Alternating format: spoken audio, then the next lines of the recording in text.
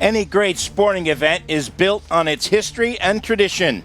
Each year at Le Mans, we relive that history with the best vintage racing has to offer. Today, we celebrate the cars that raced here from 1949 to 1968.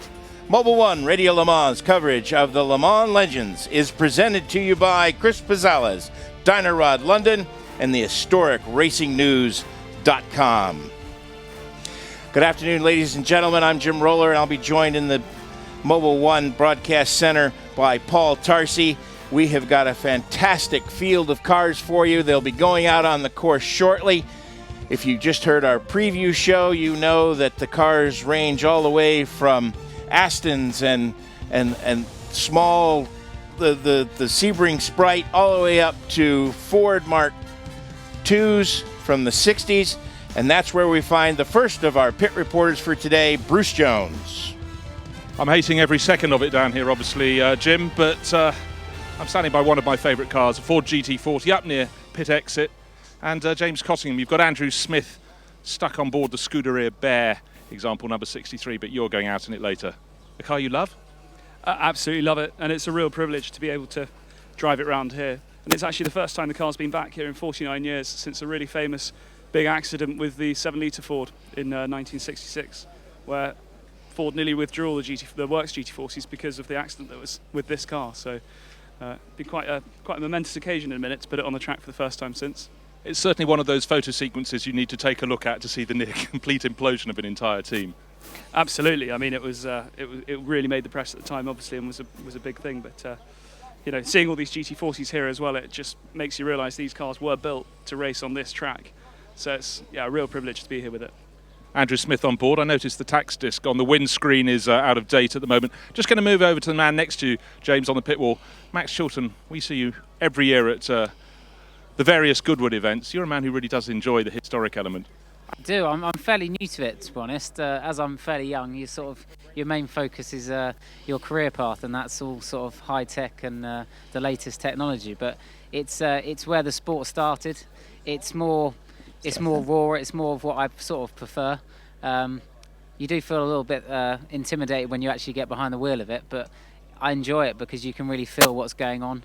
You don't need all this fancy aerodynamics and electronics. You just can feel what it's doing and act to it. So I'd love to do a bit more, especially in an example which like this number 63 GT40 in front. It's a stunning car, and I can imagine it's sort of a perfect car to have some fun around the full-size Le Mans track. You'd have to think so. And Max, you're not the only contemporary driver up and down the pit lane. Almost every garage has people looking out. Joe Bradley, down at your pit end of the pit lane, who have you got? Well, as you know, guys, we jumped into our time machine and we've jumped out somewhere between 1948 and 1966, it seems. And a very interested party. And I caught you under a wheel arch. Brad Kettler of the Audi team is out on pit lane along with a lot of the other contemporary engineers and drivers and the like. Now, Brad, these cars that we're about to see go out on track were the kind of the Audis and the Porsche 919s of their age between 1948 and 1968, I think is what's represented here. It's awesome, isn't it?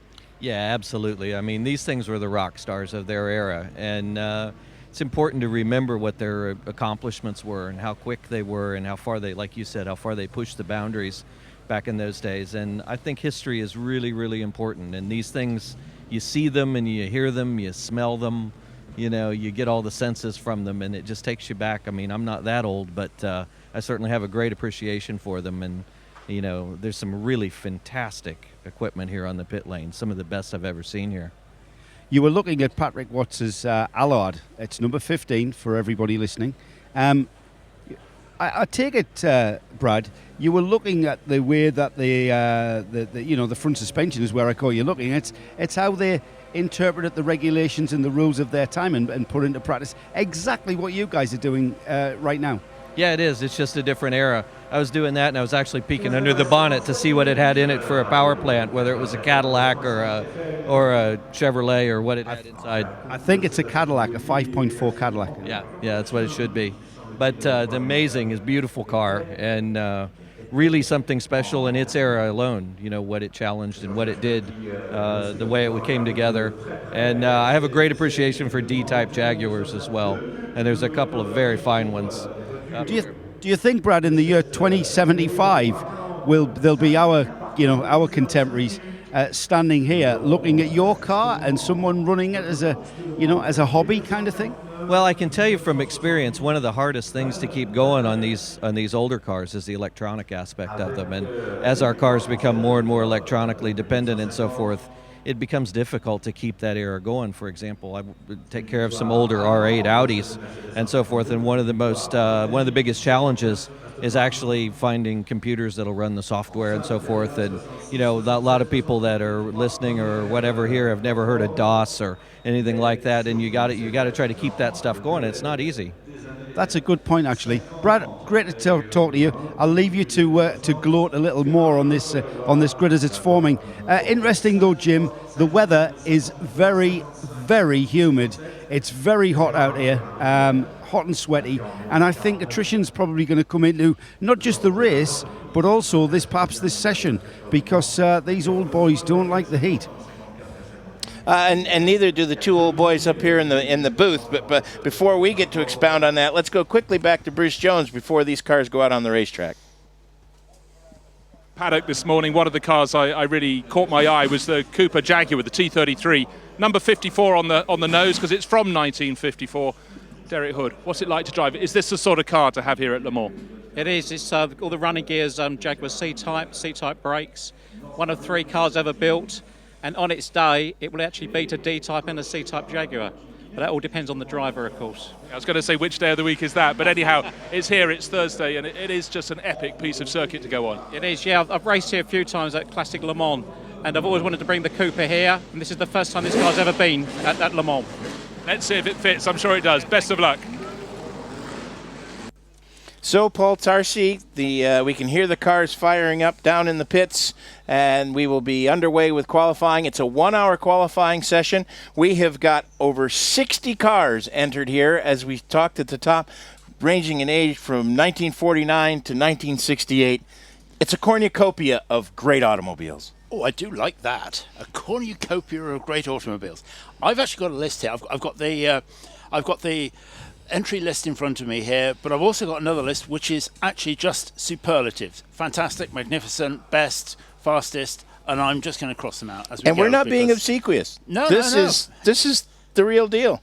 Obsequious is another good word, Jim. You're firing on all cylinders this afternoon. Take the thesaurus off him. An hours-long session. We've got everything that we need to go for that. Cars are going to be out very shortly. They're lining up in the pit lane, and that is a fantastic sight to see, because we've got cars from such a wide spread. Interestingly, we've got the Morgan out there, which was refused an entry originally because then it looked too old-fashioned. and this is the original Morgan. This is probably the most famous Morgan in the world, TOK, and that they came back the following year, having been refused entry, and won the class. And that said it all. So they came back and did that. But that was too old-fashioned when it was new back in the 50s. So now what we have is a car which is out there, which is going to be up against GT40s. It's going to be up against all sorts of other things. And if you're trackside, do just make the effort to go and watch these cars, because the variety in pit lane is unbelievable. From the visual standpoint, my favorite is the number 83 car, the little yellow one that looks like a peanut M&M. The thing is absolutely fantastic. And when you talk about David and Goliath, it's definitely David compared to the Goliaths and that's one of the cars we featured in our preview. That's and he heads out onto the racetrack right now as the field is streaming out of the pit lane. Tell us, that car is... That car, the Mini Marcos, probably not the greatest sales success of all time, but nonetheless it was built as a Mini Marcos. It's got mini bits in it, and we heard Wizzo Williams talking about the fact that if you've ever driven a mini van quickly, you could drive a Mini Marcos quickly. And it's the same kind of thing. It's a minivan, but with a lightweight fiberglass body, and it is it's probably, would it be unkind to say it's not the prettiest car that's ever actually graced the Le Mans 24-hour circuit? It's cheeky. It's very cheeky, as good is word. the driver, because I thought, what's that parping sound as I walked down the pit lane? It was just Wizzo parping the horn, just trying to wave at me and attract attention. He'll attract attention anywhere he is with that car out around the circuit. So a fun driver in a very, very fun car, and it certainly is great to add yet another element to this whole cornucopia, to use the word of the day, of historic racing. It's a brilliant, brilliant field. And what we have with the Mini Marcos and with the Sebring Sprite that we featured in our pre-qualifying special, that both of those have got the tiny little BMC A-Series engine, 1300cc-ish in the Marcos, and I think even smaller in the Sprite. So imagine the noise of those little engines down Mulsanne. It is going to be, they're going to come in and there's going to be 4 little bumps in the bonnet or the hood of those cars where the pistons have been banging up and down trying to get out all the way down and round that circuit. It's going to be an event for everybody who does it. You may have heard Joe Bradley talking earlier about how warm it is down in the pits. It's now at about 28 degrees, which is about 82, 83 degrees Fahrenheit, but it's very humid. And some of these old components may struggle a little bit, won't they?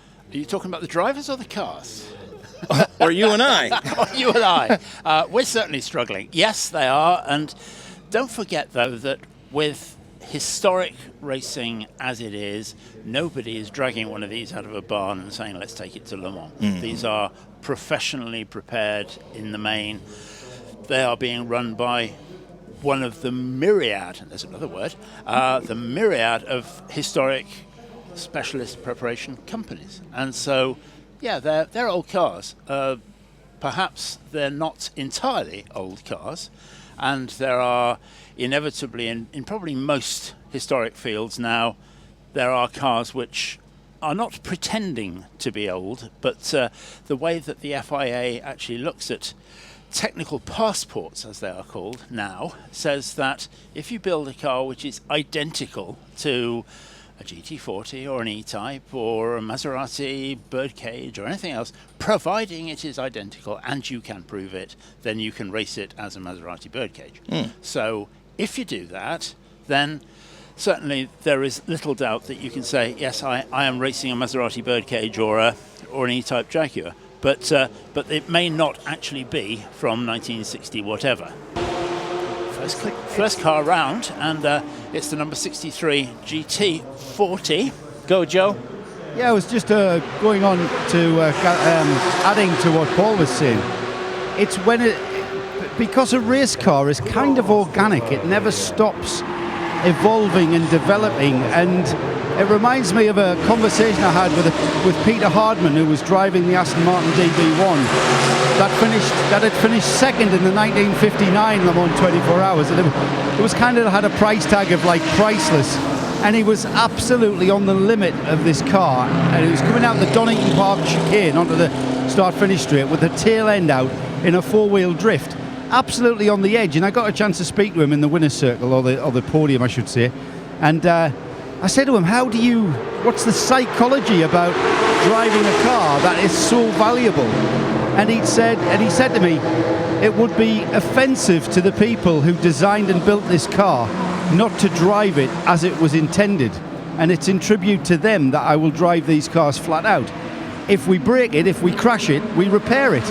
And then that comes upon the point that Paul was making is, when does that race car, if you were to completely rebuild a race car and take the chassis plate off the original and repair the tub, the chassis, and then put the original chassis plate on, does that continue as that car?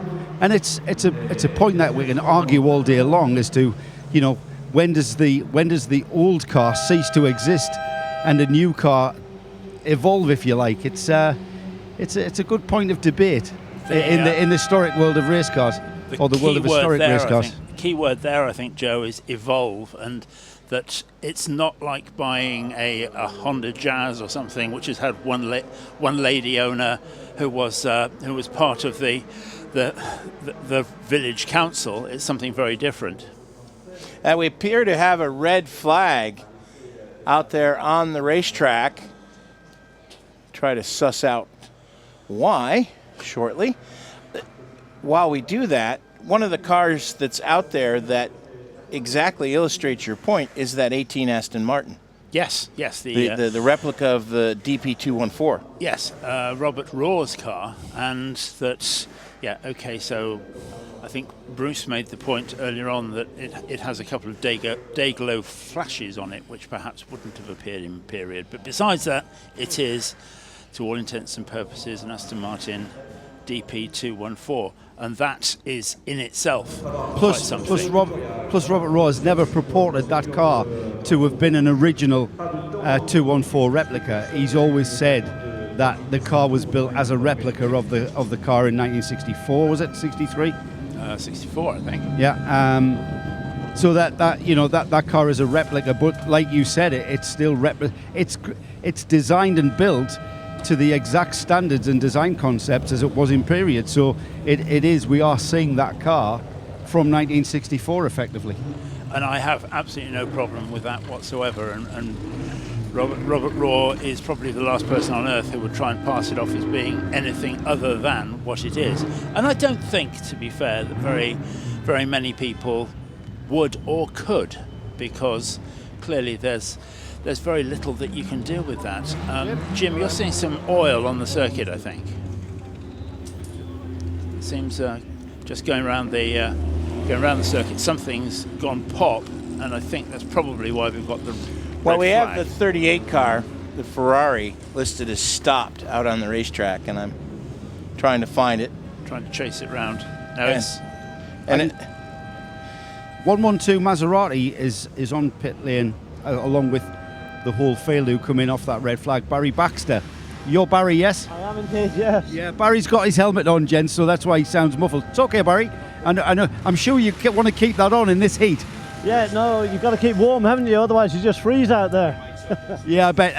You didn't really get a chance of that one, just one lap and in. It's my first ever lap of Le Mans, so I didn't know where the hell I was going, but it's just nice to follow, and it's Le Mans. And we just wanted to make sure the brakes were working, the new rubbers rubbed in, it's just that. So I came in by design, and it's worked out quite well because there's a red flag. Ah, right, so your plan was always to sort of come in for a little bit of a check. Judgment. Yeah, that's it, mate. That's the look for the weekend. Tell us a little bit about the Maserati. We're talking about car 112. Yeah, it's a Maserati 151. In period, they only ever made 3 coupes. They all ran at Le Mans in 62, and this car ran again in 63 and 64. It was the first car to do 300 kilometers an hour, clocked here at Le Mans. Wow. So, and that was 1964. I think we call that provenance, don't we, Barry? That's pretty cool. Yeah, I'm not sure we'll be touching that this time. Just so out of interest, what do you think you will be touching at the fastest points? I would think 160, 165 maybe. That's where it's geared, but it'll depend on conditions, really. Yeah, absolutely. I'll leave you to continue with the spanner check. As we heard there, the 112 car coming in as planned, and just by fortune and good fortune, the red flag came out, so he hasn't really wasted any of the session whatsoever. Well, I think that we heard that it might be oil spread around the track, and that seemed to be the correct presumption, because an Audi course vehicle left with a great big hopper on the back, and already it was just starting to dribble out a little bit of cement dust. So clearly, if it's a lap of 8 or so miles and the car started leaking very early in the lap, that's a lot of tidying up to do, but they were on it very quick. So let's hope, as the cars are sitting here gathering heat and seeing humid pit lane, that will do the job very quickly. But quite frustrating for all the drivers involved, I have to say. Well, and in fact, we have 2 cars stopped out on the racetrack. We've got the number 33 Aston Martin DB4 GT. That's the white car driven by Tom Alexander and Adrian Wilmot. And then we've got the number 38 Ferrari 275 GTB, Jan Gisgen behind the wheel of that car. The Dutch driver is stopped out on the racetrack as well. And clearly, I think it's fair to say that most of these drivers who would be enthusiastic amateurs rather than professional race drivers are not going to welcome their first few laps of Le Mans being peppered with a bit of oil and water and anything else that's going to be out there. It seems that, I'm not going to lay blame at either particular car, but the Aston is stopped at the entrance to the Porsche curves and is pulled over on driver's left, so we may well think that might be a car in trouble. But going back to the whole thing of replicas and what they mean to history, yeah, okay, so there are some replicas out there. I'd much rather see Robert Raw's DP214 than nothing, and I'd much rather see that as being the real car. Especially given the fact that, as you and Joe both articulated, he's never put forth that this wasn't anything but an homage to that one car that's left. Yeah. When there's only one left, you don't want to be taking. I wouldn't want to be the guy that takes it out and balls it up. That's for sure. Yeah, but then again, as we've heard, that's what they're there for. Well, that's true. And a part of the trouble. I was present recently watching Sterling Moss drive the 722 for the final time, and rub it in. And it was, yes, but he never was really taking it that at speed where there was going to be an issue. But to see him drive and see that great one-off automobile on roads being driven by the great man himself was something I'll cherish the rest of my life. I'm just going to qualify that a bit, Jim, if I may, because you were not watching Sterling Moss drive this car, a final one-off historic event with a group of thousands. You were talking, and there were 8 of you there? Yeah. 8 of you there. Yes. So yes. It doesn't get much more exclusive than that. Let's go back and I hate you. back to the pits. Bruce Jones. I thought it was important to speak to someone who'd been out on the track. John Coyle driving the 64 TVR Grand Tourer. Where did you come across the oil, or was it all behind you? It was all behind me. The car was parked at the side of the road. An Aston Martin. Yeah, it was Tom Alexander's, the white one. That's correct. Okay, so you did effectively 3/4 of a lap, perhaps, at getting up towards racing speed, up to full speed. Up to full speed.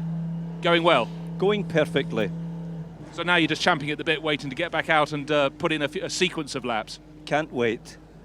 I tell you what, you can't on radio. You can't see his face, but he's not a sad man at the moment.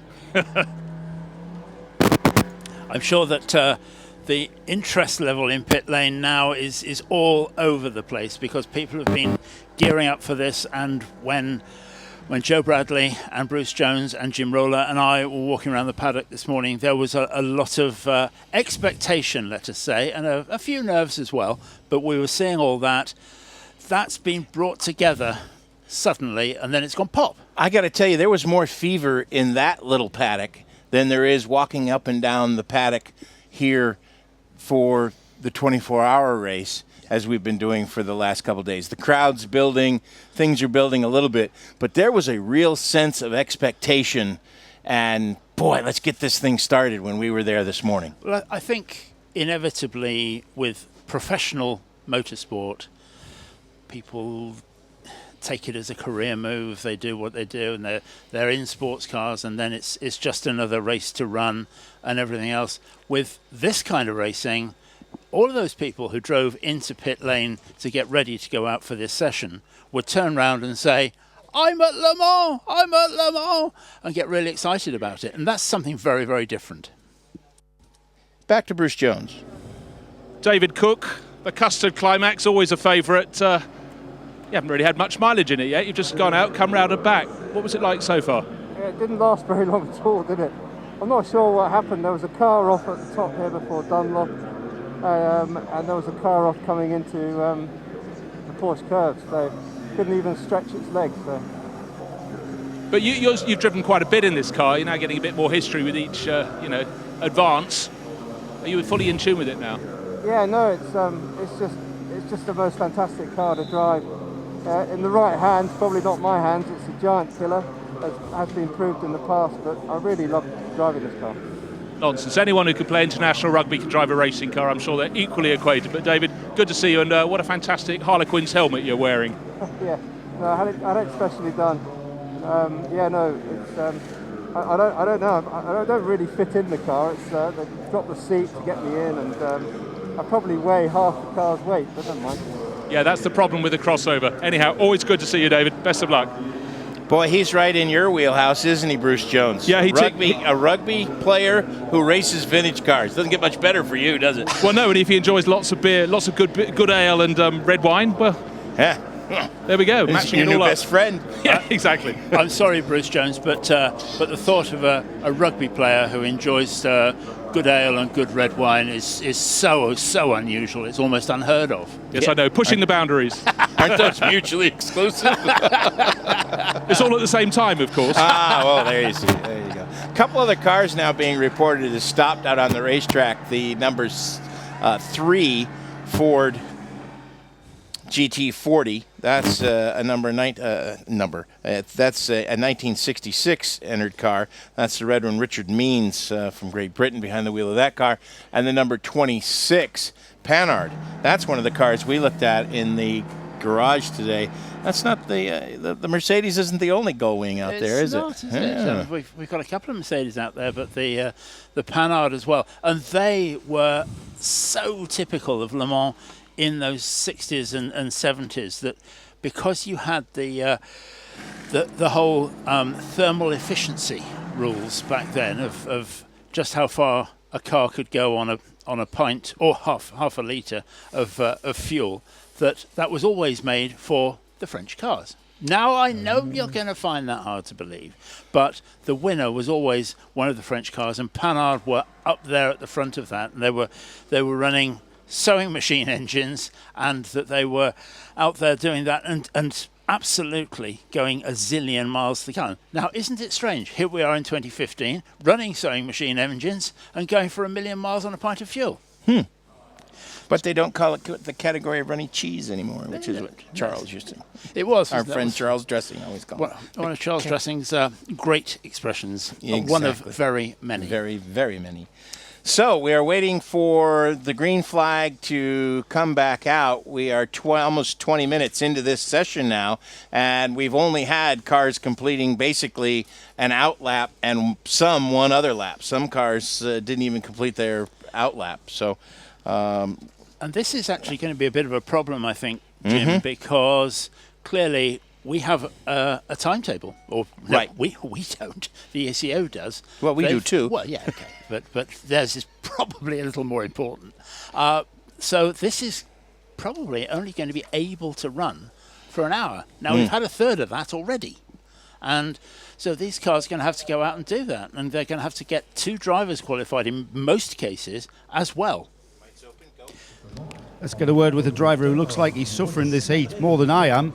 And I'm not surprised because he's still sat at the seat of in his little MGB. Are you David or Matt? I'm David. Sorry? I'm David. Hello, David. It looks pretty hot in there, mate. It is a little bit, yeah. You didn't really get a chance at that. 1 lap and already you've been sat here for like 20 minutes nearly. I think we'll be here a bit longer yet somehow. Did you see what the problem was out on track? It looked like there was oil down from Arnage through to the start of the Porsche curves. It was like an Aston had a bit of a problem. Right. Tell us a little bit about the car you're in. We're talking about, what number are we? 50, 55, are we? This is a 63 car, 1963 MGB. Myself and my son built it from scratch about 5 years ago. Did it start life as a road-going MGB? Going MGB shell. The idea was we wanted to bring it together as an endurance race car. For myself and my son to do the stuff together, endurance racing, 2 driver races. That's great because historic racing is such a kind of a family social scene as well as the racing, isn't it? Yeah, we've had some good fun. I have to say we've been very lucky. We've done some great races, had some great times, and long may it continue. Much of a job to do that then, talking to our listeners listening in. It's a cheap, relatively cheap way of going motor racing, I would imagine. That's what I thought when we first started, actually. Yeah, I thought we sort of looked at the MGB and said that looks like the affordable category, but 5 years on, I'm not so sure. Things go wrong, and like everything, it costs to put it right. And you've done a great job, I must say, looking at the craftsmanship that you've put into producing this. Is how many hours did it take then from the road car to where we are now, or to get it onto a track, I should say? It took me about 9 or 10 months, but that was sort of evenings and weekends to get it to that. And then since then, it's probably taken at least probably 3 or 4 nights over the race season every week almost to keep it in reasonable condition. Yeah. Engine-wise, what sort of mileage do you get out the engine between sort of having to fettle it? We refresh it every year, or at worst every 2 years. This is still relatively new. It was only refreshed beginning of this year, so yeah, it's still quite new at the moment. So hopefully it'll hang together a bit longer. And how's it finding, for what little you did of it there, how's it handling the long straights here at Le Mans? Well, with an MGB, you're going to run out of revs pretty quickly, and I think we're sort of pretty much on the red line by almost the top of the Mulsanne. So, we've got to try and hold it there, and without going too far. David, I think the fact that you've just said holding the red line to the Mulsanne is why you're here, isn't it? Yeah, absolutely. yeah. We've got to give it a go. Absolutely. Great stuff, David. I'll leave you to try and I don't know. You're in a black suit, you're in a closed-top MGB. Yeah. I'm sorry, mate. I really am. I'm feeling for you. When I saw you there, choking on a bottle of water and guzzling it down and trying to keep cool, and it's getting even hotter. And I'm not just talking about the fever either. It's getting hotter, and it is also getting muggier. It's almost palpable that it's getting muggier, and I certainly would not disagree with all the people who've been saying all day that we're going to see wet sooner or later today. I don't think it's imminent, but then again, what do I know? But it certainly has that feel that this is the lull before the storm, literally. Well, let's hope there isn't a storm. You're quite right about the humidity, but I've found someone down in the pit lane, not just someone, it's Murray Smith, man who's raced many things, but also owned a lot of these cars. Murray, what's catching your eye? Well, I'm looking over here at the Lotus 15 with Gulliver Motors, the Hamilton on it, which I bought from John Coombs about 15 years ago, I think. It was my second Lotus 15. I really liked them. I had a Lister Jaguar at the time, and I got rid of it and bought the 15. And then Ollie Crosswaite and I drove it quite a lot. I mean, I drove it everywhere. Poe, Silverstone, Goodwood, and here, of course, at the Le Mans Classic, where it was really quick. It had a very good 2-litre engine. We couldn't run a 2.5. And Ollie and I did 164 miles an hour in the rain at night in that thing. And Michael Krum, who was driving a Nissan at the moment, came over and took a look and he said, "What are you doing driving this thing? It's too dangerous with the little tiny tubes." And then there's the Morgan there, which of course is the old TOC, as it's called in the latest book, which is a Morgan Plus 4. And that I sold off the front of performance cars as a student of 18 to Chris Lawrence. And many years later, about 3 years ago, the one that Morgan built to run here with the low body and for Chris, the 4840, I found that in Ohio, and I've got it now, and it's identical to that one, of course. So you're trying to tell me that in a car pit lane of only 63 cars, you've only owned 2 of them? I don't know. I haven't looked at all the rest. I haven't had time yet. I walked out here and I saw the 15 and the Morgan, and I was pretty blown away. I mean, that's a really nice car. Really nice. But in the rain at night, it's quite exciting. So it looks like the rain might hold off for the rest of this hour. So look out, ladies and gentlemen. Number 60. It's that wonderful racing green, beautiful little Lotus 15, a car that sort of defined aerodynamics. Murray, great to catch up with you. See how many more you used to own. Going to Indy next year? We'll find out. I'm looking at the number 25 low drag E-Type Jaguar. In fact, no, I'm not even looking. I'm ogling the 25. It's dark blue in colour. Keep an eye out for it if you're out on circuit. It's the car that is driven and owned by Martin Melling. Martin is still in the cockpit, and he is suffering like all the other drivers who are remaining in their cockpits. Martin, it's this car's not new to Le Mans. You've driven this round here before, I believe. No, I've never driven this car around. Oh, you haven't? No, I've driven. I've got an Aston Martin DB3, which usually comes, but this one is built for Le Mans. It's the Le Mans shape, so it was a great opportunity to drive the car here. Yeah. I bet you haven't quite had that yet, but explain to our listeners what it means by the term a low drag E-Type in difference to a normal E-Type, what you would see on the road. Okay, well, I mean, in the very early 60s, Jaguar had 2 design directions. One was a low drag E-Type, which was built to be within the profile of a Ferrari 250 GTO, and they built lightweight cars. And in the end, they decided to go down the lightweight route, and they built, I think, 12 lightweights, and there was only one low drag. So that's. It was built for endurance racing, and I think the rules were changed, and that was it. No more investment. Yeah. So it hasn't just had the bumpers taken off. It is actually from the ground up. They've tried to shave weight as well off it. Yeah, it's to save weight, and the silhouette is what's called low drag to give it best speed it can down the Mulsanne here. Yeah. Do you prep this, Mon, or do you? Who looks after it for you if not? My company, MRM Motorsport, gentlemen here from there, have prepared the car, got it to the state it's at, which is a sort of front-running E-Type in the right hands. I can hear engines, Martin, so the good news is I'm going to get out of your cockpit of this beautiful E-Type and let him fire that car up. And I would love to. I was actually on his knee, which he wouldn't have been too happy with. You can hear in the background, Jim, we've got engines firing now. I'm not sure if we're about to go green again or whether we're just kind of putting the line of cars that are in the pit lane into some kind of semblance of order and readiness.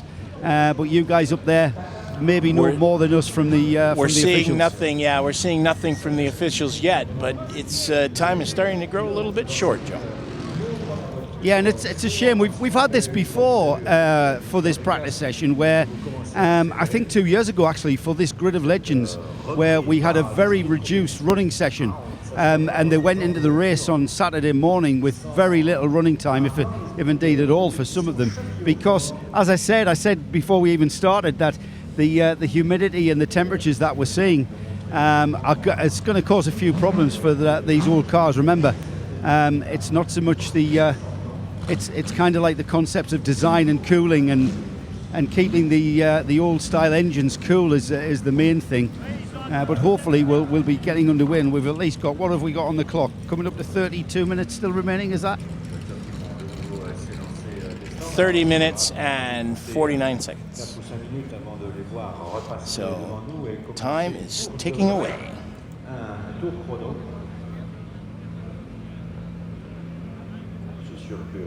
year from June to June, then visit radiolemans.com. Radio Le Mans is more than a radio station, and now more than 1 week a year. Radiolemans.com features news, images, video, and of course our world-famous radio station. And it's there on the web right through the year. Visit radiolemans.com right now. Radiolemans.com for whenever your life needs a bit of June. So we have 30 minutes remaining in the qualifying session for the Le Mans Legends on Mobil 1 Radio Le Mans, 91.2 FM, and around the world on radiolemans.com. Our coverage today is brought to you by HistoricRacingNews.com and Chris Pizzala's Dynarod of London. And good news from the pits, Bruce Jones, we've gone back green, haven't we? We most certainly have, and leading the way out is Chris Ward in the number 141 Lister Costin, followed by the gold C-Type, also from JD Classics, of John Young. And the way that with which Chris Ward, such a good driver in historics, left the pit lane, he's determined to get out and get that clear lap. This is the gambit for pole position. A lot of the other drivers just looking to get some time on the circuit. He's looking to take top spot. First car out of the pits. Let's see what he can do. Yeah, let's see what he can do indeed. We talked last night when we were looking at the support race for this historic thing, which runs for 24 hours on Saturday. But they were talking about, so what are you going to do and how are we going to run this and what are our plans? That, yes, we've got some people out there who are going to be going for a time, who are going to be going for pole. But there's an awful lot of other people there who just need to find out where the circuit turns left and right. And let's not forget, it could be raining on Sunday. And if that's Saturday. Saturday. Yeah. And that if that's the case, then there are going to be people out there who are really not very experienced at a circuit like this in some pretty powerful and pretty exciting cars. So we are back to green while the cars are out on their outlap. Let's check back in with Joe Bradley. Yeah, I had an interview and I still have, but I'm actually sweating into my eye and started blinking. I don't want to walk up and scare Stephen Archer, who was sharing the Aston Martin replica with Robert Raw. Stephen, I'm struggling with a sweat here, mate. Are you? Oh, it's absolutely incredibly hot, isn't it? I haven't known what it's like in the car. It's just going to be so warm. But I think I'll have my mind off on other things. Yeah, I think maybe you just leave Robert in there, eh? No, I need to practice. Really, it's my first time here. I really need to get out there and do some practice. I'm driven around the circuit on the road as far as I can, but I really need to get out there in that car. Knowing you as I do, yes, you do need the practice, but who am I to say? What does this mean, though? You've only got 30 minutes. That's very little laps here at Le Mans, isn't it? It's short time. Robert's been here before, so he can do one lap more and come in and give me 25 minutes. So that's all I can ask for.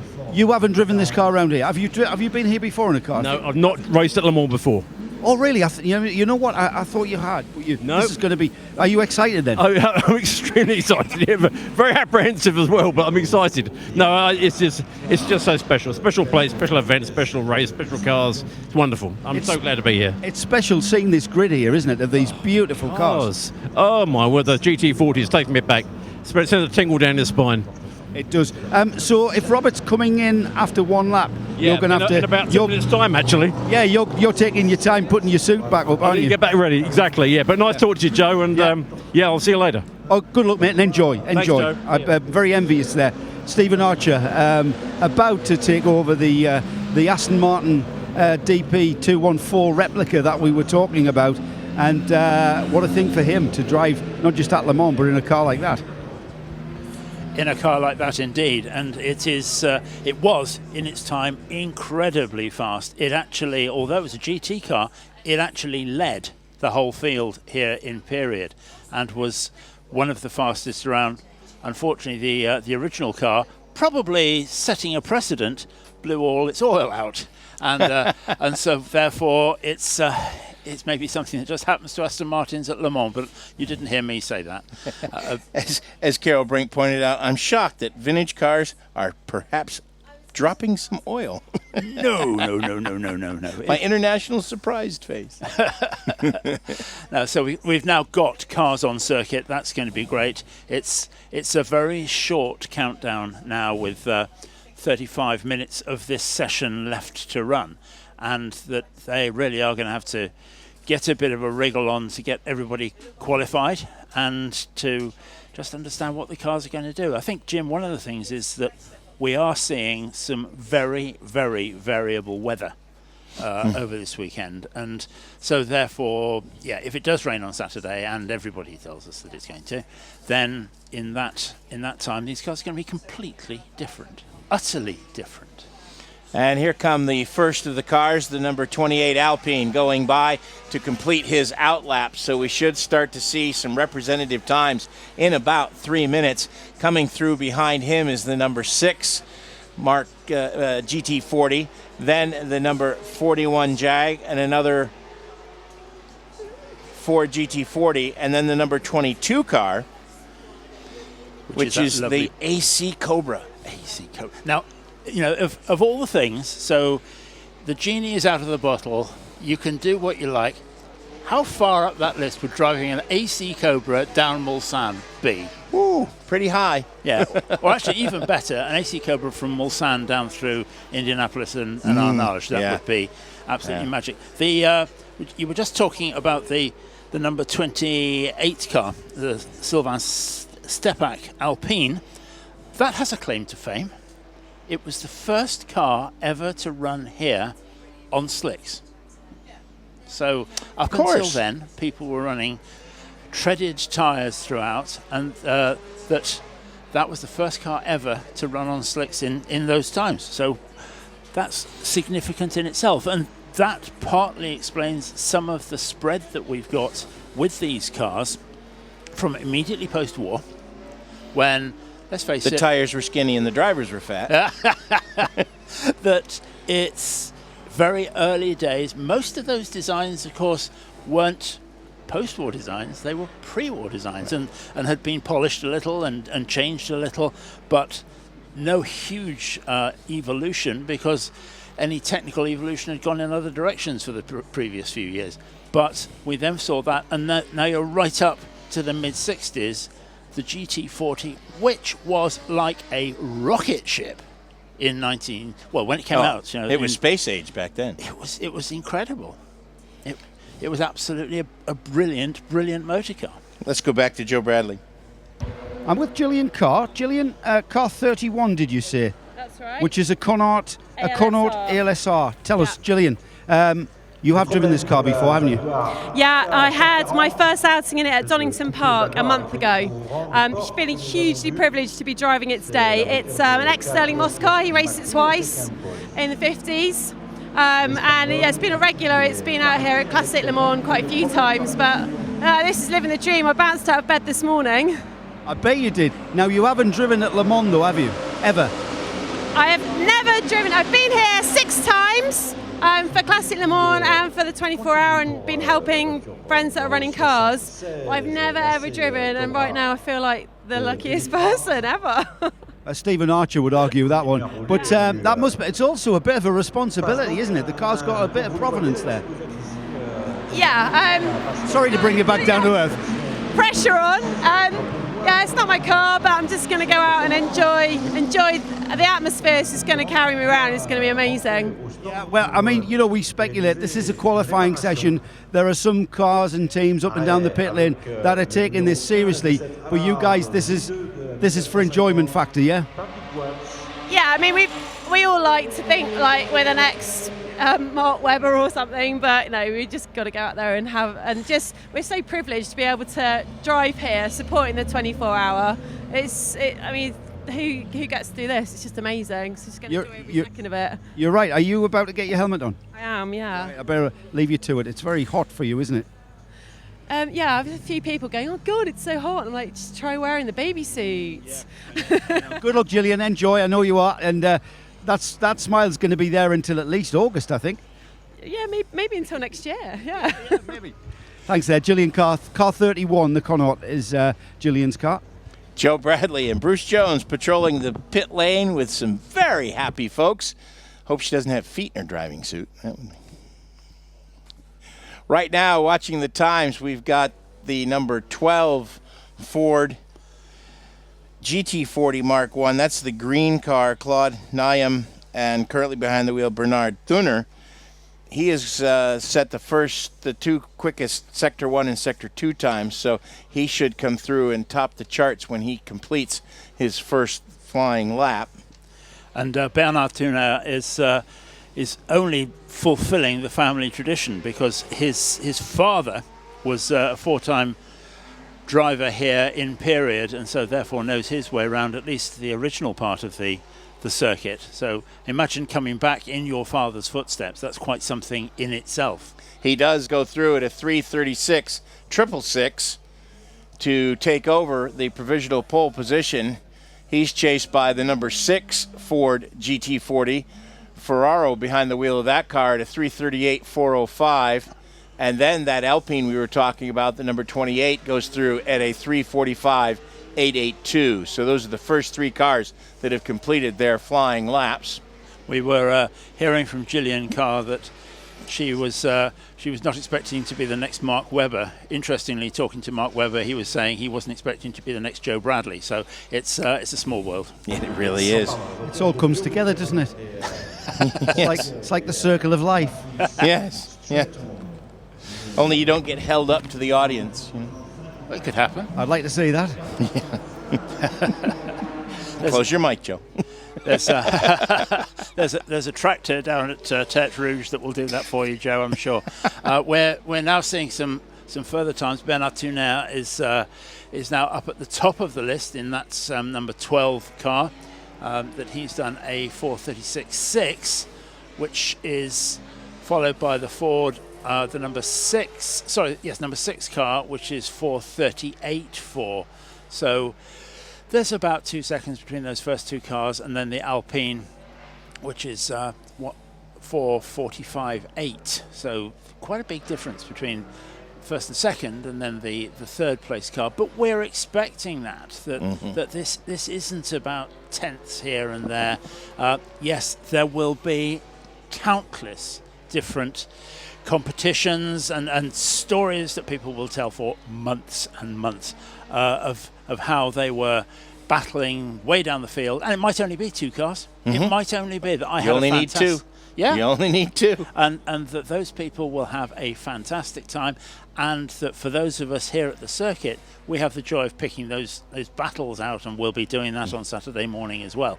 But it doesn't necessarily mean that you have to have 10 cars within a second at the top of the list, because frankly that isn't going to happen. But you are going to see an awful lot of fun, and let's not forget that this is not a display.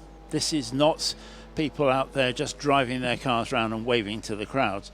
These people are racers. We've heard that with what Bruce Jones has been talking about, with what Joe Bradley has been talking about, that there is a lot of passion, a lot of interest. The people we talked to in the paddock this morning, that they're not talking about tyre compounds, they're not talking about those sorts of things, but they're going to make the very, very most of what they can do when they're actually out there and having a good time.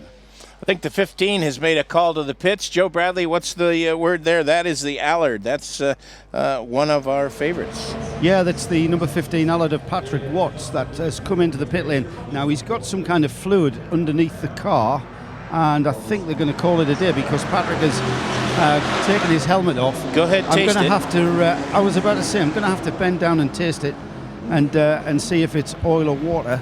See if we can dive in there and see what the problem is. I wouldn't be surprised if it's overheating.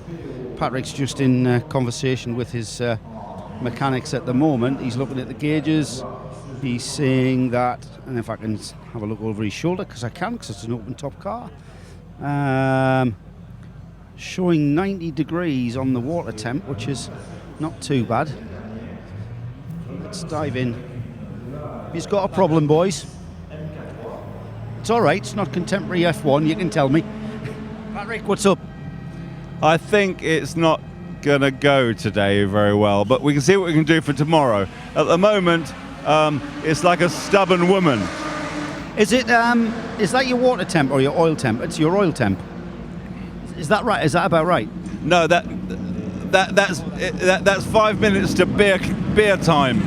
Right, so is that a little bit too hot? Because that's what we speculated earlier. It's the temperatures here, the ambience is just too high, isn't it? No, I think it's head gasket or something like that, but I'm sure someone has one in the paddock.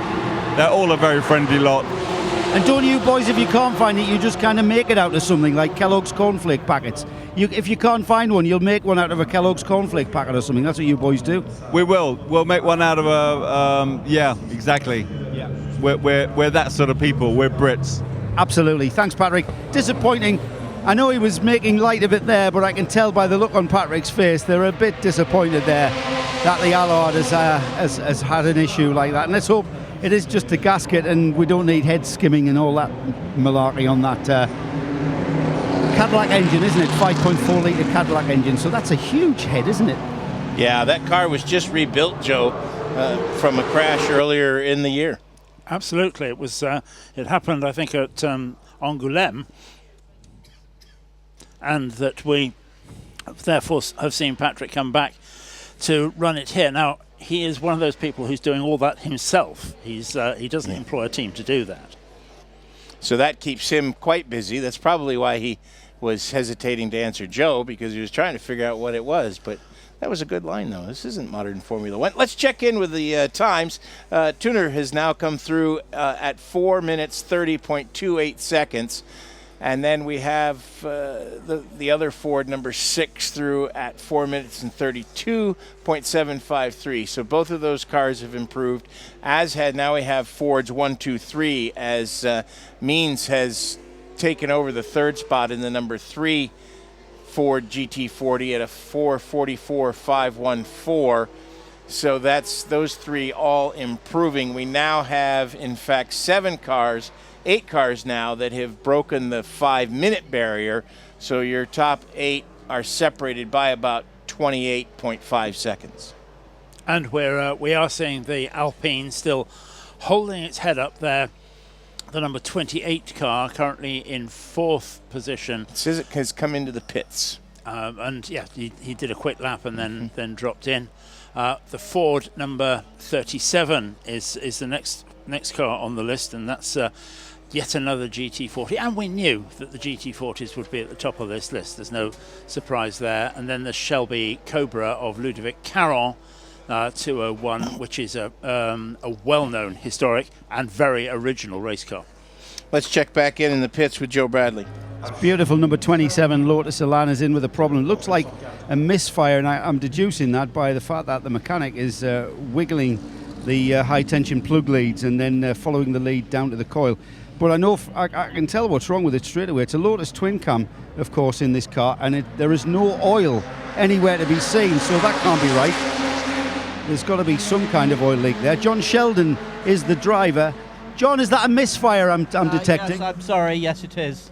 Been chasing us all around Europe, so bit of a shame. And now one of the water temperature gauge isn't reading anything, so I want to make sure it's that there is some water in it before I go any further. It's a very clean looking Lotus twin cam. That Colin Chapman wouldn't like that. He said they had to lose oil. Yes, well maybe it hasn't run long enough. Maybe all the oil's inside, we'll see. Yeah, that's probably what it is. I'll leave you to try and rectify that. So a long-term problem for the 27 Lotus Elan boys, and a misfire that's been chasing them around Europe, as you heard John say there. And John Sheldon, of anybody, ought to know his way around this circuit, because he's done the 24 hours 12 times in the past. He certainly knows his way around. And latterly in his career, midway through his career, I suppose, he was a driver of the Nimrod Aston Martin in period, and certainly known then by his dentist nickname of Driller Sheldon was always the one for John Sheldon. But 12 times 24 hours competitor, now back in a Lotus Elan. Checking in on the number 83, the Mini Marcos GT. We're finding that car is circulating at about 5 minutes and 46 seconds. He is in Class 5, and he has just come into the pits. He is going faster than he should be. He's going faster than he has any right to in a Mini Marcos. That we are talking about a grid that's got GT40s and Ferraris, and that it's got Cobras and everything else in it. And there we sit with Williams B in the Mini Marcos 31st fastest, which is an unbelievable time for that car. And I think it must be magical in there, because anybody who knows Barry Williams, you know that he will actually be hammering down through the Porsche curves, giggling to himself, because that's what he does, and he'll be doing all of those things. So yeah, all credit to Barry for that. Waiting for times to come through as our leaders now of the top two so far, the number 12 and the number 6, both Ford GT40s have come into the pits after turning laps of 4:54 and 4:48. So out on the racetrack, the 28 Alpine has gone back out onto the racetrack. Also coming in is the number 41 Lister. Ward behind the wheel of that car. That is one of the cars that has broken the 5-minute barrier at 4:49.972, currently 7th. And first in Class 2. So our first 5 cars are all in Class 6. Then we have the Shelby that you were talking about earlier, Paul, the 201 car. That is the pole sitter in Class 4. Second place in Class 4 is the AC Cobra number 22. Then there are 2 Jags, the number 122 and the 89, and then a second AC Cobra number 9. Those are the top 5 in Class 4. In Class 3, it is the number 70 Lotus that is leading the class. We can check in with Joe Bradley with more on that 83 car, which I have affectionately coined as the Peanut M&M. Wizzle Williams, that little yellow Mini Marcos is going to undoubtedly be a fan favourite here this weekend. Sorry? Say that little Mini Marcos of yours is undoubtedly going to be a fan favourite this weekend. Oh, it's a lot of fun. It really is a lot of fun. It's very sideways. Is that we were just speculating there? Good times on the timing screen for you. Really? Oh, very good. I'm surprised. You shouldn't be where you should be. You've been doing. I don't know what you've been doing out there with it. Oh, it's ruined my shoes. I've got a ruined shoe now.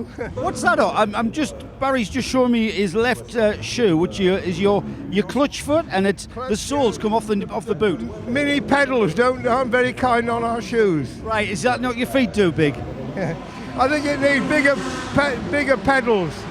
I mean, we've talked about this car a lot. That car is based on a minivan with a sleek body. It's a minivan or a mini pickup. That's all it is. And the fiberglass. And whereabouts were you sideways? Pretty well anywhere I can get it.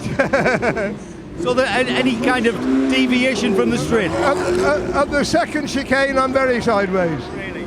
I bet that's a joy to watch. Thanks, Barry. And Mulsanne. Thanks, Barry. So Whizzle Williams, something consistent about his career?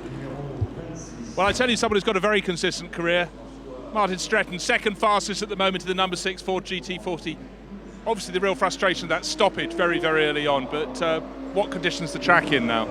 Apart from that little bit of oil, that's probably the best I've had at Le Mans. It's really good, and I was with Tuna, who's in a 68 spec car, and I was pleased to be able to stay close to him because with the brakes he's got and the power and things, it was good, but I did use a bit of slipstream, and that's a good lap time for a 65 car, so I'm very happy. Diogo Ferrau's out in the car now. How much time has he had in the car? I think I've seen him at Goodwood driving it. Oh, Diogo's good. He's driven it, he shed it at Goodwood where we had a podium in the 50th anniversary race. And his best race ever, we did the 6 Hours of Spa last year and we won that outright. And he drove his stint fantastically. He's a good peddler. Well, constricted times, but two of you clearly delivering, and looking forward to seeing you on the front row on Saturday morning. Well, we'll keep our fingers crossed. There's some cars out there that can go very fast, but anywhere close to the front will do us. Thanks very much. Martin Stretton. Joe Bradley and Bruce Jones patrolling the pits as part of our Le Mans Legends coverage here on Mobil 1 Radio Le Mans, 91.2 FM, and around the world on radiolemans.com. We've got 16 minutes left in this session, and that will pretty much take us up to our allotted time of 5:15. So there still is time, as we heard Martin say, for someone to possibly pip the 12 or the 6, but they're going to have to hustle because the next closest time is 14 seconds away. They certainly are. Interesting to hear from Martin Stretton there because he is one of those preparers of historic motor cars, and that the number, type, variety of cars that he has managed through motorsport for various different owners over the years is immense. And Martin Stretton absolutely up there as one of the best preparers that you can come across. And like so many of them, like the Pearsons as well, no mean peddler as well. So it's not that he's actually just bolting bits together and then blaming the driver when it doesn't go quickly. That if he doesn't do a good job, then he has to answer for one or the other of them. You're either no good at one or the other. Now, in Martin Stretton's case and in the Pearsons' case, certainly that's not true. That some very, very good peddlers out there doing that, and there are some good peddlers all the way through the field in this car. Now, bear in mind, Jim, that none of these cars is less than 50 years old. Right. Oh, yeah. Yeah. So, therefore, we are talking about if we accept they are very, very well prepared, but the engineering, the design, is 50-year-old design, at least.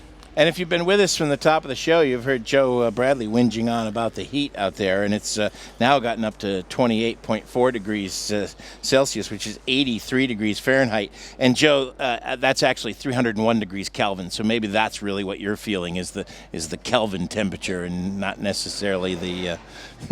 Hey, we went for conversion charts.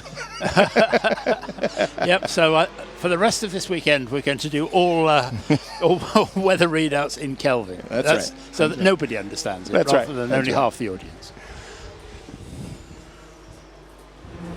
I'm going to show you how hot it is, Jim, when I get back to the studio and give you a big hug. Remember, it's radio, Joe. Yeah. You'll love it. Yeah, I'm sure I will. We're into the last quarter of an hour of this session, and that everybody will be working their way through the process. Let's just look down the list at some of the people that we've got and some of the cars that we've got. John Young out there in the number 5 car, which is first in class. We've got Martin Brewer in his Jaguar, the number 8 car, which is again a fantastic motor.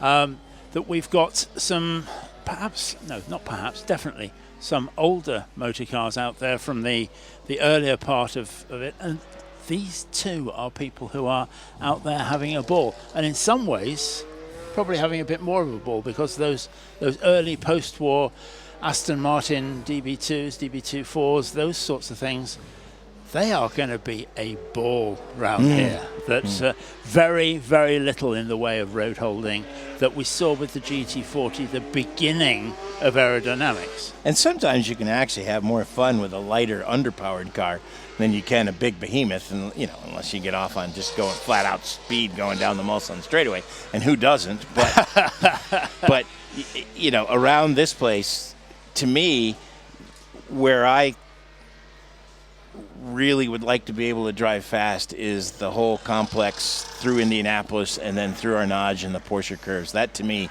is the epitome of what this racetrack is all about, since they've neutered the Mulsanne straightaway by putting the chicanes in. Absolutely agree. And so would you rather be out there in a big, beefy, noisy GT40, or that front-engine Maserati with all its grunt and angst, or would you rather be doing a Wizzo Williams and out there in the Mini Marcos? Oh, Wizzo Williams, because when I got out of it, it looked like a clown car. So, and I think that would that'd be so cool.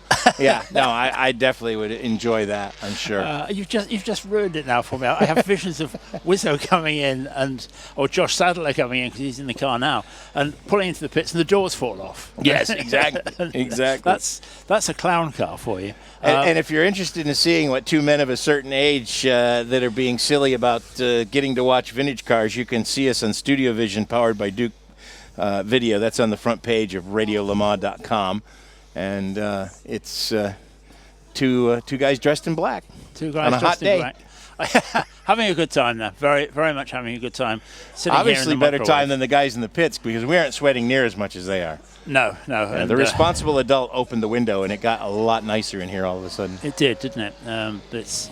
It's always good to get a bit of a breeze. But we've now got cars out there. Just watching the number 2 Jaguar C-Type going through with David Wenman at the wheel. And we've also got the Jaguar Heritage car run by JD Classics in this field, and that in itself is quite a special car. That's the bronzy coloured car which is out there, and that was sold originally in South America by a sort of sometime agent for Jaguar who ran a few dealerships, who was called Juan Manuel Fangio. That chappie. Who you probably may have heard of. And that... Once or twice. Yeah, I think maybe he drove it off the transporter and into the showroom. But nonetheless, it's a Fangio car. That's good enough for me.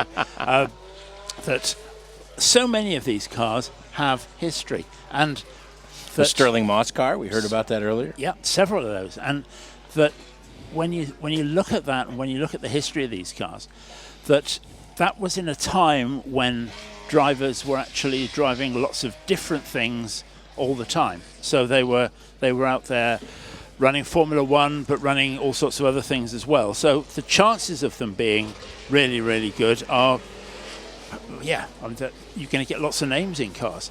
Talking of names in cars, the number 89 car, of course, is driven by Steve Soper, who was a no mean peddler in great cars. He has a great provenance. Yes, he has a provenance, and sports cars. That's right. Drove McLaren F1s here. Drove BMW prototype in 1999. He's driven tin tops. He's driven open prototypes. He's driven all kinds of things. We're under 9 minutes now. You're listening to Mobil 1 Radio Le Mans on 91.2 FM here at the Sarth, and we are closing in on the checkered flag for our 1 hour qualifying session. We did have a 20-minute delay for red flag very early in the session for a couple of cars that stopped on what in essence were their outlaps, or their first flying lap after their outlap. So we have had over 60 cars And currently, Paul, it looks, if I do a quick count, 8 cars, 8 of the 60, what do we have, 62 cars that have turned times, 8 of them have stopped or have quit running.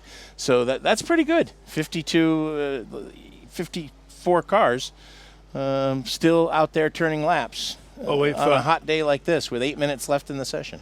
We've heard from our guys in the Nismo pit lane team and about Patrick Watts and about John Sheldon, both of whom have had problems. Tom Alexander and Dino Martinez were both cars which stopped at the very, very beginning of this session. So, yeah, I think the reliability, given the heat and given the fact that those hot cars were sitting in pit lane for quite a time, is extraordinary. One of the cars that's been out there competing is one of the TVRs, the number 44 car, and it's made a call at the feet of Joe Bradley. And I'm going to get a word with one of the drivers. I've just pulled the mic away because he's shouting for a bottle of water, and I don't think his team is able to translate. I'll let you get out of that. I'll let you get out of your overall, because I would imagine you're very, very hot after getting out of that TVR Grand Tourer Mark III. Which one of the drivers are you? Could you just introduce yourself for me? Yes, I'm Ian Bankhurst. I'm driving the 44 car TVR Grand Tourer. Fantastic. Great to be here. 39th overall. Oh, that'll do. That'll do.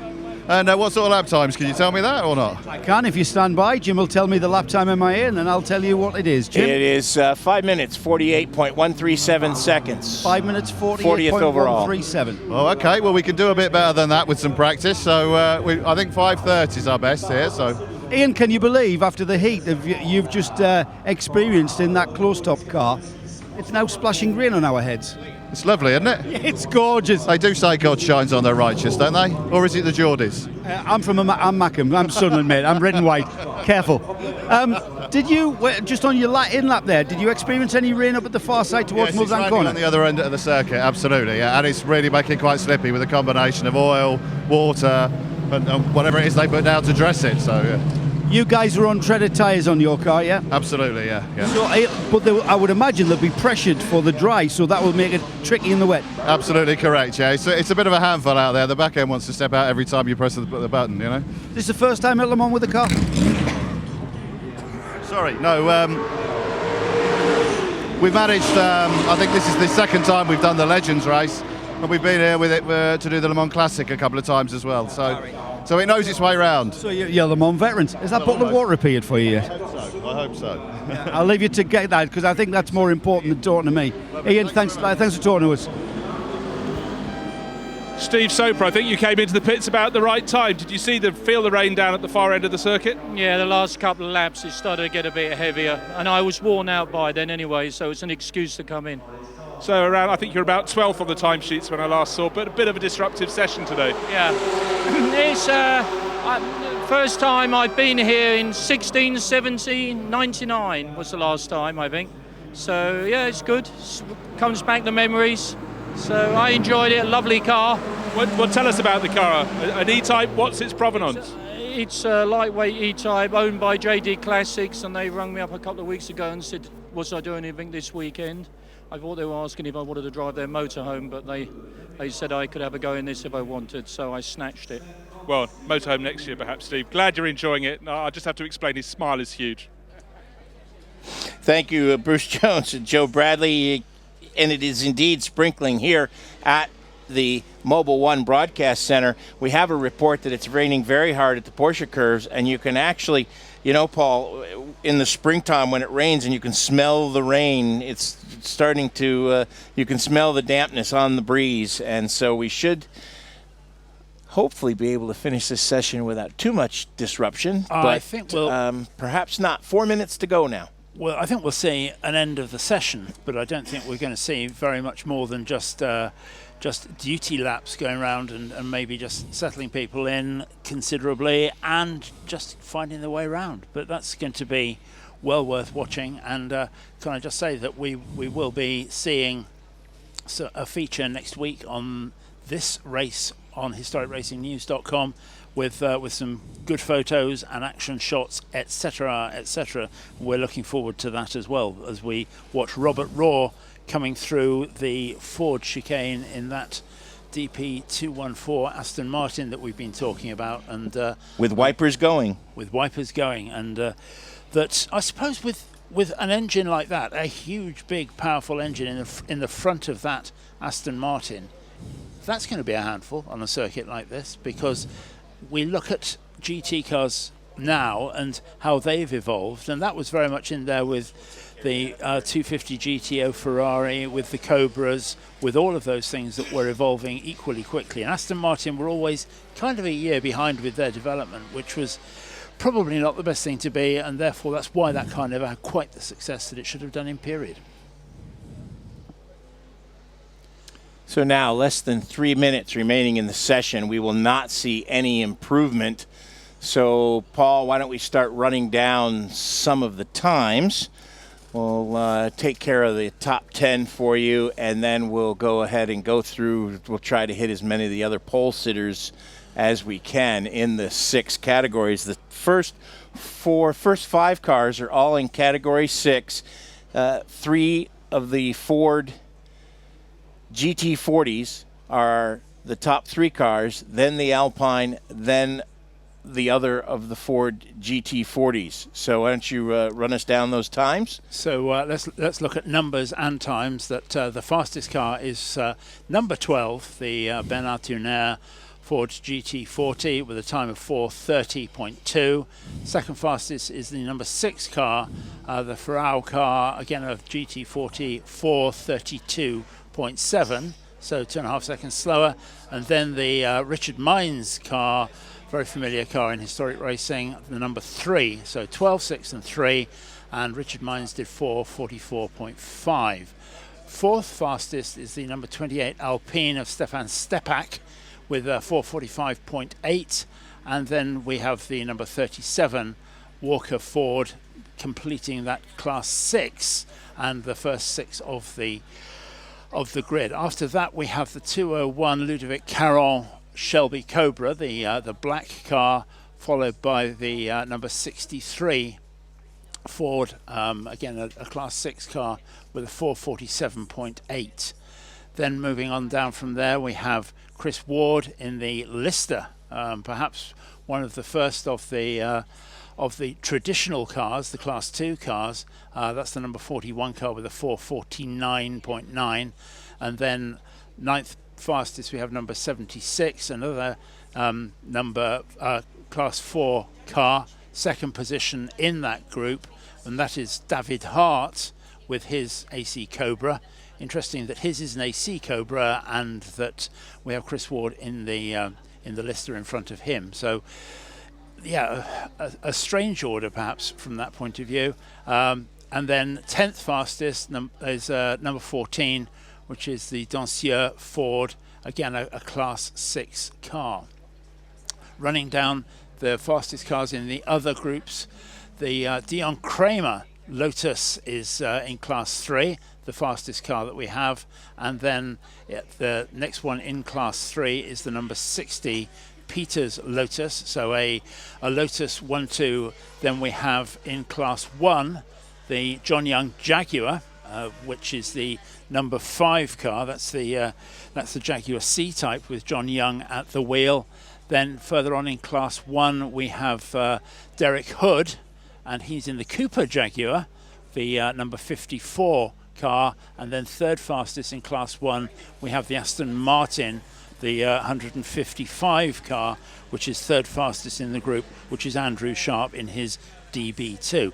Lots and lots of variety in there, Jim. Lots and lots of great cars. We've managed to get through this without too many silly superlatives, and that we've managed.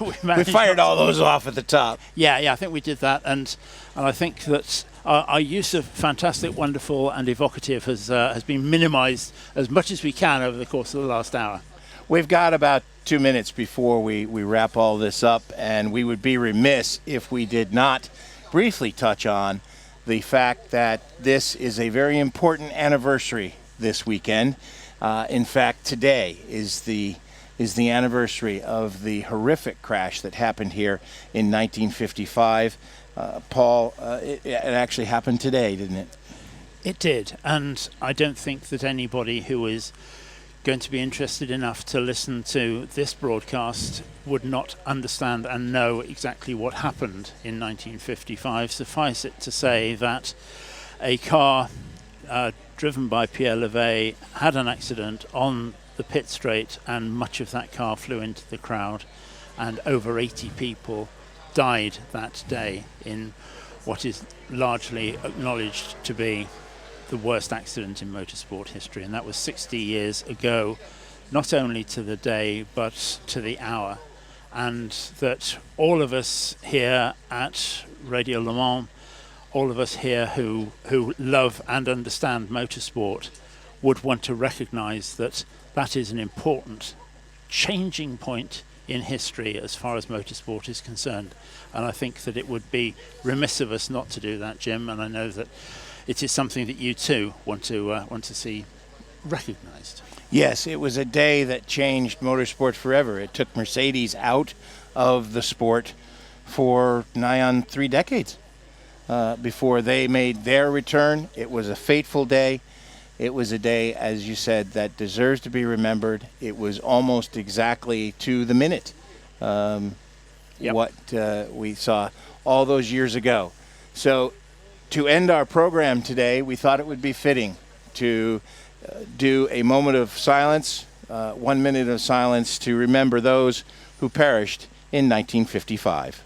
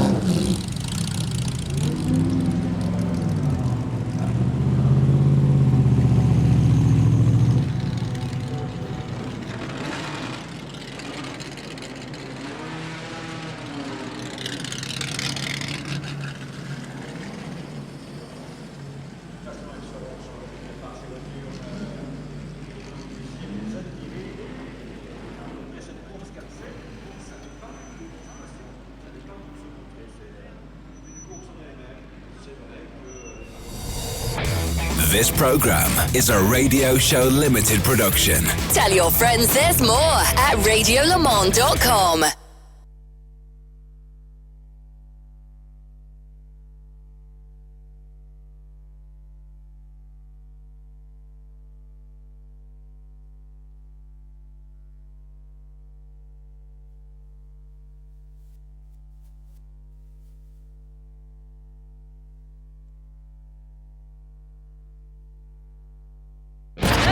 Around the world. Around the clock. Endurance racing direct to you.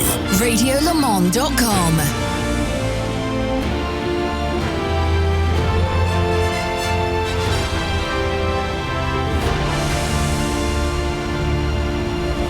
Get closer to motorsport with Mobil 1. Mobil 1.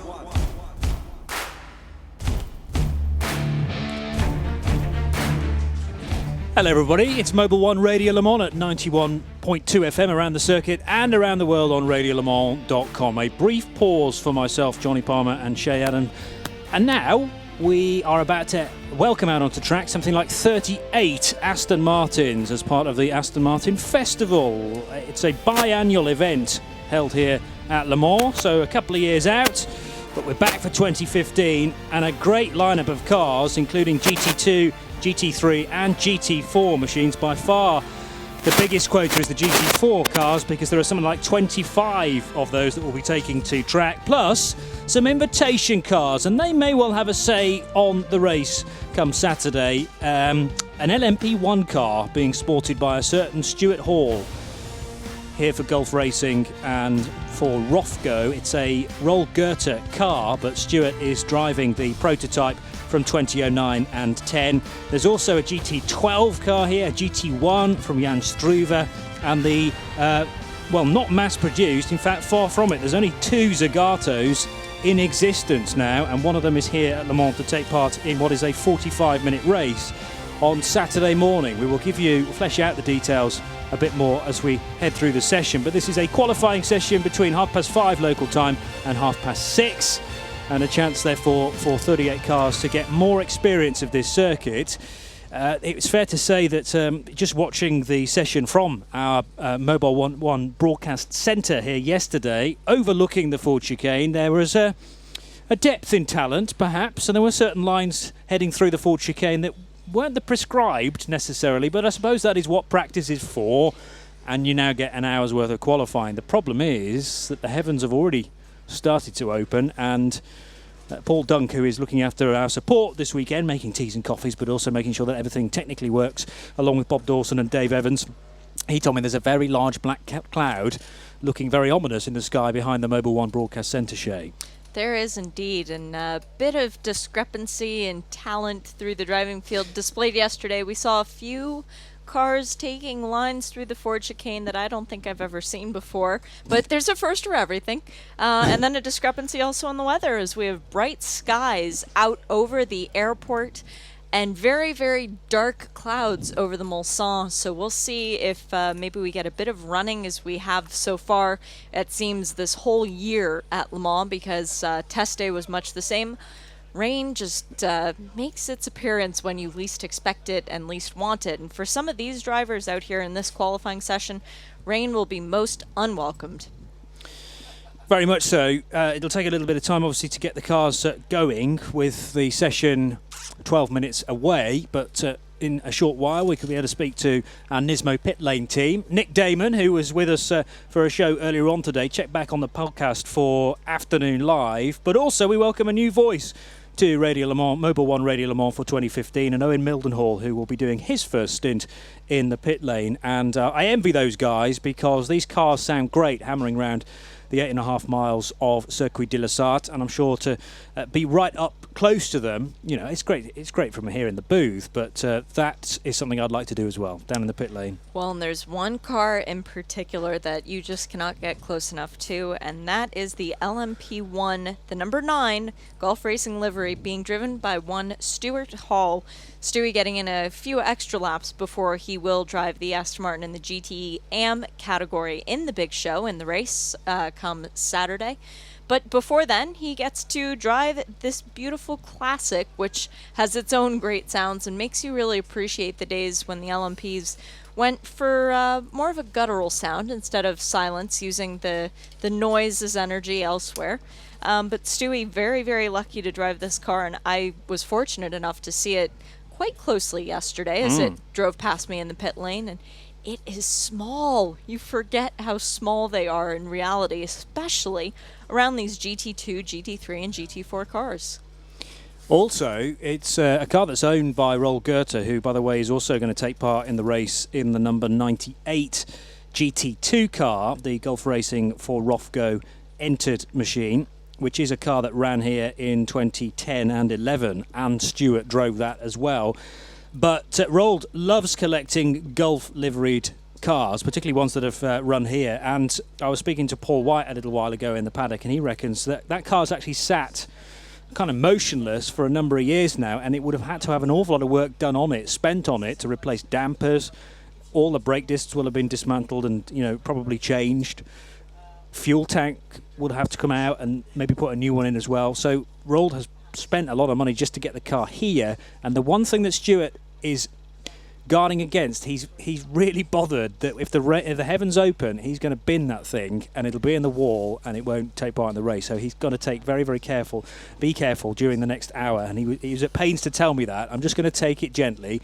The other thing is, it's such a quick car and it laps so much faster than everything else that they're going to do a handicap race with it. The fuel tank isn't big enough for it to do 45 minutes and a rolling lap. So the cars will be released after their rolling lap onto their first race lap. When they get to Porsche curves, the LMP1 car will be released from the pit lane, but it will be released a lap down. Huh. So he's going to have to go past the field once and then twice to be in the lead of the race. And he actually doesn't think he'll beat the GT2s to the line. Really? That's That what he is told a me. very interesting strategy, and quite frankly, it makes it more fun for him since there really isn't anything else in the field that can put in the sort of lap times that he should be able to. Yesterday, he was turning stuff in the 340s. I think 346 was the quickest I saw from him. Might have been a 345.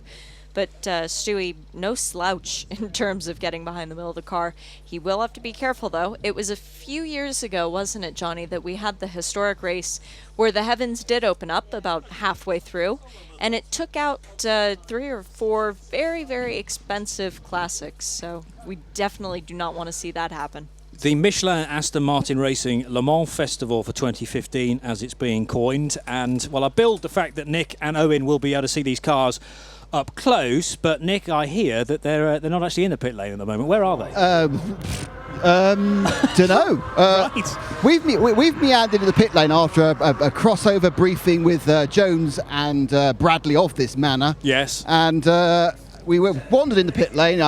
We've had a huge amount of technical briefing for Owen, our new victim. A person in the pits. And What went around have the corner. you said to Owen? Well, I said, Yeah. don't talk to that Johnny. He's cruel. And watch out for... don't get run over. Yes. Press the button. Yes, when you want to talk. And don't turn the microphone off too quickly. Very good. See? Well, that's the name Hang of the on. game. Let's bring Owen into this one. Yes. Say hello, Owen. Oh, you haven't faded him up, have you? No, I haven't. Go on, try again. Try again. Hello, everyone. There we go. Hello, there we are. Well, that went well. That's it. Okay, Owen, you can go home now. So yeah, we're walking up the lane together like a kind of a really bad version of Reservoir Dogs. Well, there is actually a race taking place now on the pit lane entry because it's the tyre trolleys. And Johnny, the red one, is in the lead. It is. It's a red quad bike and a blue quad bike having Red a bike race. and the Gluco had a race. And some of them have got 2 tyre trolleys behind, which is an yes. unfair advantage to everybody else, really. Well, this is the point. They obviously actually might need some tyres if it rains. Good point. There's actually a minibus as well, making its way in. That's just showing off. No, not. Is that not full of the drivers, perhaps? Probably. Will be chauffeured down. Yes. There's what there is in the pit lane is some pretty impressive 3D camera gear. They've been doing some 3D filming today, and it's not exactly portable. It's on a massive, great trolley. Well, all right, it is. Good point. It is portable, but not easily.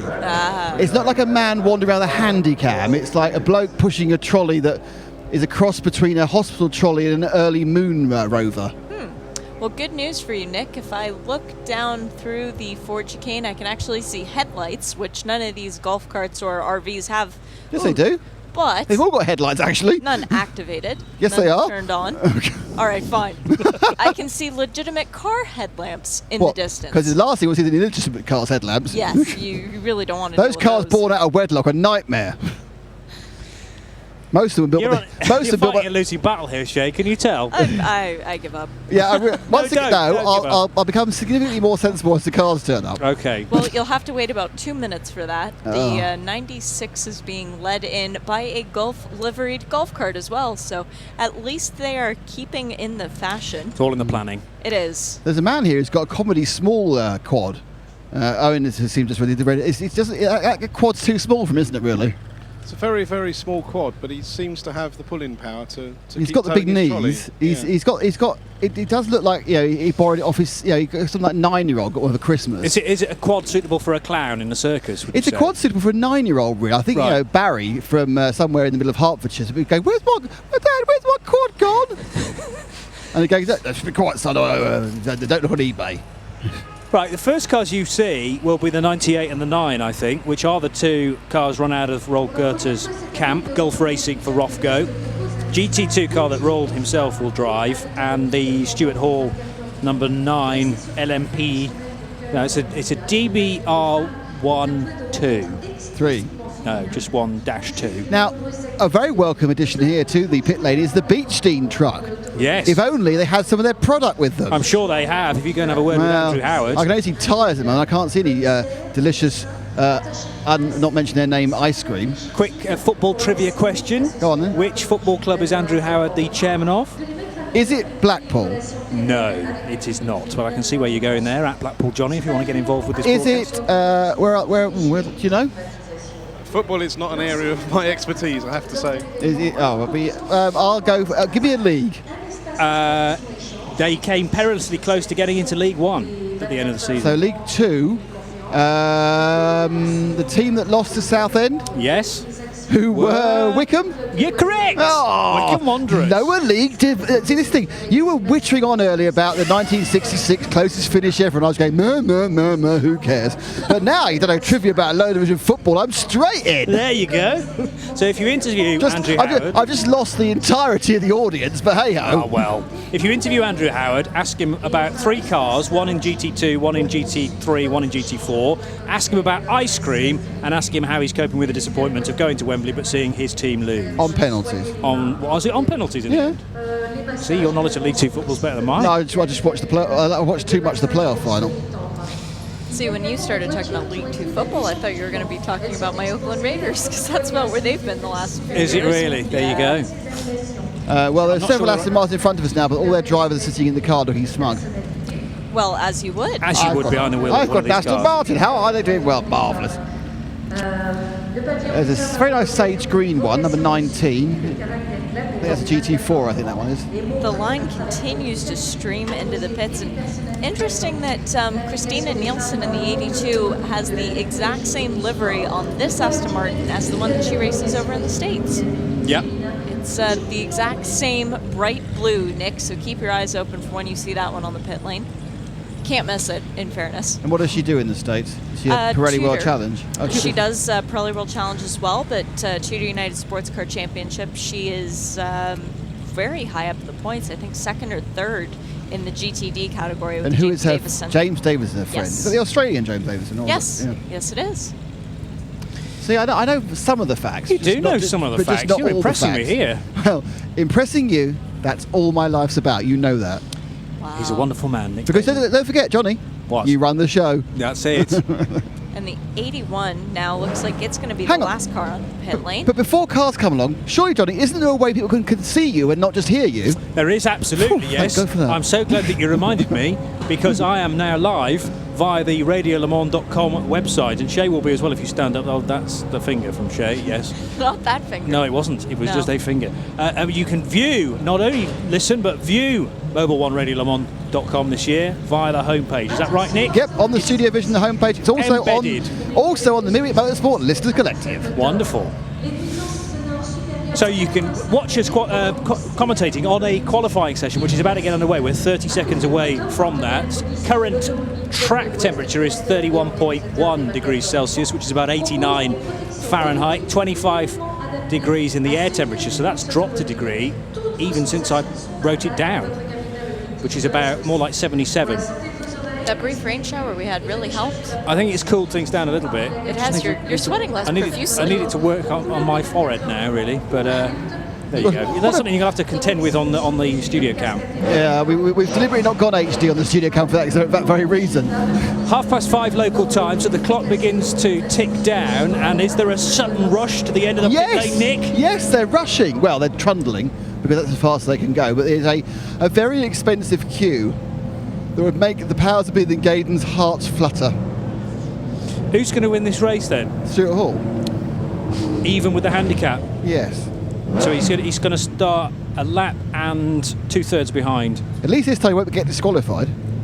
You're right, yes. But he's also a bit worried if the rain really does come down that he's going to have an accident. And that will take some explaining to Roald if the DBR12 goes back in bits. Well, we should explain. He's explained to Roald before. Well, we should explain how the race goes down, because some of the cars have 2 drivers, which in itself makes you think, oh, well, they're at a disadvantage. No, they have mandatory pit stops that must last for 90 seconds in the span of the race between minutes 15 and 30. So you all have to come into the pits at the same time. Doesn't matter. You have your window. But that really equalizes things out and gives everybody a chance. How long's the stop? 90 seconds. 90 seconds. Yes. The guys up at the paddock told me 60 seconds. So that's going to be interesting to know whether they actually know the rules or not. According to the regulations, 90, they better read those. 90-second minimum. Basically, you don't want the guys out Formula E reading, do you? No. Because the Dams team actually didn't know the minimum pit stop time and completely loused up the entire race for their drivers. And that isn't time stationary, that is time in pit lane from line to line. Nope. The 90 seconds starts when the car arrives in front of the assigned pit box and the engine is turned off.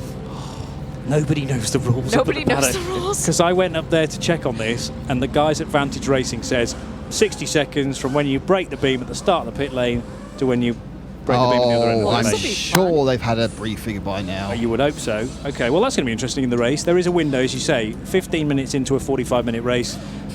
It opens and then it closes at 30 minutes. When's this session supposed to start, by the way? It started. We are in green flag conditions. No, we're not. We've got a red light at the end of the pit lane. It hasn't started. Well, it was green, and now you're quite right. Now, no indication that there's been a red flag, but the clock has gone back to being an hour. It had started to elapse. And it stopped elapsing. And it stopped elapsing and been reset. It was due to start at 17:30. We're now 2.5 minutes after that. So that's a bit of a mystery, isn't it? They're all sitting there. Very few of these cars have air conditioning, so they're sitting there having a bit of a sweat on. So they are parked at the end of the pit lane right now, are they? Yes. What's the 195 car? I have got my list in my pocket. Oh, Owen knows. This actually is quite an interesting car. This is the Zagato car that raced the Nürburgring 24 Hours, I think 2 years ago. Oh, look, you see that there. That new other reason I had him with me. He knows what he's talking about. That always helps. Looks very different. All in the VH platform, of course. Now it's gone green. We've gone green. Good. So one of the cars has got the big black X on a yellow background. So he's not even got his 6 signatures yet. Number 56. Novice Cross? Yeah, the Novice Cross. Yes, run in the UK. Either Peter Montague or Zach Mercer have not got their full-on licence yet. Okay. Well, this will serve as one of the signatures. You're talking about car 56, which is one of 5 Stratton Motorsport cars. What colour are they, Nick? That one was green, which isn't giving a lot away because virtually all the cars are green. There are a lot of sort of British racing green Astons. And sage green for those who like the more DB5 and 6 look. There's a bit of a stop about. I think you've got a problem now because the Zagato's not going and everyone's waiting for it to go, and now a little white Castrol Edge Vantage goes past me. Jacques Nellerman in the number 59 Zagato. They're all rolling again. There goes the Swedish coloured car that Shay was saying for the young lady. I say young, I've no idea, never met her. Christina Nielsen. Is she young? She is. Good. Not good that she's young, good that I got it right. And there are now cars heading through Tête Rouge and onto Mulsanne for the first time. They've all sort of come out in clumps. So this is going to be interesting to see whether one or two back off to make sure that they've got some clean air in order to get that good lap. It'll be a relatively busy lap, not as busy as it will be in the 24 hours from Saturday at 3 o'clock. 56 cars in that, 38 all being well in this session. This isn't a very long race, Johnny, with only 45 minutes. Qualifying tends to be a bit more important than it would be for the 24-hour race. But even still, this is all for ego, isn't it? This is, I want to be at the front of my class. It'll be interesting to see whether the team cars work together, maybe to get a bit of a draft or tow off each other down the very long Mulsanne. Yes. I wouldn't be surprised to see something like that happening with the TRG group. For example, Kevin Buckler actually driving in the race. He is the man behind TRG.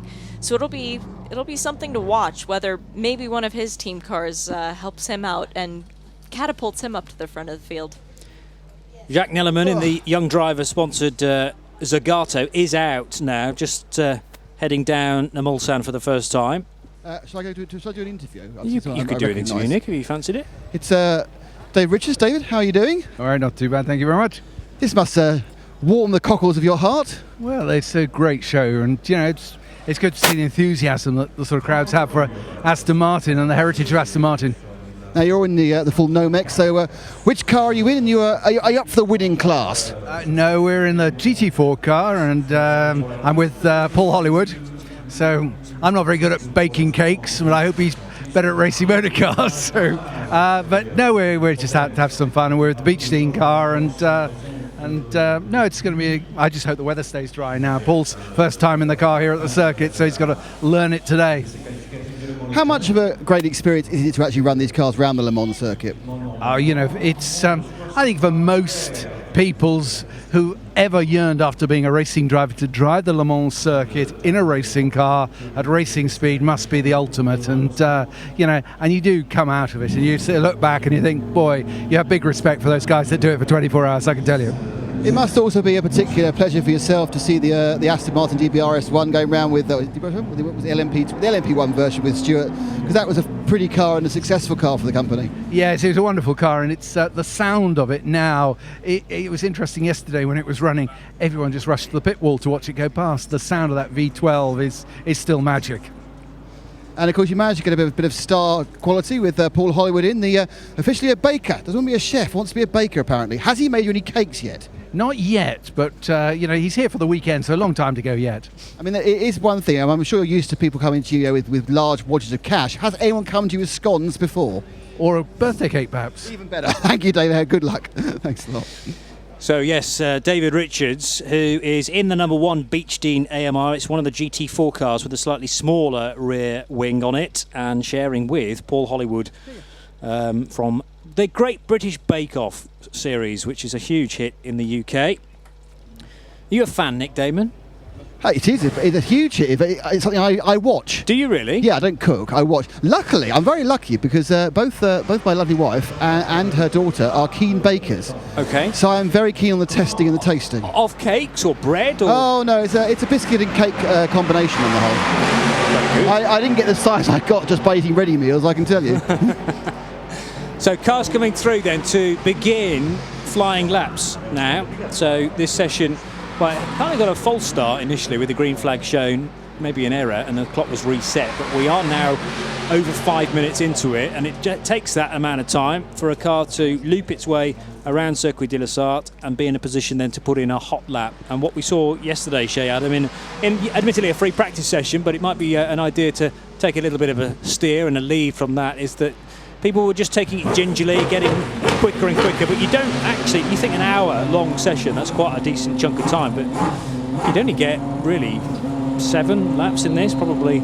If you wanted to stop as well partway through, it might be more like 4 or 5. And there were several cars diving into pit lane for setup changes and whatnot, so it was taking advantage of every lap that you could get with respect. You still had to understand that the track was changing in the conditions, and maybe your car wasn't quite right on setup. Even a couple people in front of us diving into the pits, not taking advantage of going out on a flyer, thinking we need to adjust the tire pressures, we need to do something within our control to make the car handle a bit better. But in all honesty, I'm a bit flabbergasted at the first cars that came by, because it was not Stuart Hall. I thought with him having been towed into the pits in the second position, he would have come out first, but he didn't.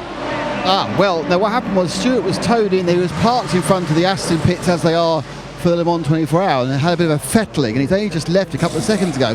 What's quite interesting is it's amazing how a car in a couple of years can take on classic status, because that car came in and left the pits, probably 40 times during the Le Mans 24 Hours only a few years ago, but now at least it's got a battery of iPhones taking pictures of it.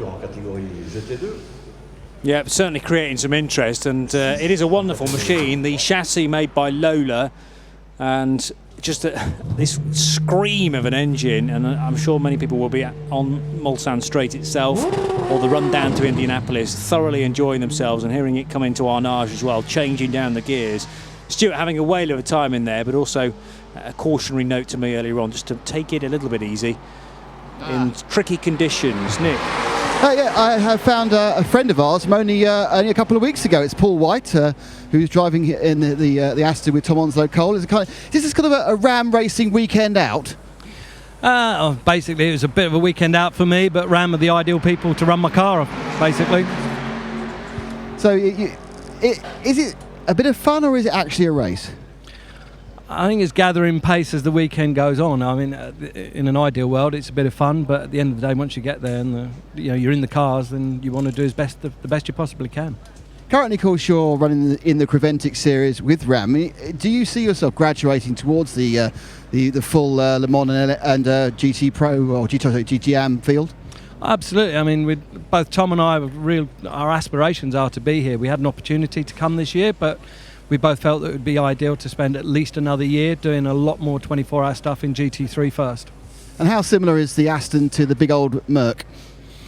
It feels a bit more nimble, but ultimately they're very, very similar indeed. I think the Mercedes does show that sort of mass manufacturer character, but the Aston is kind of boutique fun. Paul, thank you very much. Big smile, Paul. So that's interesting. There we heard it there first. So Tom and Paul into GT-AM next year. Wonder what grade Tom would be actually, because whilst he's a very, very good driver, his success has been in relatively unrecognised series. I assume he'd probably only be a silver.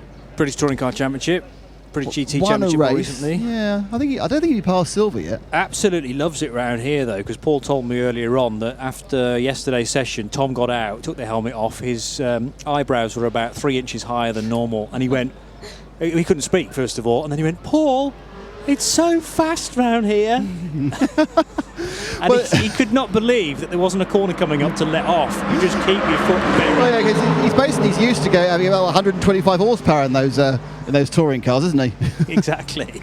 And no tyres. So it took about 30 years off his age, is what you're saying. He went back to toddler status. Yeah, exactly. I've got a problem with my eyes at the moment because they're pushing the Aston Martin Art car down the pit lane. Which isn't taking place. No, it's. There was a white flag being displayed up at Dunlop Curve a moment or two ago. Stuart Hall is out in the number 9 LMP1 car. Oh, beautiful. And there it goes, out of the Ford Chicane. Starting his first flying lap, so in about 4 minutes' time, we should see what he has. That was it in the background of Nick's microphone, by the way, screaming its way by. Love it. We do have 3 drivers in this race who will be using it as a bit of a warm-up for the 24. Yes. There's Ben Keating, who is in the 87 TRG Aston Martin Racing. Stewie Hall in the beautiful P1 car that just went down the front straight. And then Roald Goethe. So 3 guys who are very capable, 2 of which will be in Aston Martins for the big show. I'm not really sure how transferable any experience you get in the LMP1 would be to the GT car. Well, I'm sure Stuart likes the extra laps. Laps or laps? Yeah. I mean, you get to see how the track's changing, how the conditions are. Just think about it this way. He gets 7 more laps than anyone else before the race even starts. Yeah, he's going to be a little bit ahead of the game, isn't he, before the 7 o'clock session local time a bit later on. And check on the podcast list for our coverage of that. There were 2 cars numbered as 59, I noticed, on the original entry, and they have adjusted that. It is Jacques Nellerman in the Zagato car 59. The other 59 switches to number 22, which is the Stratton Motorsport run car for David Tin. Also, there's no car 48, which was on the original entry. That's switched to number 77 now, the Alfab AMR Eric Behrens Daniel Roux driven GT4 car. But 25 GT4 cars around here will certainly create a good race. 6 GT3s, 3 GT2s, cars 7, 16 and 98. And that is Andrew Howden, Liam Griffin in the 7 Beechdean car. Alpha Classics Racing with Hiroyuki Ikeni and Andrew Jarman in the 16 car. And then Roald Goethe taking the lone drive, the solo drive in car 98. And a couple of the Vantage Racing cars heading out of the Ford Chicane now, over the start-finish line once more. Cars 24 and 91, Chris Kemp and Tom Black. Chris in the 91, Tom in the yellow and blue 24. And after a couple of laps, it's actually John Barnes who's quickest so far in the number 11 machine. That's the 22 GT. Not the John Barnes, obviously. Well, the John Barnes if you're a fan of Formula Palmer Audi from a few years ago. Wow, that is stunning knowledge. It's because I commentated on some of it. But no, not the footballing John Barnes. It ain't got an H in the first name. I know John, yeah. I actually know John. There you go. He was in... Go talk to him he was doing... Well, he's in the car, isn't he? Well, yes. Yeah, but... I can't run that fast. You've got 47 minutes to be able He's to a talk to Facebook him. friend. Does that count? Very much so. You need all the Facebook friends you can get. I don't need all the help I can get. Mark Farmer he's sharing with in the number 11 car. There are a couple of, or three in fact, 22 GT racing cars here this weekend, and they're both with two drivers. So you can have a word with John. Could that time be right for John Byrne with the 359? That's a very good question, 934. actually. No, Everyone else probably not. is in 414s. Although he is in an invitation car. Is it a Yeah. GT3? Be about right. This is a fast down the tubes. It's labelled as invitation, and yet on the original sheet it should be a GT3 car. Probably We'll too wait and see whether that's corrected or not. He's in the third sector right now. Christina Nielsen in a GT3 car, car number 82, the dark blue machine, has done a 414.839. That's a bit more realistic. And Stuart Hall, funnily enough, goes through now and posts a 341.887 on his second lap of the session. So car 9 is quickest. Question marks about the 11 car's pace.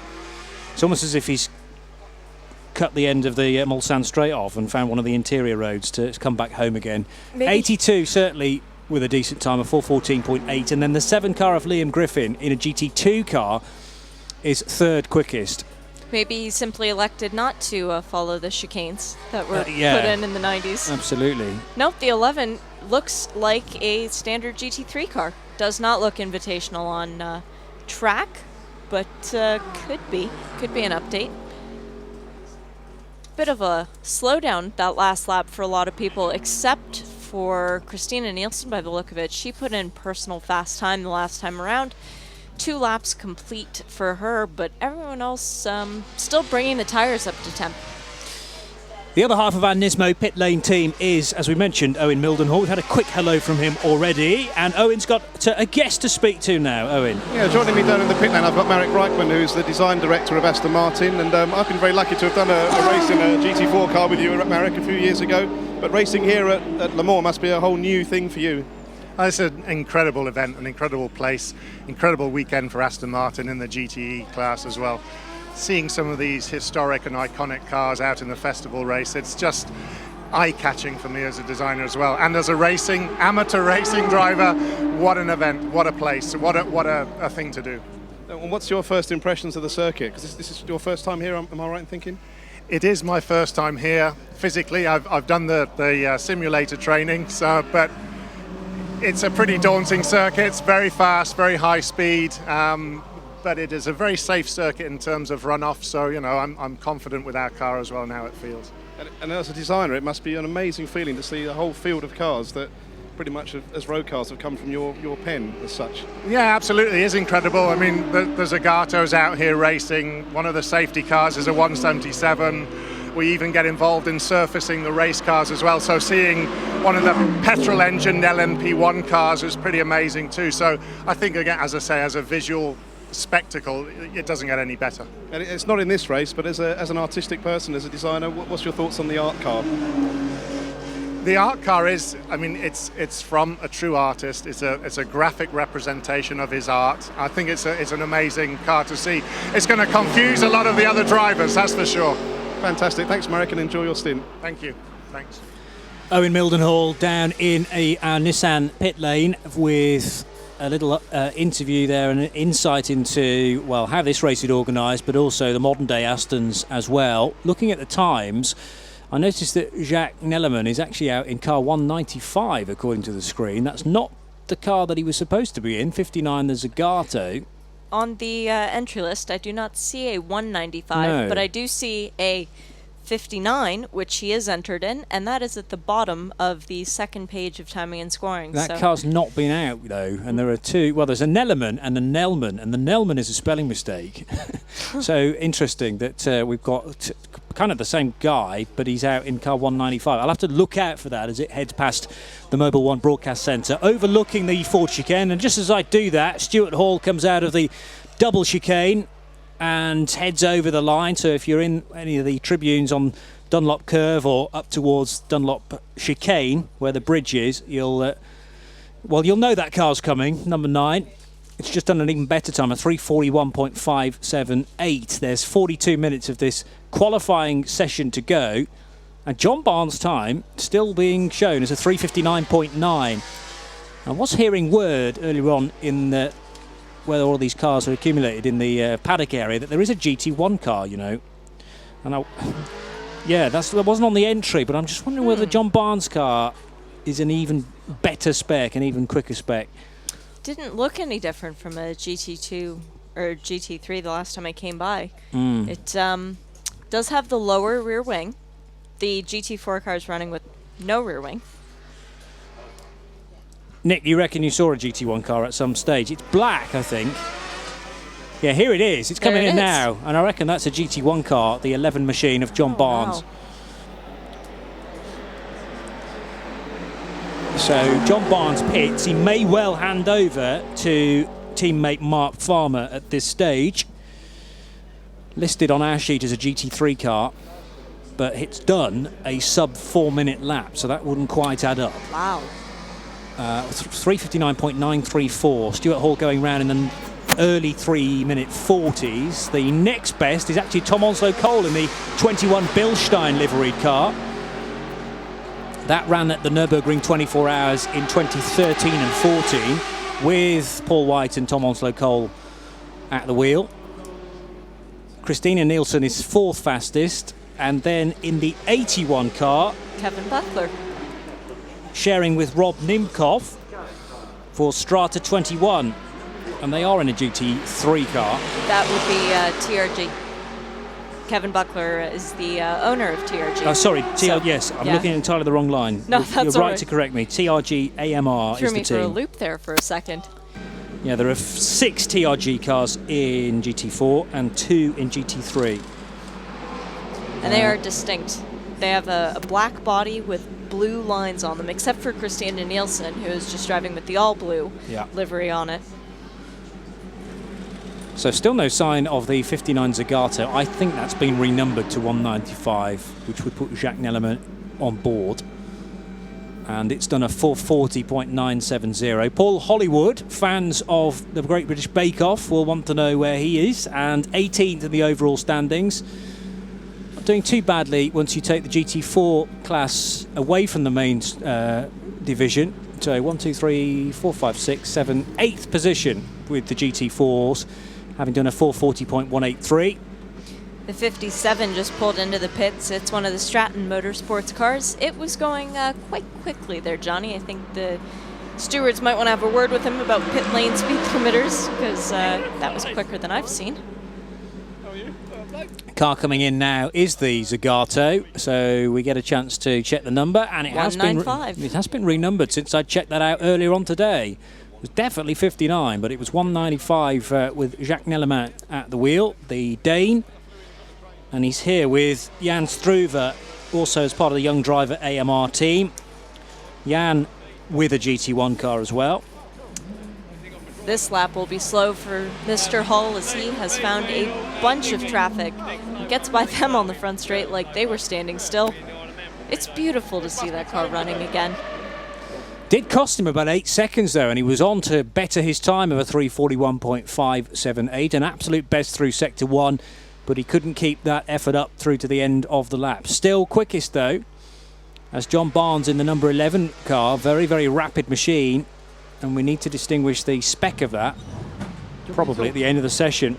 But John Barnes sharing with Mark Farm. Oh, excellent. Nick Damon can speak to John Barnes, who's so what it says on my screen is that John, I'm sure it's GT3 car. Where with John? Okay. John, how you doing? Long time no see. Good time there. Yeah, the car's really good actually. This is a replacement car for the one that unfortunately Mark had an accident in at Silverstone. So this is a car that we've rented for the weekend, and it turns out to be seriously quick. So it's always nice when that happens. What spec is it? Because it looks a bit different from some of the others. So it's Super GT spec, so it's got a slightly skinnier rear wing on it, and also it's got slightly smaller restrictors in the engine as well. So we've got a slight advantage over the other guys in GT3, but that's not a bad thing. So where do you go to rent a GT3 Aston Martin? Because it's not Hertz, is it? Sorry, say again. Where do you go to rent a GT3 car? Because it's not Hertz. We went to another team, a very friendly team, TF Sport. I think have recently purchased this car from Barwell Motorsport, and because they didn't need the car for this weekend, we phoned them up. agreed a deal, and hopefully we can turn up here and win a race in it. That would be awesome. Now, your main contender for winning the race might well be the late starting Stuart Hall. Even with a lap start, do you think you can hold him off?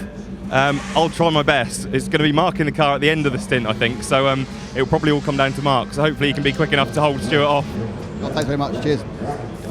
There you go. It's a Japanese one. Excellent. Thank you very much for that little bit of research. You see, you ask and you will be given the information, the relevant stats there on the car. Super GT, it's second fastest, a 3:59.934, and John Barnes still being shown in the car, but clearly it's Mark now, pedalling that car very, very quickly indeed around Circuit de la Sarthe. 22 GT Racing entered, number 11 car.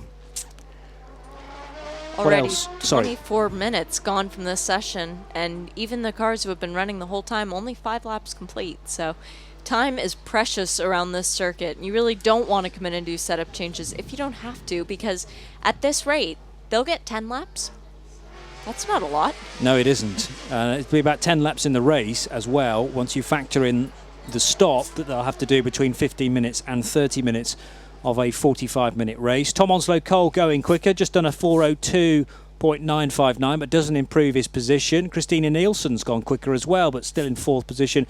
Kevin Buckler done a 4:07.681, good enough for 5th fastest. And Phil Dryborough in the number 2 car, Beechdene AMR GT3 car, sharing with John Gore, just done a 4:11.846, so that is 6th fastest. And the best of the GT4 cars, car number 41, which is Wilmore and Aid Barwick.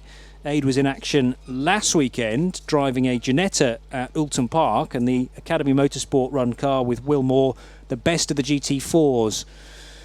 Now, Jacques Nellerman is being shown on our screen, at the very least, to be stopped somewhere, and it's in the first sector in car 195, which is the Zagato. And it is indeed the car that he was shown out in earlier, instead of the one where he's been shown sitting in the pit lane with a not valid classification. So that might actually be a bit of concern for the team. He was starting his 4th lap. Down in the pits. Down the pits, the Beechdene number 7, one of the 3 GT2 cars came in, and Liam Griffin got out, but it's been very, very leisurely stop. Andrew Howard, he wasn't having an ice cream Kimi Räikkönen style, he was just hanging around, and they haven't really quite changed over yet. So whether they're running a sort of minimum 4 or 8 laps, I shall ask Liam and find out what's going on, because it's much easier to be speculating. He's walking away from me, he even don't want to talk to him. Go on, get the microphone in close. Hi, Liam. You did a couple of laps and then quite a leisurely stop. Are you just doing a few laps each rather than reusing the whole hour? No, we intended to use the whole hour, but unfortunately I stuck it in the gravel. We're getting waved at by people standing in the wrong place. It's not a very good lesson learning there. I'll have to ask you, what happened? I just, first proper flying lap, decided to try and be quite aggressive around the first corner. I just basically overcooked it and locked up on the braking, just missed it. So got a bit overexcited, we think. Yeah, obviously you're used to driving around all the British circuits. There's nothing very similar to this. What's it like to find yourself in the great open, long straights of Le Mans? It's amazing. I mean, it's like the first year at St Andrews or something. You come out of these pits and you just see the Dunlop curves and everything. It's quite a special feeling. So a bit disappointed to have wasted that, to be honest. But it's a phenomenal track, and it's just you have to drive it to really truly appreciate it. Looks like the car's getting ready again, so no real damage, just a bit of damaged pride, perhaps. Yeah, I think the car's absolutely fine. 4 flat-spotted tyres, and hopefully Andrew can still qualify well. And we look forward to Saturday morning. Thanks, Nick Damon down in the pit lane for our Nismo pit lane team, and joined by Owen Mildenhall as well. Owen, butt in whenever you like with interviews, because for some reason we're not hearing you, or I'm not hearing you in my headphones, but by all means stamp your authority on this broadcast, because we have Nick and Owen in the pits. Shay Adam is alongside me, and Stuart Hall's just gone through again and gone quicker, a 3:40.074. And he's on another flyer, purple in Sector 1 and Sector 2. This could be a very good lap from Stewie. He is determined to put in a time, even though it really doesn't matter where he qualifies, since, as you pointed out earlier, Johnny, he's starting from pit lane. Yeah, can't do the race on the fuel tank that's in the back of the car because it won't last, and they can't refuel these machines. Although they do have all have a mandatory pit stop to make. between 15 minutes and 30 minutes come the race on Saturday. John Barnes still second fastest, so 2 invitational cars at the top of the times. Then it's the 21 car that is the first of the GT3 machines. Still Tom Onslow-Cole at the wheel of the Strata 21 car, shared with Paul White. Christina Nielsen has come into pit road. 4:07.316 her best time, but it was much slower for the in-lap. Kevin Buckler still 5th fastest, and then Phil Drybrough. Not a great deal changing in GT4 either, although one car that could be on the move is the number 83, and that is Derek De Boer, again for TRG, sharing with Bob Bramlage. Personal best lap that time around. No improvement on position, but he did improve his lap time ever so slightly. He is 100th of a second away from 11th place. He's currently down in 12th. But a lot of P's starting to pop up on the screen, Johnny, which means a lot of people making pit stops. It's about halfway through the session. It's about time to let the second driver have a go, if you do have a second driver. And if you don't, it might be time to come in and change the tire pressures, do a few setup changes, and see what you've got. Another quickest time, 3:38.533 for Stuart Hall, so he's winding it up slowly but surely. This is what Paul Truswell had been mentioning to me during our little meal break a short time ago, that teams will often wind things up very slowly rather than take a massive jump and telling Stuart, go for a 3:30. You've got to get there bit by bit. Well, and you've got to work the car into it as well, because the driver is ready to go as fast as he can as soon as he leaves that pit lane. The machinery, not so much, and especially given the machinery that Stewie finds himself in, privileged to be in, I should say, that P1, that needs a little bit more babying, a little bit more love to get everything up to temperature. You don't want to blow it up. You don't want to take a chance of damaging the car. This is for fun, and I don't think Roth would be very happy with the damaged car.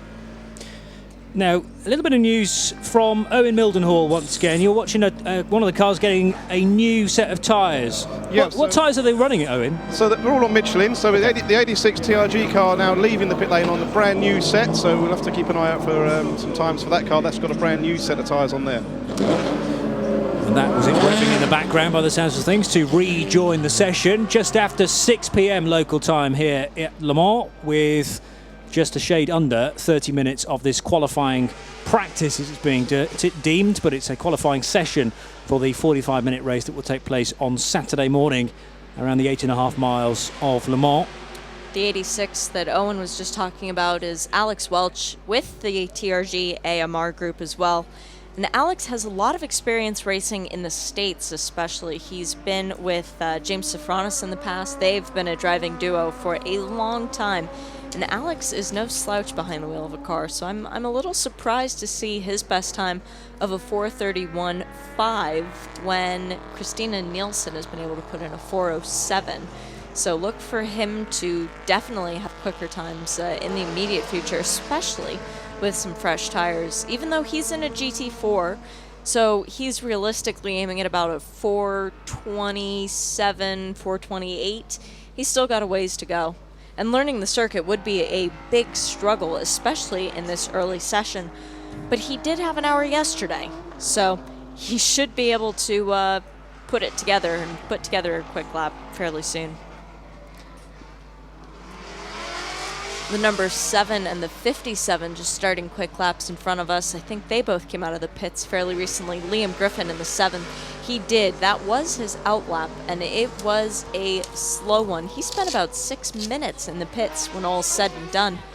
It was a long stop for him, so we'll have to see if the setup changes he made have improved at all. As Kevin Buckler moves up to P4 overall, second in class in the GT3, a 4:05.816.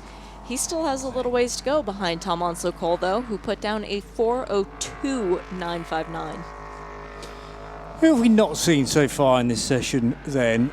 The 59 car, well, there's still 38 cars listed, I notice, and yet we are missing a few because the 195 has been renumbered from 59. That's okay. Car 22 has been changed from 59. Have we seen car 22 anywhere? Yes. Yes. 19th position overall. Fine. 77 is out there as well. 77 is in 11th overall on an outlap currently. Effectively, the same car is listed on our screen twice, so we must be missing somebody. because there are 37 cars in this session and 38 here this weekend, I believe. So we're down one, and it'll take some close inspection of the entry list versus the timing screen to work out exactly who that is. Tom Black, I noticed, in car 24 listed as an invitational machine. That is a GT4 car, though, from Vantage Racing. Tom is here with regular teammate Chris Kemp. The Vantage Racing boys also used to running Stuart Hall in the past as well in the Aston Martin GT4 Cup last year in the UK. If you just heard a bit of engine revving in the background, that was for Derek de Boer in the number 83. He was coming into the pit lane, and don't know if he clicked it into the wrong gear and then couldn't get it back up, but he was on the rev limiter coming into pit lane, and it did not sound very good. Derek has a lot of experience with TRG, a lot of experience with Aston Martin. He's raced with both in the US quite frequently. And he's very excited to be over here making his debut, sharing with Baum Bramblage, though, in the number 83. So voice of Shea Adam, I'm Johnny Palmer. Owen Mildenhall and Nick Damon are down in the Nismo pit lane team, and it's Mobil 1 Radio Le Mans on 91.2 FM at the circuit and around the world on radiolemans.com. Not only can you hear us, but you can also see us, courtesy of StudioVision. That's www.radiolemans.com. Powered by Duke Video, and very obvious indeed is the link to see me and her stood next to each other and commentating on this session. There are 26 minutes, just less than, still to go. And Stuart Hall feels the need to wind it up yet further because there is an absolute best sector time through Sector 1. His last lap was very slow, though, 4 minutes 11.5. So he might have been cooling off the tires a little bit. He might have been plotting that he wants to put in time even quicker. What's there to gain from that, though? He's starting from pit lane. Is this a ego thing? What do you think, Johnny? He wants to be able to know how hard he can push during the race, I suppose. A lot of people think he will go hard at it for the first 5-10 minutes and then back off a little bit. The thing is, if he wants to win, you've got a lap and 2/3 to try and make up, and you've got to pass the field not once but twice, and that is, well, it'll be dangerous, I suppose, if you try and rush the whole thing. But Stuart wasn't massively confident that he would be able to take the overall win. Clearly he has the big advantage as far as the piece of kit that he's got at his disposal, and it's just done an absolute best through Sector 2 as well, so this could be a time that's better than a 3:38.5, the time he's done already. Clearly John Barnes' Super GT, not quite as quick as that. Well, nowhere near it. It's done a 3:59.9. Nick? I'm pretty sure that Stuart wants to see how close he can get to how fast the cars went in period. It's not that long ago. They were probably doing 3:33. They were on slightly better tyres, 3:32, something like that. I'm pretty sure he's testing himself to see how close he can get to those times. Well, that's what I'd do if I was had a chance to run that thing round. I'd just see how fast I could go. Well, that's probably part of the reason that you're not driving it, Nick. In all fairness, we just saw the number 32 take sort of an interesting line through the Ford Chicane. That's Tom Alexander behind the wheel. Looked like he had committed to the first left-hander and then decided, oh, I'm not going to make that, and just sort of backed off of it a bit as Stewie bails out of that lap. 2 purple sectors, the first 2, and then decides to pit. So he knows how quickly he can go. He's elected to not finish the lap, however, 3:45.570. That would have been a very quick lap had he not bailed out. Yeah, your point about cooling tyres and brakes possibly and then going for another one, I'm sure is valid. And also maybe just waiting for a gap in the traffic. If he then encountered something towards the end, like you say, you don't want to push the envelope too far. I don't want to speak too soon, but the weather, having looked really threatening, looks to be okay at the moment, and I think we may well make the rest of this 23 minutes, the rest of the session, without any more rain. So the guys in the Aston Martin paddock were a touch worried earlier on, exactly what the conditions would present to them, but looks okay at the moment. And Stuart Hall still enjoying himself, as are all the 37 runners so far. So he has bailed out, as Shea quite rightly says, and has done a 3:38.5 in pit lane right now. Kevin Buckler likewise. So cars still out on track. The 11, which will be one to look out for, the Super GT with Mark Farmer now at the wheel. Tom Onslow-Cole in the 21. And Christina Nielsen, who is doing the solo driving car 82 for TRG AMR. She has just done a personal best time through Sector 2, so this might be an improvement on the 407.316. The person immediately ahead of her, though, is her boss. Okay. You might not want to qualify in front of the boss, Christina. That Interesting might not dynamic. be a smart thing to do. Our weather right now, as you were commenting, Johnny, track temperature is 29.4 degrees Celsius. Our air temperature, 25.7. Not a big difference between the two. And for those people who speak Fahrenheit, like myself, that's lower 90s for track temperature and about 86 for the air temperature. 60% humidity, though. It's pretty dry, I would say. Yep, the temperature is dropping, I reckon. Very slightly, and that may well help these engines a bit. So Barnes and Onslow-Cole, the quickest out there right now. Who else is going quickly? Look out for Liam Griffin in the number 7 GT2 car. Liam and Kieran here this weekend. Used to race in the Volkswagen Racing Cup in the UK and moved to Aston Martins quite recently, and GT racing as well. So well used to these cars and the speed they go down, well, not necessarily the Mulsanne Straight, but certainly around UK circuits. The 32 car is one of the GT2 machines, isn't it? 32. GT3. GT3 cars, okay. He took yes. a different line through the Ford Chicane his last time around, and looks to be on a much quicker lap this time, though. Personal best in Sector 2, so hopefully Tom Alexander can put together a good lap and move himself up a little bit further than 9th overall. So teammate to the 11 car of John Barnes and Mark Farmer, Tom Alexander, as you say, sharing with Adrian Wilmat in the number 32 car. And could be one to look out for. Improvements further down the order. Dennis Strandberg in 42. May well be. Matt Nicol-Jones listed, but I think that's Dennis Strandberg, who has a lot of Ginetta experience. And I'm trying to remember now if he's a Swede or a Dane. I'd have to look that up. I think he's Swedish, Dennis Strandberg. There is nothing like a Dane, and possibly Dennis Strandberg is nothing like a Dane. Anyway, I'll check that up, and he's running 12th at the moment. I can't get that wrong, though, can I? Anyway, third position in GT4, behind the 77 car, Eric Behrens and Daniel Roos, and it looks like Behrens in the car right now. Will Moore in car 41 is the quickest GT4 car, though. That's going to be a fascinating scrap to watch out for on Saturday morning, though. 25 GT4 cars, Shay. And currently in 4th, 5th, and 6th position in class, Alex Welch, Ben Keating, and Derek DeBoer ahead of both of those guys. They're all teammates with TRG.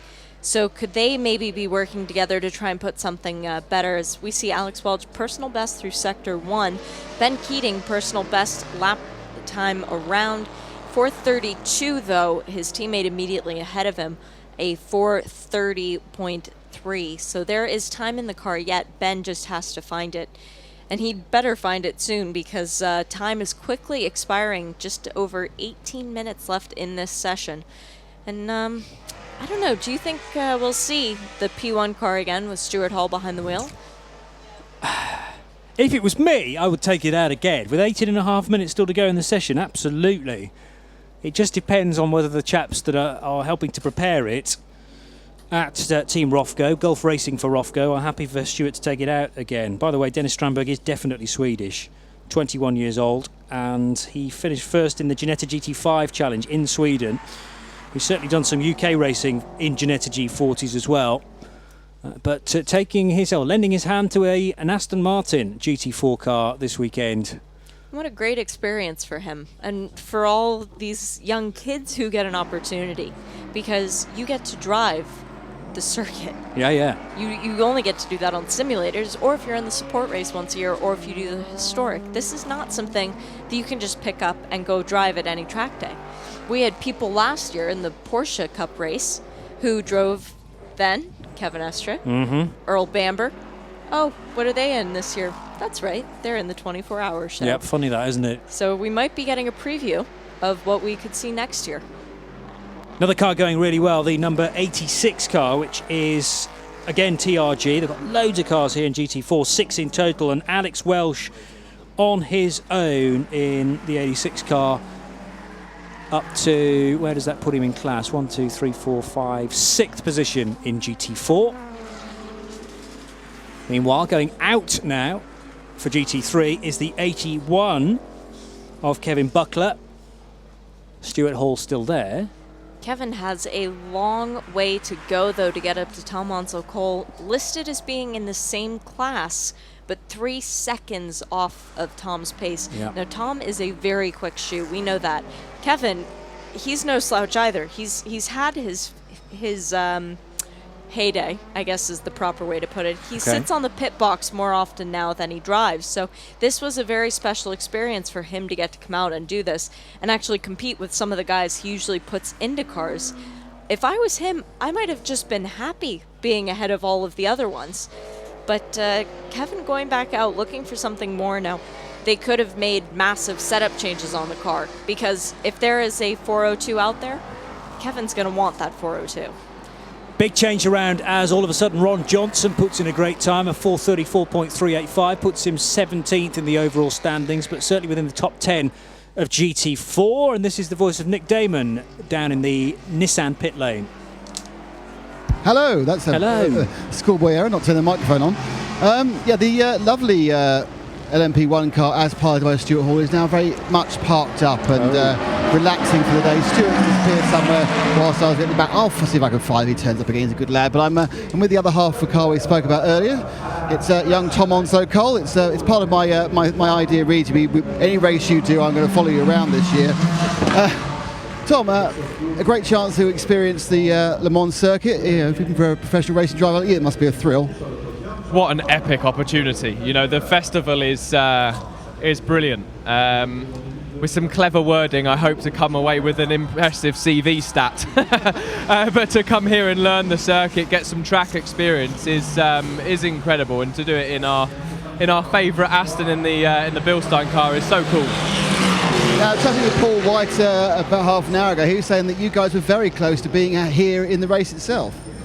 Yeah, it's definitely been a dream of ours to do it. You know, I would love to do it. I've always wanted to do it, and I know Paul feels the same. And we've been looking at opportunities to get out in the race. And aside from racing with Paul in Pro-Am, I've looked at some pro opportunities and actually came very close to doing WEC this season. But you know, it didn't quite fall into place. But you know, I'm here for the experience, which I think will put me in a better position for next year. And you know, one day I'll be here in the garages just opposite.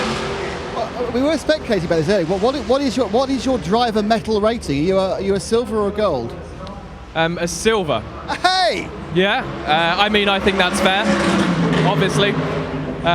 You know, very new to GTs and so on.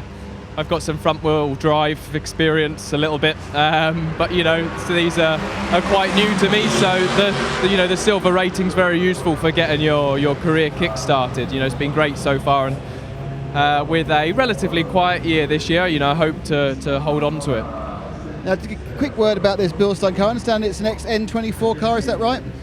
It is the X-Works car. So Paul White owns the Bilstein liveried Works Aston Martin, and you know, it is any time the Works team has been out, whether it was in Blancpain or N24, that is the car that they've run. So it's cool to have that here and see it in its Bilstein livery as well. It's striking, isn't it? It's a cool car.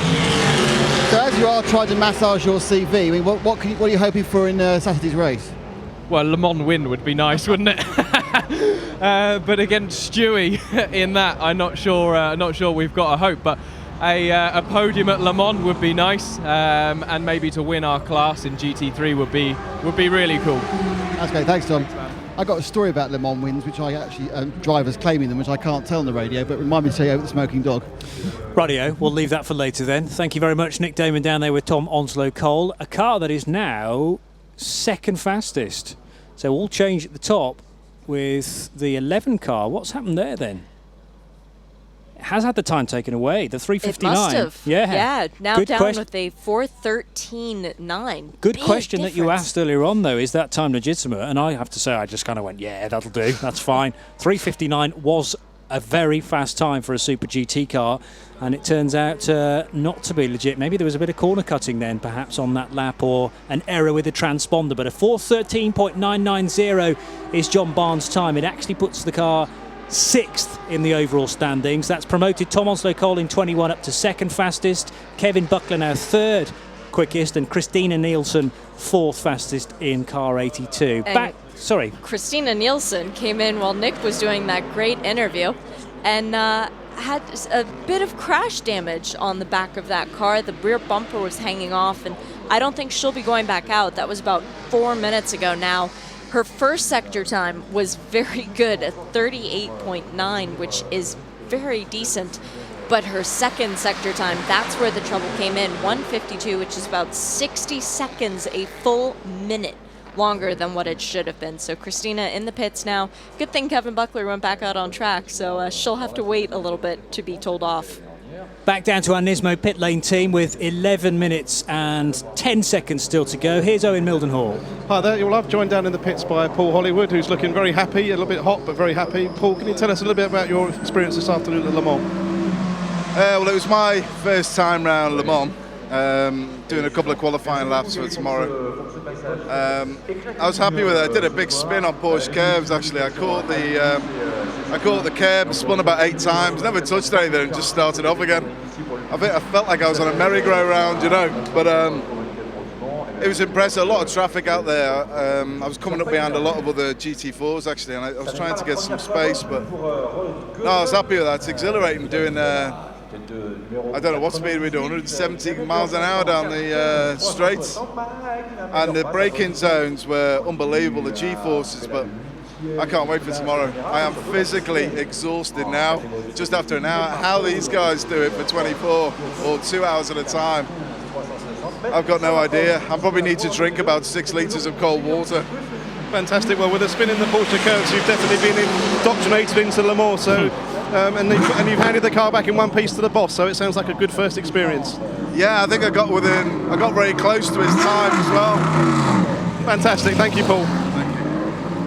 Paul Hollywood from the Great British Bake Off there in car number 1, sharing with David Richards, and he can't wait for tomorrow. Who's going to tell him that nothing happens tomorrow? Ooh, that's a scary thought. He's going to be most disappointed when he gets back to the booth tonight and finds out the race is on Saturday. Yeah, Saturday morning, Paul. You should probably know that. Unless, of course, he's got just a load of cakes and scones and bread to hand out for the Mad Friday But as the celebrations. responsible adult rightly pointed out, I'm sure he's done loads of other things, so we should acknowledge that. But if you do have any cupcakes, that the Radio Le Mans booth would greatly appreciate that. Yes, fair absolutely. to say. Well, the one car is down in 23rd position, but that puts it in a healthy position as far as GT4 is concerned, and also, of course, some progress to be made during the race. 45 minutes it'll be on Saturday morning, with a mandatory pit stop to be taken between 15 and 30 minutes of 90 seconds stationary outside the garage. Yes, correct? you come into the pit lane, you come to a complete stop, and when the engine shuts off, so if you sit there with the engine idling, it's going to hurt you.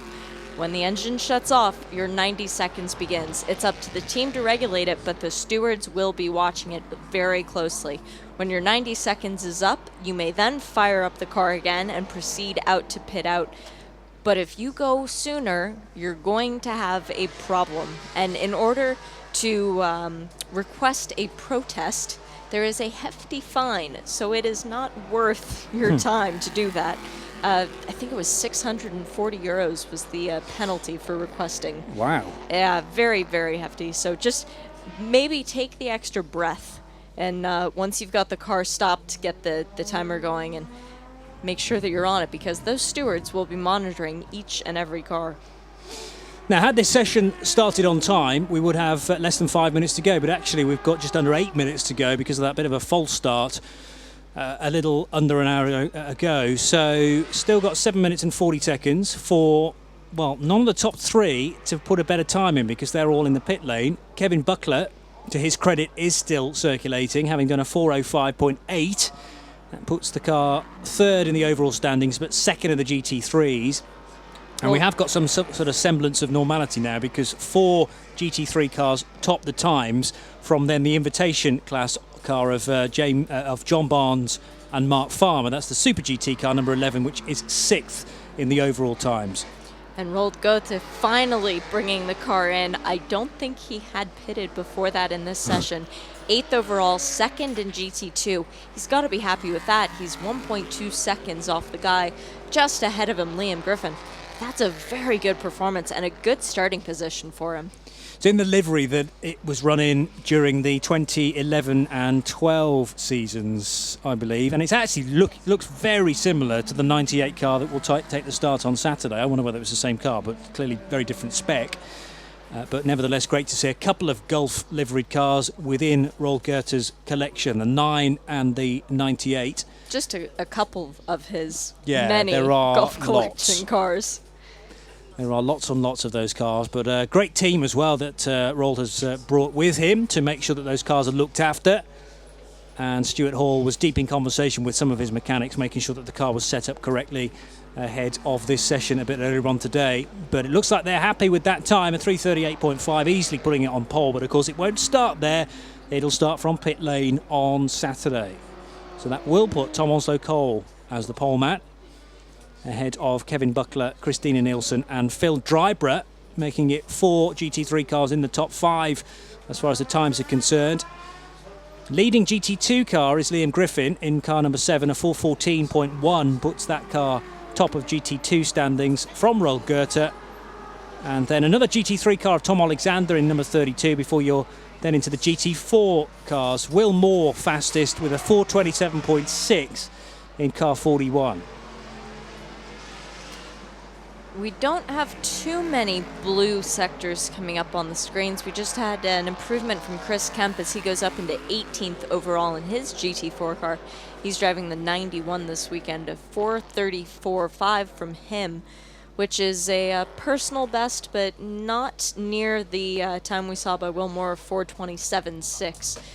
Bit of a gap in all of the classes between the front of the field and the back, but keep in mind, qualifying is not the end-all be-all for this race. It's going to come down to whoever crosses the line first, and quite frankly, Tom Onslow-Cole or Stuart Hall, if Tom is coming through the Ford chicane at the end and Stuart Hall is red on his tail, do you think there might be a little bit of blocking there, Johnny? Surely not. No, too not allowed. Much, too yeah, maybe. Gentlemen. They do know each other quite well, so I think there's a lot of sort of friendly rivalry up and down this grid, and they all want to take care of their cars at the end of the day and get them home again safely. So a little bit of respectful driving, no doubt, for the Michelin Aston Martin Racing Le Mans Festival for 2015, something that happens every couple of years here, and it's great to have them as part of the support package to the main race. Fewer than 5 minutes remain, just coming up on 4 minutes as a matter of fact, in 2-1 now. 8 cars showing up as being in the pit lane out of 38, so that means we still have 30 Aston Martins out running around on track trying to improve their time, and not seeing anybody who's going to make a huge jump here shortly. The number 85 is showing quick sector times. That's Fred Schult. He is not faster than anyone else through those sectors, but faster than he has gone, so we'll see if maybe he can improve a little bit.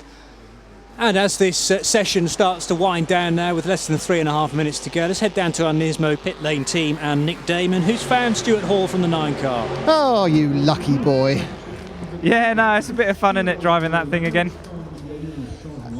Does it make you kind of think, it's not quite the same in the GT cars, or it's just a happy memory?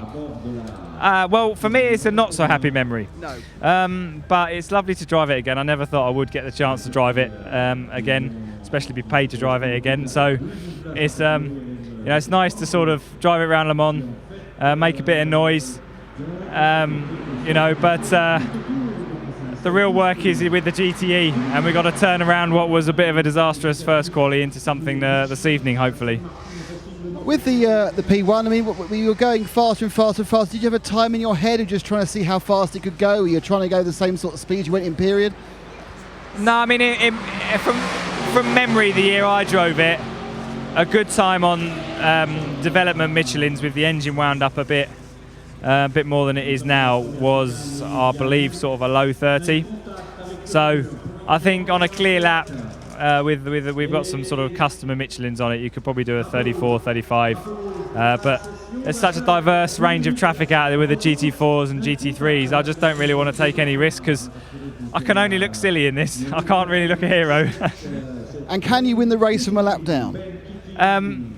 Well, I can definitely win the race from a lap down, 100%, because we're like 30 seconds or whatever quicker than most things. But I don't think I can win the race because I think I'm going to run out of fuel. That's always a problem. So we might have to stop. Stuart, thanks so much. Go back to your GTE preparations. Cheers, mate. Now, what of course he's referring to is the fact that last time he drove this car, he was one of the first drivers for many years to be actually disqualified after a nighttime incident with, I believe, Loic Duval in the Peugeot. Am I right? Pescarolo Peugeot? I'd have to check that. I think it was That's a great memory. Peugeot. And effectively, I think we all thought it was a little bit of French home rule in letting him, in having him disqualified. But yeah, right. But that's what happened. Unfortunately, I think he was the first driver for years. And the following year, somebody else got kicked out. 2009. I think 2010. So. I'm saying 9, but I say it's a trustworthy. As from our many conversations, you know that I have the vagueness. The specifics I rely on you or Paul. More and more on you, of course. There is a red flag that has been flown now, and I would imagine that is end of session with only 48 seconds still to go. Not entirely sure why the red flag's been thrown, but we haven't had a great deal of camera coverage that Shay and I can see here in the booth to be able to tell you exactly what the issue is around the circuit. But the red flag is out nevertheless, and it came out with about 2 minutes to go, didn't it? So that will be end of. And I'll tell you one guy who's seeing red right now, Tom Cole, who had gone out with just over 4 minutes to go. He was planning on putting in a flyer. You could tell by the way he was hustling to get back around. His first sector was very, very long because he'd obviously been in the pit lane, but his second sector was speedy. And then the red flag came out, and his chance of putting in one more fast lap really wouldn't do anything because he's got a 34-second gap from Stuart Hall. That's not something that he could have overcome, but it would have been a little bit more of a buffer between himself and Kevin Buckler down in third.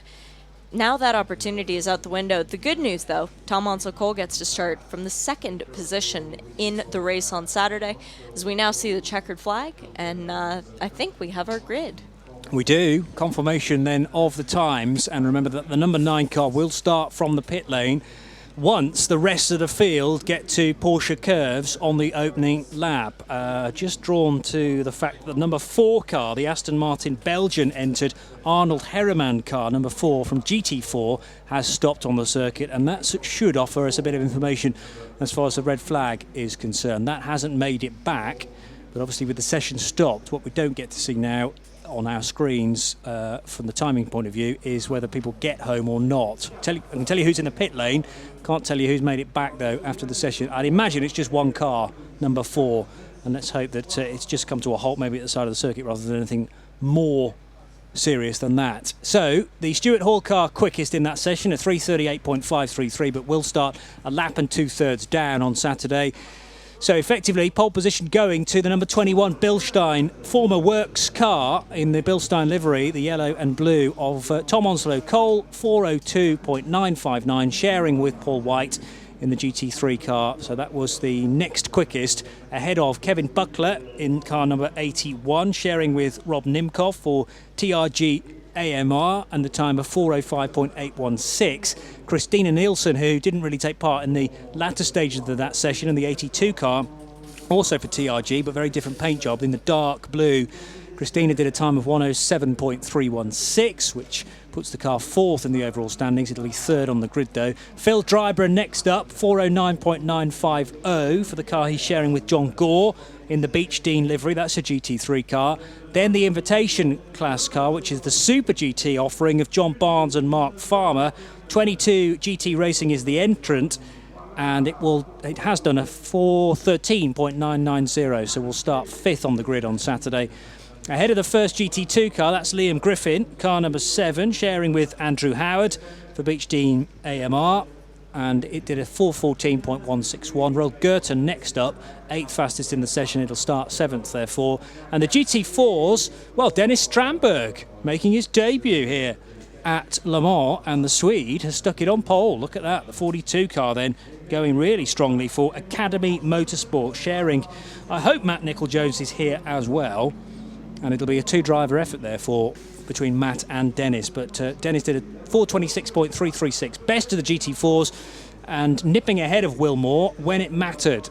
Will did a 4:27.6, so that'll put it second on the grid in the GT4s. And the 86 car leaving it relatively late as well. Alex Welch for TRG, and Alex did a 4:28.5. That'll put it third. Need to do a bit of head scratching as far as which car we were missing during that session. Also, Jacques Nellerman, who started pretty well in the Zagato, only able to do a 4:38.8. I think the car is capable of a little bit more than that. Maybe they just didn't optimize the setup in that session, or maybe there was something a little bit more that we weren't aware of. But he did circulate. He did quite a few laps during this session, 11 total, which is on par with those who did the most, because 12 was the most number of laps we were able to see from that slightly shortened session. But I think it bodes well for our race Saturday morning, don't you, Johnny? There will certainly be interest throughout, and obviously with pit stops due at only 15 minutes in, everybody reckons it's going to be about a 7 to 8 lap race. Well, certainly Stuart Hall expected to need to do 10 laps, and that's the fear about the fuel tank actually lasting that distance, because it didn't in period. So we'll see how he goes and how he plays it. But certainly, yeah, a lot of interest within the GT4s for me, because 25 cars will want that victory more than everybody else. And it's difficult to, very similar to LMP2 in the main race, difficult to pick a winner from that.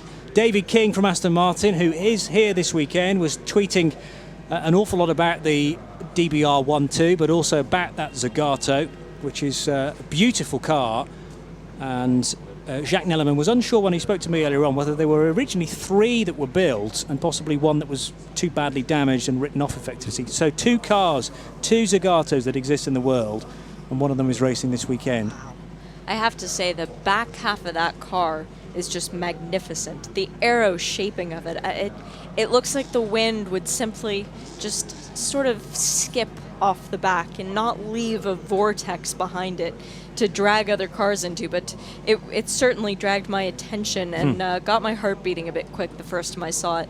And the beautiful baby blue color that it is as well this weekend, Johnny. I'm going to enjoy seeing that car, hopefully for all 7 or 8 laps that we get of the race. Basically designed, or it was a kind of concept from Aston Martin to create this prototype car, sort of related to the Vantage, but significantly different enough to create interest from customers effectively, and they ran it at the Nürburgring 24 hours, and it looked great around there as well, as you can't imagine. I mean, most cars do, in fairness.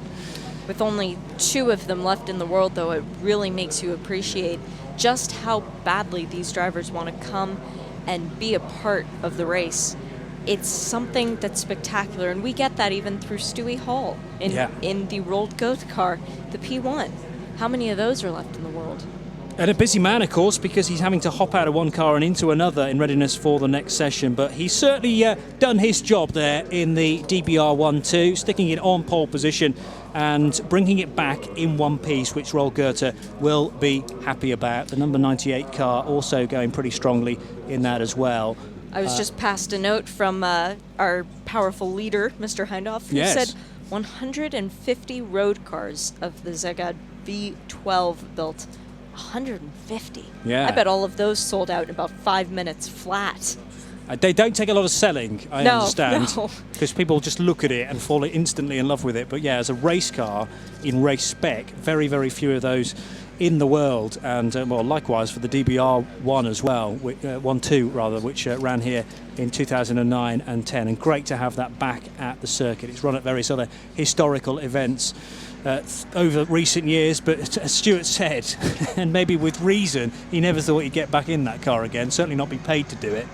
No, and it's something that you know he's appreciating every single second of every single lap, because it's a family reunion. It's something that he has been dreaming about ever since he last got out of the car. And for him to have this opportunity, he must be so grateful. But he also has to remember that there is a more important thing than finishing first, and that's bringing the car home at the end of the day. Absolutely, and I don't think he will push it too hard, although it's going to be fascinating to watch. I love a good handicap race, and of course if the handicapper's got it right, then Stuart Hall will head over the line at the end of the 45 minutes with everybody else side by side over the line. That would be very busy, but it would give us a good view at the very least. Now it's going to be interesting to guess, whether Stewie can do it or not, and indeed have that question about whether it'll run out of fuel, because that can't do the car any good at all, I wouldn't imagine, and Roll's not going to be particularly pleased if it just trundles to a halt down the Mulsanne Straight. We'll watch with interest on Saturday morning because two support races here, and one of those is the Michelin Aston Martin Racing Le Mans Festival for 2015.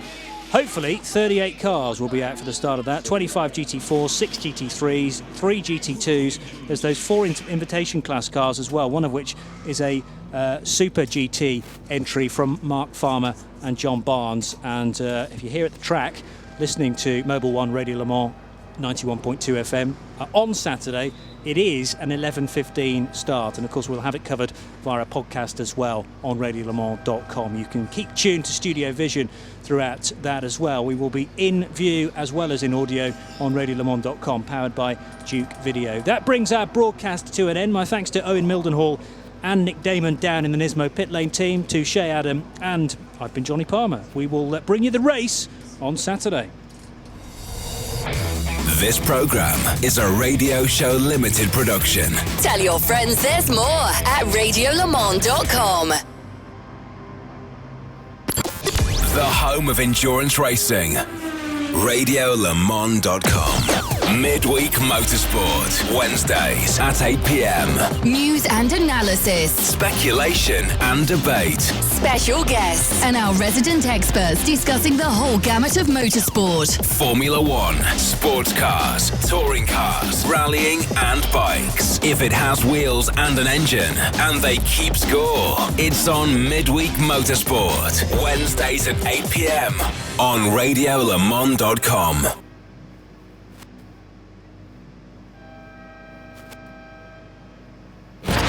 Around the world. Around the clock. Endurance racing direct to you.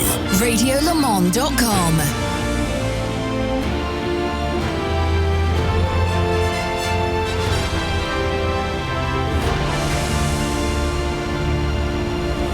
Get closer to motorsport with Mobil 1. Mobil 1.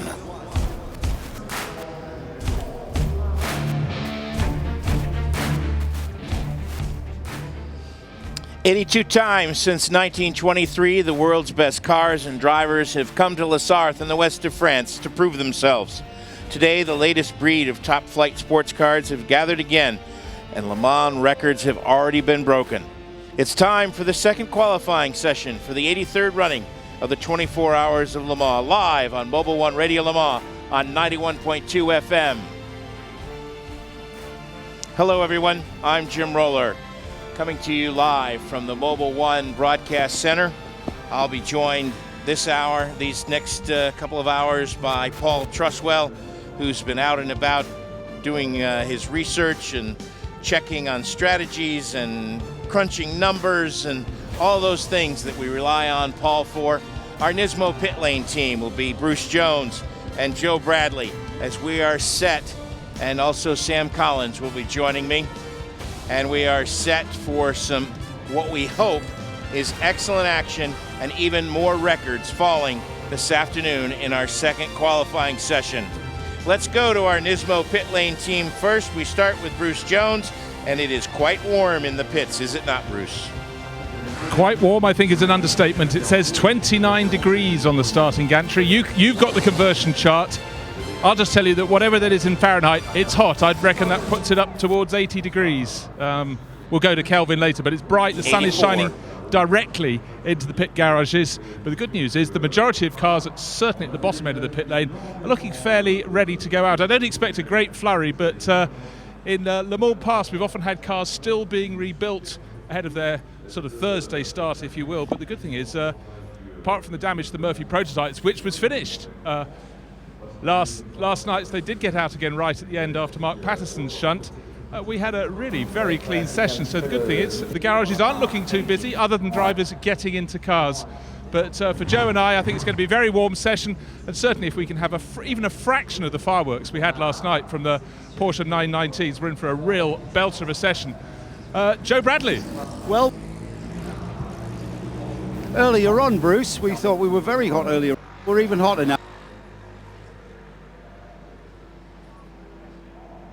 Yeah, very hot. I can tell you oh my God, it's hot. I was loitering at Rebellion because I saw Nicolas Prost.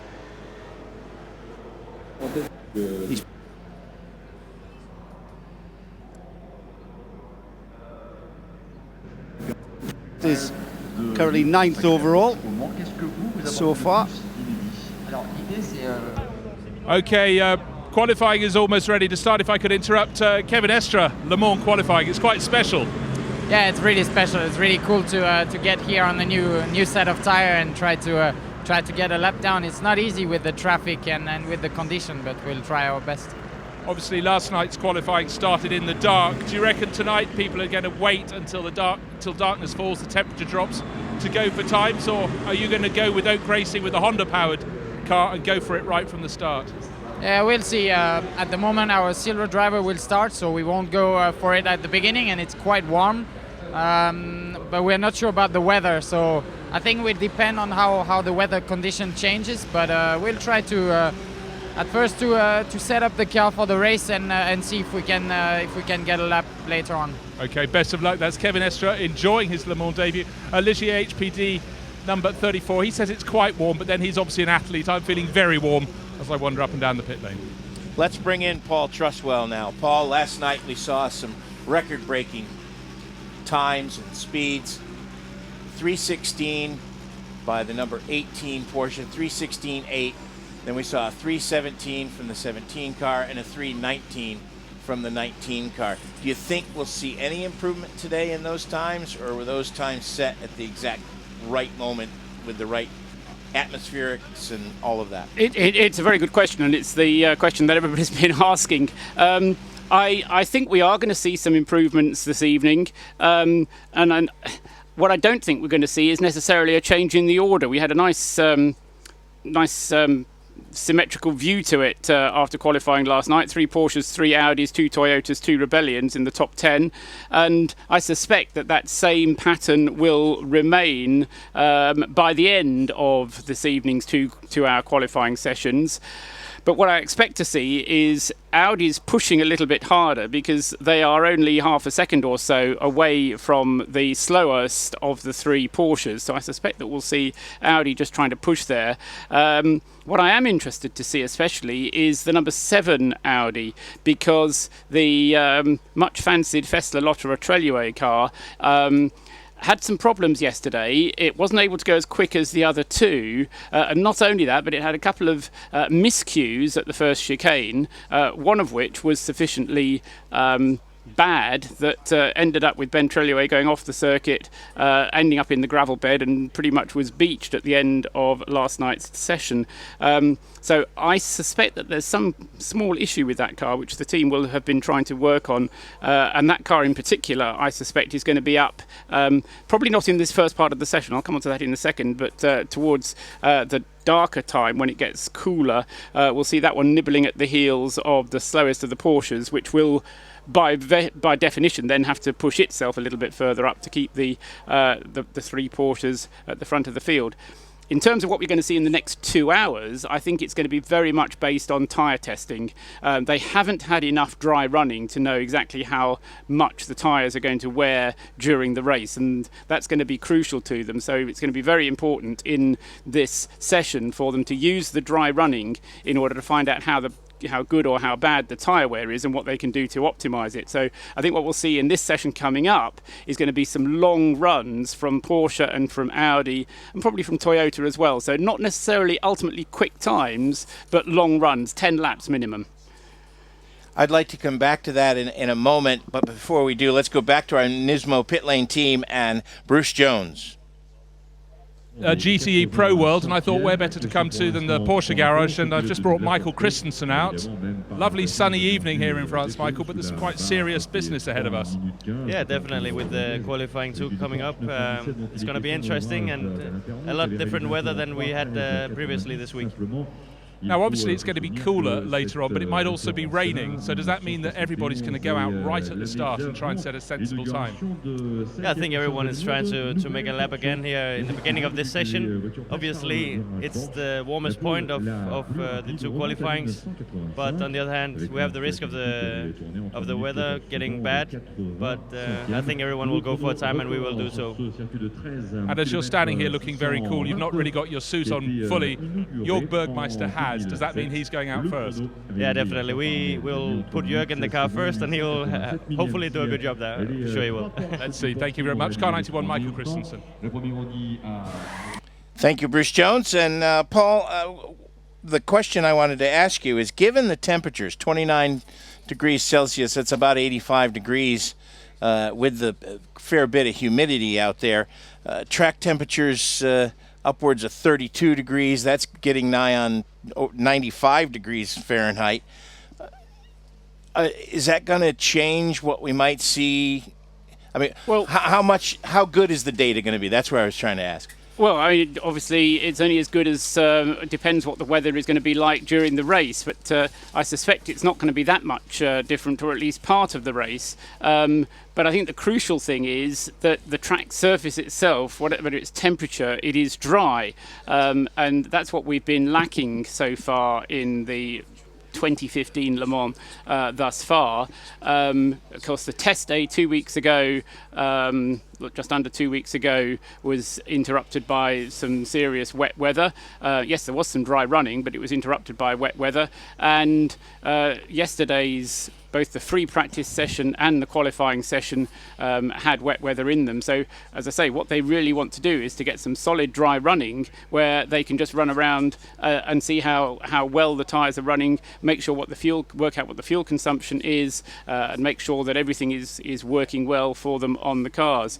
I think the other thing we're going to see is some faster times coming in P2 and in the GT categories. So I think that's going to be an area to look out for. Depending on which tyres they give them, and basically if you get a new set of tyres, then that will help you to go more quickly, and if you get a clear track, then all of a sudden you can put in a quicker time. So I think in the GT classes we'll see some improvements. And as I say, in P2 we've got this rather large, by P2 standards, 0.8 of a second gap separating first from second in P2, although I have to say the KCMG car does look very strong indeed, but I think we'll see that one coming under a bit of pressure from the Greaves Motorsport car and also the Jota Sport car. And one of the other cars that hopes to improve this evening is the number 40 Krone Racing Ligier, and Bruce Jones is with Joao Barbosa, who will be known to many of the American fans, but doesn't have a lot of experience here. Joao, you're looking very calm and cool standing in the pit lane. Obviously, you're not the first in the car because we've seen the big man, Tracy Crone, climbing on board the 40 Ligier. What are your hopes tonight?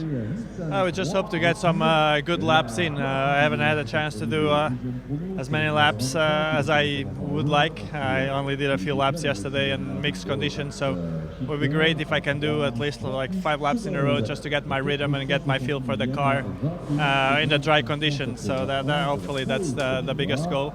Also, Tracy is going to go in the car just to make sure he does some dry running around here. That's always important to get your marks in a track so big like this and demanding. So just looking forward to get back in the car. Big spread of times in LMP2 yesterday. The KCMG Orica 05 was very quick indeed. Do you think you can close the gap tonight? Definitely close the gap. I don't think I don't know if we're going to be able to go as fast as they were, but that's now our main concern. I mean, we're working on the race setup. We're working on making sure we have a comfortable car.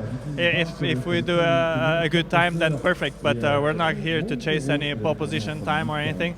I think it's more important for us to get a good feel for the car for the whole 24 hours in those mixed conditions that seem to be happening, and then at the end we'll see, But definitely, being the fastest car out there is not our main concern. If we are fast, then it's a plus, but we're not going to do anything different just to achieve that. But for you, is it nice to be racing back in Europe? Or you're better known in the States these days? Yeah, I mean, it's going great in the Tudor Championship. We had a great season that we won last year. This year is going equally well, so it's very tough championship with a lot of competition, very close. But it's always great to have the opportunity to drive a Le Mans. I really have to thank Kron Racing guys to give me the opportunity to join in them, and they welcome me really well here. I really feel like I'm part of the team, even if it's a one-off. So just really pleased to be here, and hopefully I'll be able to help them achieve the result they're wishing for. Well, best of luck. Thank you very much. Ciao, Barbosa. Word from race control is a possible delay to the start of the session because they want to make sure that the track is properly ready for these cars to go out at speed. We have had support race action here, and there may be some cleanup, there may be some oil, things of that nature. Let's check in one more time with Joe Bradley, who's had a quick pit stop. Yeah, pit stop before I got started into my stint. It's the first time we've seen all weekend, and we didn't even see this kind of thing on the test here. What I'm seeing is it's the first time we've seen hot sunny weather with hot sticky track conditions. So this will be a first run in a condition that we were probably going to see on Saturday and Sunday during the race. So this will be a significant first run with regards to how the tyres are going to wear and how the cars are set up and how that correlates to how the tyres wear in these very hot and dry conditions for the first time this week. Thank you, Joe Bradley, part of our Nismo pit lane team. And let's bring in the man who will call the final qualifying session tonight, and obviously the voice of the telecast, the broadcast on Freudian slip there, broadcast on Saturday. No, you see, but you were right the first time, because when we do telly, that's fair enough, because there's Graham on it and Louise. When I'm here, there's 27 of us, so I'm one of the voices of the weekend. I wonder, as the green flag just flies, it hasn't actually, has it? Session will start on time in 3 minutes, 2.5 minutes. I just wonder what we'll see in this. I'm prepared to say there's not going to be any rain before the checkered flag comes out later on. I saw a tweet from our studio computer, but as the studio computer pointed out, it's there to play a radio station. It's not a weather computer. But as it also pointed out, it's fairly certain it can get it right 50% of the time, which seems to be a decent number if you're a weatherman. We keep seeing humidity figures in the 50s, and if there's only 50% humidity out there, I'll eat your hat, because it's much more humid than that out there. I'm sorry. I know what 50% humidity is. Keep an eye on the pressure, because if that pressure starts to fall, the low pressure that's coming up from the Bay of Biscay and scything away across France, down at Poitiers they had big thunderstorms earlier on this afternoon, but that's going off to the west of us. We've got some other nasty weather that's already skirted across the top of Le Mans, but I think it's leaving us pretty clear here for the rest of the evening. Bruce Jones has happy Russian, I think. Well, I wasn't sure that Michael Allison would be happy, because the car is up on the jacks and the front end's off it, but Michael, you say it's all going to plan. Yeah, everything is with a plan, you know. Sometimes you need to make some service of the car, and I think anyway it doesn't make any sense to drive now. It's too hot, and so we're going to stick with our plan. Obviously, this is the first Le Mans 24 hours for the BR01 Nissan. How's it going?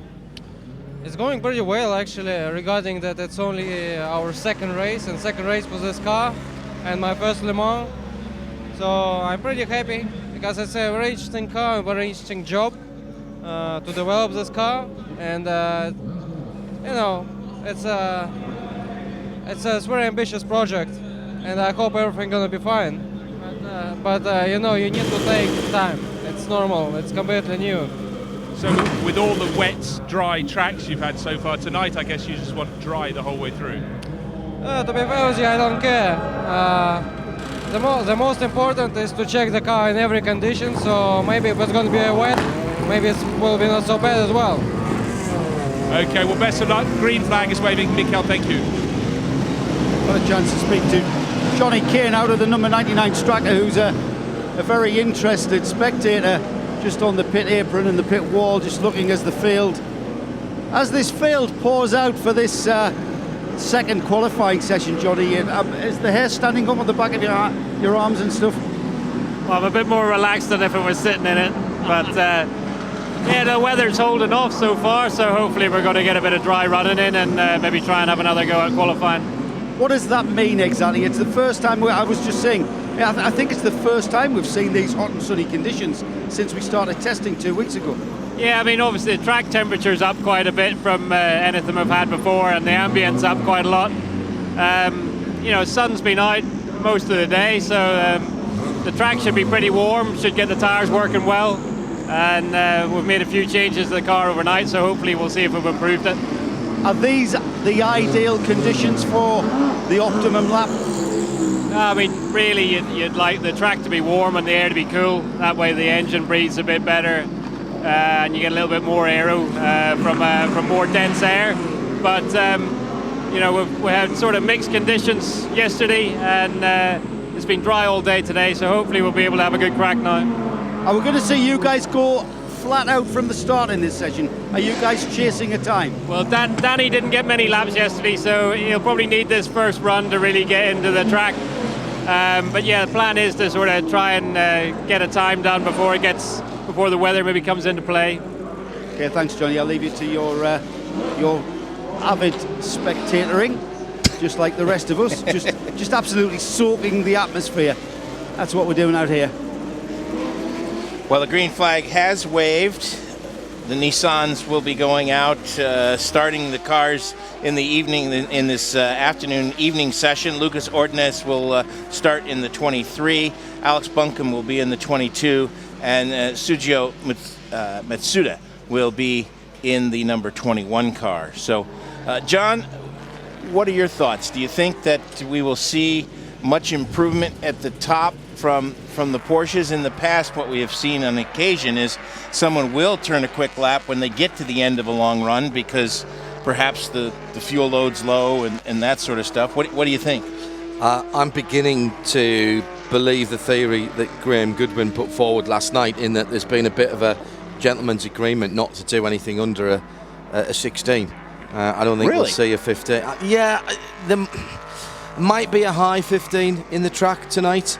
It's probably a little bit warm at the moment, but end of this session or beginning of the next, you might see a very low 16 or a high 15, but I don't think you'll see anything more exciting than that at the moment. I don't think it's the result of any gentleman's agreement, though, John. I know you like to put the conspiracy theories on. I don't think it's a conspiracy theory. They've spent so much money, Paul, developing these cars that they do not want, in any way, shape or form, to have to go back and start all over again for next season. But I think the reason why we may not see improvements is that from Porsche's point of view, they don't need to. Audi is not capable of doing a 315, so I think Audi is kind of maybe able to get into the 318s, but not any further than that. And once Audi has got into the 318s, provided they can, Porsche can get their third place car a little bit further up, then it's not a question of them not wanting to as so much as not needing to. It ends up being the same result, and I do take your point, John, but I think, you know, it's more a question of just Porsches really want to lock out the top three places, and they'll go as fast as they have to in order to do that. I think what we will see tonight is Audi doing some very long runs. They were very happy with the run from Ben Treluier that ultimately ended not well, the 9 laps that he did last night. That was race pace. As 22s and 23s is race pace, so get ready for that at the weekend. It's Porsche that need to do the long runs, though. Correct. They're the ones who, certainly at Spa, of course, struggled with the fuel consumption. Although I'm told by someone at Michelin that if you wanted two more different track surfaces to compare tyre wear, then you go to Spa-Francorchamps at one end of the spectrum and Le Mans at the other end of the spectrum. They're entirely different circuits. Which is interesting because, of course, everybody does the Le Mans testing there, but that's aero testing rather than tyre testing. Which is why Porsche went to Aragon in Spain after Spa to sort out the tyre wear.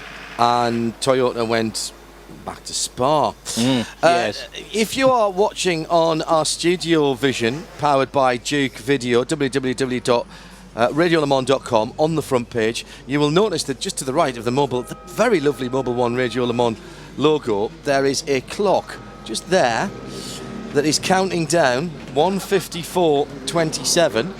That is the time remaining in the session. See that? It's just floating, just there. Oh, wow. There. Magic don't knock of television. Don't knock it, because it's On just radio balanced. or on streaming. It's balanced right there. Wow. That is the time remaining in the. That is the time remaining in the session. So for those of you who are trying to sync up what's going on, if you look on the top of any of the video screens and you sync that clock there, which at the moment says 1:54 flat, 53, 59, 8, 7, 6, and that means I don't have to do that during the broadcast. You can just go on to www.radiolemans.com, have a look at the powered by Duke Video StudioVision, and get that working. The other thing I want to point out to people who particularly perhaps are here at the track and can see the end of the pit lane, or for those of you who are in the fortunate position to have pictures, if you're new to this, watch the cars coming out of the pit lane, because you'll see they'll be slowed down by a marshal to around about 25-30 kilometres an hour as the number 19 Porsche hybrid of Nick Tandy gets very squirrely, catching one of the Gulf Astons, and he's all four wheels off coming through the end of the Porsche curves. And this looks like a quick time for Tandy. In fact, it's going to be pole time if he hasn't lost too much time behind that. Fastest time in this session. In this session, excuse me. Yes, Paul, thank you. If he hasn't lost too much time behind the Aston, it's a 3:18.8, so he did lose a bit of time, but that's impressive. It's also an improvement because he was on a 3:19. Big slidey moment as well in the final part of the Porsche curves, which is why he went all four wheels off. I don't think he'd be allowed to keep that lap. Half-second improvement over his best time last night. I'm thinking he might not be allowed to keep that.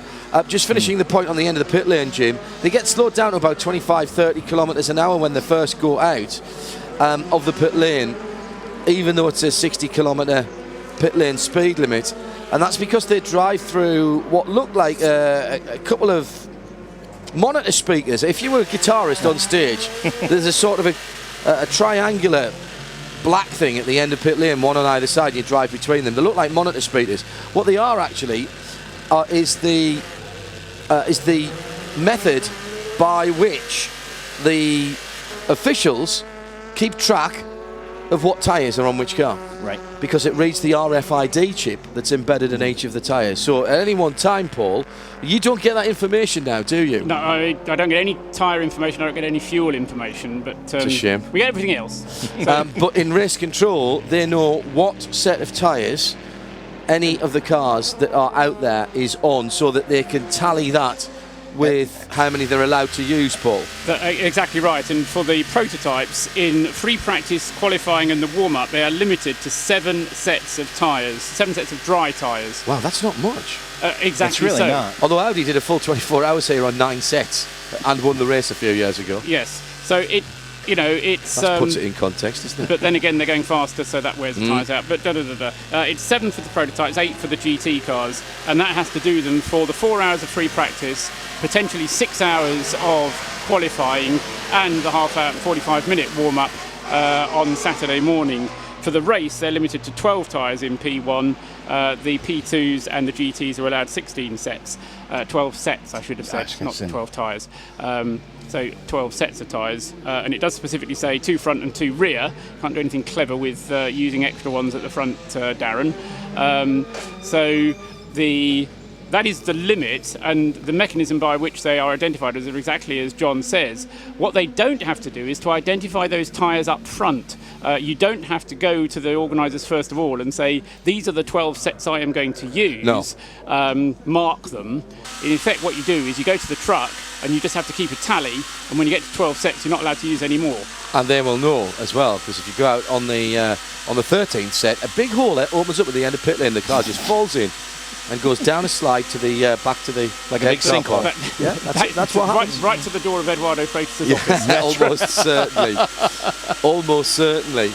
I think it's really clever how they've done that with the RFID chips, the sort of things that you get in those things on the top of hard liquor bottles that when you try to take them out of supermarkets without paying for right. Not that any of us have done that, or taped inside CD sorry, they don't have CDs anymore, DVD cases and things like that. Get them in dustbins as well. The local council are trying to find out how much you use in the dustbin. Oh, really? Yeah. Okay. Seems reasonable. Chips in the dustbin.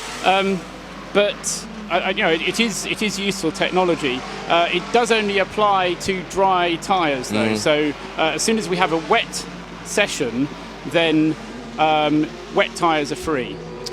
Francois Perotto's just had an interesting moment. Rather like us here in the Mobil 1 Broadcast Centre, Jim. Obviously found things a little warm. He's driving around with the door open in his Ferrari at the moment. Yes. And also we've got the 46 car who was warned about track limits. That's the P2 Orica. Gomendy behind the wheel of that car. He had to go to the principal's office yesterday. He was specifically called to the steward's office yesterday in the practice session. Yeah, there were several drivers that were called to the steward's office for overstepping the track limits, one or two as well for speeding in the pit lane. Interestingly, there seems to have been a bit of misidentification between the two AF Corsa Ferraris, because the number 71 AF Corsa Ferrari was pinged yesterday and had its times disallowed, or 5 of its times disallowed. That was James Collado. Which was James Collado. But Jimmy Bruni also had times disallowed, which were later reinstated. So one thinks that perhaps somebody got their AF Corsa Ferraris. Anybody wrong. with a 1 on the end of their numbers in GT, because 51, 61, 71 and 91 all had problems. And today already, the 51 and 71 have been warned about track limits yet again. And the 19 has got a black and white flag. Now that was that was Tertre Rouge. I was going to say, I bet that was the bit that we saw when he was heading through the traffic. But Tertre Rouge is zone 6. Get yourself a map if you haven't got one. Ask on the collective at RSL_studio, by the way. That's our studio computer, who is a bit feisty this weekend. Really? Yeah, having a bit of an argument. Giving you a little lip earlier. Yeah, absolutely. And don't forget StudioVision, powered by Duke Video. Hello world. www.radiolemans.com. 1:47 and 10 seconds to run in this session. 92 gets a black and white flag as well. That's Fred Makovici in that car, and I think Joe Bradley is calling us. Joe. 48, the number 48 Murphy prototype team had a bit of a character building evening last night. Mark, it seems apt that I talk to you, because it was something that happened out on track to you. You explained to us last night what happened. I just want to know, how hard the team seemed to have worked to get it back out, and we saw the car back out in the session last night. Fantastic work considering the damage. A miracle, a bit of work by Roy and the team here, lead mechanic, who's the quarterback on this whole team here, and they put it together in about 5.5 hours, just so we could get out and do the basic test. We did about 35 minutes of running before midnight. Good on them. Bad on me getting into a Porsche 1 with too much speed, too deep, trying to get faster and faster, running about 5 to 8 kilometers an hour faster going in. When I went off, I was 13k too fast. So the car just obviously never made the apex, and it's not much though, is it? I mean, you are really threading a needle there. What was that, 4 kilometers an hour? 4 kilometers an hour difference? 4 to 8. Most of my laps, I was comfortable going in there a little quicker than he was, but he was intelligent. There's no race-winning strategy at the entry to the dangerous part. The rest is the flowing part, so you want to go in confident, medium fast, not flat out, and then you're struggling to regain confidence as you're going through the rhythmic part. I was going in too hard, and I tried even harder. The car never made the apex, and then it was a fight to stop it hitting the wall. Obviously, couldn't stop it. So that was number one shunt in my life. Biggest hit. Oh yeah. I mean, it was a good one though. It was. I think all four corners were at issue, weren't they? They had to repair the barrier. Barrier took a pretty good hit in addition to our car. So corner workers deserve a hats off too. They did an amazingly quick job. Irritating for everybody having to wait here under red, but these guys did a good job fixing it too. Yeah, and I take it there was no issues with the tub. It was just all the bits that bolt to it. FIA, ACO check out all these tub accidents, these big hits, and they signed off on it very quickly. It's a tiny little hole on one side that could easily get repaired, but nothing else. Nothing. And how is it?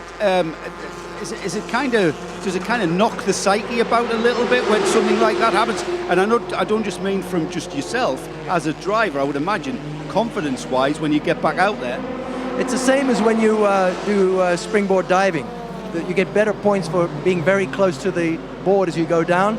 That means you hit the board during practice from time to time. And the game is to get up, get back up on that 3-meter board and do the same dive 5 more times and get over the fact that you went through that little incident. Same thing in racing. You're highly aware of a mistake you make in the great tracks, the Spas, Bathurst, Silverstones, and Le Mans, and you got it out. You get through it, and 3 laps later, it's behind you. You forget about it. And I would imagine with the crew, it's kind of been that side of a crew, and you kind of enjoy the challenge, and you rise to the challenge. You were mentioning the number 9 car receiving work in the pits. It has been out. It's gone straight out and came straight back in again. That's the number 9. Rene Rast took it out. Lucas de Grassi went out, did a lap, but then came straight back in again at the end of his second lap, so wasn't able to set a time. Andre Lotterer has only just gone out again, having again come straight in. So none of the Audis yet, and here we are 17, nearly 18 minutes into the session. None of the Audis have done lap times, and nor until a few moments ago had either of the 2 Toyotas, but both Toyotas have now gone out. So for a long time, in terms of looking just at tonight's times, the only car that had gone quickly was the Porsche number 19 of Nick Tandy, who has done a best lap so far this evening of 3:18.862, which improves on his time from yesterday. And then up until just recently, the second fastest car was actually one of the LMP2 cars. Although now, as I say, we've got the number 8 Audi and the number 18 Porsche, Neil Jarni behind the wheel of number 18, and that's done a 3 minutes 23.056 so far this evening. Work continues on the number 9 car. Joe Bradley is there. Well, they've taken the front of the car off, which exposes the front bulkhead of the actual tub, and they're paying attention to whatever is inside, just inside the nose section of the tub, which is just behind what is the steering rack. Now there's 2 circular inspection hatches just on the top surface of the tub, just in front of the windscreen, just about slightly bigger than a tennis ball in size, where you can barely get your hand in. Now the spring, what looks like brake cleaner or some kind of cleaning fluid in there, and then getting their hand in with some cloth and tissue. So I would suggest they may have had some kind of hydraulic leak or something, and I know that's where the hybrid bit at the front end of the car is housed. So maybe a bit of a hydraulic problem. I'd maybe talk to one of the team and get a definite on that. But that's what it looks like. I mean, these cars are so intricate and so complex. They don't even look like a race car on the front end anymore.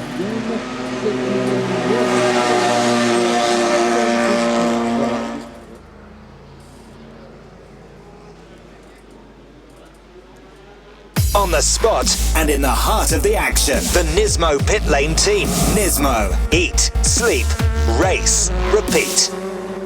Your radio station for the weekend. Mobil 1 Radio Le Mans. Coming to you live from the Mobil 1 Broadcast Center. It's Jim Roller, John Hindhoff, and Paul Truswell. Now the 55 car has been warned for track limits at Tete Rouge. They must have a new hall monitor down there or something, because they're just, or a very strict hall monitor. I can't figure out which. One of the Porsches as well, the factory Porsche GT cars, wheels in gravel down there as well. And the number 1, Sebastian Buemi, also getting pinged for that at the moment is the 17 Porsche. Timo Bernhard in that car.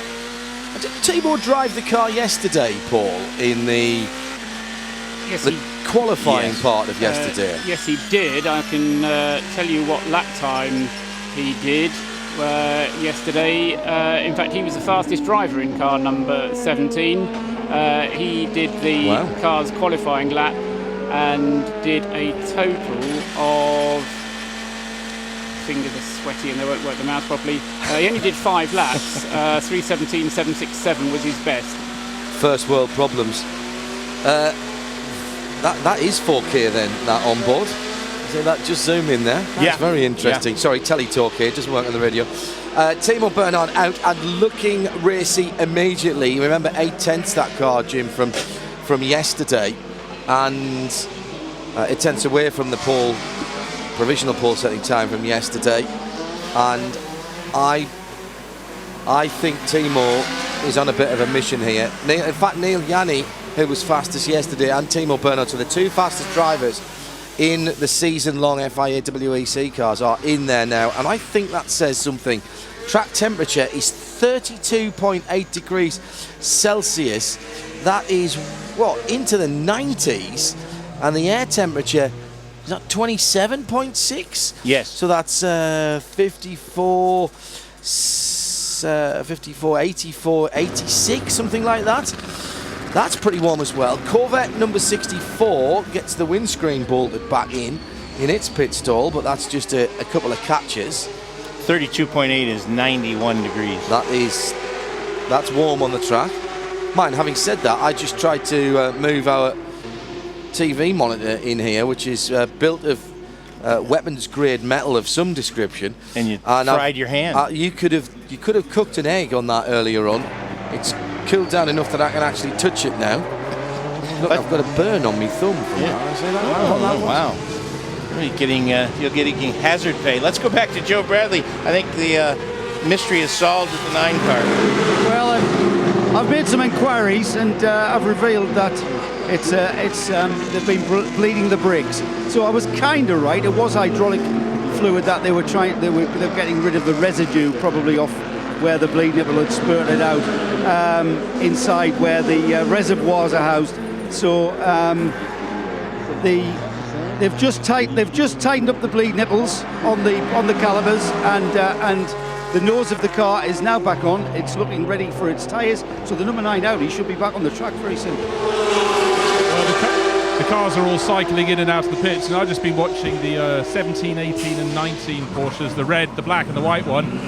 And though Timo Bernhard, the fast guy in the 17, went out a lap ago, he's coming in, and they've just sent the 19 one, that's the white one, out, and in sequence they're working on the 18. They're not going for serious times right now, quite clearly. I think, like the majority of the teams up and down the pit lane, it's just simply still too warm, air temperature and track temperature, so the lollipop is being waved, and the 17 Porsche, the red one, the red and white one, which John likes so much, is rolling to a stop right now in front of its pit. So lots of work at Porsche, but nothing serious. They're just working on suspension settings and running to whatever program they're going for.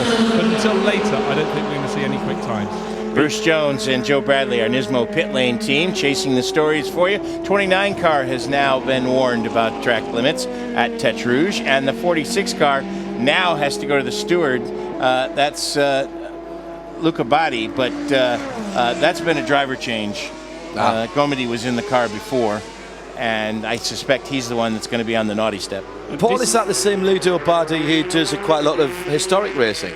He does do some historic, but he also does a lot of disc racing. He's been to Le Mans several times before. Ludovic Bardi is Ludo. Full name, not known as Ludo. I wanted to draw attention to the fact that one car that has improved so far in this session is the number 21 Nissan. We heard that it was going to be going out with Studio Matsuda behind the wheel.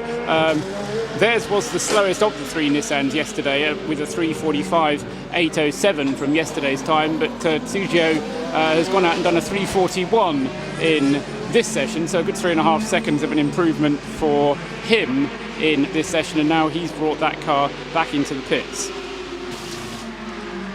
our video feed back up on StudioVision, powered by Duke Video. Apparently he had a bit of a Swiss Family Robinson for a moment or two. We broke it? Yeah, I think so. You and I would do that. Got a bit robotized a little bit. Apparently we were a bit Robbie Robot for a while. Again, if you are just watching it, I think we probably went green as well. If you're watching on StudioVision, powered by Duke Video at radiolemans.com, you'll see what's going on in the studio. And you'll also, rather handily, thanks to the technological wizardry that is Nick Damon, the beard that's feared. The beard that's feared. The beard that's weird, yes, possibly, says Bruce Meyer. This clock here, look at the, if you're looking at the screen at the moment, this clock here, Jim's pointing at it as well, is the same. It's weird trying to do that. Oh, we're all pointing at it now. You see, Hindhoff does something, I lead, everyone else follows. That clock there is the countdown clock to the end of the session, and we'll do that during the race as well. Are you going to get a pointer out now, Nick, so that I can actually point at this clock here? 1:32, 13 left on this session. Checking which way the wind was blowing from there for a minute. If I do this, I'm not doing Joey acting. I'm smelling for rain, but no rain forecast tonight. The 22 car is not a happy bunny. Just going through Dunlop, he lifted the left rear wheel and then it bounced back down and it looked like it locked up. It's designed to do that. Front-wheel drive cars. But it didn't look happy. I've seen front-wheel drive cars go through a corner with a wheel lifted and they look very happy. That one didn't look happy. It's Al Bunkum that's in the 22 Nismo at the moment, and he's got obviously the advantage of having the big video screen pointing backwards with the screen where the rear view mirror would be. It's a right-hand drive car, and basically those wheels, there's no axle at the back, remember that? The wheels have just got a hub assembly and a bit of suspension. Shame this one's the wrong way round actually, but they're just basically onto the back of the tub, the back of the tub of the Nissan GT RLM, and they just hang there, and you put wheels on them and the spoiler, and they just kind of drag around behind the car.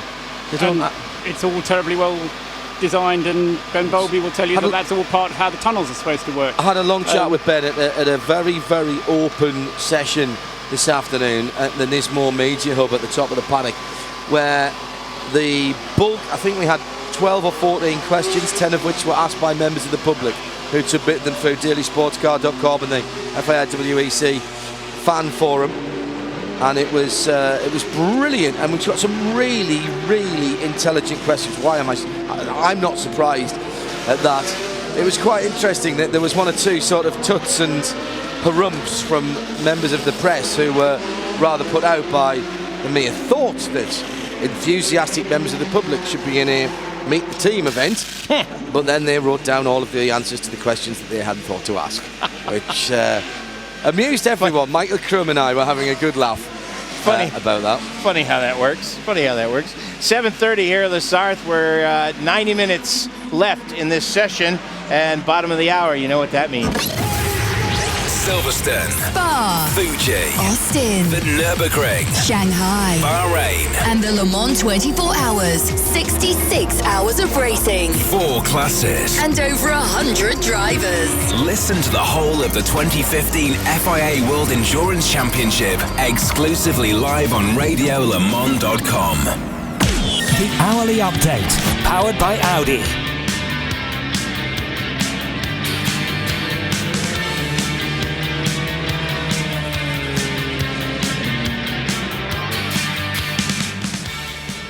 Half an hour gone of this session then, the second qualifying session for the 2015 Le Mans 24 hours. And seeing as we've only had half an hour, I'll just give you the times from this session. Later on, as the session progresses, we'll go into the combined. But for now, the fastest car in the first half hour of this session has been the number 19 Porsche 919 Hybrid, currently with Earl Bamber behind the wheel, although Nick Tandy set the time of 3:18.862. Second fastest is the Audi number 7. Andre Lotterer has set a 3 minutes 20.561. Third fastest, number 8, Lucas Di Grassi, has set the time of 3:22.861. Fourth fastest is number 19, Neil Bjarni, behind the wheel of that car, number 18, 3:23.056. Fifth and sixth fastest are the two Toyotas, numbers 1 and 2. Sebastian Buemi at the wheel of the number 1 car with a 3:25.302. And it was Mike Conway at the wheel of the number 2, 3:26.380. Seventh fastest, having only done a couple of laps and has just moved up to seventh fastest, number 12, Rebellion, Nick Heidfeld behind the wheel, a 3:35.472. Eighth fastest is the CLM, another car that's only just put in an appearance, number 4, Pierre Caffer, 3 minutes 40.209. And ninth fastest is the fastest of the LMP2 cars, although it has been reported to the stewards, number 46, Ludo Bardi. He's done a 3 minutes 40.441 second time. Second fastest in LMP2 and 10th overall is number 47, the KCM-G Orica, and that's done a 3 minutes 40.624. And third fastest in LMP2 is car number 36, the Signatec Alpine, with the Nissan engine, with Vincent Capillaire currently at the wheel, 3:41.477. In the GT class, the fastest GTE Pro car is the number 97 art car Aston Martin. Rob Bell's been out at the wheel of that one, 3:57.447, his fastest time from this evening. Second fastest, number 51, Giancarlo Fisichella in the AF Corsa Ferrari, 3:58.255. And third fastest is the other AF Corsa Ferrari in GTE Pro, number 71, Davide Rigon, with a 3:58.398. In GTE AM, number 72 is the fastest car there. That's the SMP Racing Ferrari 458 Italia. And that car has done, with Andrea Bertolini behind the wheel, a 3 minutes 58.837 this evening. Second in GTE AM is number 63. Number 98, Matthias Lauda at the wheel of the Aston Martin, a 4 minutes 0.110. And third fastest in the GTE AM is the number 68 Porsche of the AAI team, which Mike Parisi has taken round in 4 minutes 2.789. The hourly updates on Radio Le Mans, brought to you by Audi Ultra, lightweight technology. Let's quickly go down to our Nismo pit lane team. Joe Bradley. Well, you've came down to me in the Nismo pit lane at quite an apt moment. Right when the number 21 Nissan Nismo LMP fires up, which is a glorious sound. I've got a chance to speak to one of its drivers, Mark Szulzicki. Mark, chunks of time is what your car has gained there. A full 3 seconds. So the development is going in the right direction. Yeah, for sure, development is going in the right direction. We just try to find a good setups now in this qualifying. For us, it's like a practice. It's not proper qualifying, it's just practice. We're still working on the car, and looks like it's getting better and better. And is it, I've seen there, the car back in for another setup change. Was that a damper change that I saw there? Yes, it's we're working on dampers, and especially in the front. We want to go a little bit lower, and yeah, sometimes you can see a lot of spark from our car. We're touching on the bottom, and yeah, every time we have like experimental stuff to do. So yeah, looking in the right direction for sure. Whereabouts in Russia are you from, Mark? Oh, it's really far. It's close to Japan. It's east of Russia. Vladivostok is the name of city. It's really nice place. And what is the knowledge of sports car racing in Russia? Is it growing? Yeah. People, in maybe 5-10 years, people don't know about endurance stuff, but now it's getting more popular every year, so it's good. It's good, and for me as well. I'm sure there are people in Russia listening to Radio Le Mans. Would you like to say a message to your Russian fans back home? Конечно, всем привет, поддерживайте меня и Россию в частности. Thanks, Mark. Have a good weekend. Always good to speak to young Mark Julzitsky. And the 21 Nissan is still in its garage, so just going through some checks before it continues. Can we have a 22 Nissan moment very quickly, because Alex Buncombe at the wheel of the 22, he's been out and done 8 laps thus far since the start of the session, and if you think about it, that's 8 laps in 36 minutes. We were talking about good long stints. That's the longest stint that anybody has done, and Alex Buncombe in the number 22 car is still out there. I think he's not yet come back into the pits. Well, at least he got out, Paul, because I'm standing patiently with a very patient Zoe Lamberg outside the 43 garage. That's the team Sard Marant. You've yet to start this session. The Morgan Evo is still sitting up on the stands. What's going on? Yeah, it's nothing bad actually. We just rebuilt the car for the race so that everything is ready, and then that we have like 2 more rollouts before the warm-up, that we are sure that everything is fine. So nothing bad. You said that Pierre Rag is going to go out in the car at the start of the session, but is the whole team just running to catch up? Because of course you missed the first round of the WEC at Silverstone. Yes, for sure. Pierre starts because he has the most experience on the track. Also, he was the last one yesterday with the feeling of the car. So he starts now to get out and have the first feeling with the car. But yeah, for sure it's not an advantage that we lost the race in Silverstone, but yeah, we have to keep on going like that, and yeah, just looking forward to it. But I suppose the good news is the sun is going down behind the grandstand and the temperature is just starting to come down a bit. Yeah, for sure it's really special to be here, but yeah, really, really good feeling. But in the end, yeah, we have to do our best as we have it, and yeah, that's all. Just go and get it. Well done, and thank you for waiting, Zoel.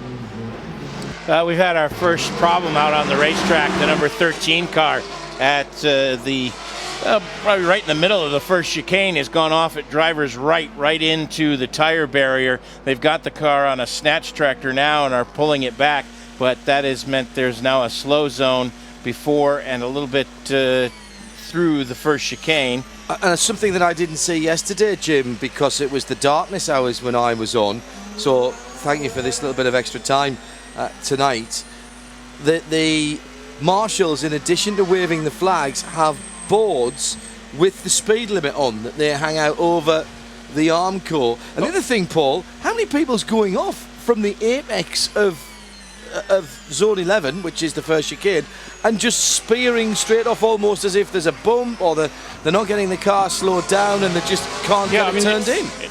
The first part of the chicane is the right-handed part. Correct. This is the first chicane, which is the right-handed part of the first part. They can get through that, but then it either gets away from them in the little straight bit between the first part and the left-handed part, and we saw the number 7 Audi at least twice yesterday taking to the inside in order to get the car round and going between the cones, and then that effect, which we also saw Ben Trellier doing yesterday in the Audi, where they go straight on, and that's slightly different from what we've seen in the past, where they get kind of round the second left-handed bit and then lose it, going out onto the third part of the car. And that, I would say, is a different... Okay, I'm not a racing driver. I have been known to drive racing cars. There's a difference, Paul, trust me.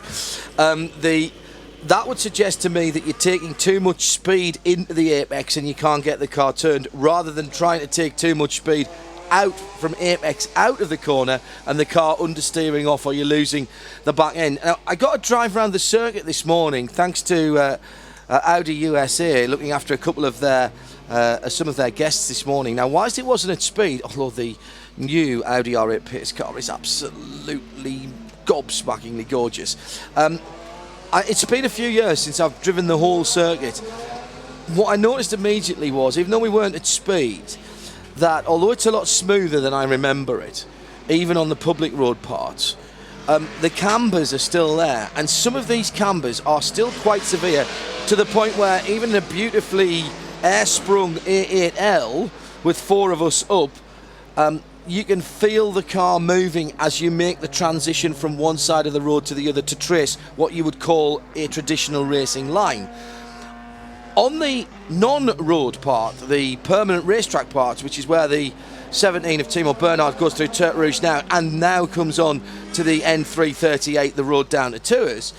But on the non-racetrack, on the racetrack version of the circuit, part of the circuit, it is very smooth indeed. And I think we said a couple of years ago, Paul, after there'd been a bit of resurfacing, I think people are looking at this track now in a very different way in their setup, and they're setting up race cars, particularly prototypes, much more as if this was a full-time, full race circuit, and forgetting the compromises that you need when you're on the absolute ragged edge. I won't say that they're forgetting, because they don't, but I think you're right in your use of the word compromise, is that there are fewer compromises being taken to the road track, the road elements, the public road elements of the track, than there are of the racetrack elements of the track.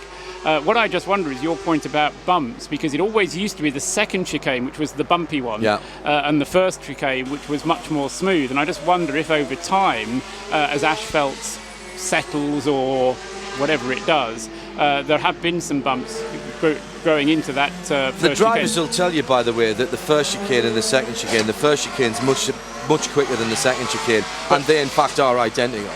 Well, they look identical, but you can... In terms of their geographic, they are identical. Red flag, I notice, not due to the rebellion, but due to one of the Ferrari 458 Italias. I think that's the Scuderia Corsa car. Which it's has the gone 55 off. car, Paul. Yeah, that's the Scuderia Corsa car, number 55, which is gone off at the S is going down to the... Oh, no, it's not. It's... It's all the way around Porsche curves, isn't it? Zone 30. It's in one of the new gravel traps at the Porsche curves. Dane Cameron at the wheel. But we've also had the Duncan 40... Cameron, sorry, I did the same thing as you. Oh, in the Duncan, 55. yeah, thank you.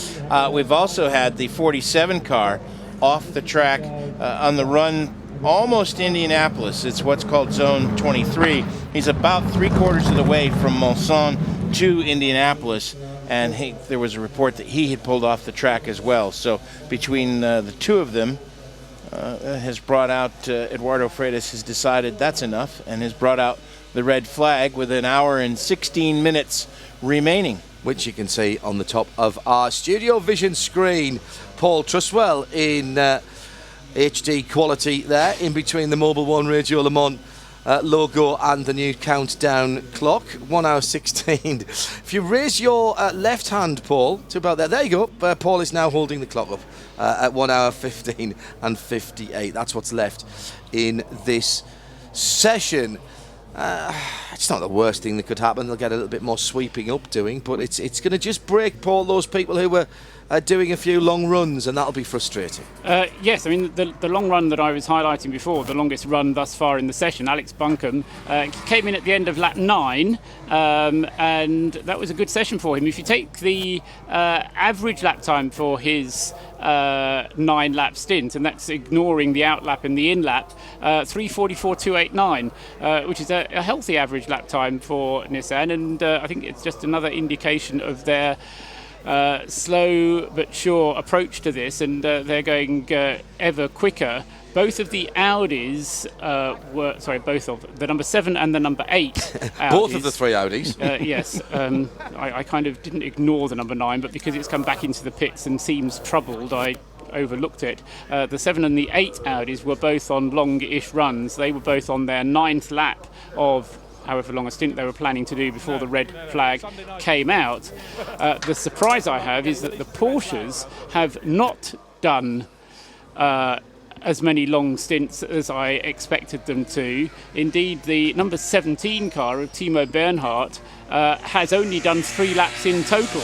And of all the cars, I would have expected Porsche going out there and seeing what they could do, but Timo Bernhardt's only done 3 laps. Neil Gianni in the number 18 car has only done 5 laps altogether. So there's one for Alex Buncombe to mull over. He's done a single stint in his Nissan of the same length as 2 of the Porsches put together. Let's go. Let's go to Bruce Jones, who has an update on that KCMG car. Well, right at the start of first practice yesterday, it pulled to a halt. Literally by the time it got to the first chicane, a water pipe had popped off, and now Matt Howson has pulled off in zone 23. You reported where that was, because apparently the right-hand corner feels a little as though it's dropped a little bit. So rather than being sorry, he's decided to be safe, and the team are scratching their heads and being philosophical, but actually quite relieved when they heard the red flag was out, because maybe they can get the car back. I tell you, one team that I know is going to be happy about this session so far, irregardless of what times they post, are the Nissan boys. When we had lunch with Nissan today, I spoke specifically to Darren Turner about where they were in their development. Darren Cox. Thank you, Darren Cox. About where they were in their development. Before you start the Twitter avalanche of Yes, exactly. Yes, I know it's Darren Cox. It was just a little mistake. They really needed dry running. As much dry running tonight as they could possibly get. So they were definitely doing the no rain dance after lunch in the salubrious media hub. Did you ever go on the slide? No. The people of a certain girth don't go on slides. The countdown continues. This hasn't been stopped in terms of the session. 1:12:31 at the moment, and an opportunity maybe, Jim, to look at the GTE teams and times. Yes, we haven't talked about them hardly at all in this session, and it continues. That's from yesterday. To be, those times, those times are from yesterday. I'm going to need your assistance on this, Paul. The times based on yesterday, we had the 99 car, which was the quickest. That's the red and orange Aston Martin. And then the 97 and the 95 car were next. Now we've got the one car stopped out on the racetrack with Sebastian Buemi behind the wheel of that car. And he's going through all the different buttons on the steering wheel, trying to find neutral and perhaps get the rocket restarted. He's got no V8 petrol power. He's going to have to try and get this home on electric power. That's our Nage. And he got it going on electric power and bump started it into life. And that was at Arnage. It looked like he'd gone straight on at Arnage into the beach there and had been pulled out. And this was under red flag conditions. So did he go straight on or did he have an issue? Please tell me he didn't loop it under red flag conditions. Yes, he did. Well, it could have. Could that be the hybrid kicking in when it shouldn't? Well, that's twice we've seen experienced LMP1 drivers, Jim, fall off at slow corners. One at Mulsanne last night was Ben Trellier. And now Seb Buemi, a world champion, by the way, the current world champion. So, last two sets of world champions looping a car at walking pace under a red flag. I wonder if that's the hybrid system that kicks in when you're not supposed to, and round you go, because that's a whole bunch of horsepower all of a sudden. And I don't care how world class you are, that might be a little bit hard. He had no chance of catching that. Yeah, no, none whatsoever. Paul, can we take a look at some of those GTE times from today? Yes, the fastest GTE Pro today thus far has been the 97 Aston Martin, 357.447, which is compared to yesterday a 354, so 2 seconds slower than yesterday's times thus far. Second fastest time is number 51, Giancarlo Fisichella with the Ferrari. The of course, the Ferrari, a 358.255, which, as I say, is faster than Giancarlo went after his times had been disallowed. But once his times had been reinstated, it's Jimmy Bruni's times that were reinstated. So Fisichella improving his own time, but not the time for the car. And then third fastest in GTE Pro is the number 71 AF Corsa Ferrari. So yesterday it was very much a story that the Aston Martins were proving fleet of foot, whereas today the Ferraris second and third in GTE Pro. And in the GTE AM class, the fastest GTE AM car at the moment was Andrea Bertolini in the SMP Racing Ferrari. So Ferrari's second and third in Pro and fastest in the AM class with, it was Bertolini who set the time, 3:58. 2:08.837. Second fastest GTE AM car is the number 98 Aston Martin, which Matthias Lauda has been driving, I think, for the whole of the session thus far. Yes, he has. He's done 7 laps in the car, and Matthias Lauda has been driving the whole time thus far this evening. Next up in the GTE AM class, behind the Aston, is the number 53, the Viper, of which we haven't spoken very much, but this is the Riley Motorsports entered SRT Viper with its 8-litre V10 engine. Jerome Bleekemolen, Ben Keating and Mark Miller are the drivers of that car, and it's been Bleekemolen who's been doing the driving thus far this evening, which might explain why it's up there third fastest in GTE AM. Thank you for that update, Paul. We've had a... Sure, let's go to Joe Bradley, who's got a little Corvette moment for us. Well, let's stay with GTE Pro A. The 64 Chevrolet Corvette is currently, as is its sister car, the 63, parked up in its garage, but it was before the red flag. Ollie, the Astons are pretty quick here. Are you guys just now looking at the race and forgetting qualifying?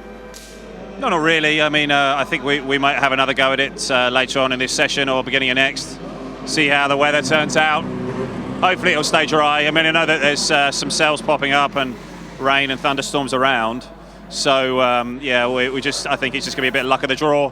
If we don't get another run tonight, then, well, so be it. And, we'll start where we start. And, there's plenty of action still to come for the race. I mean, it's that first hour in the race pretty much neutralises where you start on the grid. So, yeah, we're just still working through our program, getting Jordan some more time in the car, getting me a little bit more comfortable, and just working through some changes that we made overnight. And, yeah, I'll be going in a minute. Now, because of the weather, this track hasn't really come to us yet, I would think. As, from your experience, whereabouts is it? Is it at its optimum, perhaps position, rubbered in? I honestly can't tell you because I haven't driven since the first part of practice yesterday. So my 2 American teammates have done all the rest of the driving since that point. So I get back in a short... If you come back in about half an hour, I'll be able to tell you. I will do just that. Thanks, Ollie. Joe Bradley and Ollie Gavin, as our Nismo pit lane team continues to suss out the stories. We've had a co-driver change here in the Mobil 1 Broadcast Center as Johnny Palmer joins me now. And Johnny, thoughts on the first hour of the session? Yeah, I've caught bits of it here and there, and obviously red flag is not what people want, but an opportunity to get more running, and clearly it's still really warm out there, humid conditions, very, very close as well, and I'm not sure whether the engines in these P1s and P2s are working at their optimum because of the conditions.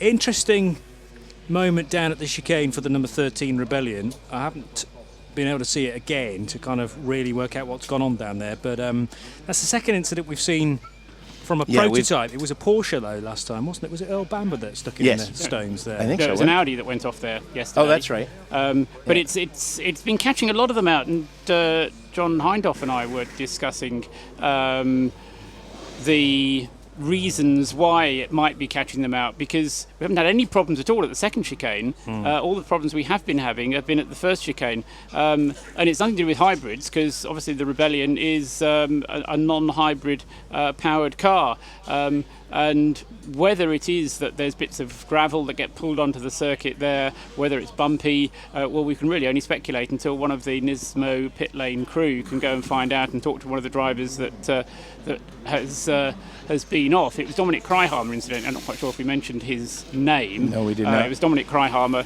who was at the wheel of the Rebellion when it went off, and it does seem rather strange that it's catching so many people out. No explanation for it, really. Word from the race director is that we will resume on a short call. So some of the teams have already started to queue up. First in the queue is the number 30. That's the ESM American entry. Scott Sharp, Ryan Dial, and David Hennemeyer Hansen in that Rolling Stone liveried number 30. And we have a green flag, and we are back in action with 1 hour and 4 minutes remaining in the session as we close in on 8 o'clock here at the circuit. 13 minutes lost under red flag. And that was mostly to replace the tires on driver's right at the chicane. And most of the problem is it's 13 minutes in terms of time between when the red flag is shown and when the green flag is shown. But of course it works out to be more than that time that you actually lose, because you have to bring the car back in and then you have to get the car back out again and get onto a flying lap. And so altogether you lose probably about 20 minutes as a result of a 13-minute red flag period. But anyway, we are now back into green flag conditions. No sign at all that that time will be added on at the end. So we will be carrying on until the scheduled time of 9 o'clock, at which time we'll have a 1 hour break. Everybody can go off and consider the situation. And then we'll be back into qualifying again from 10 till midnight. What I suspect we may have, interested to know what Jim and Johnny think of this, or whether the pit lane crew can perhaps shed some light on what people's intentions are. But a traditional time to go for a quick time is right at the end of this session. So as it gets a little bit cooler towards 9 o'clock local time, so we do occasionally see a new set of tyres going onto the car and quicker times being set. The only leading runner who's yet improved on his times from yesterday is that number 19 Porsche, who was taken out by Nick Tandy early on in the session and improved his time from 3 minutes 19.297 down to a 3 minutes 18.862. So not quite half a second of an improvement for Nick with the number 19 Porsche. And the temperature has, for the first time today, dropped below 80 degrees Fahrenheit. It's now at 79. That's 26.3 degrees centigrade. Before the red flag, we had the 96, 97, and 63 cars warned about Tête Rouge limits. The 34 car is now under investigation also for overtaking under the red flag, the 34 being the Ligier number 34, one of the Oak entries. Yeah, this is the Christopher Cumming-driven car that Lawrence Van Toor and Kevin Estre are sharing, the HPD-engined Oak. The two Oak entries, one's got an HPD engine, the other's got a Nissan engine, so I hope they've got enough parts to put the right part on the right car when they need it, having two different engines in the back of their two Ligiers. Just worth perhaps picking up actually on the red flag, because we saw that incident with Sebastian Buemi, and I know in the driver's briefing the drivers were told very seriously about procedures under the red flag.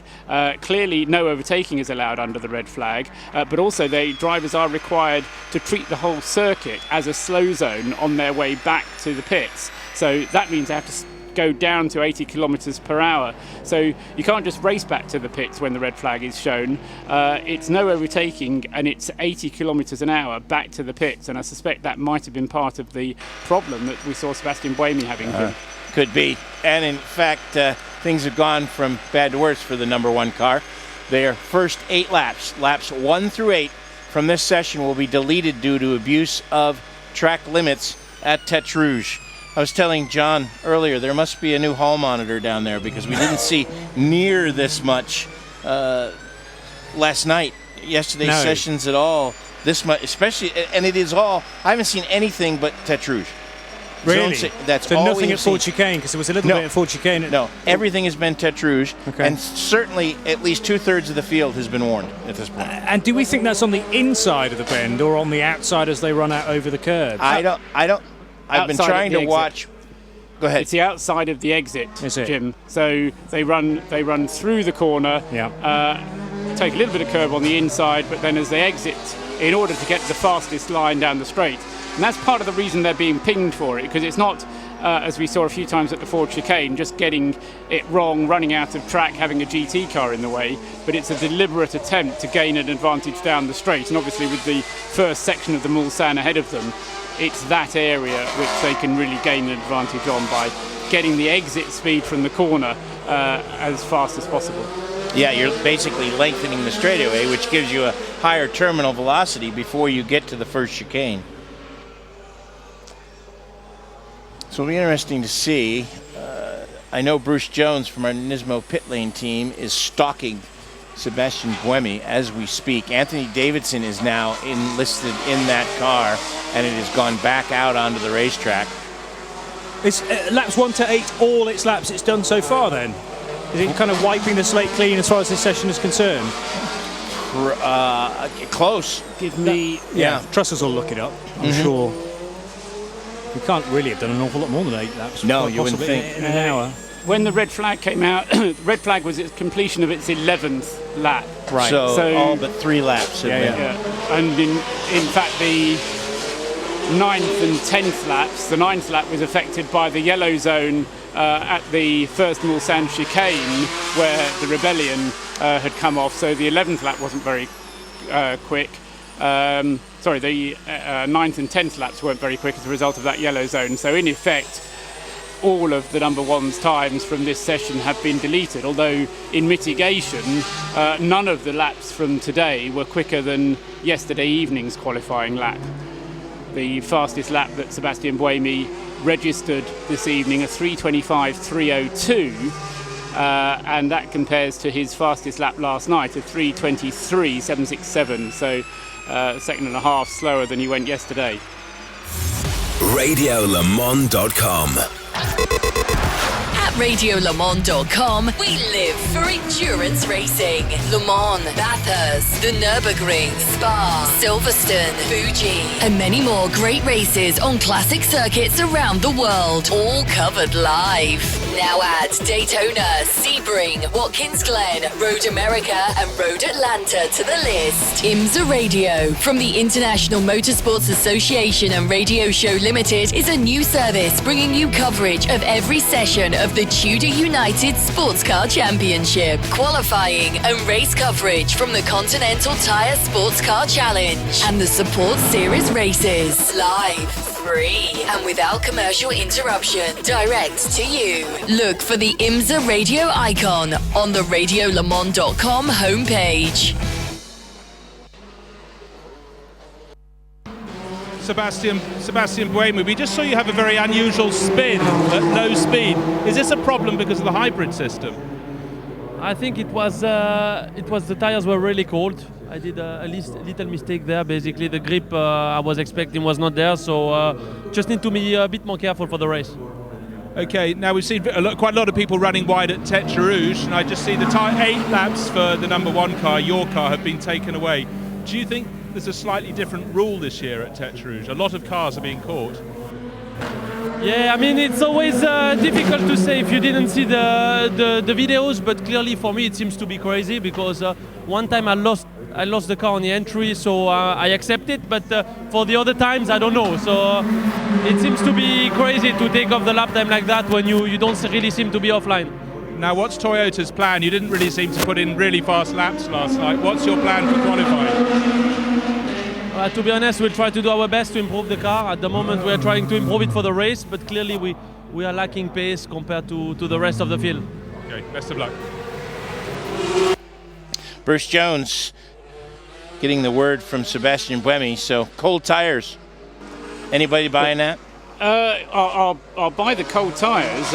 What I was interested in was the note in Sebastian's voice when Bruce asked him about the pace. Yeah. That was, you've just cut me right to the core there type of thing in his voice there. Yeah. We're doing the best we can here, dude. Indeed, and that wasn't quite the message that Mike Conway gave us yesterday when whoever it was spoke to him, because Mike was very much more bullish about it and saying, well, we just haven't gone for a qualifying lap. Sebastian, in a way, was saying the same thing in that they're trying to set the car up for the race, but there was a lot more disappointment to be heard in the tone of his voice rather than actually necessarily what he said. I thought for a little while that they really can't get close to pole because the Porsche seem to have that in hand right now. So it's almost a case of don't worry about the single lap pace of the TS040. Let's set it up for the race. Let's spend these sessions making sure we can stretch it over a stint. And we know about the supercapacitor really coming into its own here at Le Mans with these 7 boosts that it can do, receiving energy and then chucking it all out again, with the chicanes and Mulsanne corner. It's kind of perfect for that. I still think it could show more pace, but no doubt it is causing disappointment in the team and for all 6 drivers. I agree with you, though, Johnny. I think that were I in a decision-making position at Toyota, I'd be saying, I don't care what those other 6 cars are doing. We need to get our optimum, much like Audi did the year that they were a little bit slow, almost seeming un-Audi-like. They were so slow. And then simply through race strategy, they put it on Peugeot in a way that was just mind-boggling. And that's what Toyota needs to be doing. They need to be crunching their numbers and figuring out just how they can beat these guys with strategy. I agree with you, but as I mean, say, they may not be able to, but that's what they better be working on. No. I mean, Audi has, as you say, over the years become past masters of winning this race with the slower car. And I've said earlier in the week that the Toyota, in many ways, has the most reliable package. They're pushing the envelope less hard than some of the competition. Particularly Audi and Porsche are pushing the envelope. But the trouble is that it's just the car just doesn't seem to have it in it somehow. It's 2 seconds, 3 seconds a lap slower than it went in qualifying last year. And that's, to me, Paul, what is, and far be it from me to criticize the minds there, but how can that happen? I mean, that's just, that to me, okay, you come and you're the same speed, all right, but 2 seconds slower? Well, somebody who probably isn't listening to this at the moment, so he just whispered in my ear earlier on that there were certain question marks raised last year about the way that the Toyota rear wing was working. I remember those conversations. Certainly a different rear wing that they're running this year than the one that they had last year. And that rear wing was a lot quicker down the straights than this year's rear wing is. And I just wonder whether there might be some truth in that. In that they've kind of fallen off the peak of performance as a result of one little change. And of course, we do have the question marks over the rear wings of the Audis and Porsches, rear wing end plates rather than the wing element itself. But they have been declared legal, and they are running. They are running with those wings configurations, I'll put it that way, which kind of just curve away a little bit on the front leading edge. It's going to be an interesting race. And the Porsches curve away a lot. Well, yes, and the Audi is much more subtle than the Porsche, to my eye. Yes, it's all very complicated. I don't really understand it. But, you're telling us. You're telling us. No, I mean the point is well made. I don't about have Toyota. an engineering degree. No. The other thing we need to get to the bottom of. Neither does he. No, my degree's in mathematics, I'm afraid. And it wasn't even a very good degree. But I think the point that you made, Jim, earlier on, I want to try and pick it up from watching the screens of the TV pictures we can see, is whereabouts it is at Tertre Rouge that they're using more of the road than they should do. Right there, the 99 had all 4 wheels over the curb on driver's left. On the entrance to the corner, not the exit of the corner. So, yes, I was wrong there. It is the entrance to the corner. But it's still the same thing. They're squaring it off. Yeah, they're trying to square it off. So is it the apex that they're cutting? No, or it's the to drivers turning left point. as they come right. Turning point. So too much curb on the entry to the corner gives you a shallower line clearly, and the lengthening the straightaway, which gives you a higher terminal velocity. But the exit is pretty good. For most cars, as Jim says, there is no room to actually go off there. Right. Because since they've moved the Armco barrier away from the trees, the Armco has come in a lot closer to the edge of the track. Bruce Jones. Yeah, Richard Leitz was commenting at lunchtime because he was one of the many on the naughty step last night for getting it wrong at Tertre Rouge. He said what gets him is the fact it seems incredibly inconsistent. He thinks there are lots of corners around the circuit where people are sort of running foul of the circuit limits. But I said, well, hold on, Tertre Rouge is where you're almost all being pinged. But he said, but some laps, I think some cars should have been pinged and they weren't. I did it once, I got pinged. He wasn't being bitter. He just said he's just worried about inconsistency and how the interpretation and, well, application of the law may well trip some up. But I said, well, no one's got any control over that. Joe, have you a point?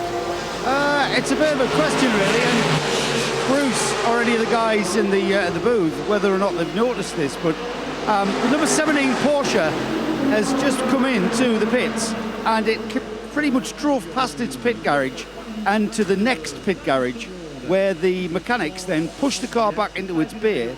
Then it went up on the jacks, then it went onto the dollies, and then swiveled round, and then went into the pit garage, which is where they took the wheels off. And the same has been done on the number 18 now. Now, I haven't seen them do that, and I wouldn't have thought anything of it, other than I stumbled across the number 17 garage when a kind of a conversation from the pit wall, Cal Wilson-Clark, the number 1 engineer on the 17 car, was conversing via radio to his crew, which was standing in a line, kind of blocking the garage door. And this plan, this kind of thing that they've just gone through, this choreography of the car missing the pit garage, because I saw Kyle Wilson-Clark gesticulate that he wanted the car to go past the garage, then be pushed back, then be swiveled, and then back into the garage, and then the wheels come off. I can't think of this being the time to practice a driver missing its point in the pit lane or something. That's a bit baffling, really. Have you seen that before, Bruce? Yes and no. Don't forget there's a little pit entrance just next to one of the few sort of cuttings through into the pit lane, pit entry corridors, if you will. So that gives them a quarter of a pit garage extra space. But no, this time was the most extreme time that I've seen it. But, well, I mean, we have seen Porsches being put in the garage during the course of last year's Le Mans 24 Hours, but I don't really think it's something they should be needing to plan for unless they think they're going to be pushed back into the garage 4 or 5 times, be it for disc changes or whatever. Well, let's just keep an eye on it, Joe. Well, let's add the 50 car and the 9 car, the Audi number 9. Rene Rast has been added to the naughty list. He's got a black and white flag for abusing track limits at Tete Rouge. And the 50 car, which is the Labra competition car, the AM Corvette, Roberti behind the wheel of that car, has also been pinged. And now the 41 car, the Gibson, that's the... It's the Greaves car, isn't it? Greaves car, thank you. Yep. Yeah. Brain cramp. I think the... I was looking at the 38 Jota underneath it, and I knew that 41 wasn't Jota. You knew it wasn't Jota. You hadn't quite clicked Greaves. I think the key thing to this question of track limits, hopefully finally, but probably not finally, is the desire to gain an advantage by doing it. And what the race director has instructed the marshals to do is to tell him only if cars are doing it with a view to taking an advantage. Well, I think that if you are going to put all 4 wheels off, drivers left, at the entrance to a right-hand corner, the only reason you would do that is to try and gain an advantage to, precisely, as Johnny said, make the apex more shallow, which in turn lengthens the straightaway, which gives you a higher terminal velocity when you get to the first chicane. Precisely, whereas if you go off at the exit of the corner, you can say, oh, it was because I was too fast through the corner or something, but yeah, going on the entrance of the corner does make it far less defensible. The other thing to mention, and I don't think we did, and again, it's not that we were misleading you, but a decision has now been issued that the time lost during that red flag is being added on at the end of the session. So instead of ending at 9 o'clock, the session will now end at 9:12 to compensate for the 12 minutes that we lost whilst the red flag period was going on. So if your dinner reservation in town is at 9:30 and you are hoping to get back here for 10, then let's put that plan to... it's going to have to be a merguez at the corner shop again. I've just been having a look at the GT Pro times, and you've probably covered this already, but the 51 car, the time it did last night, has had that time taken away from it. And reinstated. And reinstated, yes. Still says 3:58.255 on the screen, on the screen 3. And the 51 did a much quicker time than that last night, 3:55.306. Very good. Oh. Right. They told us it had been reinstated. Okay. Maybe the reinstatement was a mistake. I don't know, but right. Certainly good catch. Jimmy Bruni did have his times disallowed, all of them. He did 8 laps and they were all disallowed. From last night's session. From last night's session. But then they appeared again on a timing sheet, and I assumed that meant that they'd been reinstated. But if they're not on the timing screen there, then it would seem that they have been disallowed.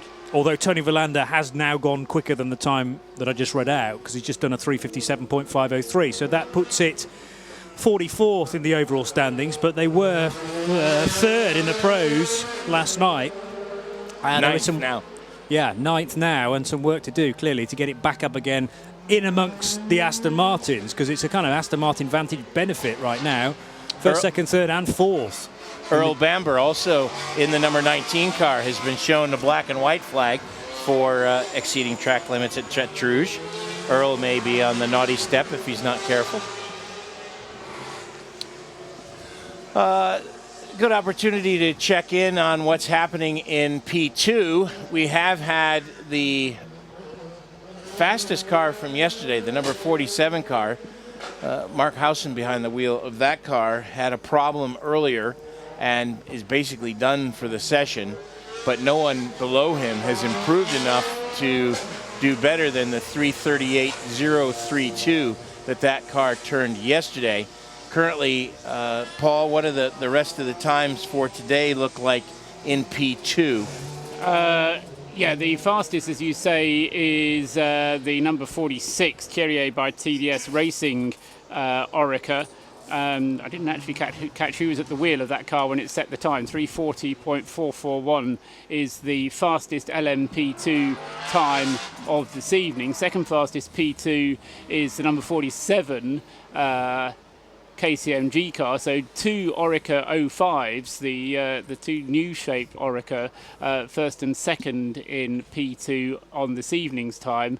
3:40.441 for 46 and a 3:40.624 for number 47. Third fastest is the Signatech Alpine number 36, which currently has Paul-Luc Chatin behind the wheel at 3:41.477. And then just to round it off, the top 4 in the class, because then there's one of the Nissans is next up, but the fourth fastest P2 car is the 48 Murphy Prototypes Orica, and that's an older shaped Orica. So 2 new Oricas and an old Orica in the top 4 in P2 at the moment. Thank you, Paul. We've got Lucas Ordonez, who has just brought the second of the Nissans under the 3-minute and 40-second mark. The number 21 car is now has just turned a lap of 3:39.992, which moves him to 18th overall, and is just about a second and a half off his teammate, which is the 23 car, currently with Oliver Pla behind the wheel. Let's go to Joe Bradley. Yeah, I think I can grab a word with Townsend Bell, who's just brought the number 62 Scuderia Corsa Ferrari in. And he looks a bit sweaty, so I think he's been in the car. Yeah, Townsend, how was that then? It's a lot hotter than it's been so far, so that takes a little adjusting too. But Ferrari's running well. We're sliding around a little bit out there, but still just trying to find the rhythm around here and trying to work on a consistent race pace. And the conditions tonight have been the most ideal they have been all week. I don't know. To me, the track's sliding around a little bit more, but we're still learning, and we'll have to see what our teammates say. But I'd like it a little cooler, I think, especially in the cockpit. Me too, out here. I don't know what it must be like in that car. It's just hot standing here, isn't it? It is. You sweat quite a bit in there, but man, it's Le Mans. It's my first time, my rookie year. What a beautiful racetrack. It really, probably the most challenging place I've ever been to for a driver, and I'm just looking forward to race day. Just a couple of weeks ago, you were in Indianapolis on a track that is possibly the complete polar opposite in nature and everything. What's the transition like? Well, there's really nothing that translates except one word, Indianapolis, and I get to that corner all the time, and they sometimes give me a warning over the radio about traffic coming Indianapolis, and I think to myself, this is nothing like the Indy that I know. But man, it's a lot of fun out there, and to do the Indy 500 in the 24 hours of Le Mans in the span of 3 weeks is, I don't think it gets any better. I love listening to you on TV with the IndyCar coverage. It's great, that particular team, because you alternate between networks, I think. You're my favourite. Do you prefer, which side of the microphone do you prefer then? Yeah, I mean, I do IndyCar on NBC. I do Global Rallycross. Occasionally moonlight with some other networks, but primarily I do a lot of commentating with NBC. It's fun.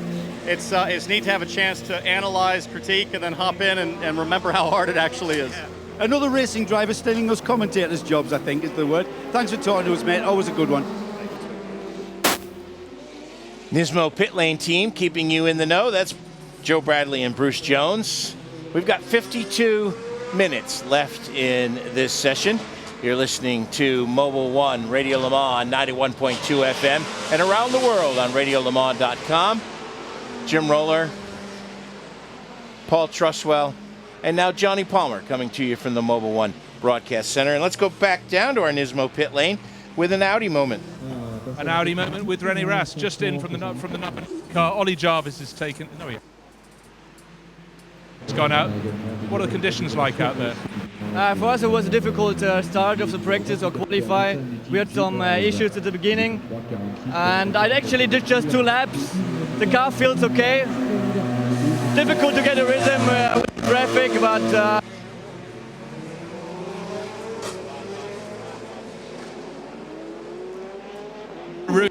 Too wide. What's happening?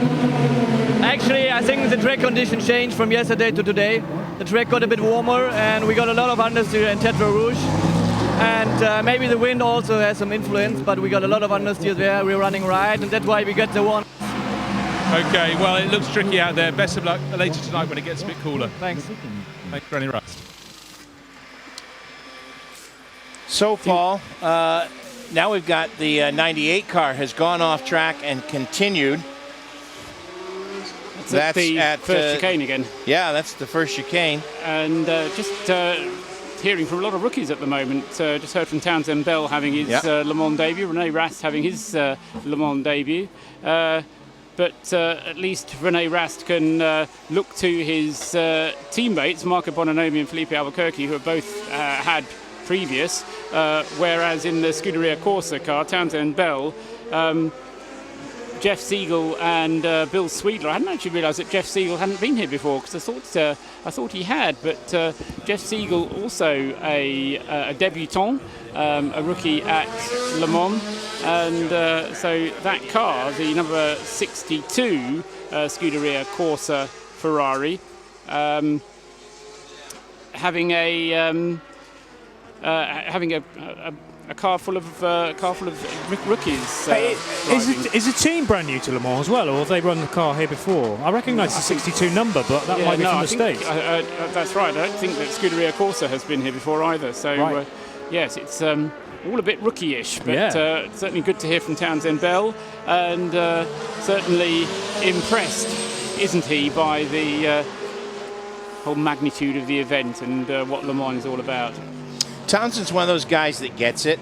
He's a racer at heart, and he is, I could see him being very into being here. Let's check in with Joe Bradley on the number 17 car. Well, you described the way that the 17 car came into its pit garage earlier. Well, it's still in there. Its sister cars have been in and pretty much out, driver changes and the like. But there's a lot of work going on this 17 car, and there's been a lot of conferencing going on between Carl Wilson-Clark, the engineer, Mark Webber, Timo Bernhard, and the other driver, Brendan Hartley, at the back of the garage. Deep in conversation, intense looks. Now, from what I can see, what's going on the car, lots of work going on inside the cockpit, which is where all the hybrid and electronics are housed, or the electronics, I should say, that control the hybrid systems. We're having brake discs and brakes changed on the car, both front and rear, and a hell of a lot of stuff going on in this car. Just makes you think, are they just setting this thing up for a qualifying run? Are they just changing things around for a big go at the qualifying pole position, I should say? It's a possibility, Joe, certainly. And it explains the situation quite, kind of scratching my head about what that might be all about, because it does seem a little bit unlikely. The car has only done 7 laps in this evening's session, and that was me suggesting, wasn't it, that we were going to have a session of long stints, and the number 17's done a 1-lap stint and then 2 3-lap stints, and that's all it's done. Timo Bernhardt, the only driver who have driven it during this evening's session. Neither of the Antipodeans has been behind the wheel yet. So, I can't really explain that. And the number 18 Porsche has also done relatively limited amount of running. That's only done 12 laps altogether. Although it has now been handed over to Mark Lieb now, having taken over from Neil Jarni. But we're not getting these long runs from either 17 or 18 that I was expecting. Audi number 7 has put in a long stint. That's put in a 9-lap stint from Andre Lotterer. So, there's an indication that Audi are doing what I expected Porsche to be doing. And an update now, we've got the number 7 Audi has been given the black and white flag for abuse of track limits at Tête Rouge. The number 9 Audi has now been reported to the stewards, so that is now the 3rd step in the process for him. We may see the 9 car start to lose some laps, and also the 71 car has now been given the black and white flag for track limits at Tête Rouge. The system seems to be you get the warning that comes up in white, then you get the black and white flag, then it comes up in purple that you have to go get your wrist slapped. Get reported to the stewards. Although, interestingly, the number, because the screen here actually records all the race control messages that come up, the number 19 Porsche has actually been given the black and white flag twice. Now, that kind of tests the rule that you've just described, Jim. But I would have agreed absolutely with your rule. I agree that's what. That's what's less a supposed rule to happen. and more just an observation of what we've been seeing. And that is what is supposed to happen. A rule of convention necessarily, but quite how you get 2 driver warning flags, both for Zone 6 for Tête Rouge, and not have your name reported to the stewards isn't entirely clear to me. Troubling news for one of the Nissans. Lucas Ordonez in the number 21 car is reported slow at the entrance to the Mulsanne corner. So we'll keep an eye on that. And also add the 37 car to the track limits list at Tête Rouge. Yeah, Lucas went through the second sector about 50 seconds slower than it should have done. This is the number 21 Nissan. And it was reported slow at the end of the Mulsanne straight. Hopefully he'll get it back home again. But it's currently the middle of the 3. The fastest Nissan GTR LM Nismos, by the way. Still the 23 car, having done a 338.468 last night. Lucas Ordonez driving the 21 car, and then Michael Crum in the 22 machine, which is out there at the moment. That's the 3rd quickest of the Nissans. And 2 cars thus far that we've not seen, and only 2, and they've not been seen at all, so they haven't even gone out and come straight back in again. They're both in the LMP2 class, and they're both next to each other on the entry list. Numbers 43 and 45. 43 being the Morgan Team Saad Moran car. We heard from Zoel Amberg earlier on, didn't we, when he was talking to Bruce, I think it was. And the number 45 car is the Ibanez Racing Oreca, which Ivan Bellarosa, Pierre Perret and Jose Jimenez are the drivers of. Those 2 cars, 43 and 45, haven't been out at all in the session thus far, Jim. Well, we're seeing pictures of the number 21 Nismo entry, and it is under power. It is moving not real slowly, but everybody's streaming by it, so it is obviously off race pace and trying to work his way back to the pits. We've got 44 minutes remaining in our second qualifying session, our first Thursday qualifying session. It's 8:30 here in La Sarthe.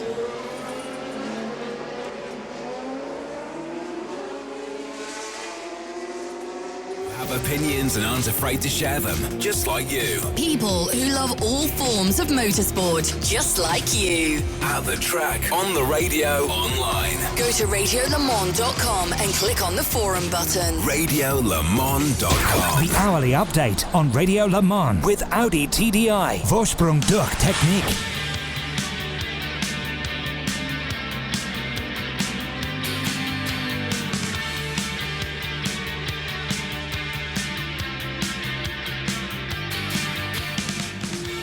8:30 in the evening on Thursday during qualifying here at Le Mans. These are the times thus far in this evening's 2-hour qualifying session, which will go on until 12 minutes past 9 to compensate for the lost time we had behind the red flag earlier on. Fastest this evening, these are not the qualifying times from yesterday, just this evening, number 19 Porsche, although with some threat hanging over it, a 3 minutes 18.862, that threat for abuse of track limits earlier on.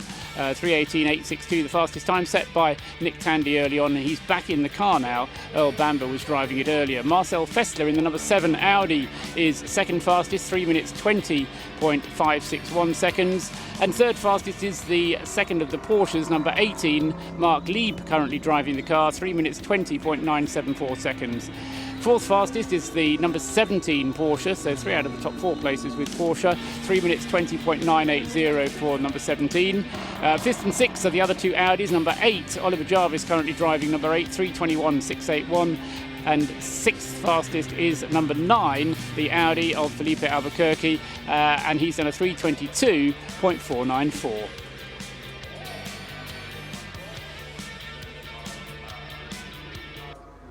The hourly updates on Radio Le Mans, brought to you by Audi Ultra, lightweight technology.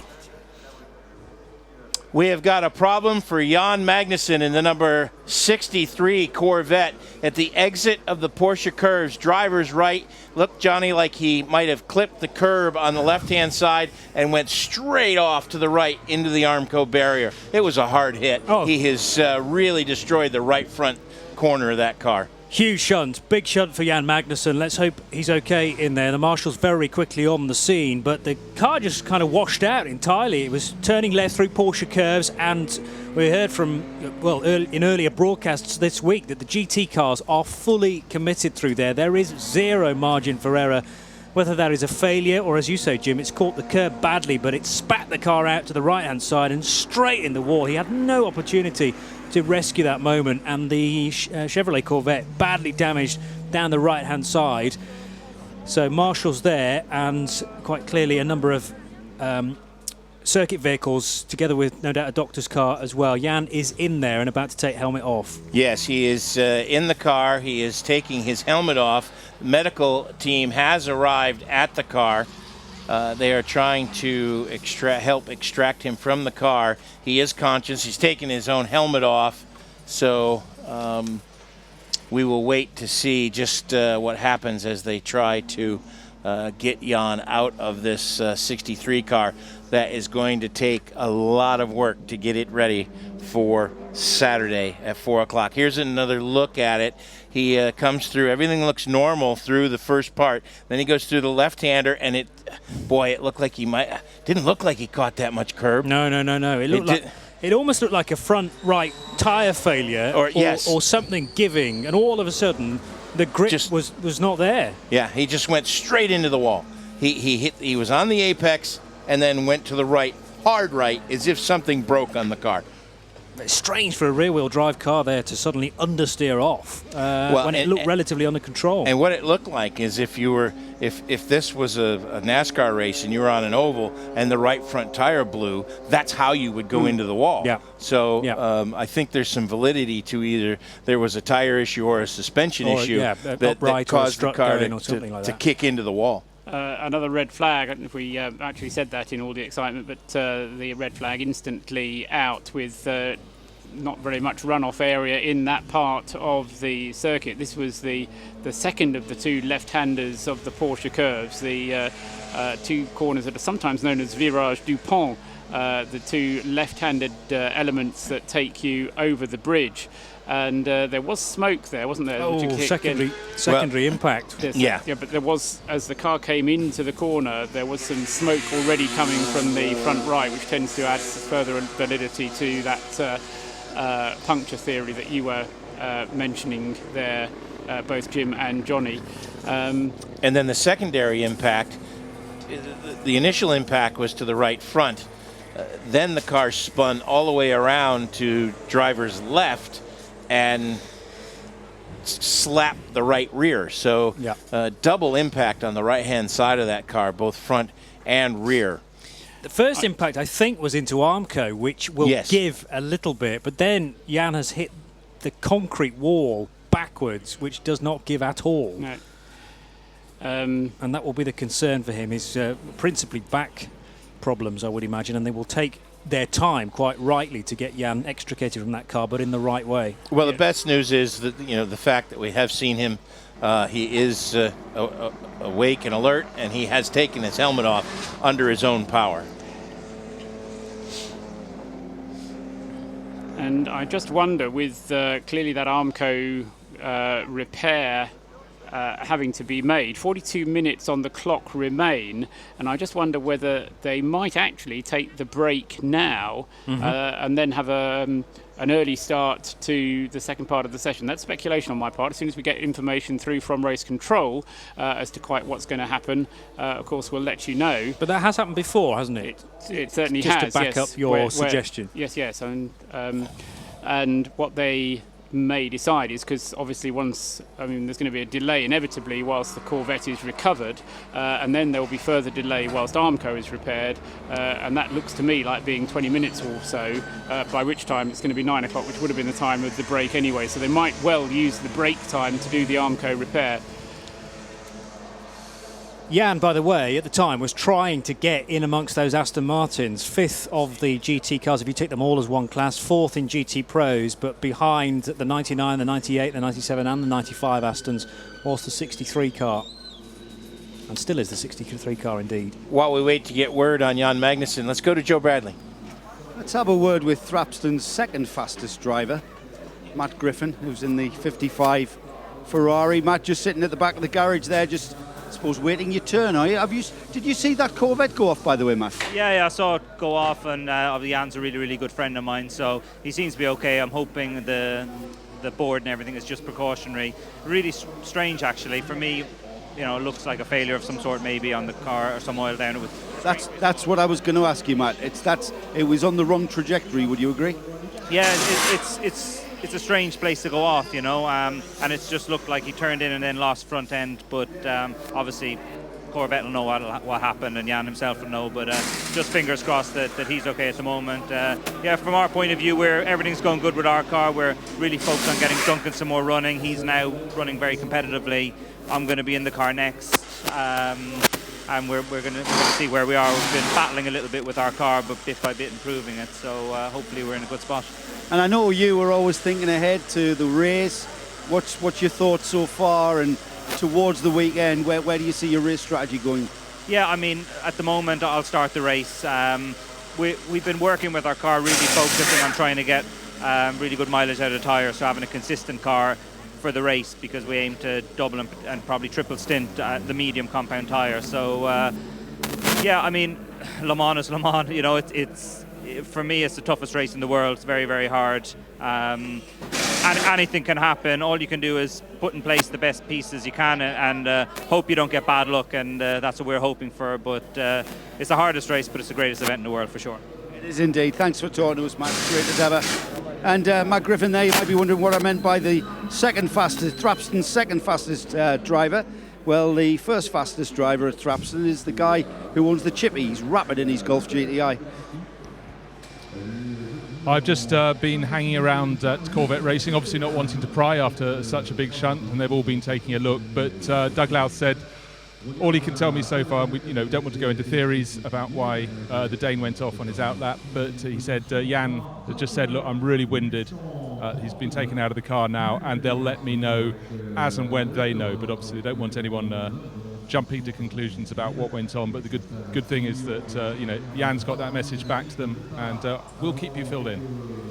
Thank you, Bruce. That's good news that he is in communication with the crew, and I'm sure once they know, they will let us know. That's they're one of the very open teams down on pit road. So the other thing it might have been was that with Lucas Ordonez going pretty slowly in the number 21 Nissan through there, touring his way around through sectors 2 and 3, could the Nissan have laid a little bit of fluid down, possibly? Yeah, you never know. But that was the only car to go off, so yeah, we'll see. I don't know. That's kind of taken the wind out of the sails of everybody here. 40 and Paul, I've noticed the clock has stopped at 42 minutes and 16 seconds remaining. Yes, having let it roll when we had the first red flag and then had to reset it, they've stopped it this time. So I think that's largely a case of who presses the button at race control to control such things. But as I say, I suspect that this is going to be a fairly long break. I'm still surprised that we haven't seen more cars out. I mean, what will happen as a result of the break is that we'll be into a longer period of cooler weather, although even though the sun is going down, temperatures are still pretty high. 25 degrees centigrade is the air temperature in centigrade, which is I think 77. Yeah, 77 Fahrenheit. Track temperature is still up at 30, so although it is dropping, it's not dropping by very much. And I am genuinely surprised that we haven't seen more cars out doing more laps, and I think a lot of it is just a question of the drivers' teams feeling that the temperature is just too hot, and that the forecast for Saturday, Sunday is not as hot as this. So there is the danger, I suppose, that you end up trying to chase a setup which you're not going to have during race conditions. We're not going to require. Yeah, well, that's yes. Yeah. So you end up getting the car beautifully set up for 27 degrees centigrade, but no damn presented with it in the race. No damn use in the race when it's sub 20 degrees, which I think is what the forecast is. For Saturday, it looks like it's supposed to be a beautiful day. Sunday is still a little bit iffy. The early forecasts were calling for huge rainstorms, so we'll see as we get closer to. We won't really know what the real forecast is until tomorrow, I would think. But a top temperature, even though it's clear, dry on Saturday, top temperature of 22 degrees, which is 68 degrees Fahrenheit.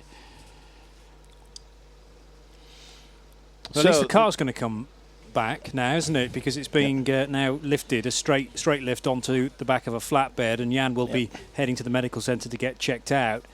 Quite clearly wasn't in a position to be able to radio back to the team because he was so badly winded, and understandable, because that was a big shunt for both on the right-hand side and the left-hand side. In the end, the car kind of rotated 180 degrees. But the car will come back, and Corvette will be able to check it out. And already, presumably, they're trying to work out which panels they'll require. And they'll run the telemetry, and they'll check some things and that sort of stuff. He did radio the team. That's how we know he was winded, because before he took his helmet off, he radioed the guys and told them he was very winded. So, but at this point, the team... He is out of the car and on his way to the medical center. Yeah, at this point, the team will be, wishing Jan all the best, but also thinking... we need to get this car fixed, absolutely. And that starts now, doesn't it? Because they will be working out which spares they need, and it'll be straight into the garage. That'll be it. It's going to be a long for the rest of couple of days for those boys. We're not going to see that car again today, are we? And then what was potentially going to be a free Friday for them is all of a sudden very, very busy. Well, even though the regulations are quite clear that the car that you scrutineer has to be the one that you race, in the cases of accident damage, force majeure, because there is a 56 car limit to the start number of cars that can start, and they don't have any reserves standing by at this stage, the organisers will allow you, for force majeure reasons, obviously if you've any hint that you've crashed it deliberately in order to have a different chassis, then it'll be an entirely different thing. But if it's accident damage that they're looking to repair, then they will be allowed to get a new tub.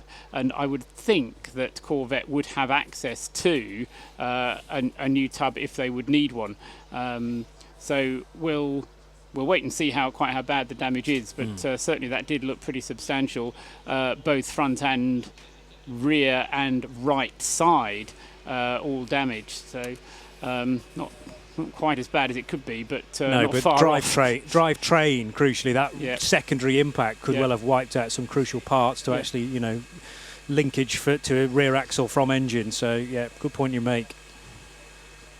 And, of course, they will check the tub out as well to see about the structural integrity of that, because any slight hairline crack in it, and it will have to be thrown in the bin, sadly, for Corvette. They still have the 64 car, of course, and that's the one that arguably is due a win, with little success in recent years for the 64. The 63 on course to win this year's 24 Hours at Daytona, the 12 Hours of Sebring, and the big one here as well. But they've taken a major setback quite clearly. Let's check in with Bruce Jones, who has caught up with Lucas Ordóñez, who was limping back to the pits with the number 21 car. Lucas, when we saw you out on track, you were coming in a bit slowly. Explain what was going on. Yeah, well, finally I had my first proper run in the car, and I was trying to get a read, trying to find the limits of the car, trying to to understand the car more. But then suddenly I had a problem with the steering wheel. Nothing worked, and I couldn't shift up, I couldn't shift down, so I was stuck in second gear. So I was just focused on bringing the car to the garage, and the guys are sorting the problem out, and we found out what's the problem. It's not a big issue, so keep learning, keep going forward. Keep going forward, but just when you were talking to Studio Matsuda with Marc Genet listening in, you were waving your arms around a lot. You looked as though you were sort of describing riding a horse across sort of past some cactuses or something. Yes, obviously we keep working on the setup of the car. Obviously the balance is not as good as we want, and for sure, we need to explain to the engineers, we need to explain in the best way to everyone how the car feels, and obviously at the moment it's pretty tough, but we're getting better and better every time we go on track. Well, it made good theatre watching you waving your arms around. Best of luck. That's Lucas Ordóñez, car 21. That's of course the red, white and blue Nissan. Carrying the livery that goes all the way back to 1990.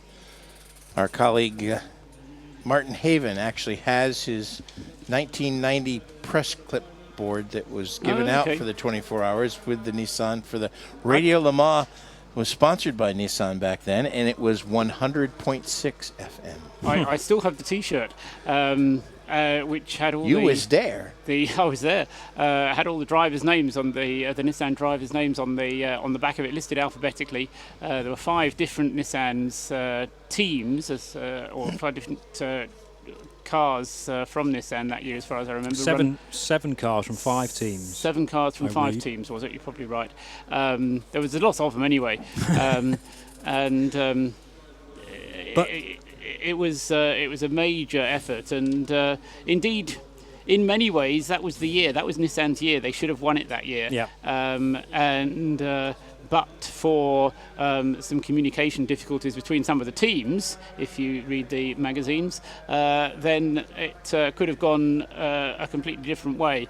But what did for the European car had already been diagnosed and rectified as a problem by the American cars. So had there been a bit more communication between the different team parts, then it might have even been a Nissan win in 1990. But of course, in the end, that was the year of Martin Brundle finally winning the 24 Hours here at Le Mans. And of course, the memorable for all those who were here sight of the Spaniard Jesus Pereira with the Brunn Porsche having retired with just 15 minutes to go with a blown engine, and the tragic sight of him having to walk away from a car which had run very, very strongly, driven by himself and Oscar Larari during the race, and it, as I say, just retired right at the end with just 15 minutes to go, almost within sight of the checkered flag. Let's go to Bruce Jones for a P2 moment. A P2 moment, Jim, with John Lancaster. We were just discussing when the session might restart, and I think it's fair to say, John, we haven't come to an answer. Nope, not a clue. So we'll see. I might be going in this session, I might not. We'll see. But how would you say the progress is going in at least some dry running for Greaves and everyone? Yeah, absolutely. I mean, I've got a bit of experience, but obviously for Gaetan and Gary, most of the run they did on the test day was in the wet, so it's good for them both to get some laps in the dry. Obviously, Gaetan had his crash yesterday, so he's just getting himself back into it. It's a shame about the red flag, had just gone out. So we're hoping he's going to get plenty of laps this session, and we'll give him some more tonight in the night as well. So, yeah, he's doing a good job, and yeah, we'll see. I'll just sort of fit in and amongst, it seems, at the minute. Yeah, go when asked. But do you think the Gibson Nissan is the sort of tool to have in LMP2? Because we've seen serious pace from the Orica 05. True. I mean, my lap yesterday was a little bit cold, really. I'd only done 3-4 laps in the damp in practice at the end, and it wasn't really representative. I think I got one lap on slicks at the end, so I was going into qualifying a little bit cold. It's a bit of a guest lap. Just this is where I thought things should be, and yeah, there was plenty more time on the track for myself. And there's a couple of things we've adjusted on the car just to try and catch up in the straight lines, but yeah, it's a shame we couldn't get another go at it. I mean, the idea was to go again late at night, but Gaetan had his moment yesterday, and the guys have done an amazing job really to get the thing back together in time for today. So yeah, we're all working extremely hard. We think we've got a good pace. P2 is, it's a long race, but yeah, it's nice to be at the front. And we'll see. We'll have a strong start to the race. I can't imagine anyone's going to go faster at the moment. The track seems to be quite a way off. Whether that's going to change when the sun drops tonight, we'll see. Well, the sun's shining sort of straight into your face at the moment, but obviously all the teams look at weather forecasts. There had been talk of rain. What's the Greaves Motorsport conclusion? Well, Paul, our engineer, has a wonderful app on his iPad, but I think we're predicting similar. It couldn't thunderstorm at any point, and to be honest, when you look around everywhere we are now, it looks pretty likely. So it'd be nice to do some more dry running, because obviously we'll not have much, just to understand a few more things on the tyres, but that's what Le Mans about, really. Sometimes you've just got to wing it at times and see what happens. So you do. Best of luck, John, and all of Greaves. What John was talking about there is something that happens in my neck of the world. When you get this high humidity in North Carolina there, you could be looking at the weather map and there can be not a bit of green on the weather map, and then all of a sudden 10 minutes later there's a big green blob that's going right over top of you because it's a pop-up thunderstorm, and it's caused by the inversion of the thermal layers and all of that meteorological stuff. Well, this isn't good. The Corvette was brought in right in front of us. It's been all covered up, so we can't really see the damage on the right-hand side. And then they obviously couldn't get where they wanted to go, so they've taken the car back out, and it should probably be coming down pit road any second now. But I think it'll probably have to end up at the car park at the top end of the pit lane rather than being dropped in the space outside the garage. I don't think they're going to allow it to be just dropped there. Still no news about when we will get a restart. And what we're waiting for at the moment is some pictures from the particular zone there at the Porsche curves to see how much barrier repair needs to be done. However, in the meantime, we can talk about something else. Yes, we have a guest who has just arrived here at the Mobil 1 Broadcast Center. David Brabham, good to see you again. Hi, mate. You good? Yeah, I'm very good. Let me turn that on. I can hear you a little bit better. Yeah, there you sorry. go. Can you hear me? Yeah. How you doing? I'm well. I'm well. And yourself? Not too bad, thank you. What's new in your world? Your Brabham project? How are things going? Yeah, great. Obviously we launched Project Brabham last year, and there's been a lot of talk about what we're doing, and it's because it's very different. And we've got a great brand in Brabham, and I want to bring it back into racing, but I felt like we needed to do something a little bit different. So we got some people together, a little bit sort of not to do with racing, but creative people, and we thought we threw in some ideas about how we could do it, and out popped Project Brabham, which obviously we did a crowdfunding campaign to launch the idea, and we had a fantastic response. We were the biggest sporting crowdfunding campaign ever up until that point, and then we've got 64 countries involved because it's open, it's open and transparent. The race team itself is going to come back. It's going to open its doors, and Brabham wants to give people the opportunity to experience motorsport at a different level. So you actually become part of the team. You're involved. You vote on stuff. You actually really get involved, and we can do that for drivers, do it for engineers as well as the fans, obviously. So we created what we call Brabham Digital, which will be the window of the race team, and it's just been phenomenal because this kind of open sourced kind of idea is bigger than I thought it was, and a lot of companies have actually approached us about it, and we haven't even had a chance to knock on anyone's door because we haven't been 100% ready for that. So there's a huge amount of potential for it, and we are now going out there looking for investors. We've now got our prospectus, we've got our business together, and we know what we're selling and how we're doing it, and it's exciting times. When you do a crowd-funded thing like that, does it add a little bit of pressure to want to really come through for the folks? Yeah. I mean, we've already, like I said, we've got 3,000 plus people on our books at the moment. So essentially, I guess we're one of the biggest race teams in the world because they're all part of us. So, yeah, it does add a little bit of pressure, but we're so focused on getting the job done that.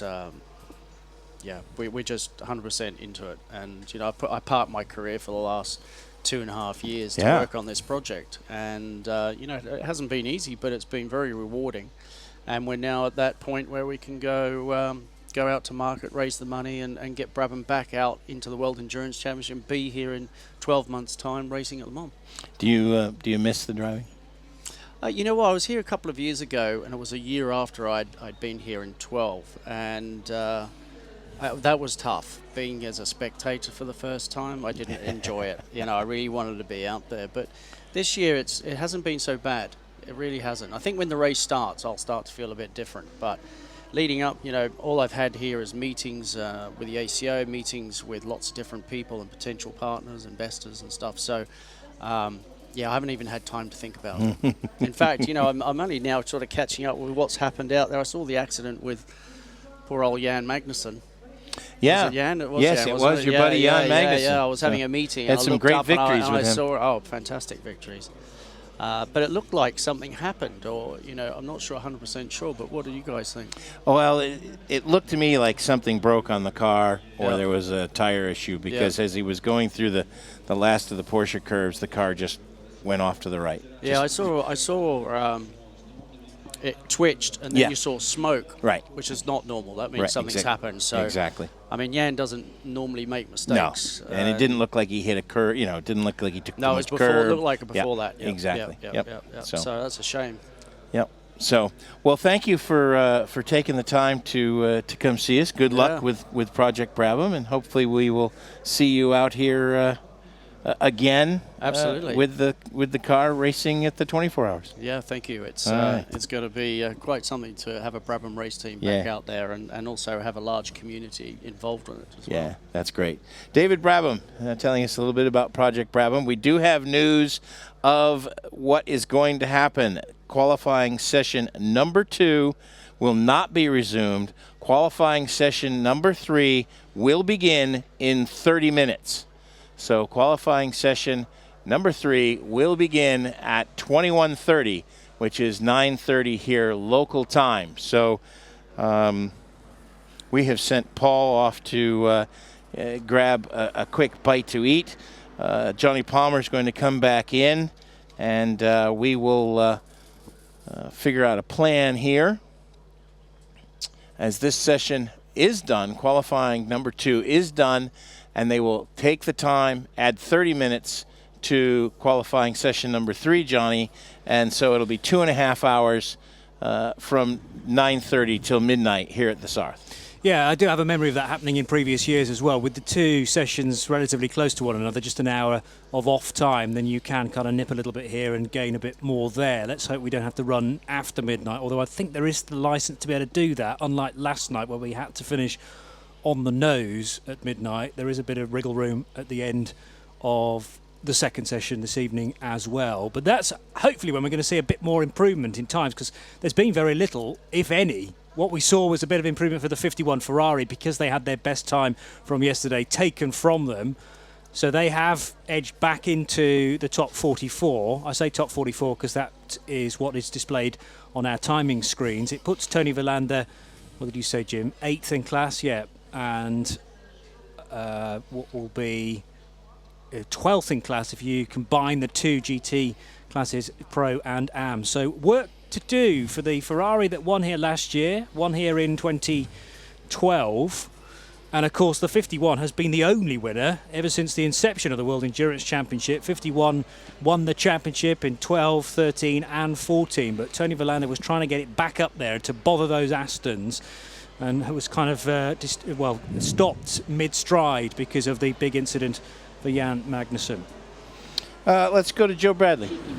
Yeah, you can imagine the words just broke down here on the pit lane, and the teams are going to work in preparation. They thought they were going to have an hour to set down and then set back up their race cars. But no, that's turned into a 30-minute reset-up session. So there is frantic activity in every pit garage. And the thing is, we are going to have an extra half hour tagged onto what we call golden hour, where the sun has just set. There's cooler temperatures, the track temperature is reducing, but still warm enough to produce what could be the ultimate and optimum track condition for just what we're looking for.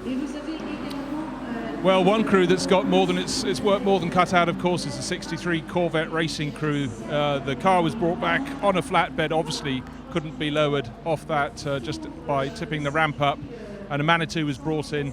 The car is now back down on terra firma in the middle of the pit lane, but a lot of mechanics are working very hard to get it so it could actually be put up high enough on a jack to roll it back into the garage. The car is really mangled down the right-hand side, and it must be so hard for the 64 crew. As Joe just said, half an hour between sessions rather than an hour. They've got to focus and just keep their thoughts on what they're going to get up to from between 9:30 and midnight. But looks at this race, it might take until 9:30. Oh no, now it's moving at last. The 63 car is up on the dollies, is going back in, but as we saw, that there was a big impact down the right-hand side of the car. But luckily they got it back in the garage. As I say, 64 Corvette Racing got to really focus, and a lot of the crews just suddenly went to their drivers, go and have something to eat now quickly. We've got to start getting these cars ready to go out in half an hour's time. And in fact, while I'm on, I'm just going to come and talk to a few drivers. Ollie Webb, we've obviously had the stoppage. There was a confusion when the third qualifying would start. Was it going to be 10? Now it's 9:30. How much that affect your running? Already your car was late going out. Yeah, for us it's not too much of a problem because we needed the time to get the car ready. We've been doing some quite different setup changes to try and get a bit further up the grid. We can only run till midnight here. Obviously it's a street circuit, they've got to have it cleared by midnight, so it's not too much of a problem. They'll just extend the break for us and we'll be able to go out, and for us it's not too much of a problem. I don't know about these guys, but we're happy. Yeah, well, Ollie is happy. And when he says these guys, of course, he means KCMG. And Matt, it didn't go really well yesterday early on, and then the car stopped again out on the circuit. What's the problem? Yeah, well, I don't know what the problem is just at the moment. That we've only just got the car back. It's just been wheeled behind you. So, yeah, the thing is, it's the car is clearly very fast. The track was not good then. We're still right up there. So, yeah, we've no problems with performance. It's clearly just a bit, I dare say fragile, but until I know exactly what's wrong, yeah, I can't comment. But there was no contact or anything. It's clearly something, but better now than on Saturday. That's what you have to keep saying, isn't it? To keep your spirits up. But as you said, the car is quick, but there was a feeling that the right-hand side would drop down. Is that correct? Yeah, that's correct. Yeah, so obviously it's something structural, and but the guys will have a good look at it now. The car has been running in one way or another as the Rebellion for a long time, and it's pretty much the same stuff. So it might be a manufacturing error. I've got a lot of confidence in the structure of this car. It's the other things like the electrics and such that I'm more concerned about. But yeah, we'll get a good look at it and do our best to have it as reliable as possible. Okay, but at the moment you're holding LMP2 pole position, so maybe you should pray for rain. In fact, there's every chance we could be getting it. Yeah, well, I think the conditions will be, if it doesn't rain, the conditions later when it's cooler will be much better. That will be favourable for lap time, so we'll be out defending pole position if that's what we've got to do. And that's presumably when Ollie will be grabbing the number 43 car, saying it's mine, and go for the time. Best of luck, guys. Cheers, thanks. On the spot and in the heart of the action, the Nismo pit lane team. Nismo. Eat, sleep, race, repeat. Radio for the race. Radio for the race. Mobil 1 Radio Le Mans. Mobil 1 Radio Le Mans on 91.2 FM at the circuit and around the world on radiolemans.com, and we're in the middle of this hiatus. This bit of it was planned, but we were due to have the session continue on till 9 o'clock. A big shunt, though, for the number 63 Chevrolet Corvette, driven at the time by Jan Magnussen, brought the red flags out, and the session was curtailed at that point. But it does mean that we get an extra half an hour bolted onto the second session this evening. So instead of starting at 10 p.m. tonight, it starts at 9:30 local time, which is just 25 minutes to go. So, yeah, a bit of a change of plan, clearly, for all the teams. They're having to rejig their schedules a little bit and be raring to go for 9:30. But the teams will be well used to that. I'm sure many of them that have been to Le Mans before. And very often at this time of the week, the timetable is a little bit fluid, depending on how we go. So the more experience you get, I suppose, the more used you become to this. And just like in the race, the team that reacts best to the unexpected is the one that's going to win. So if you weren't prepared for something like this, then you're probably very much a Le Mans rookie, because we have seen this type of thing happen before. So looks like there's even some pit stop practice perhaps going on down there. Joe's down there with some news. Maybe with an update with some of the cars that are clearly on the apron there and being sorted quite quickly, Joe. Not quite. Oh. I am sort of positioned to get a word with Doug Poised. Feehan. I think poised is a good word, actually, because I have taken up a sort of a poise in readiness to maybe get a word with Doug Feehan. Are you like a panther? No, more poised to pounce. Are you like a coiled spring, Joe? A bit more like a poised porpoise, to be honest. Jeez Louise. A poised If a porpoise could ever be poised. I've written down another Joe Bradleyism, by the way. A poised porpoise? The sun has setted. I like that. Yeah. Oh, God. That's gone down in the book. It's like Dorseyisms. Let's go to Bruce Jones real quickly. Well, I seem to be in the LMP2 vein, and I'm with Mitch Evans by car 38, the Joe Sport entry. That, don't forget, of course, Joe Sport won LMP2 handsomely last year. A bit sort of confusing at the moment. What's a session? What's not a qualifying session because of the stoppages? Yeah, obviously it's all the sessions have been interrupted quite a bit by from accidents or whatever, and red flags. So it's been hard to get momentum up as a driver, and also try and improve the balance or just trying a few things for the race. So a bit frustrating, but the most important thing is that all the drivers have been okay, and no serious injuries, which is the main thing. Now, we've seen a lot of people going off at Tête Rouge. Any other points around the circuit where you've seen or even been yourself off the racing line and beyond? Yeah, I think there's a number of places around here that can catch you out. The first chicane yesterday it seemed to be quite tricky, but to be honest, most of the corners easily can catch you out here. So there's not many corners. It's obviously a very long lap, but most of the corners are quite high speed.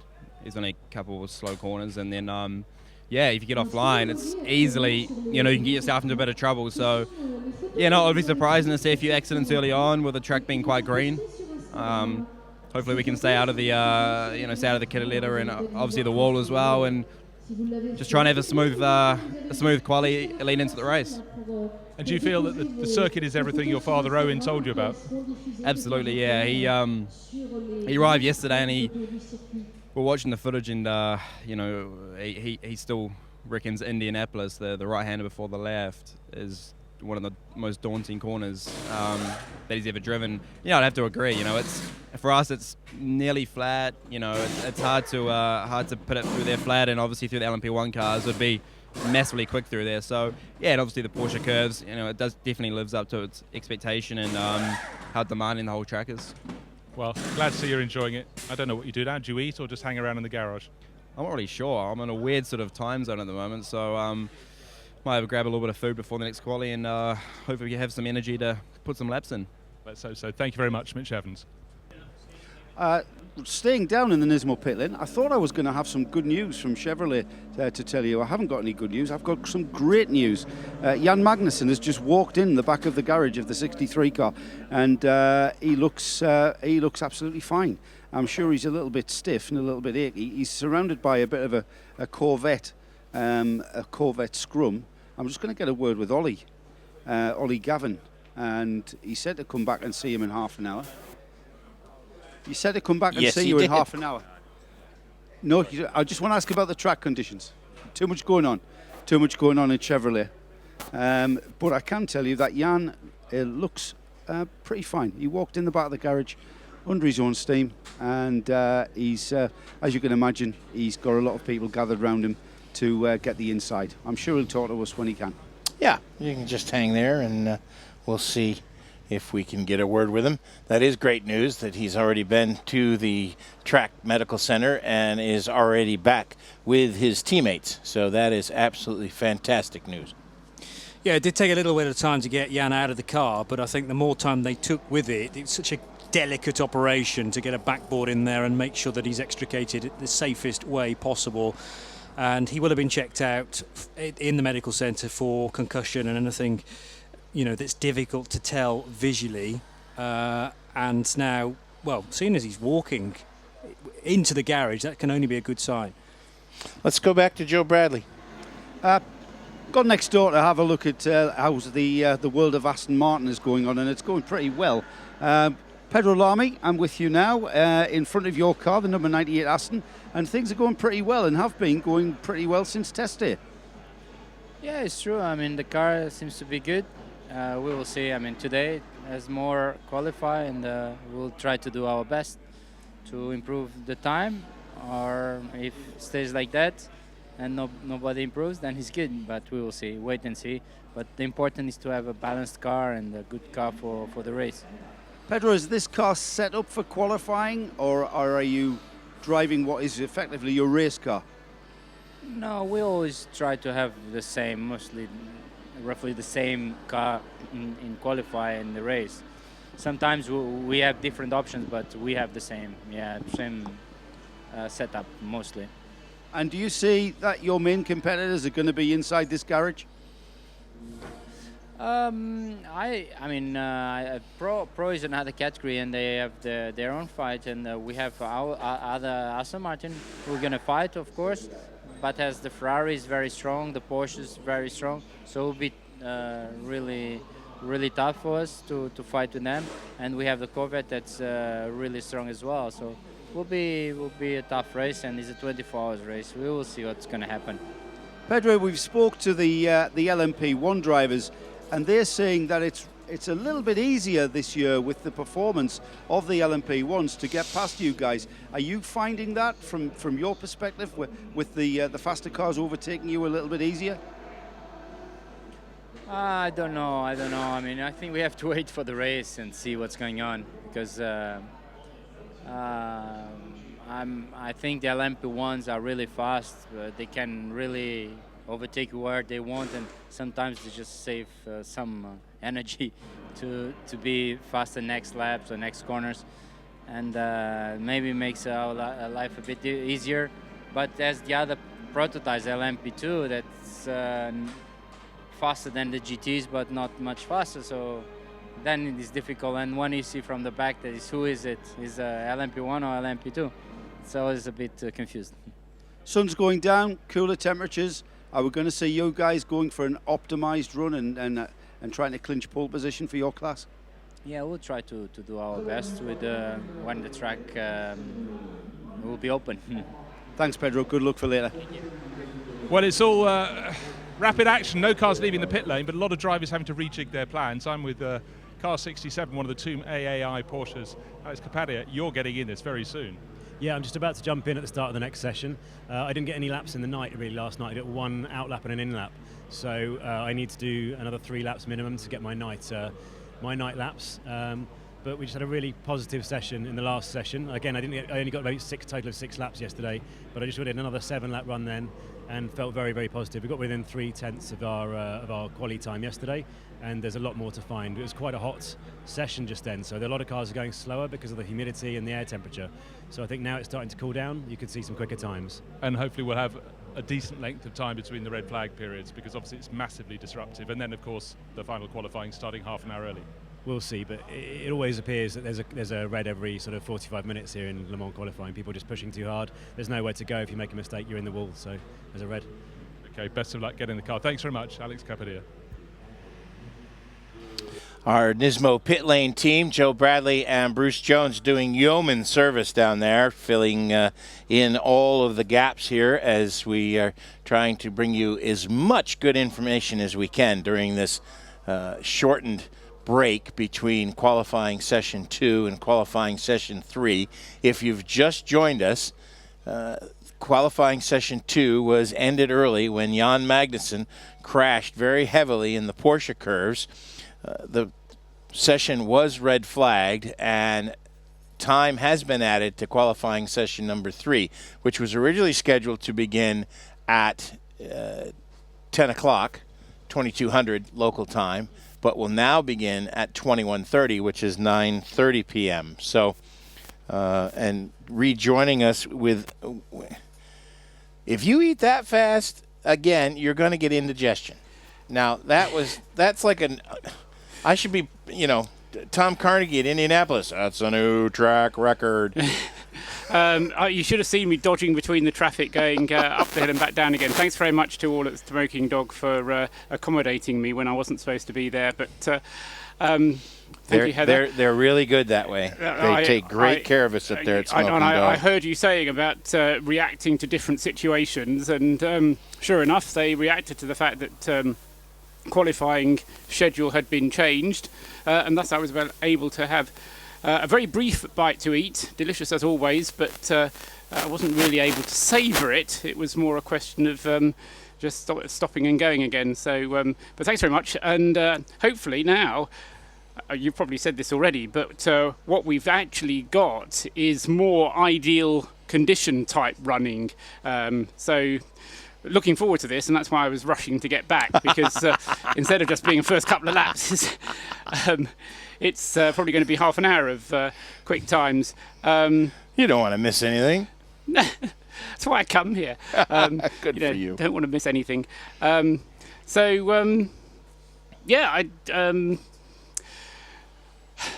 thing that I still can't quite get my head around is why we didn't see more longer runs from the Porsche teams.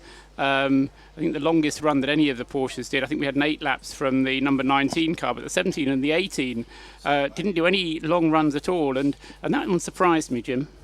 We may be able to find out as Bruce Jones has got Ollie Jarvis. Ollie, it's been a bit stop-start, but you're actually being quite upbeat. You don't think it's mucking everyone's sessions up too much?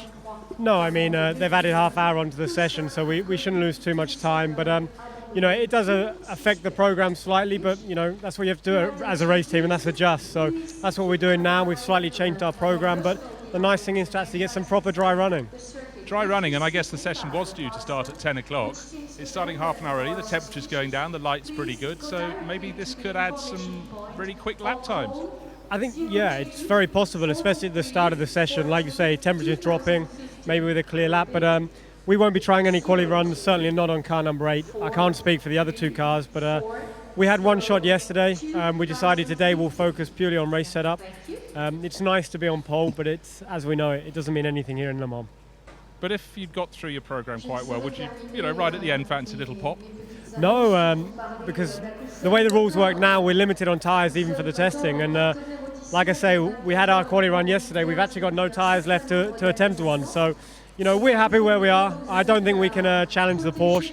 Even if we did get close, I think they could go a little bit quicker. So in the end, it would be for nothing. More important to focus on race pace. We've got a strong race car, and I think we're in a good position. Best of luck. Go to it. So if anyone has any spare tyres they want to bring along to Audi number 8, Ollie will have them. Yes, it's not that Audi can't afford the tyres, just in case anyone has any misapprehensions about that, but purely as I think Ollie actually said, the regulations prevent the use of more than 7 sets of tyres, although you do have, I think it is 4, what they're sometimes called joker tyres, which are kind of extra single tyres rather than a set, but you can use those to replace punctures. The idea being that you've got the 7 sets upon which you can do the practice and qualifying, but then you have an extra one just in case you get a puncture, and they've got 4 of those that they can use at any point. Bruce Jones is with Nick Leventis.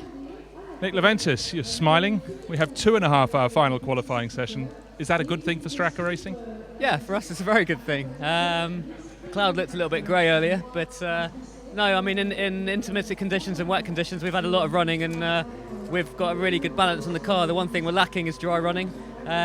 We gave it a bit of a go last night, but we had a few issues, but yeah, tonight's will be a good session for us, I think. It didn't sort of hurry you to take your evening meal at Smoking Dog, did it? A little bit. No, I mean, like I said, personally I'd like to qualify a little bit higher up than we are, so that'll be the main goal of tonight. And balance-wise for the race, we're in pretty good shape. What shape do you think the track's in? Was it generally pretty clean, the last run? It was clean. I think the session we've just had, the track temp was a little bit warmer. For example, we were 1.5 seconds slower down the straight than we were yesterday, so it wasn't really a time to go record-breaking quali and P2, but tonight, like I said, the track temperature come down a little bit, and hopefully we'll qualify a little bit higher up the grid. Best of luck. Thanks very much, Nick Leventis there. Could it be, guys, that we will find out that maybe Neil Yanni is the fastest man at Le Mans? Or do you think one of the other Porsches might go out here at between 9:30 and 10 and just try and see if they can do better? Johnny, you answer that first, because I just want to look something up, and then I'll come back with my answer. I don't think it takes a lot to realise that Porsche have Audi rattled here, and I don't think that Audi necessarily have an answer for them in qualifying. So you kind of think, is it really worth it to go any quicker? Because we've potentially got pole, second and third positions. It's very unlikely that Audi will try and beat that, because they're now focusing, as Jarvis said, on the 8 car, the 18. They're focusing on race pace now. I can't imagine that the 7 and the 9 will be radically different from that. So you just think, what's the point? We've got a pole time. We're in a perfect box seat for the start of the race. That's all we can do. The only thing that I would counter that with is the history of Porsche is winning is fine. Winning by 3 laps is better. For them, if they can secure all 3 starting spots and lock out the top 3, that will be very important to them. That's kind of where my head's at. Let's go down to our Nismo pit lane team. First, Bruce Jones. Rob Bell, I've just been listening to people talking on the Radio Le Mans commentary that maybe Audi is a bit rattled by Porsche's pace. Is everybody else rattled by Aston Martin's pace in GTE? I would doubt it, to be honest. I mean, they've all been doing it long enough. I think we're there or thereabouts. We got a good car, we got a good chance. We knew that coming into it, and so did everyone else. So no, not at all. They'll be sticking to their strategy. I don't even think they've played their hand yet. So no, I'm sure we'll see more to come, and they'll be looking for a good race pace, as will we. Who's going to be first out in the 98 in this last session? In the 97 car. Sorry, you confused me. You moved garage. I'm a simple person. If you forgot our paint job already, have you? Stefan's going out. We've got a little change that we want to validate, check that works, and then we'll probably try a quali run. Okay, that's great. I was also thrown by the fact that Darren was standing looking in the door of the car. Oh dear, I must check harder. Anyhow, I do hope the 97 goes really well. Too many drivers in here. Best of luck. Thanks very much, Rob Bell. At least I got his name right. Very nice. Paul is standing by with the answer to the previous question about Neil Yanni. Yeah, I was aware of the fact that I was avoiding it, and I just wanted to check what happened last year, which I've now done. I think Neil Yanni will not be bettered in qualifying, but I suspect that we'll see a faster lap in the race. A faster lap in the race? Yeah. Wow. Because we had that last year. That's true. That's what I just wanted to go back and check, because Benoit Treluet, get back to the right page in the notes,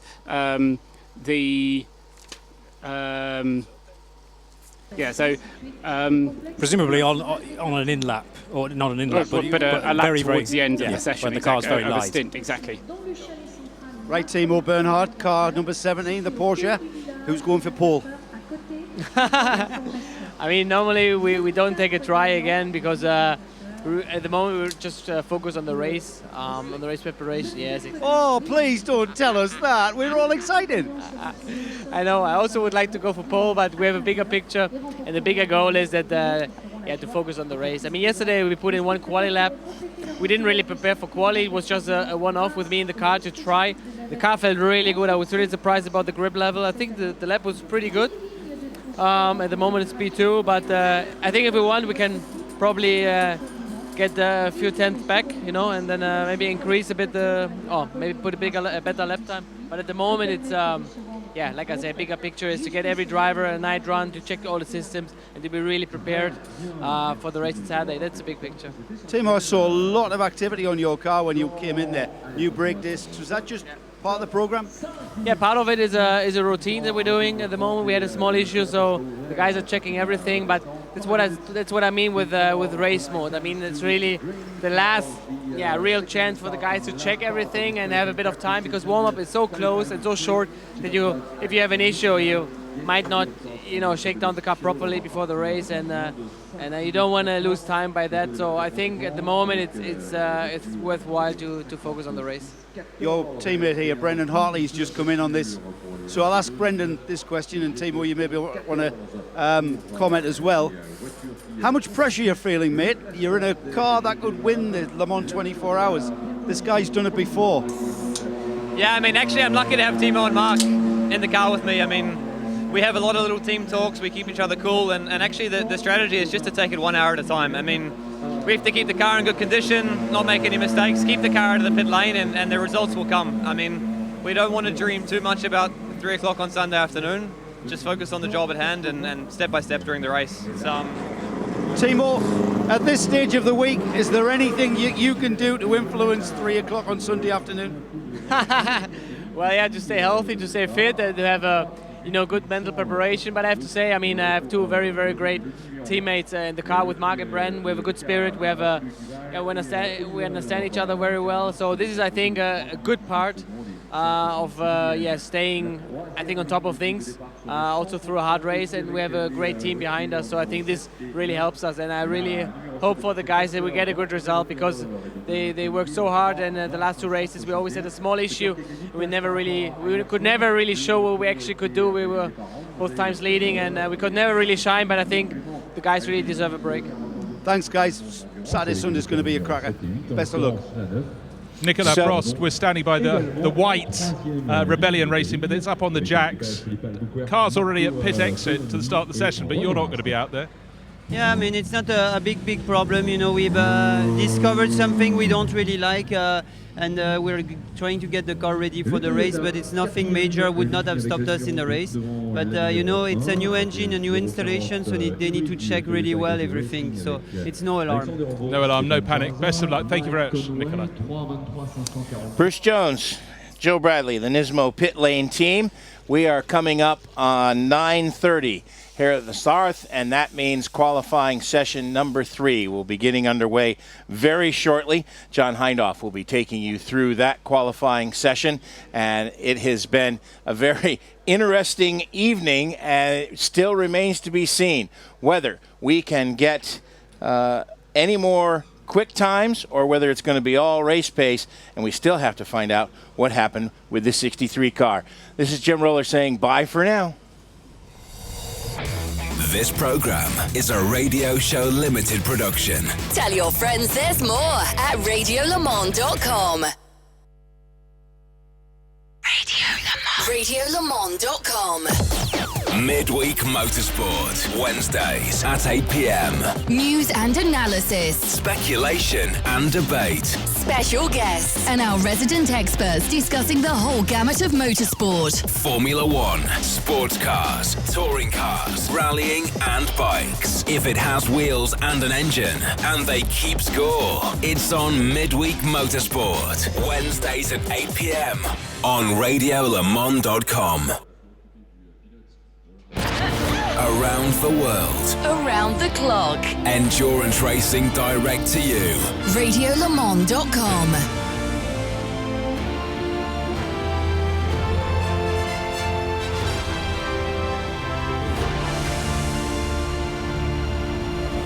Get closer to motorsport with Mobil 1. Mobil 1.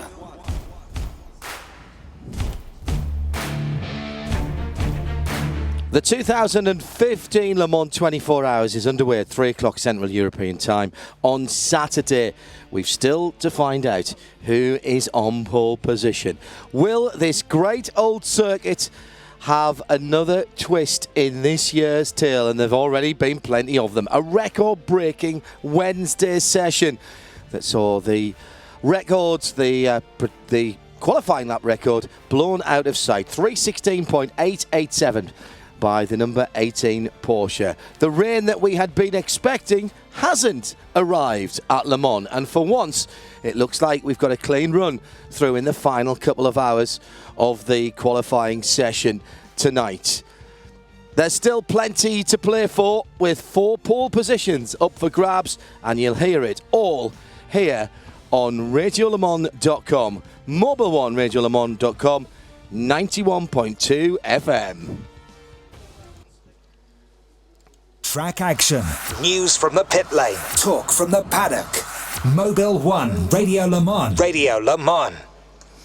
And in this session, we have the real interest now at the front of the field as we wait for the green flag in just a moment's time, starting at 9:30, and we expect that to come out. Indeed it is. There's cars on the circuit. If you're joining us for the first time this weekend, we're in sound and vision at www.radiolemans.com for our studio cam, StudioVision, powered by Duke Video. You really need to stop doing that. Graham Goodwin from dailysportscar.com, and Paul Truswell, who's over there. Look, that's Paul, just in there.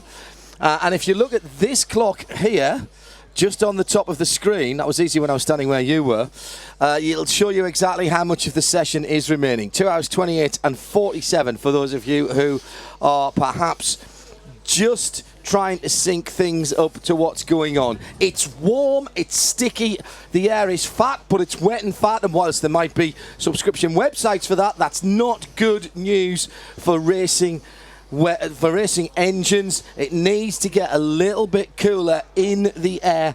Still over 25 degrees Celsius. The track temperature is great, particularly if you're going to put on a super soft, sticky qualifying tyre. There might be something in this yet, Paul, or not. Well, yes. I mean, we've been hearing from Oliver Jarvis that they don't actually have any more tyres left to go out on. They're restricted to 7 sets of tyres in the 3 qualifying sessions and free practice, and they have to do for the warm-up as well. So they don't have enough tyres to actually go on with a new set of tyres and go out and set times. And I suspect that's true of a number of the teams, but not all. And judging by body language of cars, which it sounds like a silly thing, but you and I have been watching races to know what we mean, John.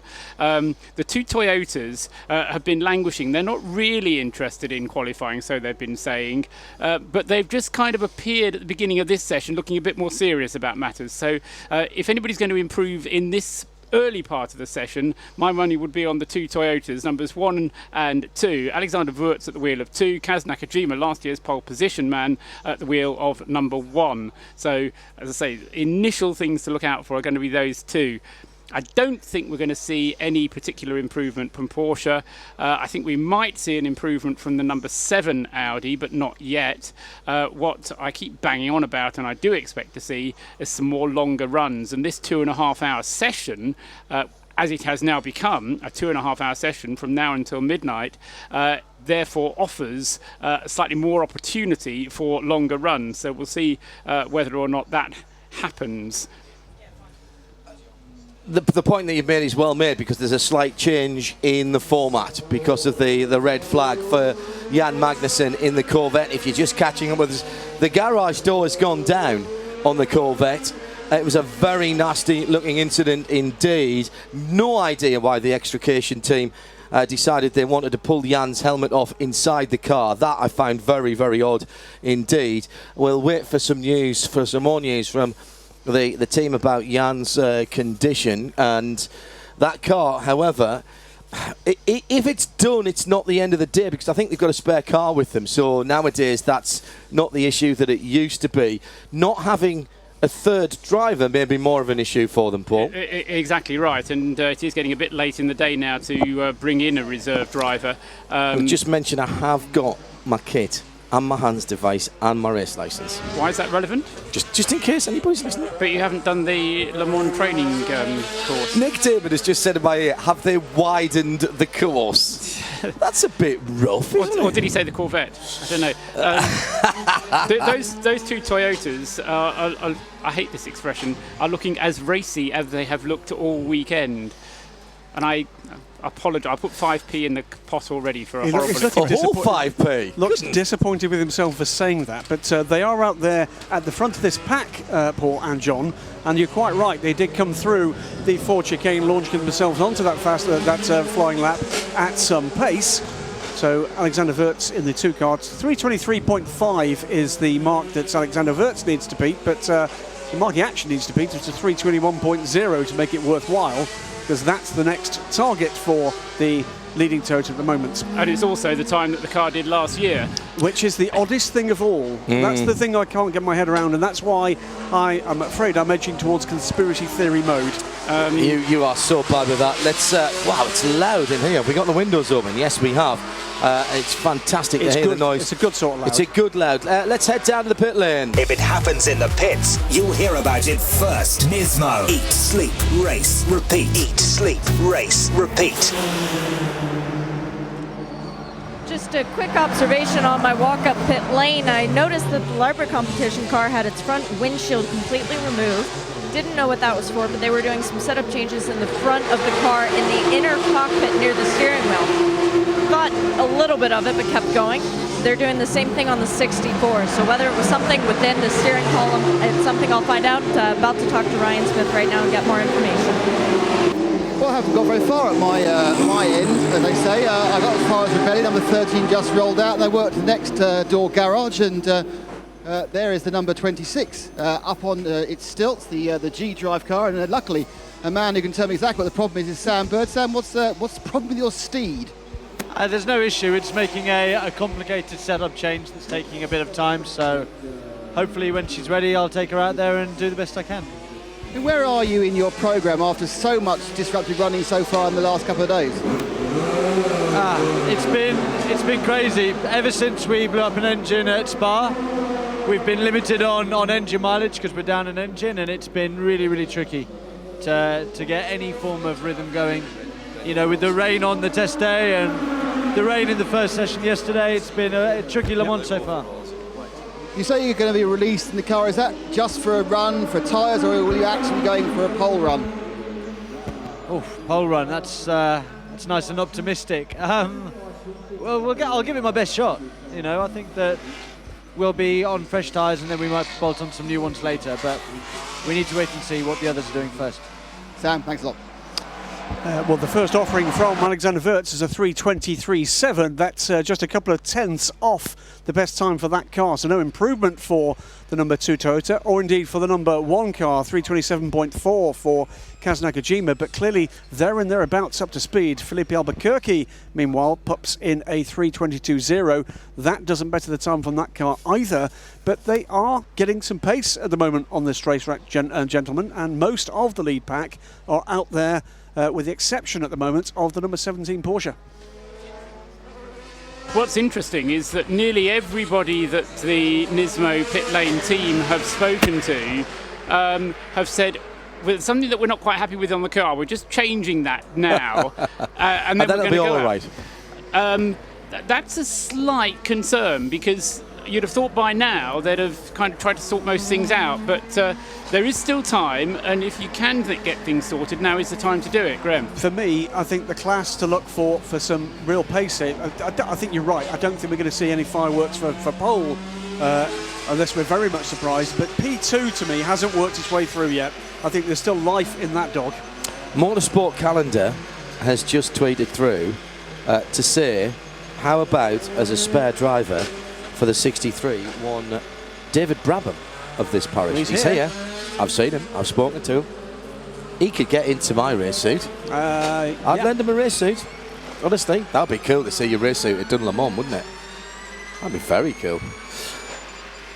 We are putting the cart somewhat before the horse at the moment. We're waiting to hear about Jan Magnussen's condition. He's taking a heck of a bang. If you weren't with us earlier on, just coming through the Porsche curves, had just gone through the penultimate left-hander at the end, towards the end of the Porsche curves. Hit the curb a little bit, but it didn't look too bad. But the car just completely understeered off on the driver's I'm not sure he hit the right. curb at all. Yeah, he did. He took a bit of curb. There was certainly a big wiggle from that car. It certainly did not look like the kind of mistake you'd expect Jan Magnussen to make. But, well, fingers crossed that we have good news from him. The other point that's being made by Alfred Wallace, who's at CadPig24, if anyone can go out and set a time on older tyres, it's hashtag 5stint Benoit, at Benoit Trollier. You're absolutely right on that. Last night he was imperious on the 9 laps or so that he did before he stuck the car off under a red flag, which was very bizarre. 3:22.012 then for Felipe Albuquerque, 6th place. No better for the number 9 car. It's 18, 17, 19. The 3 Porsches are sitting up front as they were at this time yesterday. Maybe trouble for car 45. This is Ibanez Racing, Orica Nissan. It's a very yellow car, that, indeed, isn't it? very yellow. Reported as being slow out on track. There are cars getting close to their overall fastest times out there. Sorry, Paul. Yeah, just to say, it didn't go out. 2 cars didn't go out in the earlier session. I'm going to have to bite my tongue every time because I'm going to say morning session at some point. But the first session, the earlier session that we had this evening, 2 cars didn't go out. One was the Ibanez Racing Orica number 45. The other one was the Team Saad Morgan number 43. And neither of those cars went out to do times in the first session this evening. Improvements in the overall time sets in qualifying for Jimmy Bruni. He puts the 51 car round the track in, let's have a quick look, a 3:56.257. That puts the 51 Ferrari into 5th position in GT Pro. How many people have improved today, Paul? Is it that many? Not a huge number. If you Albuquerque with a 3:21.2, backing up his previous best time today, remember, but he's looking for a 3:21.0 for the best time from yesterday from the number 9 Audi. About 10 cars have improved. The leading one of them that improved today was the number 19 Porsche. Right. Nick Tandy improved from 3:19.2 to 3:18.6. We also had an improvement from the number 7 Audi, which has been hotly tipped by John Hindhoff throughout the weekend. Which is the kiss of death. The Festa Lotterattrello, and I'll continue to remind you about that until it wins at the end of the race, John. And I'll keep saying, the kiss of death. 3:20.561. That's improved by more than a second over the best it could do yesterday. The team by Collis, CLM, has improved by 4 seconds on what it did yesterday. And the number 21 Nissan has also made a monstrous improvement on its time from yesterday, more than 10 seconds of an improvement today, down to 3 minutes 39. So there have been some significant movers today, but not a huge number of them. The Nissans you can kind of take out of that because effectively they didn't have a baseline, did they? Not having had any kind of running whatsoever in that car. Well, they're doing exactly what we were told they would do, which is getting quicker in every session. We do need clearly to see some more speed from them. But plenty of cars amongst the field at the moment this evening, guys, that look like they're getting reasonably close to the fastest times that's set, including Philippe Albuquerque, as John was actually saying there. That car 45, meanwhile, is making its way slowly back to the pits and will be back with us, I think, presently. Presently? Interesting. All right, let's nip down to the Nismo pit lane team and to Nick Damon. Staring at a pit full of activity, inactivity in Rebellion. After stellar performance yesterday, 3:26. Things not looking quite good for either car. See if they're going to put there with Bart. Bart, after that very positive yesterday, problems on the cars, problem on both cars. What's going on? Well, Dodo had a bit of a mistake with car 13 in the last section, and so he ended up in a tyre wall. Actually, when we got the car back, the damage wasn't too bad. That's mainly cosmetic, and he's just done an install lap and it's fine. So we're putting a new set of tyres on, and he's just about to go and do a little run. On car 12, we just saw something we weren't so keen on the oil level, and we just want to check that out. How close to the absolute maximum potential did you manage to get last night? Because that 3:26 is pretty impressive, wasn't it? Yeah, we were quite pleased with that, I have to say. Speaking with the driver, he thinks there's probably another second to come in the setup if we had time to do that, which now we won't. And probably another second in traffic, because he did have a couple of cars. So, yeah, we were sort of knocking on the doors of the Toyota, but are they sandbagging? Well, that's what we were all asking. Thanks, Bart. There we are, Bart Hayden from the Graham Goodwin School of what's the word for it? Conspiracy theory. Okay, thank you very much, Nick Damon, part of our Nismo pit lane team. Harry Tinknell improving and gets within half a second of the 23 car. So 13th and 14th, 12th and 13th for the two Nismo GT RLMs. Still a little bit of time to find before they get up to that pesky Colin Collis car. The Colin, as we're going to be calling it now. Absolutely. A couple of other it's a shame Trevor's not back as well, isn't it? We've got Colin, we've got Boris for the 27 and 37. But a couple of other improvements. Mind they've gone fast. In fairness, though, they've gone faster than the CLM's gone today. That's only done a 4 minutes, 0.3. Did a 3:36 on one lap with Pierre Café yesterday. That was an in lap. Was it? That was his in lap for the Pierre Café car. But Pierre really did drag that car up the order earlier this evening. A couple of other improvements in the GT classes. I'm afraid the car that's nailed itself to the bottom of the GT Pro field, Fred Magovicki, though, has improved the time for the 92 Porsche to a 3:57.2. And just 2 positions behind that in the overall order, 47th, and that is 5th in GTE AM. His fellow Porsche factory GT driver Pat Long now puts in a 3:58.430 to put the number 77 Dempsey Proton Porsche into the 5th position in GTE AM. So faster times are coming for a number of the cars, but not the significant numbers at the top of the field. Just got a tweet through to @RSL_studio, which is the preferred way of getting in touch with us this year. It's our studio computer, which is proven to be a feisty little AI, frankly. Number of people tweeting questions through to us on there. Thank you very much indeed. LMP1, John Slaney has said, who's the quickest through the speed traps? Where is the speed trap, actually? That's another good thing. There's 4 or 5 places here where you could put a speed trap and get a decent run. Obviously, the 3 parts of the Lintois-Tonnadier, the Mulsanne Straight, and then the run down. I'm guessing now that the run down from Mulsanne Corner to Indianapolis Arnage is the fastest part of the circuit. The speed trap is actually just before the first chicane. So probably not the fastest part of the circuit then. Whether it is the fastest part of the circuit, I just don't know. But the other thing which we don't really know is speed trap is such a misleading, I mean, it's a good term because it describes what it is, but it's a misleading figure to measure because what's interesting is not the high point of the graph, but the area under the curve. In other words, the time taken to get down the straight. Particularly nowadays with the hybrid energy being deployed so early on. Acceleration to your top speed and then length of time at your top speed. However, you have posed the question. Well, so John Slaney. Would be only fair to answer it. And I can't.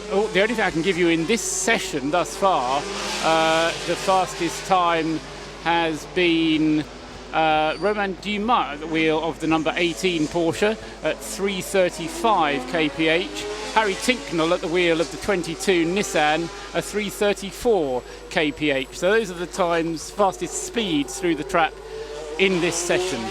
Okay, thank you, Paul. It's 91.2 FM, Mobil 1 Radio Le Mans.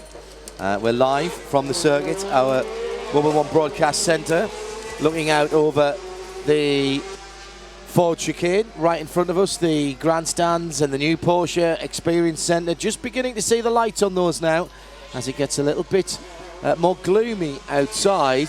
Drivers will be wanting it to get dark so that the headlights make a difference. They're kind of not at the moment, if the truth be told. Just a point of order, really, regulation-wise. Even though this session isn't due to start for another 12 minutes, the whole of this session is darkness. So in terms of setting your night laps, the whole of this session from 9:30 onwards count as being night lap time. The purple light is on in all parlance. There will be some people here who still understand what that means. A couple of quick updates before. I think we've got Shay with Alex Bunker down in pit lane at the moment, but Tristan Gomondy moves up to 4th position in P2 with a 3:39.805 in the 46 Turier by TDS racing car. Jerome Bleekemolen improves the time for the Viper, 3:57.836, 4th quickest now in GTE AM, and an improvement too for Jörg Bergmeister as he puts a 3:56.741 top of the Porsches in that 6th position in GTE Pro. And the number 30, Scott Sharp's ESM Ligier, the Rolling Stone car, reported to the stewards. It's Tête Rouge again, zone number 6. It's been catching out a few people. And the meatball flag, the black and orange flag, that is the mechanical issue flag for the 29 headlights I don't know whether the headlights are doing their disco flash or whether they're not on. Alex Wirtz is out in the number 2 car. He's just gone out the pits. Let's nip down to Shea Adam, who's in the pit lane with Alex Buncombe at Nissan. Alex, it's nice to see that you've been working hard lately, getting a lot of laps on the car. Yeah, absolutely. I'd not done much in the car, like a full sort of run in the car, so up until just now. So the guys filled me up with full fuel and 2 stint old tyres, and just said go out there and get used to the car, which is exactly what I did. And we came in halfway through. I had a little bit of touching on the front, but we cured that, and yeah, I just pounded around really and just got myself dialed in and a bit used to the car. And Harry's just gone and put it just behind the 23 car now with a new set of tyres on. So yeah, we've made some little adjustments on the car, and that seems to be working. But the thing with the new car is when you do make a change, it's not always the right way. So you can go backwards occasionally on a change. So the engineers are learning as well as the drivers. So as I've said before in other interviews, the more running we do, the better. So just keep the green light on. Time's about where you expected they would be? Yeah, absolutely. For tonight, I think that's probably where we'll be. At best, I think we may be able to get down into the 35s with a perfect lap. But I think that's pretty much our pace at the moment. Best of luck. Thank you very much. Cheers. If it happens in the pits, you'll hear about it first. Nismo. Eat, sleep, race, repeat. Eat, sleep, race, repeat.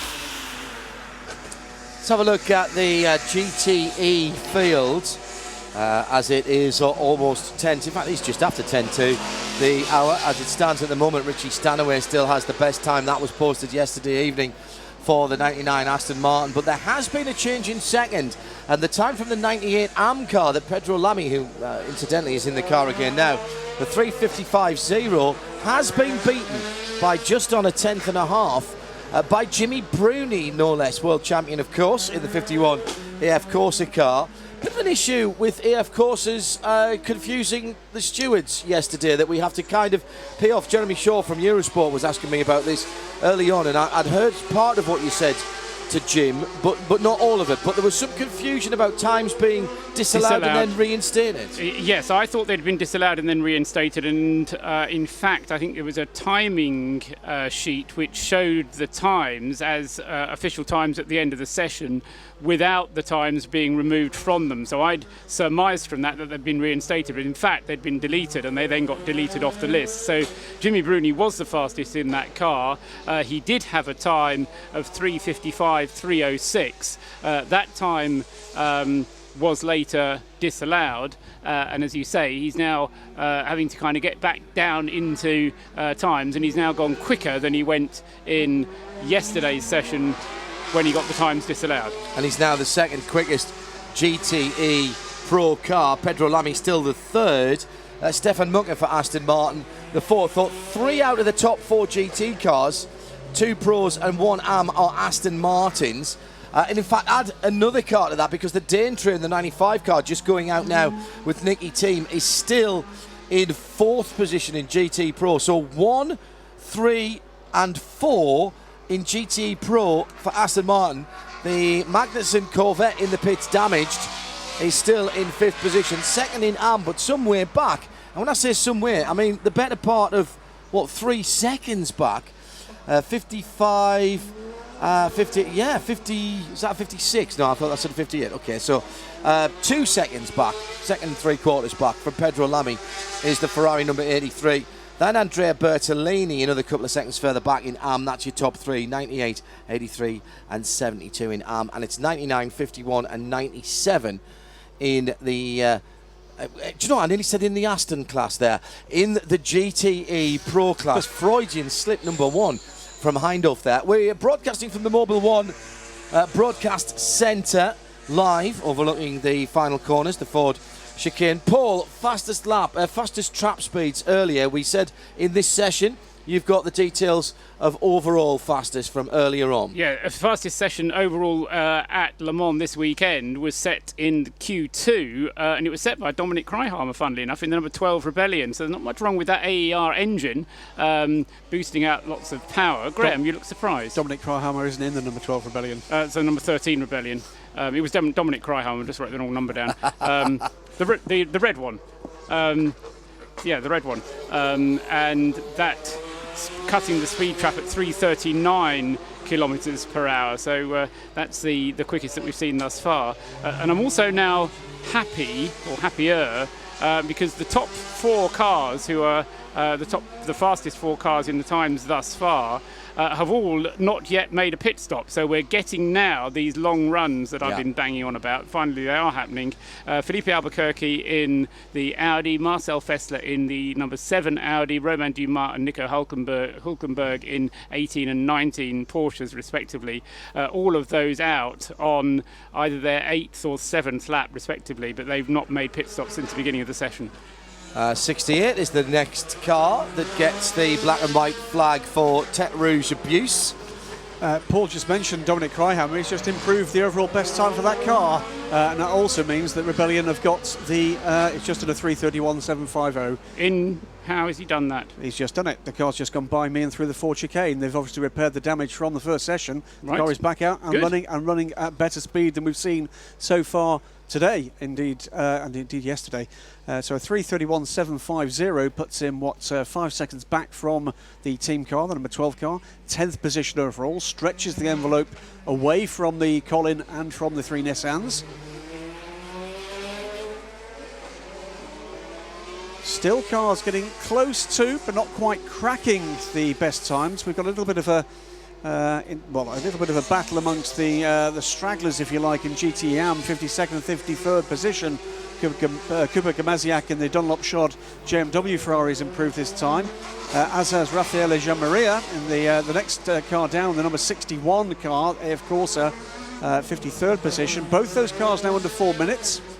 And in fact, only 3 cars over 4 minutes for the best lap they've set in qualifying. Those are the number 96 Aston Martin, the only Aston Martin out of that train, if you like, at the top of the times. And we've got Stuart Hall just going out there to see whether he can do in that Aston Martin what he was doing in the qualifying session for the festival race in the P1 Aston Martin, putting I think a 3:38.5 he put in that car. He was certainly going rapidly in it, and it was lovely to go out and have a chance just to go out and experience it. Yes, it wasn't just a case of watching it go round; it was a case of experiencing the whole thing, and I'm sure Stuart enjoyed the experience as well.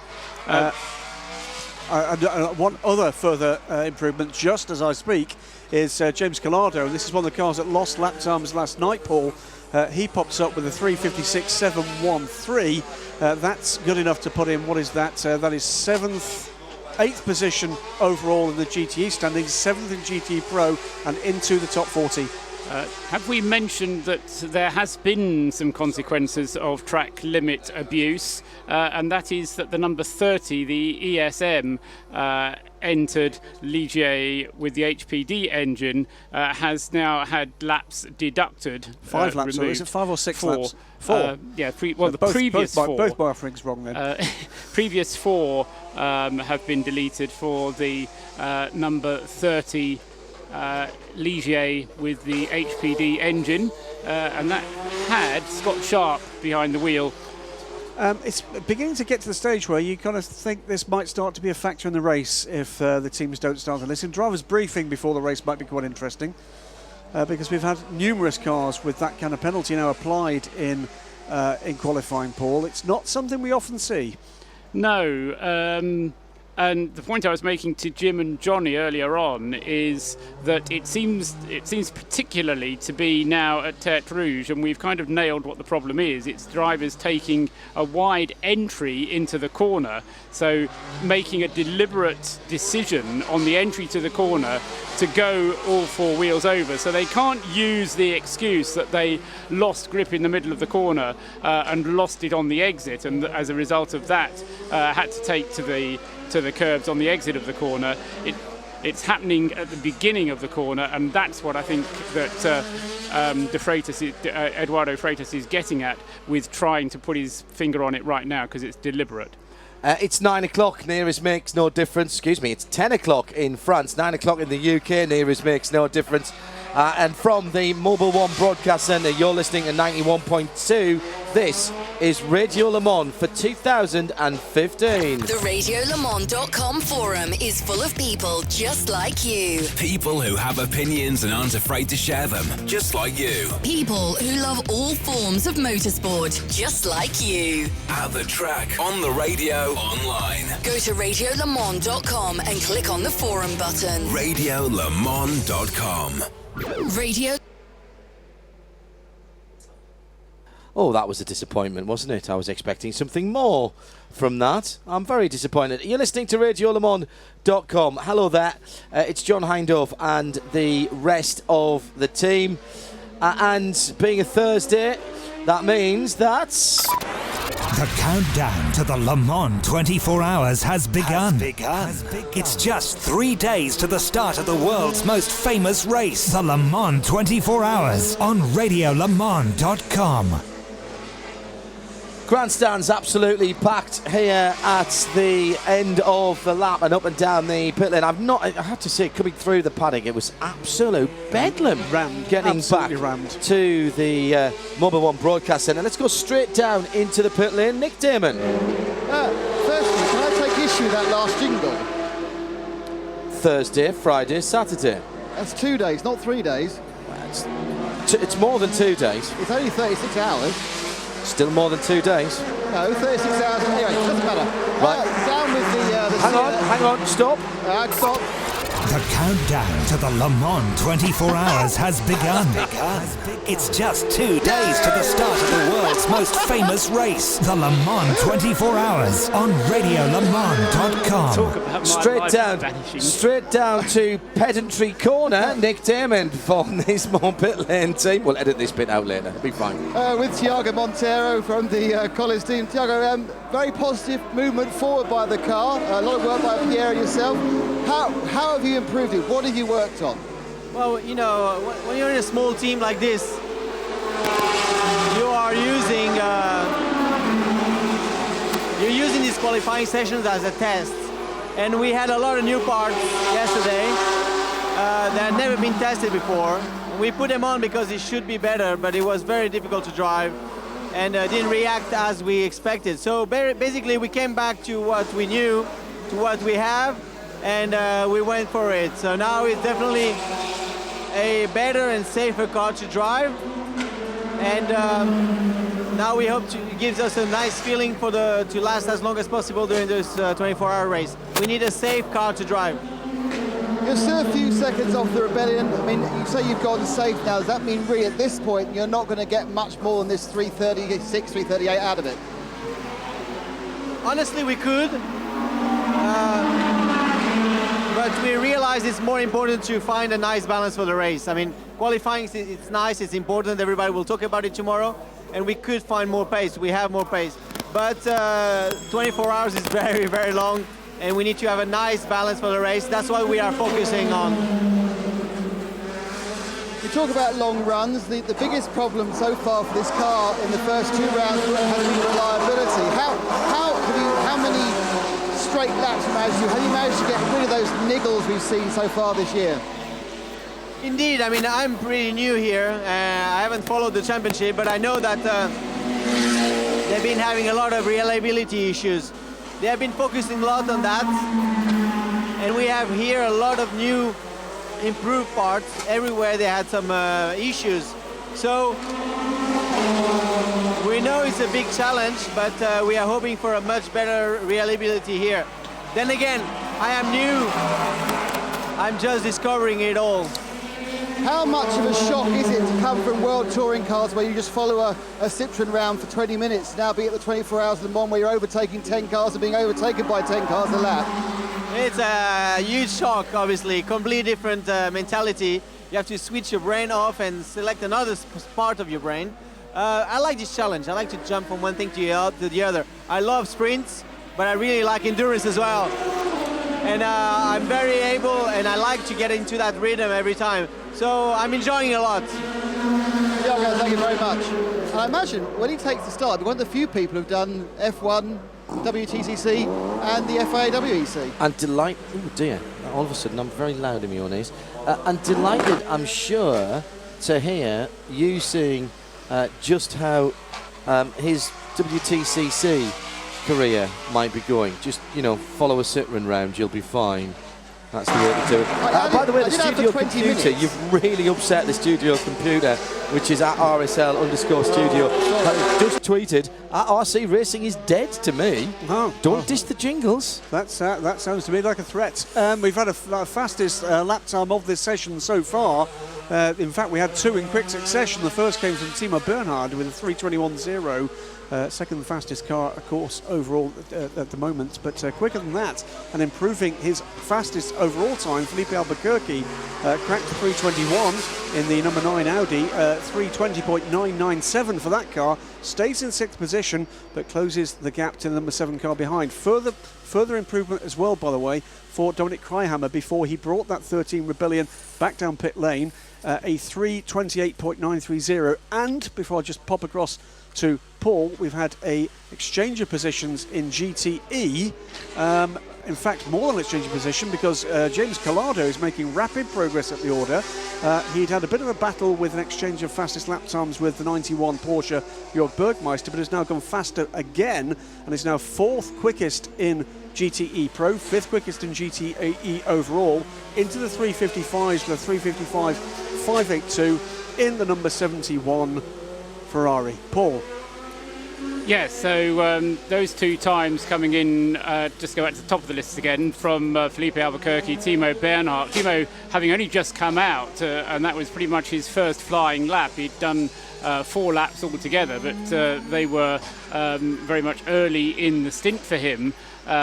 Felipe Albuquerque had made a pit stop, whereas behind we've got Nico Hülkenberg and Marcel Fessler, both now having gone through onto the 11th lap of their stint. So this is something that you can just about now begin to translate to proper race pace, because the session started at 9:30. They went out pretty much straight away after the start of the session. We're now 36.5 minutes into the session, and they're going around on their 11th lap. Now, if they're going to do a full tank... What do we think that race pace is going to be? Sorry, Paul, I had to dash away and do something technical. Well, unusual for me. The average lap times from Nico Hülkenberg are 3:24.1. The average lap times for Marcel Fessler are 3:23.7. Now, that average is gained by taking away the out lap and taking away the current lap, just in case that's the one that he comes in on. So that's a realistic race pace. That's dealing with all of the traffic, any particular local yellows that come out. So 3:24 for Hülkenberg, 3:23 for Marcel Fessler. High 22s to mid 23s are what Audi told me today. I spoke to the guys down there, and that's in their range. That they wouldn't be overly pleased with that. I think they'll want him to go about a second a lap quicker than that one. But then again, they might be on old tyres. Well, tyres is one aspect, but I think more likely is the fact that the track hasn't been dry for long enough to allow the thing to be put into it properly, the groove to be dialed in. It's rubbering up even as we speak. Shea Adam is with Nico Hülkenberg down in the pit lane. Actually, another Nico Lapierre. Oh, excuse me. John says hello. It's good to see your name on the top of the charts. Do you think it will stay there for P2? Hi, John. Yeah, at the moment it's looking good. I think the track is a bit slower today than it was yesterday, so for us it's very good. We had a bit of a trouble in Q2. We broke a damper, so we have now to put the race rear end. So it takes a bit of time, but normally we will be there at the end of the session. You know, if we need to push for another quali lap, then the car will be ready for it. Do you think the top times will drop at all? I'm not sure. I mean, with the nights coming, the temperature will cool down and maybe it will get better, but I'm not sure the track will be as fast as yesterday. Yesterday was much cooler and had less wind as well, so it was much faster. But obviously the setup improved a bit, so I don't know. To be honest, I don't know right now. You're hoping it doesn't. Thank you, Nico. Yeah, for sure. Thank you very much.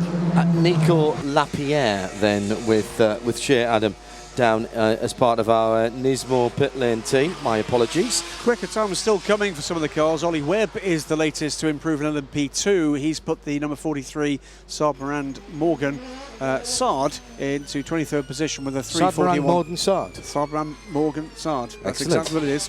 Adjured by the name. 341.250 for Ollie Webb, and an improvement too from Matt Griffin in the number 55 AF Corsa car. In fact, it's just improved again as I speak. He may not be able to choose a chip shop, but he can certainly find his way around here. 358.433 for the very quick Irishman inside the top 50. Still just those 3 cars, gentlemen, over 4 minutes. They are the 96 Aston Martin and both of the Team AAI Porsches, although Mike Parisi has just improved the time of the 68 car to a 4:02.248. And you were wrong, it's Team Saab Morand Morgan Evo Sard. Yeah, you know what, I will flay myself for that now. Please. Live on StudioVision. StudioVision on RadioLeMans.com, powered by Duke Video, and with the countdown timer, if you're syncing us against perhaps some other form of video without any commentary on it that just has natural car sounds on it, and you want some commentary, and you might well be using RadioLeMans.com for that. Around the track on 91.2 FM, around the world on RadioLeMans.com. This is Mobil 1, Radio Le Mans for 2015. Just coming up to 11 minutes past 10. We may have covered this already, and apologies if we have, but the number 64 Corvette hasn't been out either. I'll say either because obviously the 63 hasn't been out. Have we covered the reason why that is? I think Graham? Shay might be able to. Shay can tell you. Shay, go ahead. Well, the reason the car's not going out is because every Corvette mechanic is currently working on it. The 63 is stationary in the garage. Last I saw, they were doing a front pedal change, changing all 3 of them out. Don't know why that is, but clearly these guys think they know something about why Jan Magnussen had that scary accident. They are not taking any chances with the sister car, and the drivers are still suited and booted, still think they might get out, but the team is not willing to comment on anything until there's an official statement from higher up. Go back to Sebring this year, and Ollie Gavin ended up in the wall at turn 3 twice.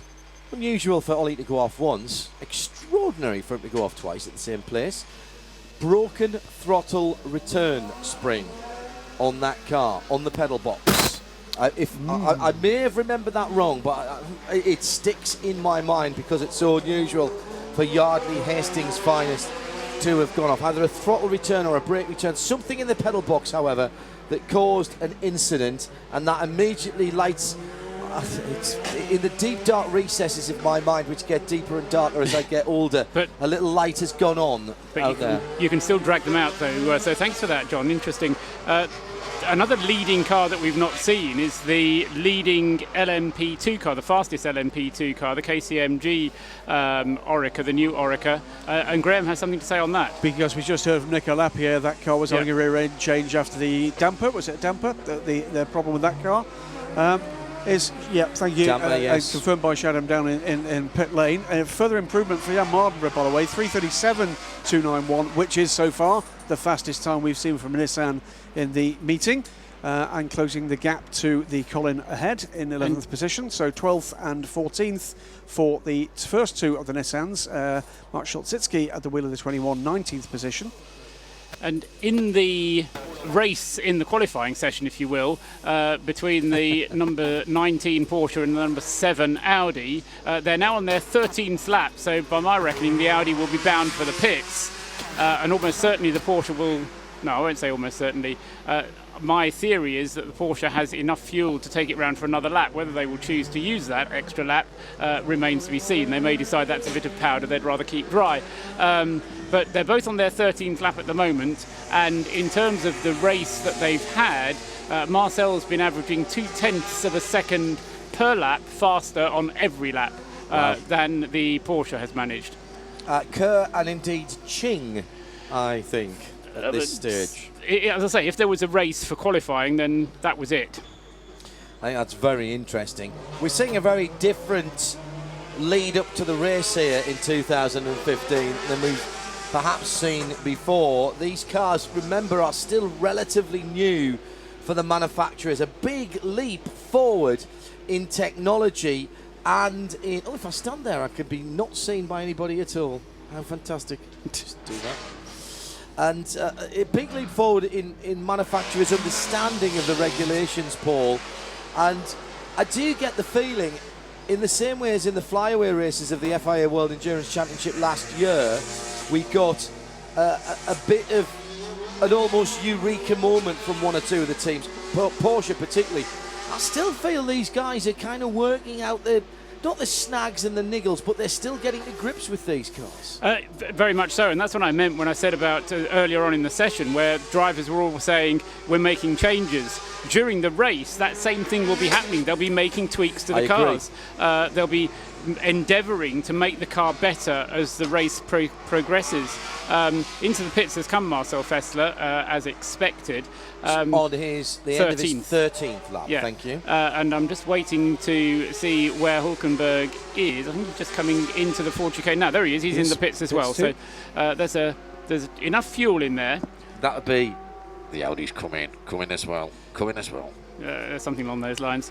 So 13 laps. See, they've got a Sunderland engineer on that car. And Hulkenberg's go, what? Can you speak in English, man? Yeah, I mean, as we were hinting at, I think the cars will improve as the race meeting progresses, and one of the tricks that Audi is quite good at is making their car go faster as the race itself progresses. Bit of a brake fire there for one of the BRs, I think it was, wasn't it, Greg? It is indeed. I'm just looking at which of the two that would be. It is the number 37 car, Mikael Alishin, at the wheel of that car, and so the steam as well as the... It was very, very fiery a moment ago. Yes, that has had extinguishant and not just water sprayed onto the left rear. The cameraman down in the pit lane being very brave and standing around that car. It looks like it's driver out. The right-hand driver door is out as the pit lane remains open, and the seatbelts are being got ready for the next driver, Nick Damon. Sometimes fires can be seen, sometimes they can be smelled. Yeah, it's a carbon fibre fire. They smell very different from anything else. It's a brakes caught fire. It may well have just ignited a bit of the bodywork. I mean, this is a new car. Are all the clearances there? Who knows? But it's going to cost them a few quid, and it's a bit messy to clear up. But that is the typical smell of I love the smell of burning carbon fibre in the morning, but this is the evening. Well, it's 5 o'clock in the morning somewhere. Brake duct, inside brake duct on the brake duct on the left rear. Bit of a Mallardy. Very good. We'll leave Nick to steer well away from that. Don't want to test out the fire suit that he's wearing in any way, shape or form. Meanwhile, down in the pit lane, I can see Nico Lapierre about to jump into the KCMG Motorsport, the very lovely blue and silver Isn't coupe. it pretty? It's going to be a big fan favourite throughout the year, this car. We've said all this FIA WE season. Let's not forget, by the way, you're listening to Le Mans. Well, this is round 3 of the FIA World Endurance Championship well. Let's forget that. No. You can't effectively, forget that. Effectively, it's round 3 and 4. Because it's double points. 3 and 9. I prefer to think of That's it. fair enough. Yeah, okay. Because I still work in old money. Old money, absolutely. But Nico Lapierre this season has, and since the hook up with KCMG, has got his mojo back. He's smiling again. He's enjoying it. Whatever went on at Toyota, and we're not party to that, and nobody's saying, everybody's played the game on that and being very sensible about it, but clearly something went wrong there, and he was unhappy, and so were they. And yet now, with KCMG, he's enjoying his motor racing again. He's got his smile back. And good. First thing he said to me at scrutineering was, I've got my smile back. I'm enjoying the car. I'm enjoying my racing. I think he's looking forward to putting a marker down that he's still very capable. He's still very popular within very many people in the Toyota camp. He's still under contract to them as a development driver. Yeah. Let's wait and see. There's a problem down at the Mulsanne corner. Double yellows in the lead up to it's the 98 car and to the corner. The 98 car, the GT fastest of the GTE AM cars. Third fastest GTE car overall, thanks to that time yesterday, wasn't it, from Pedro Lamy? Paul Dall'Anna is at the wheel of that car. That's a double winner this season so far. Maximum points. The first, in fact, Paul's and wins indeed. Graham at Silverstone and Spa, and hoping to roll that on into the third round of the FIA World Endurance Championship. Now I've found something that I can poke him with now for 24 hours. He's shown a little cheek in the armour too early. I'm going to press What's the points position at the moment, John? Good timing, Graham. I was just going to say there have been more laps deleted. The Pegasus Racing Morgan, number 29, has had the consequences of using too much extra track at Tertre Rouge. Laps 1 to 7 for the Pegasus Racing have been deleted from this session for that car. And the incident at Mulsanne Corner was a double yellow. It's now turned into a slow zone. It took a little while for that progression to happen, but it has now happened, and it is now a slow zone at Mulsanne Corner, which has caused quite a few cars to come into the pits. But at least we managed to get through those two stints, or the two stints from the Porsche and the Audi early on, to do that without having to have the yellow flag zone. Just before the yellow flag zone came out, we've got another gaggle of improvements in time for cars in not terrifically significant overall positions, but we are seeing, for instance, Raffaele Gianmaria, who made some good progress yesterday evening, making further progress up through the field. We've seen improvements in time this evening, I think, for both of the factory GT Porsches. Jörg Bergmeister had that fantastic little battle a little earlier with James Collado for position. I think, right thinking, we've got Jörg down in the pit lane. Jörg, if we look at the timing screens, it's not looking particularly good for Porsche in GTE Pro. Is that how it seems to you? Yeah, unfortunately, yes. I think we made a little bit of progress compared to yesterday, comparing to the other guys. I think we ran right now the third quickest time in the session. But nevertheless, we're still 1.6 behind the quickest time of the day. So definitely not happy about that, but not much we can do. We're just playing by the rules. Do you know where you're losing the time? Is it a lack of power? Is it aerodynamics? Where are the problems? I mean, we're running very little downforce, so we can keep up on the straights, and we are still not the quickest on the straight. So therefore, we are losing in the quicker corners for sure, and acceleration we are losing as well. This is qualifying. It isn't the race. Do you feel more confident for the car in race trim? I'm actually hoping for rain.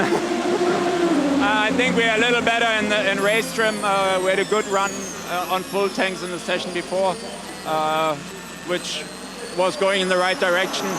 But I think really the only thing that can help us is rain. Your thanks. The best of luck for the weather. Thank you. No! In fairness, Porsche have a very different rain tyre as well from Michelin. That's another good reason that they will be doing the rain. Set up 6 white poles, 22 yards apart, and send out 2 men in white coats and black trousers. Immediately it will start to rain. That's my advice to Porsche. We're looking at some pictures from on board as we come into this slow zone. We'll have a quick look if we do get a chance to see what the incident tells. We know Paul Dall'Anna is involved there in the number 98 Aston Martin. My guess would be straight on at Mulsanne Corner. That would tend to be the usual reason. It won't be the first, second or 14th time that we've seen that in Le Mans history. Still looking for a sign of the Aston Martin there. Green lights flashing after Arnage, and the spinning up of the hybrid power is evident from the onboard sound that we're getting here in the studio. Heading off towards the Porsche, number 18 heads off with Mark Lee behind the wheel towards the, that was Mulsanne, and now through the first kink, through the Dumbreck kink, and then down towards Indianapolis on Arnage, which is where he is now. Amazingly late amount of braking, late braking into Arnage and Indianapolis both, but particularly Indianapolis, all the way down the box. This is Arnage, right-hand corner for him. And the acceleration is otherworldly. Engage warp drive, make it so, number one. It's staggering to watch it even visually from trackside. If you get to an elevated position and watch these Porsches fire themselves out the corners, it's an interesting amazing sight. Just seeing it through the exit of the Porsche chicane in front of us and the Mobil 1 broadcast centre. Into the Porsche curves now, turning in at over 180 miles an hour for the first right-hander. The first left, clip the curb on the right, through where Magnussen had his off. Big black marks there. Porsche with hazard flashes, four-way flashes, was right on the apex of the final right-hand corner there. But Mark Lieb managed to have enough grip in reserve to modify his line and get through around him. That was very, very close call indeed. I think it's the 92 car that was showing those hazard flashes. No problem, I think. I think it was just an additional visual warning to the approaching. No, he was slow. He came in at some speed down pit road. Car 98, by the way, Paul Dall'Anna is shown now as having rejoined. Well, he's clearly standing still on the apex of the last right-hander. That wasn't a pace even for a GT car. Unless he'd had a bit of a moment there. Yeah, and came straight in. The old arrive and drive karting thing. All four wheels off, you've got to come into the pit lane and be checked over. Actually, that's a great rule, isn't it? We should get that. Absolutely. I'll tell you what, it'd be a busy pit lane for the guys to follow down there. Oh, would it not? Track is clear, so we should start to see some pace back in these laps. Mark Webber at the same point on the circuit, coming through Porsche curves in the red and white, the Sunderland Porsche. You can almost, you know what, you watch some of these pictures, you always feel the G, can't you? It really does. You can see from in-car. We've had this discussion before. Quite often, what doesn't do motorsport any good is watching some of it on TV, because when you watch some of it on TV, it makes it look easy, but it doesn't look easy with this current form of LMP1. I love the fact that Neil Yanni said last night when we got to him just after he had done his fast lap, oh, that was a bit scary. I think there might be half a second in it, but not much more than that. But that was a bit scary, and I actually liked that. Yeah, no, absolutely. I don't know, the thought occurred to me a little while ago, actually. I was going to say, but then we had the yellow flag up at Mulsanne Corner. But this is a bit like one of those Le Mans qualifying sessions that we used to get 20 years ago, when all the quick times came on the Wednesday, and then Thursday was spent setting the car up for the race. Putting the race engine and gearbox in. And, you know, we then kind of set things up. And in a sense, because we had so much wet running, this has been the session, the good chance that we've had, where we can actually get on with some proper race testing, and you know, it's good to see it, and it's interesting to see so many cars out there on the track. And of course that as well is good practice for the drivers, because you can drive all you like on the simulator, you can try and do laps in qualifying, but actually just going round and thumping round and round and round and coming across traffic and making the decisions about where you're going to overtake the traffic is crucial in getting yourself into the rhythm that's so essential to getting this place right and making it work properly. It's Mulsanne Corner with another problem. It's a different yellow, isn't it? Yeah, it's come up again, and just before it as well, double yellows in the entrance, that little right kink. Driving that today, reminding myself that through that right kink, and the guys that I was driving around today, through that right kink, the prototypes are still on the throttle. If you're in a GT car, you've braked, changed down and turned in, and up the inside, as Anthony Davidson found to his cost, there comes a flat-out LMP1 car still doing the sharp end of 200 miles an hour. That's clear again. That came out just as the number 98 car made its way back to the pit box in the garage now. Paul Dall'Anna, after whatever moment he had at Mulsanne Corner, the number 98 Aston Martin car has made it safely back at some pace after its whoopsie at Mulsanne. Might have been the number 34 Oak Racing Ligier, just working on where the car was on the track at the time, but that is very speculative. I'm really hoping that if Oak do a LMP3 car, we call it an Acorn. A little Oak. Yes. Well, they've already done one. We've seen the P3 car today. For the Should have first been time. called Project Acorn. Project Acorn would have been the very British way of doing it, wouldn't it? The Paul Smith Aston Martin has come into the pits again. I did see the lion's head on the front of that, but I had to wear those odd glasses with the blue and red lenses on them. Yeah, I hate to see what that's going to look like when the Le Mans 3D film comes out, because it's... Do you think that's why they've done it? Terrifying. Do you not Could think be. that possibly is why they've done it, and perhaps there might be something in 3D that you see different? Yes, certainly possible. Yes, interesting one to think about, isn't it? It's actually a Union flag in 3D, but it does look like one of those 3D films without wearing the 3D glasses, doesn't it? It's interesting. Of course, I would argue, and my dear wife and I have sat up many sleepless nights when I say there's no such thing as art. Only the clever people who describe things and tell you it's art. So that's not an art car at all, it's just a car. That's Eve confirming just to my left that it's not the debate about art that keeps her awake, it's just the snoring. It's the reverse snobbery of coming from the northeast. She's looking over the top of her glasses at me. Oh dear. I'm feeling nervous and I'm not even in trouble. Is it time for an hourly update? Please, let it be. Oh yes it is. Thank goodness for that. At RadioLeMans.com, we live for endurance racing. Le Mans, Bathurst, the Nürburgring, Spa, Silverstone, Fuji, and many more great races on classic circuits around the world, all covered live. Now add Daytona, Sebring, Watkins Glen, Road America, and Road Atlanta to the list. IMSA Radio from the International Motorsports Association and Radio Show Limited is a new service bringing you coverage of every session of the Tudor United Sports Car Championship, qualifying and race coverage from the Continental Tire Sports Car Challenge and the Support Series races, live, free, and without commercial interruption, direct to you. Look for the IMSA Radio icon on the RadioLeMans.com homepage. The hourly updates on Radio Le Mans, brought to you by Audi Ultra, lightweight technology.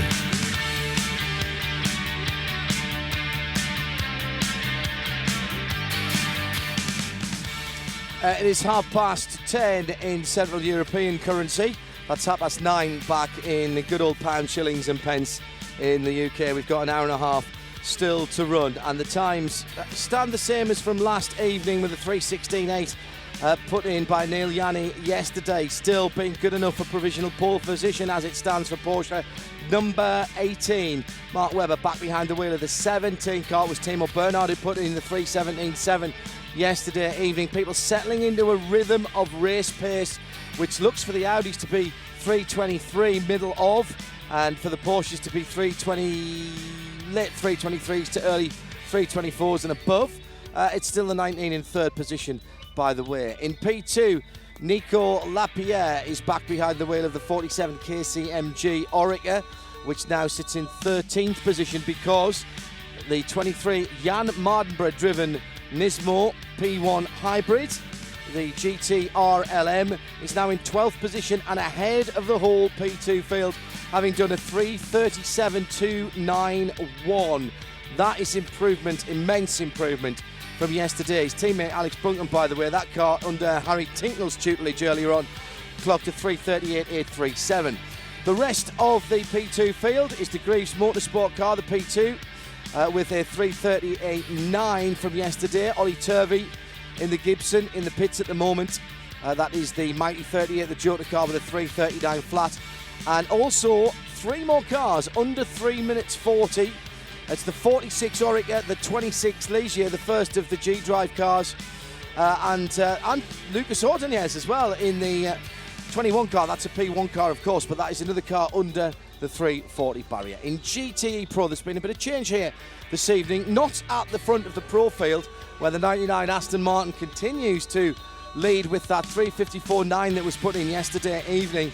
But it was Jimmy Bruni in the 51 Ferrari, now driven by Tony Vielander, 3:55.0.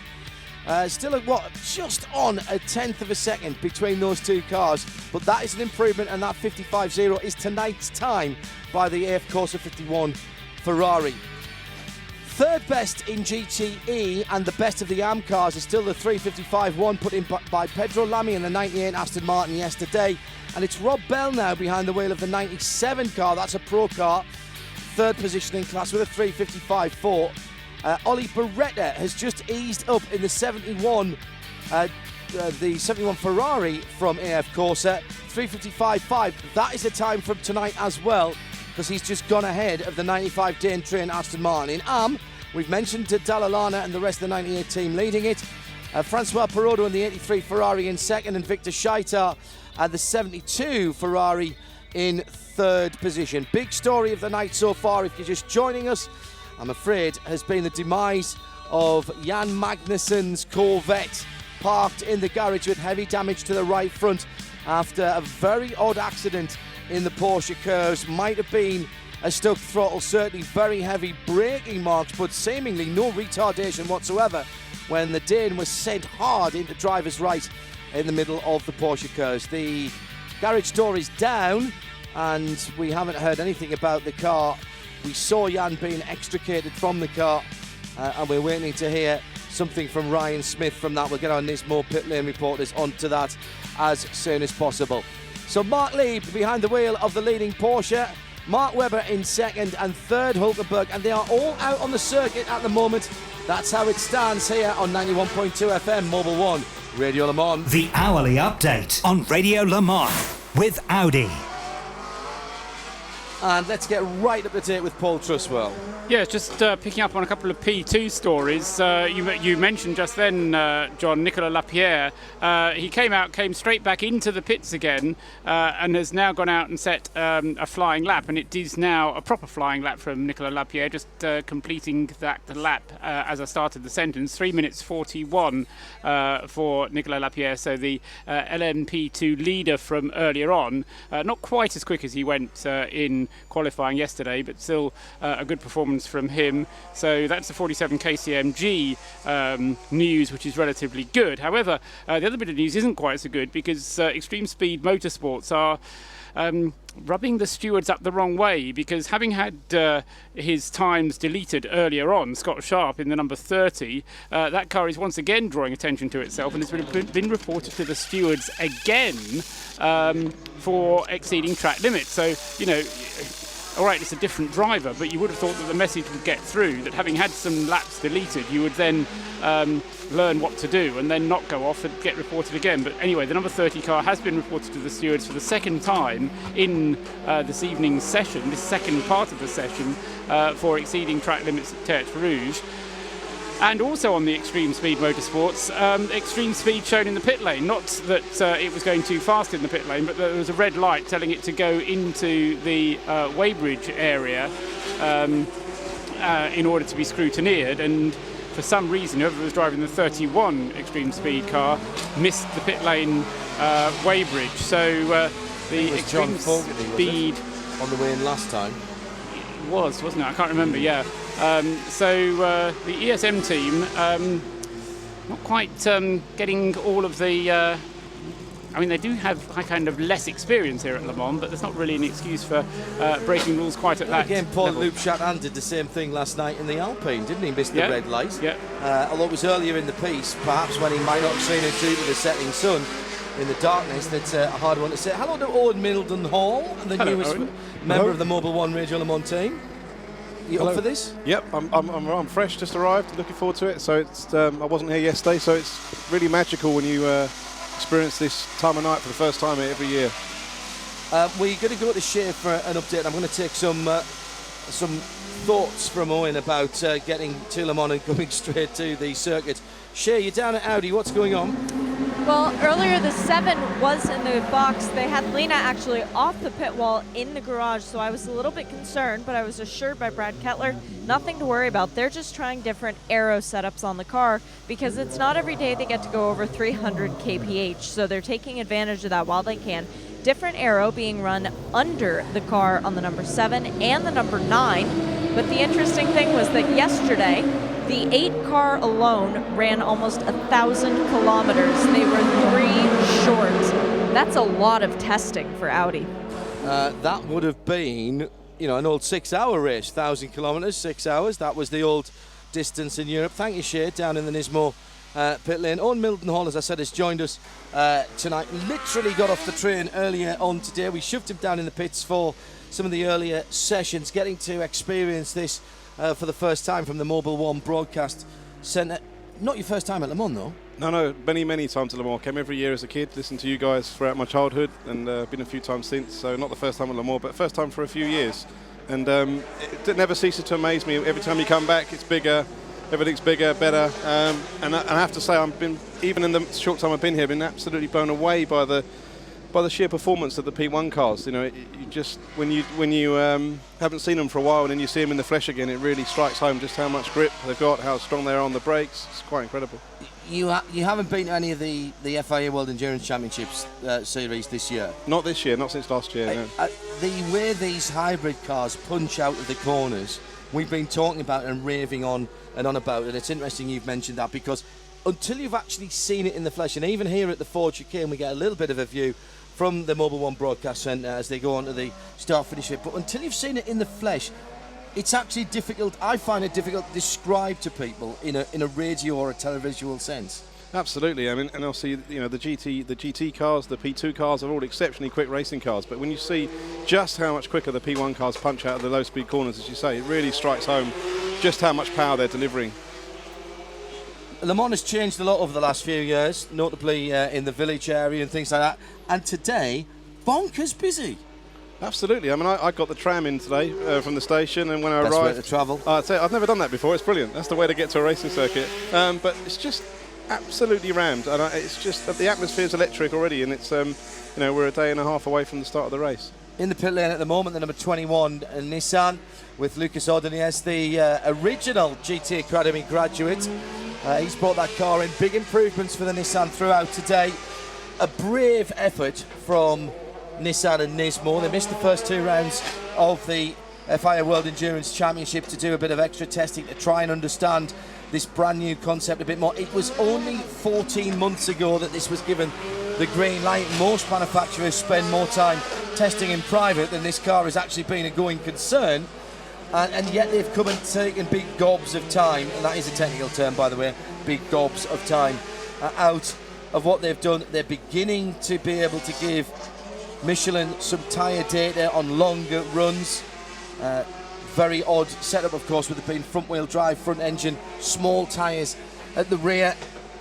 Split decision in terms of love it or hate it for this effort and for this car. There's been criticism for it, there's been praise for it. Which side of the line do you stand on the car that's standing at the end of the pit lane at the moment in the innovation station? I mean, I think for me, I can't help but be impressed with their bravery by doing something different. Obviously the might of Audi and the might of Porsche, and then they've come and done something different. So they've looked at the regulations, and you have to admire the fact that they've looked at the regulations and done something different. And I think that's what makes sports car racing great. We've got a set of regulations, and we've got 4 factory P1 cars that have gone about those regulations in different ways, and the Nissan being the most extreme example of that. So I love their bravery for them coming and doing it, and they're not testing in public. They're coming here, they're sharing really open in social media, they're letting the fans see what they're doing, and you have to admire that. They're really engaging the public with this car. Graham Goodman and I hosted a question and answer session up at the Nissan Media Hub at the top of the village this evening. So what? Everybody does that in some way, shape or form, except that there were 10 members of the public who'd submitted questions through dailysportscar.com, the FIA WEC forum, through radiolemans.com and the Listeners Collective, who was sitting front and centre with access to 4 of the drivers, plus Darren Cox and Ben Bolby, putting really quite technical questions to these guys that they did not dodge, including questions about the hybrid system. Why have you done this? Would you do something different? And Ben in particular said to me before he had to leave, hugely impressed by that. That's not the way that any of the other teams would go about it. No, absolutely, and I think they haven't taken a corporate route. They've not been defensive, been very open, and I think it's a sign of a program that fundamentally has sports car racing enthusiasts and motor racing enthusiasts at the top of the tree, and I think that filters down through the whole program. I mean, you only have to look at their hospitality unit. They've got a slide in it. I mean, it's just brilliant. I mean, but hang on, it's not just a slide for fun, because Tag Heuer, one of their partners, have put a timing beam at the top and the bottom, and they've got a Tag Heuer top 10 of who got down the slide quickest. Well, knowing racing drivers, I'd imagine their drivers are going to be getting competitive I to be think the quickest. Crummy was about third and still trying to work out how he could lower his friction down the slide. They've copied that from McLaren because Woking Swimming Baths has got one. No way. These little, yeah, they've had it for quite a few years that McLaren put in some time ago. So you have the black run, and it times you as you come down and gives you a little gives you your time through the what do you call it? Flume. That's what it is. Easy for you to say. I like that idea. I really do. I really do like that idea. Well, we wish them well on that, and of course they've been big supporters even before they came into sports car racing officially of what we do. However, that said, as you know, we've been critical. I've been professionally critical of some of the things that they've done in the past. I think this is their best effort yet. I've sort of raised an eyebrow on some of the things they do. I'm big enough to realise that the original Nissan Delta Wing probably influenced the set of regulations that we've got right now. And the only thing I would say is I'm a bit disappointed that the ACO didn't introduce a voiturette, a lightweight class, so that innovative cars like the Delta Wing that did have a different approach to things could have been a part of this race on a more regular basis, but controlled with proper regulations rather than sitting outside of them. But I do think that was an important step for them. Garage 56 in the future, and we had one announced today. The Garage 56 is a methane gas-powered car, I think it is, for 2017.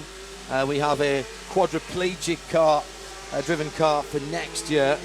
And again, you've got to applaud the ACO in their bravery for what they've done to allow cars outside the regulations to come and play, which potentially, of course, has the opportunity to embarrass the guys who are putting large amounts of money in, and that's not normally the way that things happen. Full dark here now at Le Mans, and we have, if you're watching on www.radiolemans.com and our StudioVision, powered by Duke Video, you'll be able to see there's an hour and 13 minutes and 27 seconds counting down now just above Owen's head, beside the Mobil 1 graphic. Going out to the world there. Paul Truswell just to our right at the moment with the scaled down walking data centre. Only the 7 screens for him here this weekend, pulling more electrical power than Sellafield. No, they're all very low voltage screens. I mean, if they were the old-fashioned cathode rays, then they'd be pulling a lot more. And you'd be able to raise them easier as well, in fairness. I was in Audi earlier on today and watching the timing screens thinking, those are the best timing screens I have ever seen. And it was a computer feed up onto a 50-inch TV, standing with a couple of guys from Eurosport, all going, yeah, we can read those without our glasses. Can we not just come here and do the show? I think that would have been a very good idea indeed. So just over an hour and 12 minutes still to go. These long runs, Paul, continue, and continue at what sort of frequency and pace? Well, the pace is, I'm going to dodge the question and say hard to measure because of the slow zones that we've had recently. So that kind of messes up calculations of average lap times. But what is interesting is the number of cars which aren't really changing driver. The number 19, Nico Hülkenberg, is out in that and has been for the whole of the hour and 20 minutes of this session. So you're not only putting the tyres and the car through the endurance, but in the case of Hülkenberg, you're putting him through the endurance of what is going to turn into a reasonably long stint for him. Marcel Festner is the only driver who's been at the wheel of the number 7 car. Kaz Nakajima is the only driver who's been at the wheel of the number 1 car. Until now. Has when he just come Seb in? Buemi has gone out, and Kaz Nakajima therefore can speak to us via the medium of Radio Mike and Nick Damon. Kaz, we can all see the timing screens. It doesn't seem to make very good reading for Toyota. Where do you think you are in comparison to the other 2 major works teams? Well, compared to Porsche, it's clear that in the qualifying they can boost a lot more than we do, and on the straight line they make a huge difference. That's the biggest thing. And the other thing is we are not doing really qualifying because for us the race preparation is the number one priority. So all those things, make quite a huge difference. But yeah. I mean, it's noticeable you're not really any quicker than last year. Did you decide not to qualify because you knew you couldn't, not to do a qualifying run because you knew you couldn't get near the front? Yeah, I mean, we are not doing qualifying because the race preparation is number priority, and even if we do qualifying, we know that it doesn't make huge difference. I mean, qualifying is not everything anyway. We learned it from last year, so yeah, that's how it is. Race pace wise, I mean, one of the absolute key things is going to be tyre use and tyre life. I mean, how confident are you that you've got that ability to run multiple stints on the same tyre? Well, we are working to put a lot of mileage on the tyres, and I think we have a good idea how far we can go with the tyres. So in that point, I think we are very well prepared, and we still need to work on the setup a little bit more. And race pace-wise, for sure, it will be closer, especially compared to Porsche. So in the end, the reliability and making no mistake is key for the race, I think. We've seen a lot of incidents and accidents on the track. I mean, the weather's quite unpleasant. How is the surface of the circuit? Is it nice? Is it greasy? It's not nice at all, actually. Yesterday night the grip was better on the track, and today the track seems very dirty, dusty. So we are not in the best condition at the moment. One of the big questions I should have asked you first, actually, is how are you feeling after that huge accident at Spa? Well, I actually forgot about that until you asked me. So sorry. I'm very fine and I'm happy, and I can say that I'm almost 100% in the car. So I'm ready to race here. That's fantastic news. Have a good. Are you in again, or is that it for your night? That's it for the night. Yeah. Have a nice sleep. That's Kaz Nakajima down with Nick Damon. The latest news from the pit lane is brought to you by Nismo. Eat, sleep, race, repeat. Eat, sleep, race, repeat. Just a correction, Garage 56 next year is a quadruple amputee, not a quadriplegic. Even as I said that, I realised that I was making a mistake. My apologies, and thank you for the number of people who have corrected me. In fact, the gentleman concerned was out in a track demonstration earlier this weekend in one of the school cars, the Pescarolo school cars here at Le Mans, and that is a very interesting technology that will be being debuted in a 58 car field, of course, for 2016 on the 5 plus 4 on the 18th and 19th then of June next year. The test day is on the 5th. That was all announced today as well. And I was going to say something else then. It's gone completely out of my mind. Let me quickly look through the tweets and see if it reminds me of what I was going to talk about. No, it's completely gone. See, that is the real problem of getting old there, I'm afraid. Let me trigger it by saying that Mark Webber has just gone through in the number 17 Porsche, and as he does so, he's starting his 11th lap on this tank full of fuel, this stint for Mark. The number 17 car was late on parade, remember. It didn't come out straight away at the beginning of the session. Timo Bernhardt brought it out relatively late and went immediately, very quickly. At the time that he set his lap, it was the fastest lap of the session at 3:22.447. But then Andre Lotterer, no, it wasn't, it was Marcel Fessler beat him in the number 7 Audi. And since then, the number 9 Audi of Felipe Albuquerque has gone quicker as well. But Timo Bernhardt has now handed the car over to Mark Webber, and as I say, he's now doing his own long run, having seen already a long run from Nico Hülkenberg, who's currently on his 10th lap. And I remembered what I was going to say. I knew you would. Jan, thank you. You've worked with me long enough to know that if you give me a bit of time, I'll either find or remember what I was going to say, although that sometimes the bit of time gets longer as I get older.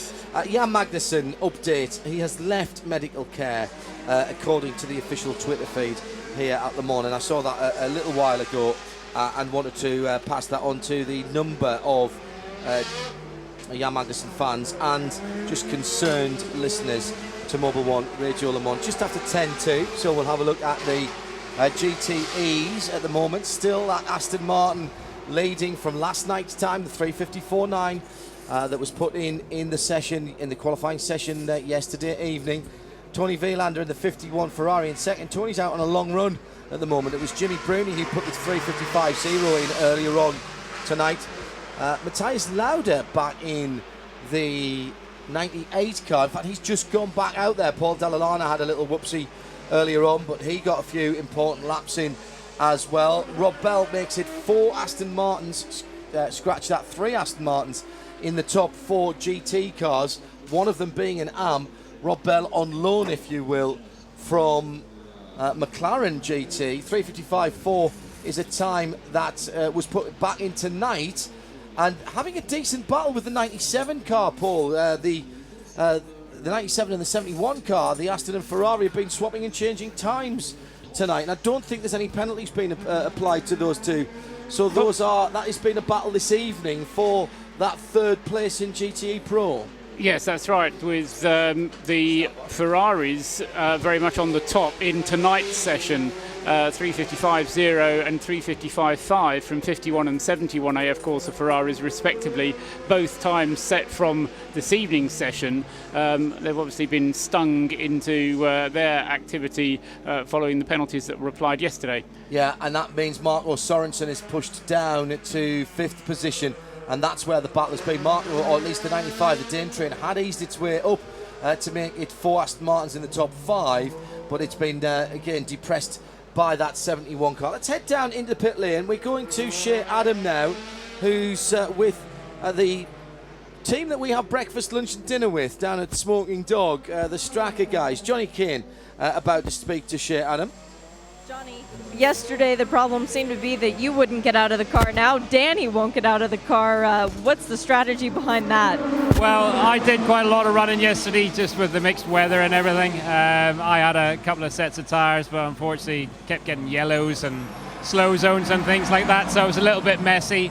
And Danny really didn't get to do many laps, so he needed to qualify all his nighttime driving and stuff tonight as well.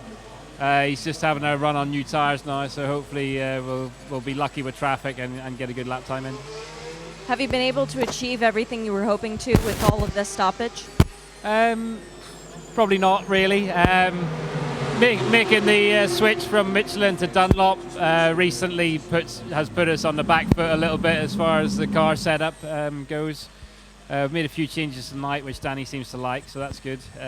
So yeah, I'll just have to see how he goes over the next few laps, and then I might get a run at the end. We eat every single meal with you, and didn't get to do dinner. Was it good? Can't even remember. What was it? Can't even remember. Daniele's going to be so upset. We eat every meal at the Smoking Dog. Wonderful catering. Oh, now you remember. Yeah, it was meatballs and pasta. It was good. Oh, yum. Hope they save me some. Let's see who Nick has further down pit lane. Well, Nick, come in. Can you hear us? Hello. Oh, there we are. Down at the Lara competition pit number 50, the 3rd Corvette, of course, in the field. Now, I'm not sure whether they've been doing a huge amount of setup changes as well. I'm wondering whether this has been mandated from Corvette's engine. I saw one of the guys from the Corvette team, or at least he had the correct overalls. I'm just going to go stretch the technology for a second. Just going to have a quick word with Christian Poulsen. Christian? Just see whether the two things are connected. There's a large amount of work being going on for the session. Christian, an awful lot of work going on your car. Is this in any way related to the accident Jan Magnussen had? No, it's nothing to do with that. It's just the last adjustments on the car before the race. So we're trying some different setup. It was quite a big change, though. I mean, what I've seen the mechanics beavering around for about half an hour. What have they been doing? Yeah, and they're changing the camber, so it takes a while. You have to have the car up and to do right. You're now obviously deep in Corvette territory. Last year you were running with the Aston Martins. Can you compare the cars? Yeah, it's another car. It's another team, but Le Mans is still the same. So yeah, it seems like the Astons are fast this year again. So we'll see what we can do. But I'm looking forward to the race now. Thanks, Christian. So there we are. It's a completely unconnected change to front end. Well, there we are. It sounds like you may not believe that, Nick. Well, I don't know how many people from Doug Feehan's team normally walk in the back of Lab competition. I've no idea. I believe when he says it was a camber change, I wonder if they'd been a bit too aggressive on the cambers and it had caused a right front puncture, and that's what took the car out, and they were changing. Although they were changing a pedal box on the other car, that might have been unconnected. We don't know about that. The only two cars who haven't been seen in this session are the two GM Corvettes. The number 50 Labra Corvette has been out, but we haven't seen anything at all from the number 64 Corvette in this session.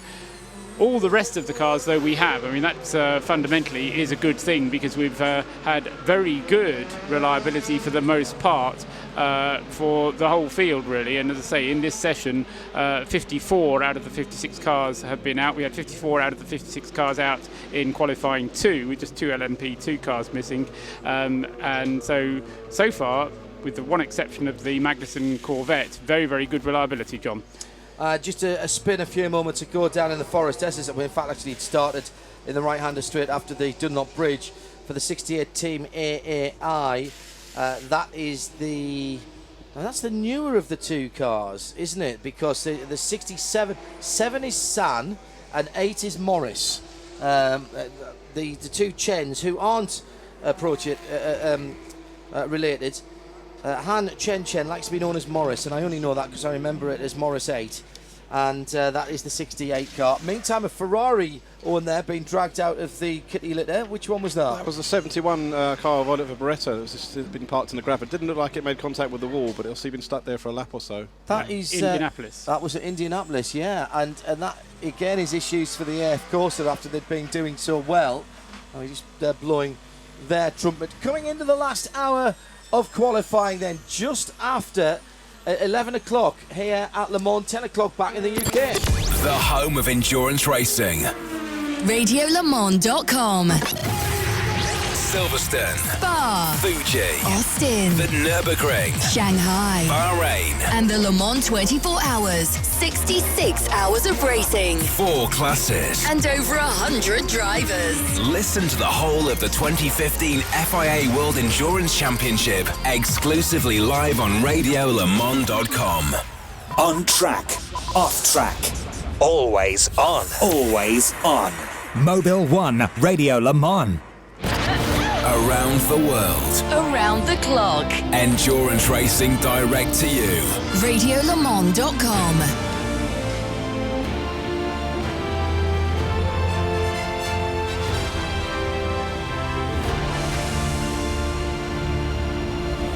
Get closer to motorsport with Mobil 1. Mobil 1. It's just after 11 o'clock here at Les Arts. And Mobil 1 Radio Le Mans, we're getting ready. Just wondering if there might be a final tilt at the times at the top of the 4 classes. Well, it might not come now, but in 45 minutes or thereabouts, if we start to see people pitting and getting out onto the circuit again as the track inevitably quietens down towards midnight Central European time, there might just be a time for a quicker lap of this 8.5 mile of historic tarmac. The track temperature at the moment, 26.7 degrees Celsius. It's come down considerably from the 33 it was at the start of this session. The air temperature probably still a little warm at 22.1 degrees Celsius. That's still somewhere above 70 degrees Fahrenheit at the moment, but the humidity is still very muggy, 80%. And the low pressure that we were expecting to push through to bring the rain through this evening hasn't come at all. It's clear there will be no rain before midnight tonight. I was fairly confident of that this morning, at least our studio computer was, and it has been proved as right as any weather forecast. We can get it right half the time. You're doing all right as a weather forecaster, apparently. That's about the sort of numbers that they work on. We'll take you all the way through to the checkered flag and beyond, and then have the grid for the 2015 Le Mans 24 hours. It's Mobil 1 Radio Le Mans on 91.2 FM. Paul Truswell and Owen Mildenhall are joining me, John Hindhaugh in the booth, and the Neesmore pit lane crew are Shea Adam and Nick Damon. The Toyotas have been in and out the pits quite a lot tonight, although there has been some longer running for them. Owen, it's not dismal for them by any stretch of the imagination, but they are the defending world champions. They've not won this race, and at this time last year they were red-hot favourites. They're not right now. No, and you sort of feel a real sense of pain for them, because you sort of think they did really have that in the bag last year and pretty unlucky not to win last year, and you do fear they may have lost their opportunity. But having said that, I think you get the sense that they're not pushing in qualifying because they know they haven't got the pace, raw qualifying pace. But as we know, it's a very long race. There is some questions about the reliability for Porsche in particular, so I think we'd be foolish to count them out just yet. So I think they have a... And Paul, they have been doing some longer runs in terms of the average speed. They haven't done the 10, 11, 12, 13 lap runs of Porsche and Audi though. No, absolutely right, John. The longest stint we've had from either of the two Toyotas in the second part of the session, the 2.5 hour session this evening, is 7 laps from Stefan Sarazan. The average lap time during that period slightly meaningless again because of the yellow flag zones, but if you compare the average at the same time as either Audi or Porsche were out, then they are seconds rather than tenths of seconds away from the pace as well. So if they're going to do anything, they're going to have to do it by staying out of the pits and being reliable. So I think it's going to be a tall order for Toyota here. On the subject of long runs, I was talking about Mark Webber having been out for a long run. He was out for a long run and has now come into the pits at the end of a 13-lap stint. So that's 2 13-lap stints that car has done. Not that car, no. The number 19 car was right. The other one that did 13 laps. So Hülkenberg in the number 19 has done 13. Mark Webber at the wheel of the 17 has done 13. And Marcel Fessler at the wheel of Audi number 7 has done 13. Those are the longest stints in P1 of this session. Well, the 19 is still in the pits because the front bodywork is off, the rear bodywork is off, and the mechanics are actually working on what looks like the brake rotors on both the front and the back, with a little bit of emphasis on suspension on the rear of the car as well. No driver anywhere near the car, so it doesn't look like they'll be getting ready to go out soon. But Webber in and out, not in the garage. 18 not in the garage, just the 19 Porsche. And another incident on the approach to or at the first chicane. That's zones 9 and 10 with double yellow in 9 now and yellow in zone 10. So something coming out of Tête Rouge and heading down towards that first right chicane on the Ligne droite Venandière. And a new fastest lap in this session, John, from André Lotterer at the wheel of the Audi number 7. 3 minutes 20.967 is not the quickest Audi time because we had a 3 minutes 19 yesterday evening. So, yeah, 3 minutes 19.866 was the number 8 time, but it's 3:20.5. It's within 4/10 of the best time from the number 7 yesterday. So you were just saying, weren't you, John? It's sort of time for a little flutter. And André Lotterer, fastest time of this session, third practice session. How many laps has he done in that car in this run? 6. He's on his 7th now. Right. I'm going to predict that we'll see a sub 3, maybe not. All right, we'll see a very low 320 from that car before he brings it in to the pits. I disagree because we've got a red flag. That's the only reason I disagree. Nick Dearman down in the pit lane. He's coming in. They're all coming in. It's a red flag, mate. Well, that's a good reason to come in, obviously. But I think it was coming beforehand because they actually wheeled in a nose, as you do, not a front nose, just a nose. They wheeled the nose in to, I think, make a couple of little aerodynamic adjustments. They're carrying on being Audi and learning as much as they can as the weather changes, the humidity goes up and down. Cars are coming in having minor aerodynamic tweaks to them. He hits the board now. And, first chicane again. So, and thanks, Nick. The Toyotas never ran longer than 10 laps before the race next year, reminds us. Eric Rude reminds us. Is that right? Last year? Yeah. I honestly, I don't have the figures with me, but I'm not surprised because last year Toyota was all about speed, and so. But it's a good. Thank you for the reminder. Yep, we. It was the AAI car, the 67 car with a small fire that we saw earlier on, but it seems to have put itself out. The car didn't stop. Davide Regon, I think, with a very crackly Shea Adam when she spoke to me. Shea? You are correct.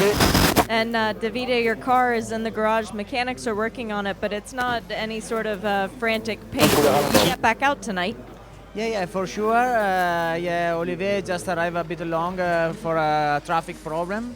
The car is going well, so no damage on the car. So now we are already repaired and ready to go out again. Just for us, me and James, get used on the night condition, because we are not really used to it. But now it's just a red flag. We are ready to start, but red flag for another portion. We are ready. Do you think you can improve your time? No, we are not. Just preparing for the race now. Yes. Thank you, Davide. You're welcome. Ciao. Paul has just fired me a message that says simply 96. That's my offering for a lottery number. No, I think that is the cause of the red flag at the first chicane, the Royal Goethe Aston Martin, which he shares with Stewie Hall and Francesco Castellacci. The 90, that Porsche that we were talking about, the AI car hasn't come back around, and it looks like a fire on that car from the Circuit TV cameras that we have access to here in the booth in our Mobil 1 broadcast centre. So that is not good news at all. And the 90, if that is the 60, was that the 67 or the 68? As you were watching there. No, it was definitely the 67 car, and it was a small fire, as you said, is coming out of Tete Rouge, but it looks like it stopped at the first chicane. And when we saw from the onboard of one of the factory Porsches, it's quite a serious fire. They look like they've now got out, but I'd suggest there's probably quite a bit of damage to that car. That is the older of the two cars. That's Jun Sen Chan, San 7, as we call him, and remember it's Morris 8. But there's intervention vehicles there to driver's left, just in front of the restaurant Unadier and the Chinese restaurant down there. The clock will not stop.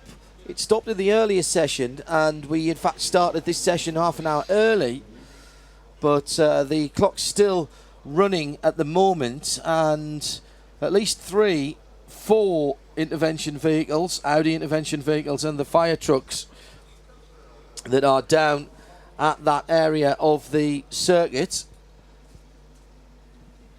And someone's just handed me an interesting text. Someone also out on the circuit sending us a text saying they've got lightning to the north of the circuit, big sheet fault lightning. So maybe we are going to get some rain before the end of this session. So it's interesting. There's no rain coming. We'll have a huge electrical storm tonight, as we had about 3 or 4 years ago, and we'll have a downpour in the early hours of the morning when that's passed. But we're going to have God's fireworks tonight in the sky. That is my prediction for what will be going on this evening.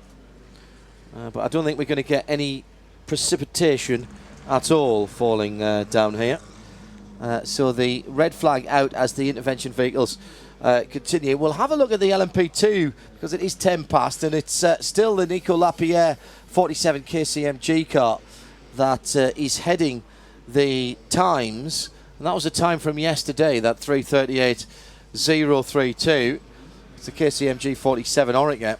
Sam Bird in the lead here, the 26G drive car, 3:38.9. Then Gary Hirsch and Mitch Evans, the 41 and 38, the two Gibsons, the Zytex, the 41 and 38 being the Greaves and Jota cars from Vincent Capillier in the 36 Alpine. Remember, that was a car that lost 5 of its laps yesterday when Paul Loup Chatin missed the entry weighbridge on the way into the pit lane, and there was dock laps. Making up the top 6 is the 46 Oreca of Ludo Bardi, and the 46, is that the Ibanez car? No, that's a 45. Thierry, of course. Thank you, Graham. And that car is showing us stopped out on the circuit at the moment. I mean, just not have got back.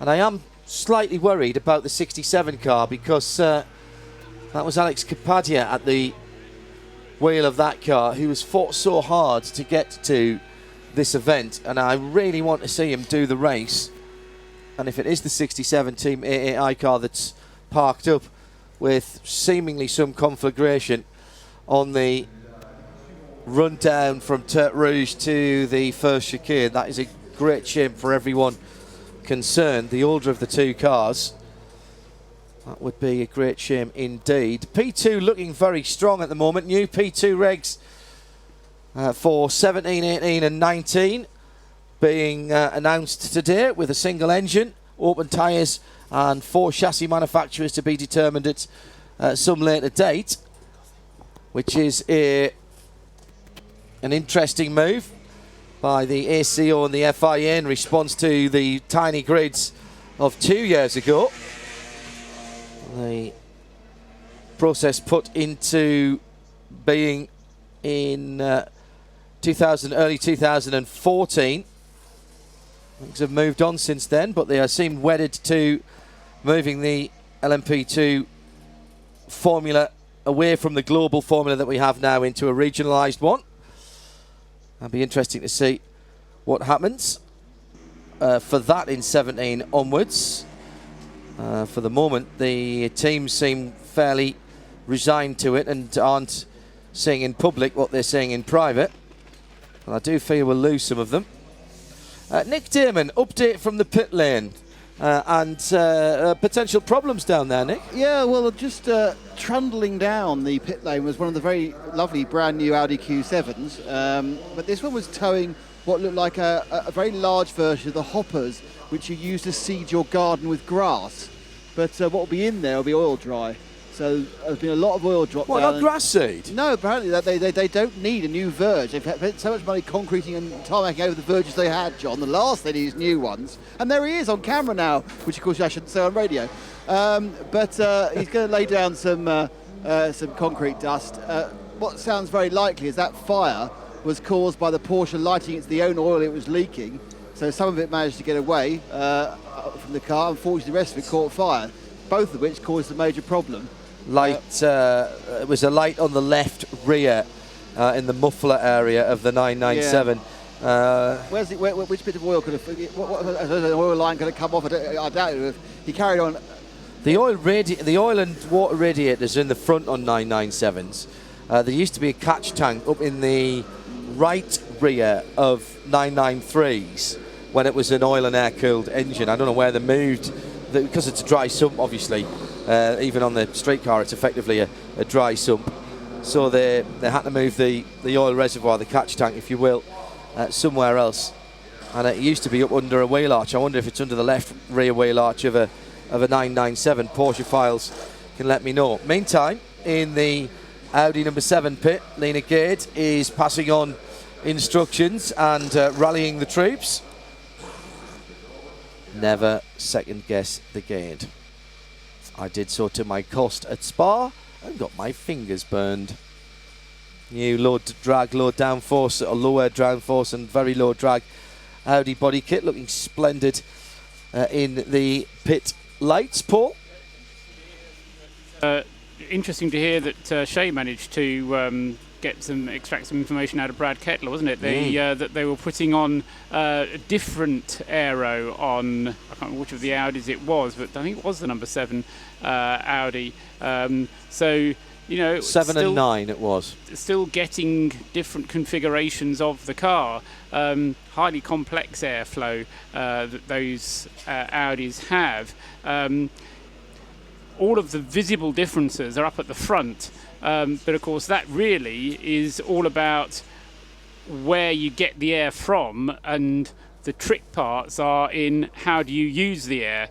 So the air is getting in through the front, but then within the front bodywork there's then various turning vanes and fins which will then channel the air not only under the car but also through the car, and then where the air exits out of the back of the car, through the gaps which for the high downforce car are in the top of the rear wheel arches.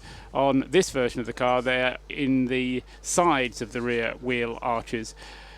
And that's very, very important. So kind of all the attention that gets paid to the front part of the car is only getting the air in. What's then done with it as the car goes through and at the back is vitally important, because that then affects how the airflow goes through the car and how the car then is able to be nicely balanced on all four of its wheels and get the maximum out of its tyres. And it's a relatively more complex, I was going to say less conservative, but more complex concept that Audi have gone for with this car in its previous state, and particularly now in its Le Mans, its low drag state. There's a new guy at Audi Aero, a couple of new guys, in fact, one of whom who came across from Toyota, I think I'm right in saying, and they have brought a new set of ideas. And during the bad times of Audi in the early part of last season, we're able to persuade the management to allow them to pursue a different direction. Yes, but it's not a madly different direction, because Audi has been using the concept of air through the bodywork for many years. You go back to the R15 Plus, that was using air going into the bodywork and through the car, rather than necessarily just channeling it under and over and round the car, but use the airflow through the car. And the Bentley in 2003, particularly if you sat in front of that, you could see right through it as well. That was a very interesting concept. The other thing that they have done, in the same way that Nissan have taken it to a more extreme, an extreme end point, is they have recognised the ability to do more with the front end of the car in pure aerodynamic terms without the drag penalties than you can do at the rear. The rear is very highly structured in terms of its regulations, very proscriptive, the regulations at the back, in terms of diffuser, wing, etc.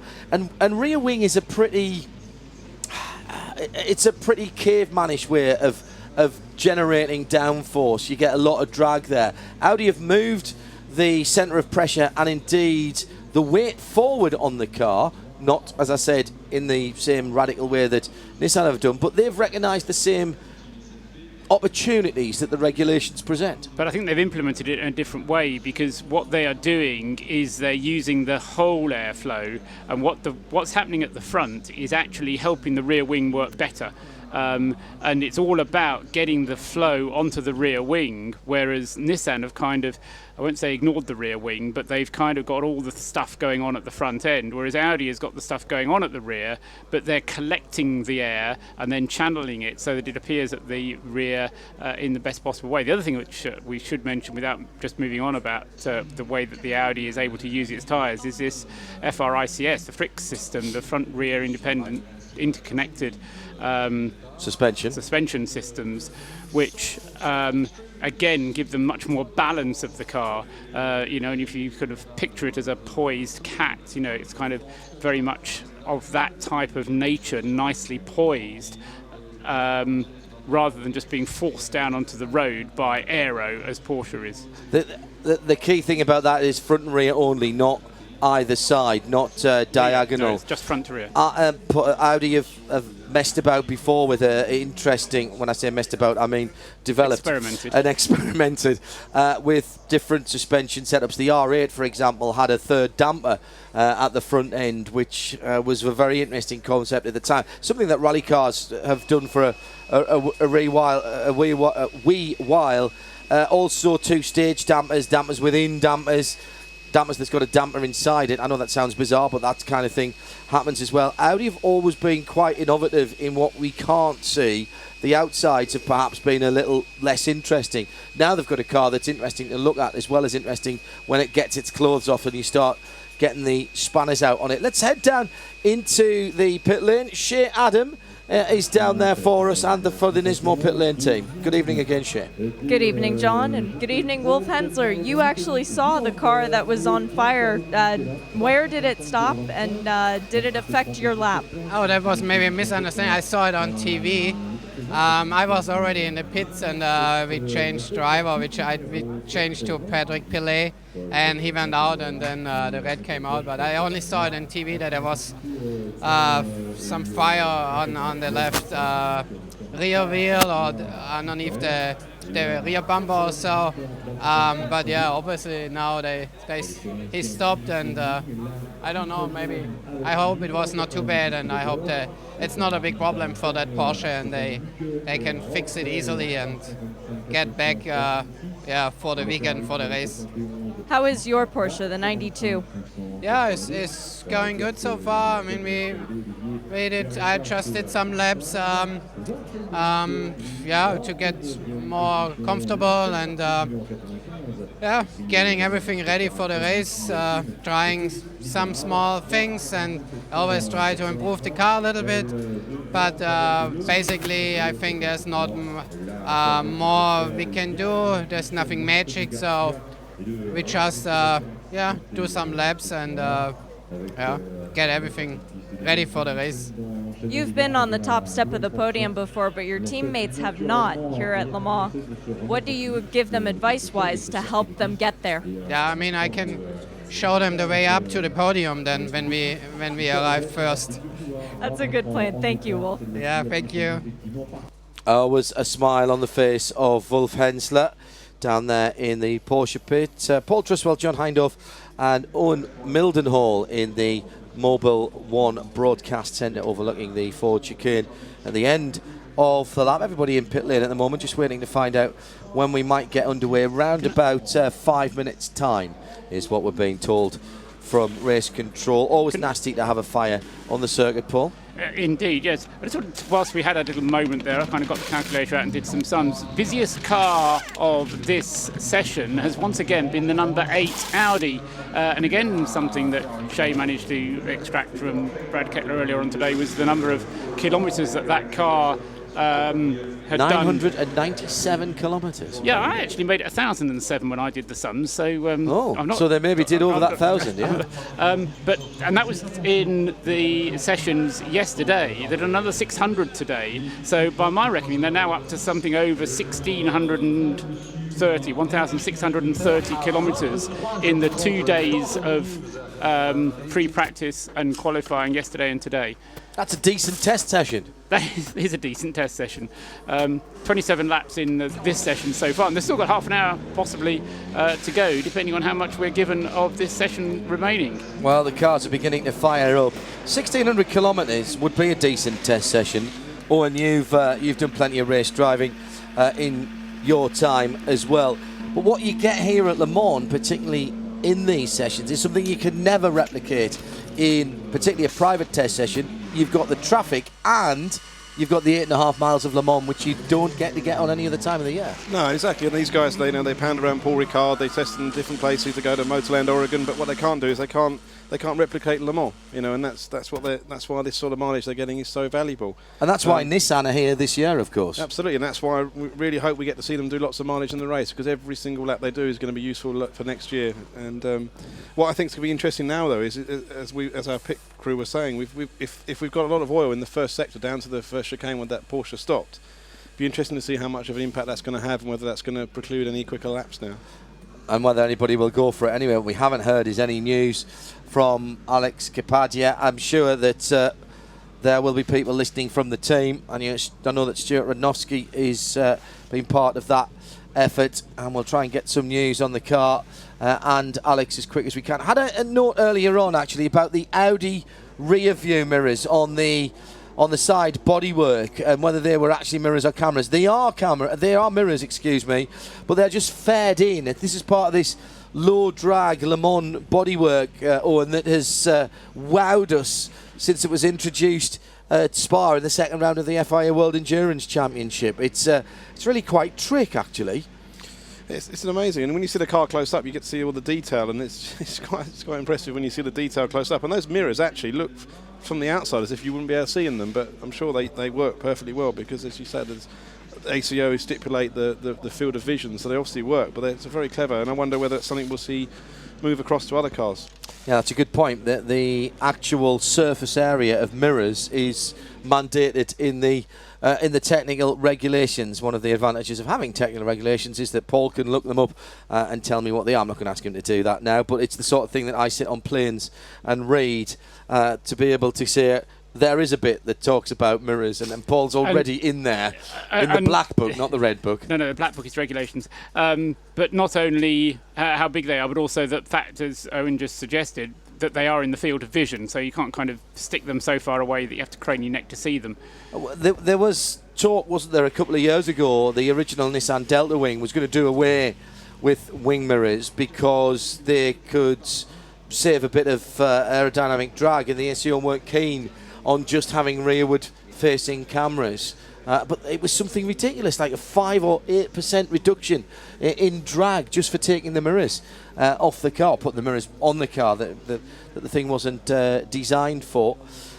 Paul is actually going through the English and French regulations in a black ring binder at the bottom end of the Mobil 1 Broadcast Centre at the moment. We'll let him compete with those pieces of paper whilst we have the world's most expensive traffic jam lining up in pit lane. We said half past, or at least that's what we were told. That is 12 seconds away. So let's whilst that is, well, let's wait till they fire up and get out, and then we can hear the glorious sound of them leaving, and then we'll go to the hourly update at the bottom of the hour. And there are the cars going out. Have a listen to this.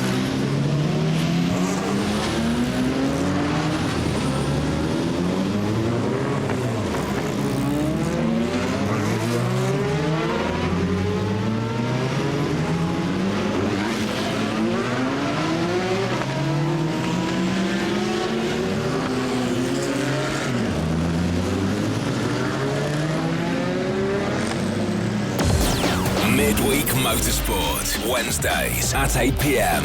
News and analysis, Speculation and debate. special guests, and our resident experts discussing the whole gamut of motorsport. Formula One, sports cars, touring cars, rallying and bikes. If it has wheels and an engine, and they keep score, it's on Midweek Motorsport, Wednesdays at 8 p.m. on RadioLeMans.com. The Hourly Update, powered by Audi.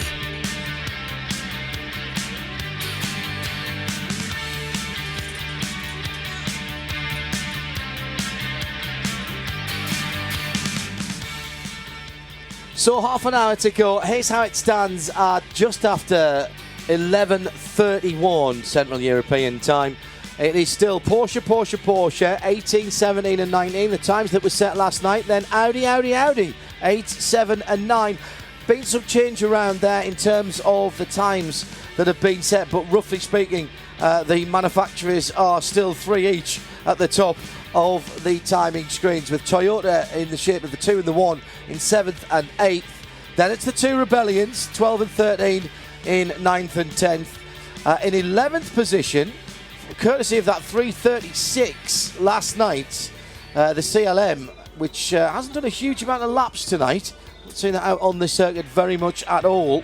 Yes, how many, Paul? 7 laps. 7 laps, thank you. Thought we hadn't seen that one out much.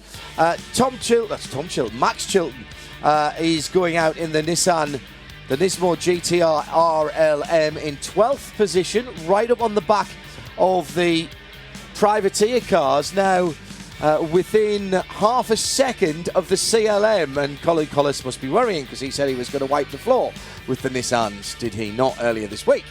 The two other Nissans are in 14th and 15th, separated by their teammate by the 47 KCMG Oreca, the P2 provisional pole sitter ahead of the G-Drive Ligier. Roman Rusinov going out in that car, Gary Hirsch in the 41.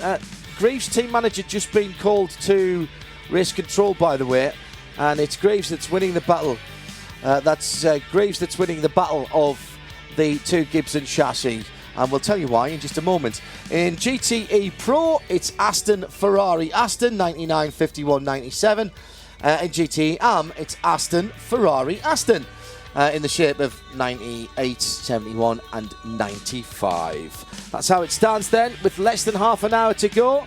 Action on the track could yet see some improvements. Audi, Vorsprung durch Technik. Nick Damon knows why Greaves have been called to the naughty step. I do, because a subject that was actually, I think, came up on the one that I think may have come on the first programme we did way back about 2 days ago here. The interpretations of slowing down and speeding up either side of a slow zone. And John Lancaster has fallen foul of the fact that the slow zone happened as he was going into it, and he may have not slowed down enough, and then it kind of flashed, and he may have speeded up too much. So he is on the naughty step for a interpretation of the slow zone which Eduardo Freitas or the stewards don't agree with, but obviously Greaves say, well, hang on a minute, it's not very well defined. John says the light changed to green whilst he was in it.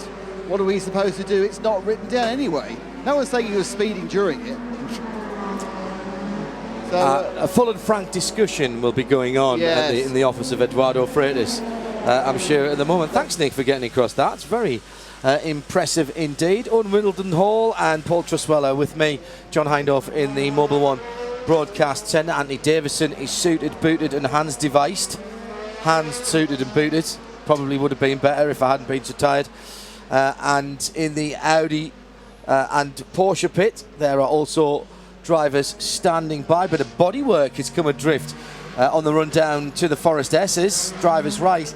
Oh, that is pretty close to or on the racing line, just beyond where the cars turn off, the bikes rather would turn off onto the Bugatti circuit. There's a bit of a bump there, and it's the whole of the front left fender and headlight, I think, of the, is that the 48? 41. 41, yeah. Excuse me, the Greaves car.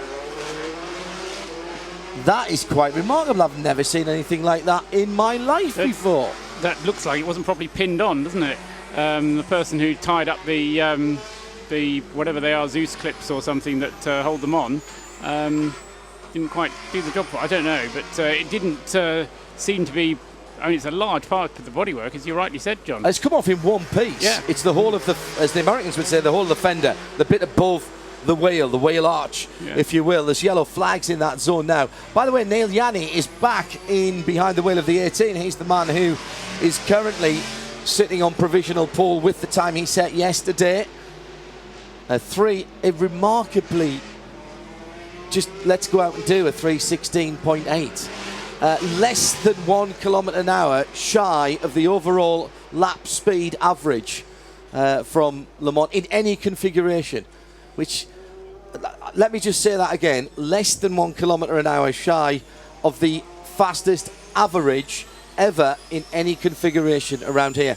And of course the fastest previous to that, we talked about this the other night, just over 250 kilometres an hour without the chicanes, and with areas of the circuit that were probably a little bit quicker than they are now. Although, funnily enough, a track length that was 13.626 kilometres, so just 3 metres shorter than what we have at the moment. Which is bizarre, for all that we've had changed has come round in a big circle. A big circle being the operative word. Yes, the date and year in question, 1985, Hans Stuck Porsche 962, and the time was 3 minutes 14.8. Which was in qualifying, not a lap record, therefore, because it wasn't set in the race. And it was 250 points. 251 points. 51, right?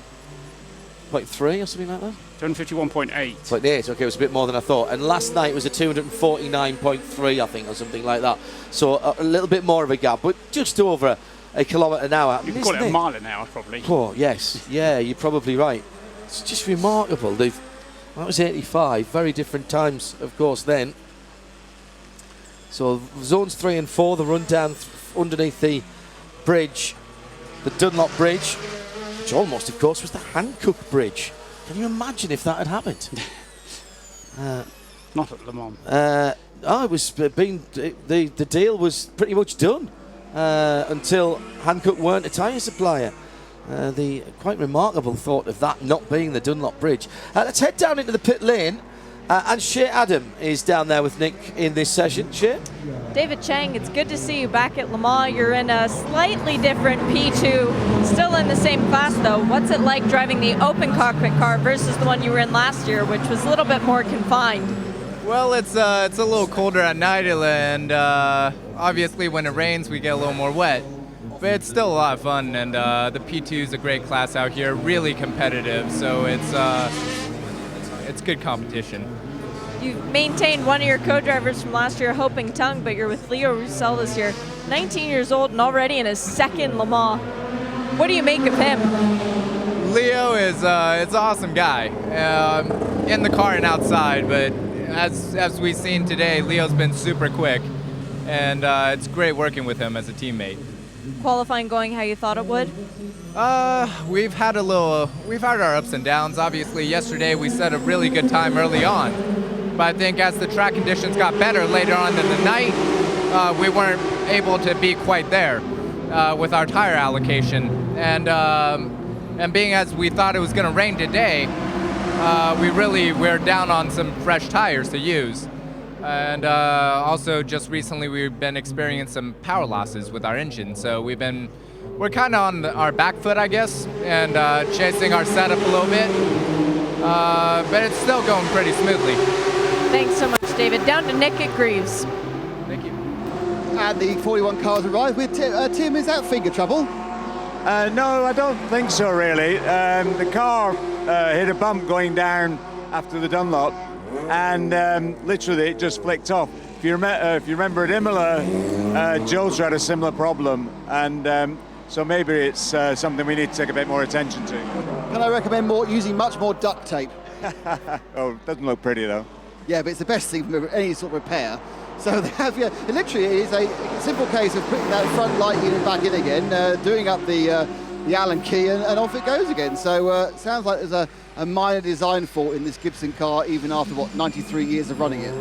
Yeah, 2007, that car's first iteration. That is what I call value for money motor racing. It's sad to say that will not be one of the cars that is still running after the 2017 season. I've got some good news to report now. We've heard from Stuart Radnowski. Stuart, thanks for texting in to us here at the studio that Alex Kapadia is fine after that nasty fiery moment in the Team AAI Porsche that brought out this red flag. Much obliged for you passing that on, Stuart. I thought you would know what was going on, so thanks for listening in and actioning that. Meantime, improvement for Andre Lotterer on his first, at least an improvement this evening, Paul, I should be more specific, on his first flying lap out tonight.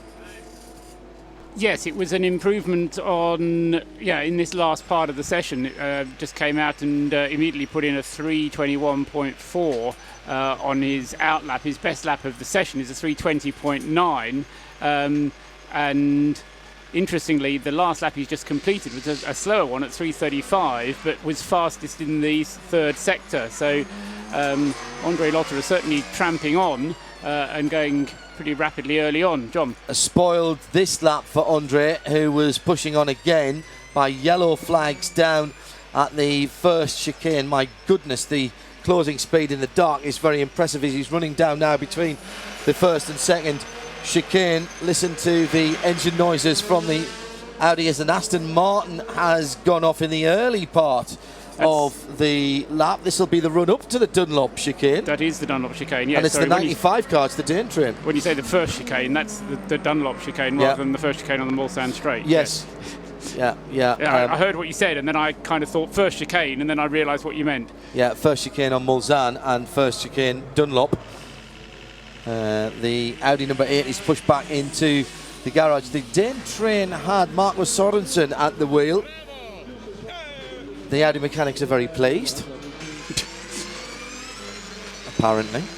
17 minutes to go, as you'll see if you're watching www.radiolemans.com. On the front page, we have StudioVision powered by Duke Video, the countdown timer in this session, which will run through the race as well. Snatch Tractors doing their job perfectly up at Dunlop, and the new system for picking the cars up there, Owen, absolutely working perfectly. Yeah, because I was saying last year, if I remember rightly, Aston lost a car last year from a qualifying accident where the chassis was damaged by the Snatch Tractor, so it must be a relief for the teams to see a new system that potentially takes away the risk of a damaged car from a Snatch Tractor. And of course, additional safety features to be built into the GTPs, the GT Premium cars, excuse me, as the new GT is called.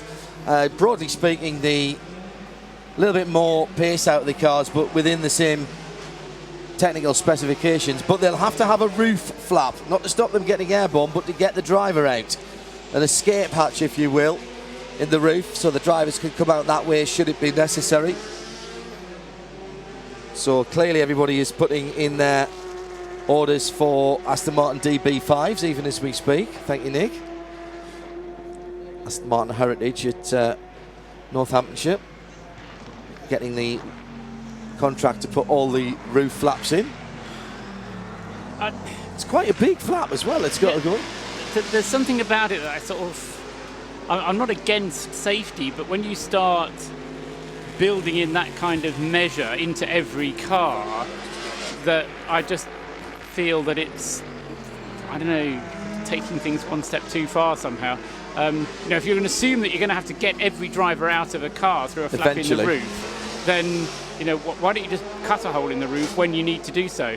And if it's that serious of an incident where you do have to get him out, then it doesn't take that long. I don't know. Anyway. Makes it's not as easy as it sounds either, because it does mean, of course, that you've got to have a different designed roll cage so that you can get them out. You couldn't have a crossbar, for example. Absolutely, yeah. And I think that system, I think if I'm right, it's made its debut in the Porsche Super Cup this year. So the Super Cup cars have had those hatches, and I think it's not just a case of the driver coming out through the hatch. I think it's also the case of the backboard going in through the hatch as well, to help with that. But I sort of agree with Paul. It does seem like quite an extreme measure, but as you say, it has a big implication in terms of roll cage design, and that might be something that's interesting with current cars, that potentially there might be some current cars here that have to have a complete roll cage redesign. Do you remember the old open top Spiker, which was an open top car but had a huge crossbar right across the driver's head? Yeah, absolutely. A bit like a Caterham type of roll cage. Well, you've driven MX-5s as I have. I've driven a Jota MX-5. That's nice and easy because the roll cage is around you, and you can. And for me, getting in and then sticking my head up where there's no roof and get myself settled down, that's great because there isn't a crossbar across there. Absolutely, yeah. But the rule only applied to GT cars. It had nothing to do with prototypes, closed prototypes. No, it's GT, the new GTP cars, and it will. I think it's going to be implemented in the current GT E cars as well. That's what I saw. That's what I understood as well, and I sort of thought, well, but when you see one of these prototypes and the narrowness of doors, just getting drivers in and out of the car at the best of times, means that some people can't even drive a prototype. Yes, I think. Well, we got Bruce Jones into the Nissan GTR LM, and I've got into one. Didn't we have? Was it Nick Damon who went into a Toyota TS020 and was never seen again?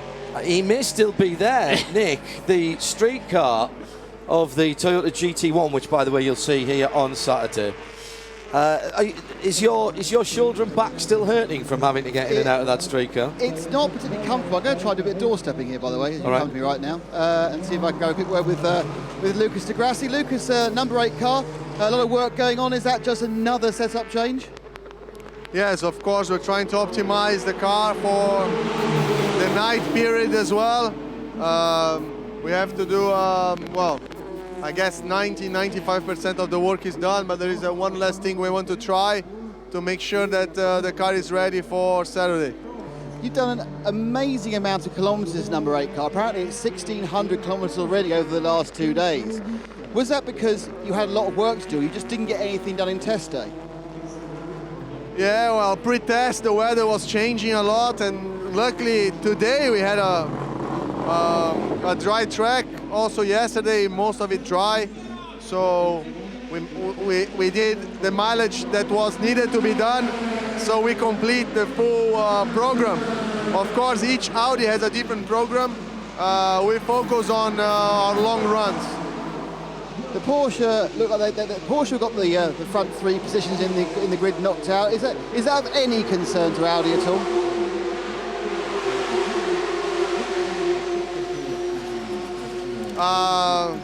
Well, of course, performance is always important, but here in this race, performance by itself, it doesn't win it. You need the reliability, you need the strategy, you need the car to be quick for 24 hours, not only one lap.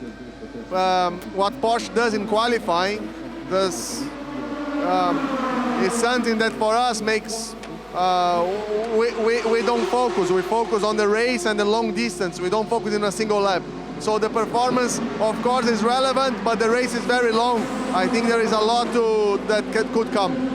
Lucas, thank you very much. And the long pause after that last question was not because I stumped him, it's because the number 7 came in and we were ushered gently back from the pit wall, pit lane, sorry, back into the garage. And I think Andre Lotterer has hopped out. And even at that time, I assume Marcella's hopped in, because I saw Ben without a helmet a few seconds ago. I don't know, though. I think you would be right. Meantime, Ben Treadway back in the car. Yeah, so expect him to run well. And Harry Tinknell has just put in a new fastest Nissan lap. The 22 car goes ahead of the 23. Been a decent battle between Tinknell and Martin tonight. 12th and 13th now, and they are separated by 0.3 of a second, just under. Let's head down the pit lane to Porsche. Find out some of the answers to those questions that Nick was asking at Up at Audi. Kevin Estre is with Shea Adam. Well, Kevin, you did get to drive a Porsche at Spa, but now you're in a prototype here at Le Mans in the Oak. How have you been finding it?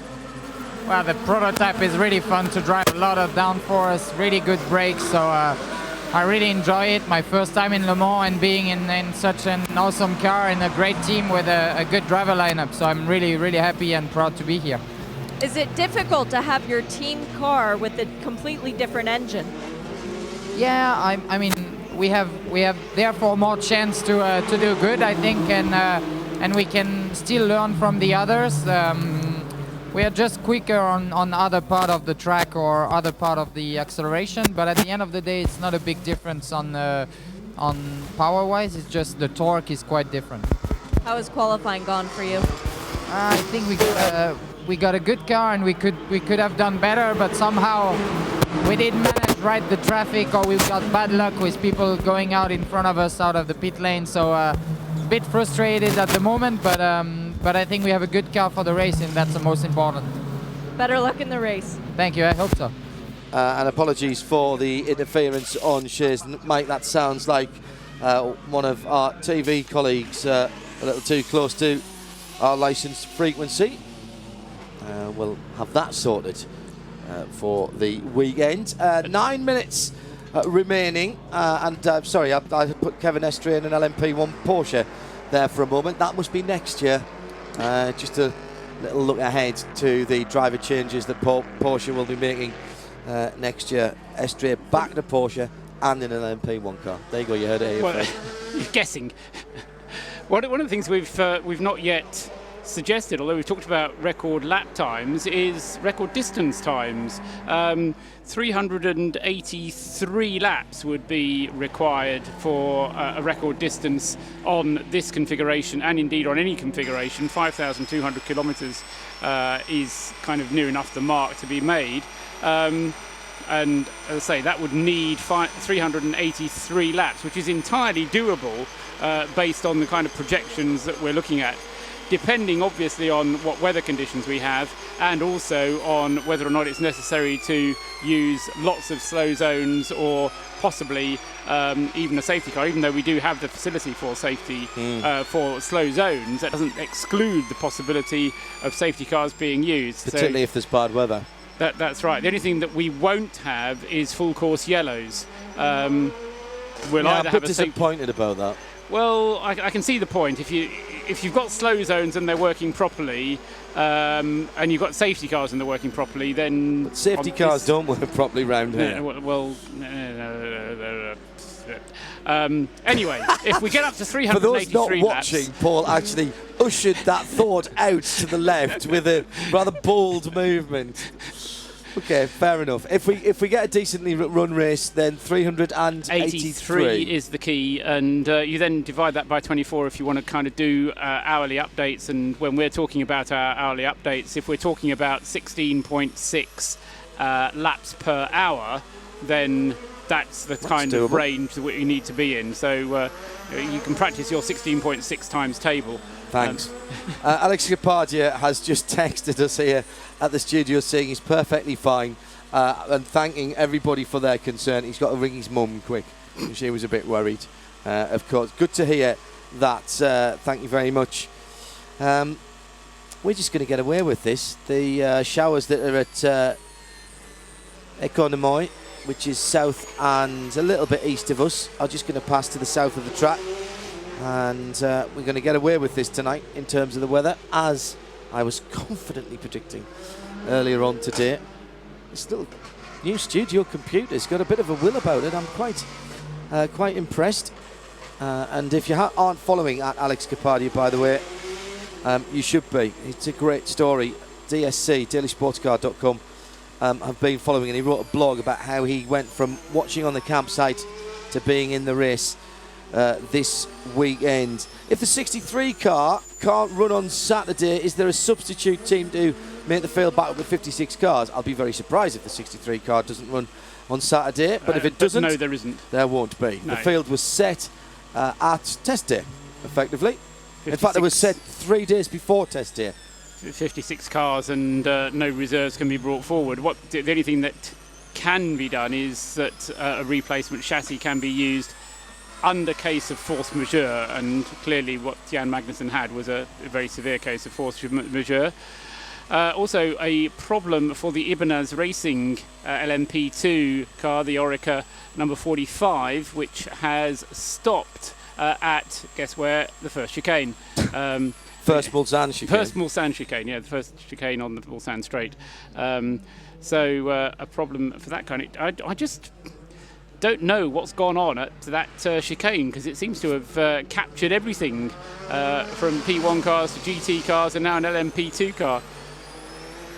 Yeah, in the gravel again.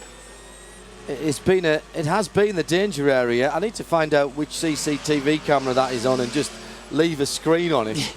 There's always, in a race, there's always one action area that seems to catch everyone out. That seems to be it that year. I don't know why.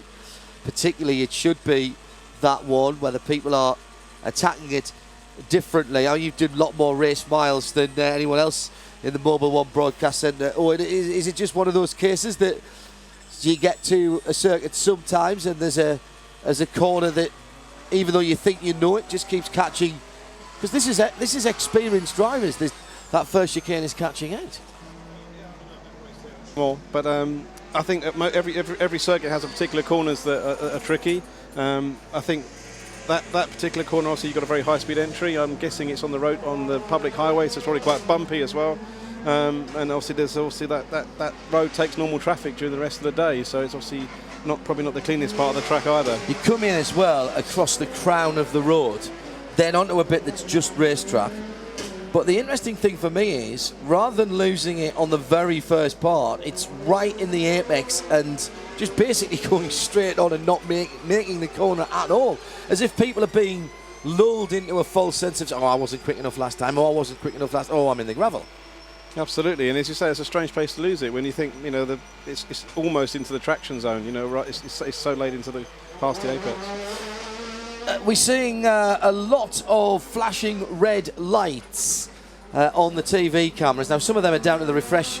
Some of that is down to the refresh rate of the digital cameras on board. But there are flashing lights on the back of some of the cars to denote what, Paul?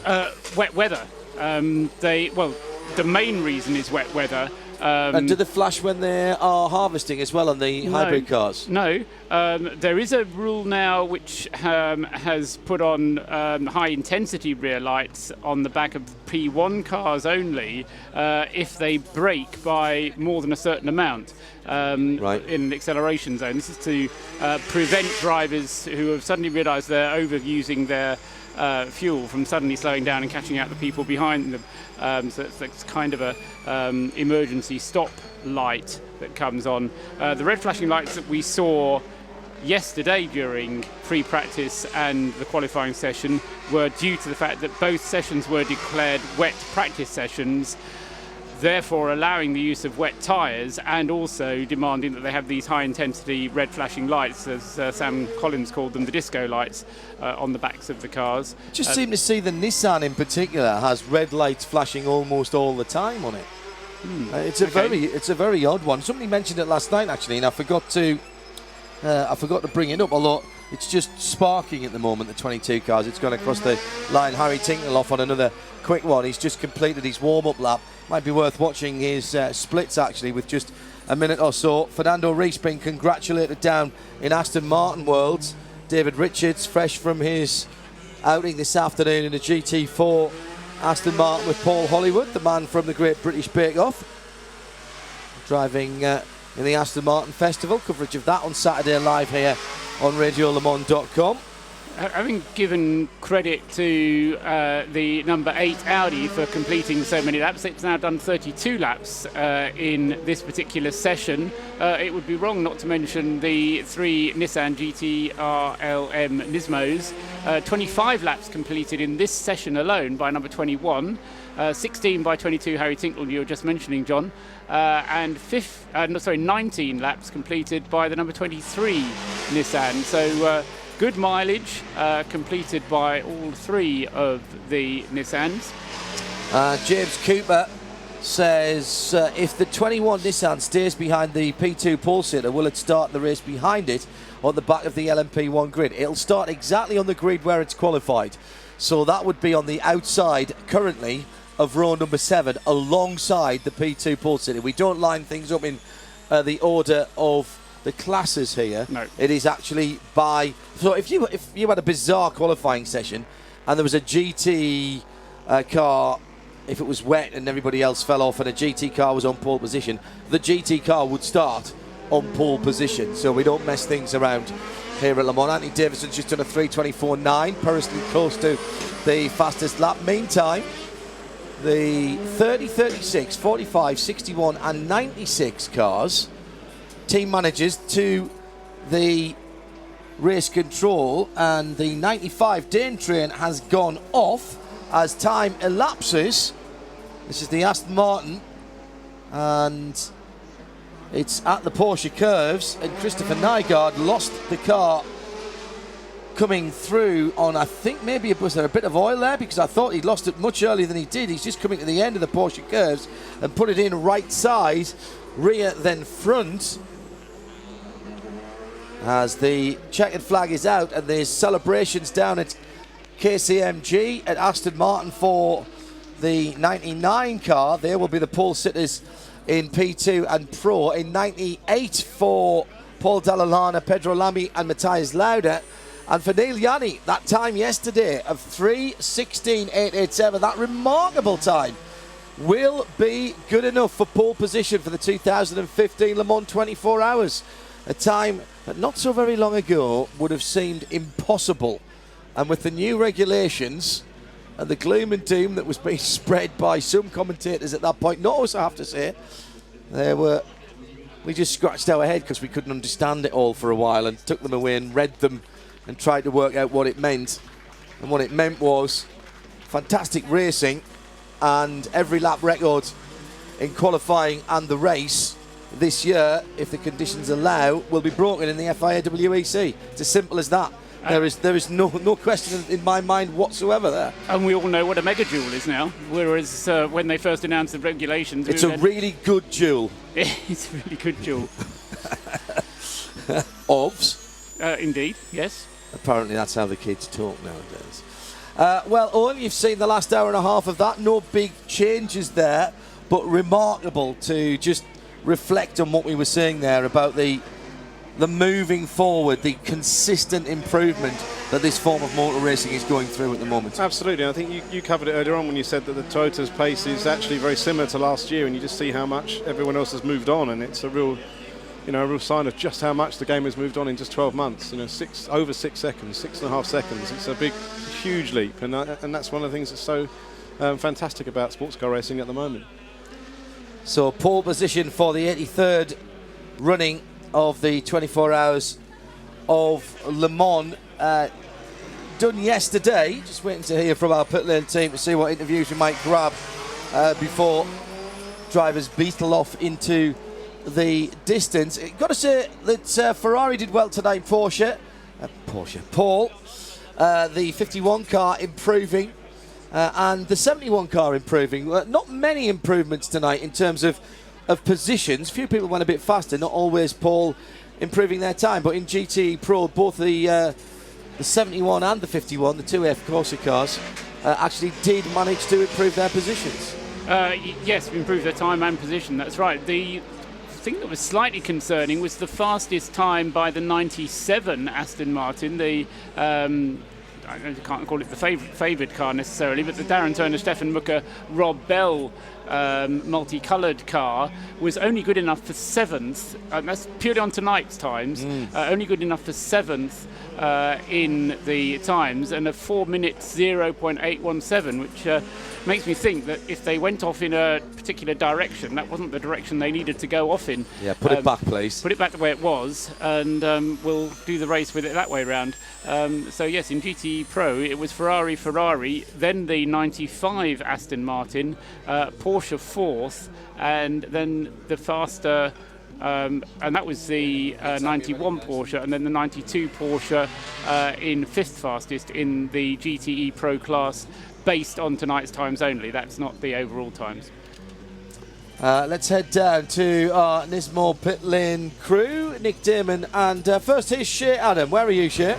I am in the middle of the chaos in the Porsche garage, and Neil is still in the car. They have not gotten him back yet because there is a group of photographers blocking the front of the garage. But Romain Dumas and Neil Yanni and Mark Lieb are just on the other side of the garage. I can almost get to them, but I'll let you know when I do have them. Okay, John? Cars in the pit lane now. The 47 pole sitting P2 car with Nico Lapierre coming into the pit lane. Nick Damon, where are you? I am kind of in between Lapierre Street and Aston Villa. Aston Villa? No, I like that. Because obviously that's 3 of the 4 people who have led in the various groups. I was waiting for Richie Stanaway to come back, actually, but he's, as is the law of S, he was one of the last ones in.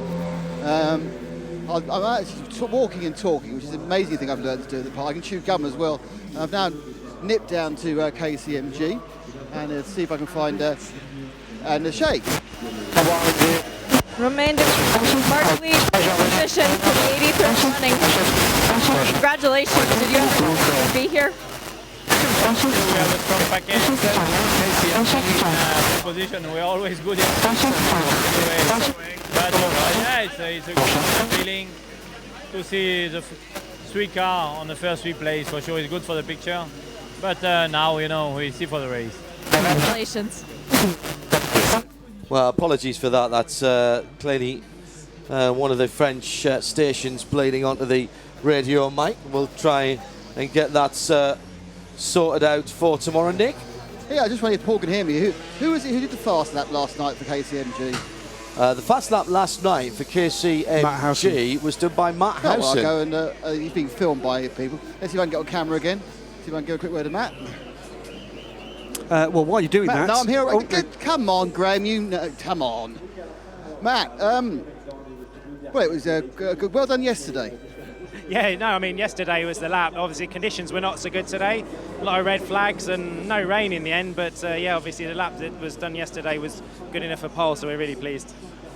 Still, though, haven't ironed out the niggles in this car. No, I mean, it's kind of normal, I think, for a car like this. So naturally, anyone that's looking from the outside probably thinks that's our biggest weakness. They wouldn't be wrong. However, the failure that happened earlier on, we don't. It's not an Orica issue. So, we're still confident the car will be mostly reliable. So, one of the big advantages of your efforts yesterday is you managed to get yourselves an extra point for the World Endurance Championship, which I think pings you into second above the car that qualified second, the 26G drive car. So it all counts, doesn't it? Absolutely. I mean, we learnt this last year. It all counts. And, we want to win Le Mans, but we want to win the World Championship as well. So, this is a double points round. So we're going for a solid finish. But, we have the pace to win this race. But there's a lot of other factors. So we'll just get on and do the best job we can. Matt, fantastic. Well done, mate. Well, it is the number 98 who gets to start from the first place overall position. Despite a few couple incidents tonight, it will be the team of Lauda, Lamy, and Dalalana starting from the front. And we have a bit of mystery as to where the other 2 drivers are. Paul Dalalana and Pedro Lamy are missing. Matthias Lauda. Oh, there we go. There's Paul. I see him. Let me see if I can cut in. Can I cut in for a second, Paul? Sorry to interrupt. Congratulations on your pole. This is 3 for 3. Way to go. Wow, yeah, listen, of course, this all really comes down to Pedro in the moment, but, we didn't know he was feeling really bad this week, and just put his helmet on and put his head down and got it done. So we're feeling good about it. But of course, it's a long race, and at the end of the day, although we're picking up good points again, it's going to be a small part of Saturday and Sunday. When I talked to you yesterday, you weren't getting ready to celebrate by any means. So you're going to have maybe a beer tonight? Yeah, in France they like to have champagne, so I think that'll be the touch. But no, we're very focused on Saturday and Sunday here. So this for us is nice, but really concentrating on the weekend. Thanks, Paul. Congratulations. Thank you very much. And it was the sister car who got the pole in the other category. It was Richie Stanaway over there in the number 99 Aston Martin. And he, Fernando Reis, and Alec McDowell all nicely grouped together again, conveniently. And I'll see if I can just sort of cut in here. Hey, Richie, nice talking to you again. 2 nights in a row. Fernando Reis, Alex McDowell, congratulations starting from the front. Yeah, it's a perfect result for us. So it's been a long day or so, just after putting the time in quite early in the first session, and then just waiting to see what the conditions were going to do in Q2, and then obviously in Q3. So we waited a while at the end there because we were thinking of going out at the end, but then we saw just from the sector times that we didn't need to. So yeah, great result for the team, and it's the best place to start from, obviously. So now it's we just look forward to the race. Bit of a celebration tonight, Fernando? Yeah, for sure. We finished the day yesterday. We knew it was very, very good, but we didn't know if it would be enough. But fortunately, it was enough already. Another pole position, another point. So it's a long race, but it's never bad to start from pole. It's never bad, and especially beating 4 other team cars in terms of Aston Martins. And Alex, I know for you in particular, this must mean a lot, especially after what happened last year and not even getting to participate in the race. Yeah, obviously now we're one step forward. We can just focus on the race. We've got a quick car for one lap, so we really need to focus on a full stint setup. But for sure, we've got a few Astons behind, which can help us. But we'll be pushing hard, flat out, just as usual. Congratulations, all 3 of you guys, and enjoy tonight. And just a quick note, what Nick Damon said earlier, it was not Matt Howson with the fastest lap. It was Richard Bradley, the other speedy Brit in the KCMG number 47, the other pole sitter for the 83rd running of the 24 Hours of Le Mans. Yes, and not Nick's fault that was bad information that I passed through. Thank you, Shay. So the leading Porsche is the white Porsche from the black Porsche from the black Porsche from the red Porsche from the white Porsche. From the white Porsche, yes, absolutely.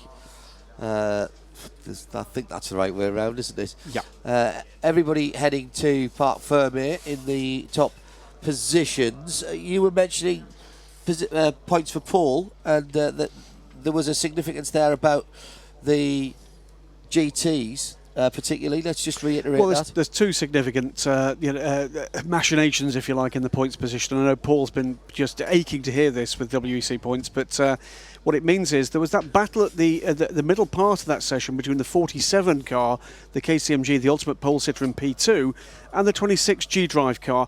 What that means is they're now joint second on points behind the sister car to the 26. The number 28 car, which leads the championship, but the other 2, as we see the 95 car coming back to pit lane with the rear wing missing after Christopher Nygaard's unfortunate moments in the Porsche curves. So we've got 28 from 26 and 47 in the WC points. The other points difference came with the number 99 car, because we've got maximum points in GTE AM for the 98 car of Paul Dall'Anna, Pedro Lamy and Matthias Lauda, but the 99 car closes now to within 2 points of the championship lead. That lead being held by the number 51 AF Corsa Ferrari, and of course that car with Jimmy Bruni and Tony Verlander at the wheel. It just goes to show, Paul, I know we're joking about the point situation here, but a point can make the difference. Yes, and when I wasn't trying to poo-poo the idea, but I think that Le Mans somehow transcends the rest of the championship, and once you get out onto the into the 24 hours, what I don't want ever to have to see at Le Mans is somebody playing safe and going for a points finish rather than going out to win the race. And we had this discussion before, and Graham said that wouldn't happen. Well, good. And I think it might. Well, indeed, and I think one of the issues I had when it was suggested a couple of years ago when they were talking about shifting the calendar so that Le Mans became the final round of the championship was that very danger that if you make it the final round of the championship, then you're even more likely to get people playing for points and coming home with a points finish rather than going for the win of Le Mans. Whereas I think actually the bigger risk is that you devalue the World Championship because that's forgotten because everybody's concerned about who's won Le Mans. And I think that's one of the risks of potentially changing that calendar and having this as the final round. I going back to whether Le Mans or the Championship, the problem is with manufacturers involved. If the manufacturer dictates that the World Championship, and that's the sticker that they want to have Miggins Motors World Champion rather than Miggins Motors Le Mans winner. Miggins Motors coming to the WEC. Was that under embargo? Again. Oh, sorry about that. Then you could get them saying exclusive. Then you might get them saying to whichever car, just let's just go for the points, fellas, because double points for second or double points for third in the championship is not worth risking if you blow the car up in the last 4 hours. And I mean, I think there is a danger of that, but I also think it's entirely correct that Le Mans should be at the centre of the Endurance World Championship. Very much so. Because it is, and it's a dichotomy that is difficult to reconcile, isn't it? Because it is the most important endurance race in the world. It's probably the most important motor race in the world because everything comes back to Le Mans. It was invented here and it continues to be driven from these parts. It is midnight. That's just about it from us here. It's Porsche who've locked out the front row and the inside of row number 2. We'll have a couple of thoughts from Graham Goodwin of dailysportscar.com and Paul Trustwell in just summing up what we've seen tonight. We have trailed, gentlemen, this epic battle between Toyota, Audi and Porsche. I still think that we have something to look forward to on Saturday at 3 o'clock, very much so in the afternoon, for the first few hours at least. Nothing tonight has changed my mind to say that Porsche are still clearly the fastest car and in the first few hours should try and drive away, except, Paul, what we saw tonight in the longer runs was a very, very competitive showing by the Audis in terms of their average speeds and their laps, although we do still think that Porsche will go one lap further. I do still think that, and I'm not surprised that the average times of the Audis are right there with the average times of the Porsches. I think that's what we kind of expect. What we don't know is quite how old the tyres were that those teams were using. And bear in mind, I mean, we heard from Oliver Jarvis that they'd run out of tyres, and one of the reasons that they gave for not going for pole was that they'd run out of tyres to use in the final qualifying section. They didn't have any new tyres. Now, when you think back to the earlier qualifying sessions and the number of wet tyres that they used there, if they'd been all dry sessions earlier on, then it would have been a very different story, and we would have had a tyre running out of tyres towards the end of the qualifying session.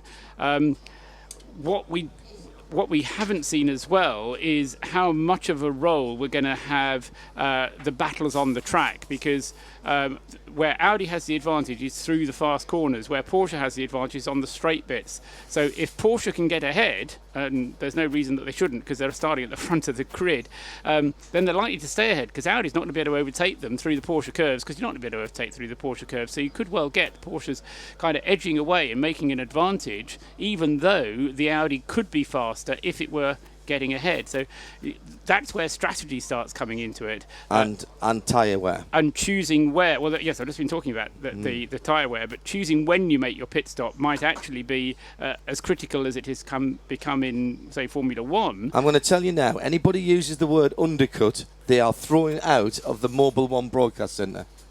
All right? Don't know what an undercut is. But good man. Excellent. That's exactly the right... That is the right answer. No, I think the point I was making with tyres is that when you bear in mind that they were running out of tyres in this session, and yet a lot of the sessions were wet. They got through a lot of wet tyres. If we have a dry race, actually getting through the race for Porsche on 12 sets of tyres might actually prove to be a bit of an issue for them. They're going to have to triple stint at the very least. And that may be, as you say, maybe an issue. And the 7 car, of course, has got Ben Trellier, who can do a whole race on half a set of tyres.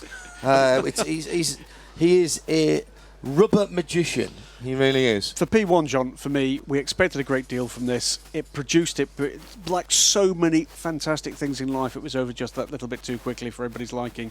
And that 3:16 came incredibly quickly in the session, and once that had been done, it was pretty obvious that it was unlikely we were going to see the guys pushing for it any further. We had, I think, one of my conspiratorial moments that offered the opinion that perhaps there may have been a little bit of pre-session chat about not hitting a 3:15. The reality is they didn't have to. I think there's another reality, Paul, is they're perfectly capable of doing that with these cars. And the track will continue to get faster. Yep. There's no reason why they shouldn't be doing a 3:16 in the race. And I think it's quite possible that's a very that good point. Get to that moment that we might well see that as well. The key for me when we get to the race, beyond everything that Paul said and everything I agree with him on, is who's going to be the quickest car through traffic. We know that these cars perform differently in different aspects of different circuits. Here at Le Mans, it's a completely unique circuit. It's a completely unique challenge. Who's going to be quicker? As opposed to a not quite completely unique challenge? At this time of the night, it's going to be about who manages traffic better. And what we've seen time after time after time is that Audi generally are the better in traffic. Thank you very much, gentlemen. There are 3 other classes. We will discuss the possibilities for them throughout our broadcasts tomorrow and on Saturday. The Friday, of course, is a bit of an off day, but we'll make sure that there's things for you to listen to here on Mobil 1 Radio Le Mans, 91.2 FM at the circuit and around the world at radiolemans.com. The cars are back on the track at 9 o'clock on Saturday morning for warm-up. Be here on Friday night for a little while. You might just see something that's worthwhile if you're trackside. And be here bright and early on Saturday, because don't forget the French president is here, and it might be just a tad more difficult to get in even than usual. Thank you to all of our Radio Show Limited staff for their sterling work in the early part of the week. We're going to sign off now. For those of you on the international feed, you'll be listening to Doug Feehan as he talks through the possibilities and the potential for Corvette racing this year and beyond. Here at radiolemans.com, 91.2 FM around the circuit, we have some overnight programmes for you as well. I'm John Hindhaugh. Thank you for joining us. It's been a fantastic run to the pole positions for 2015, and Porsche are 1, 2 and 3. This program is a Radio Show Limited production. Tell your friends there's more at radiolemans.com.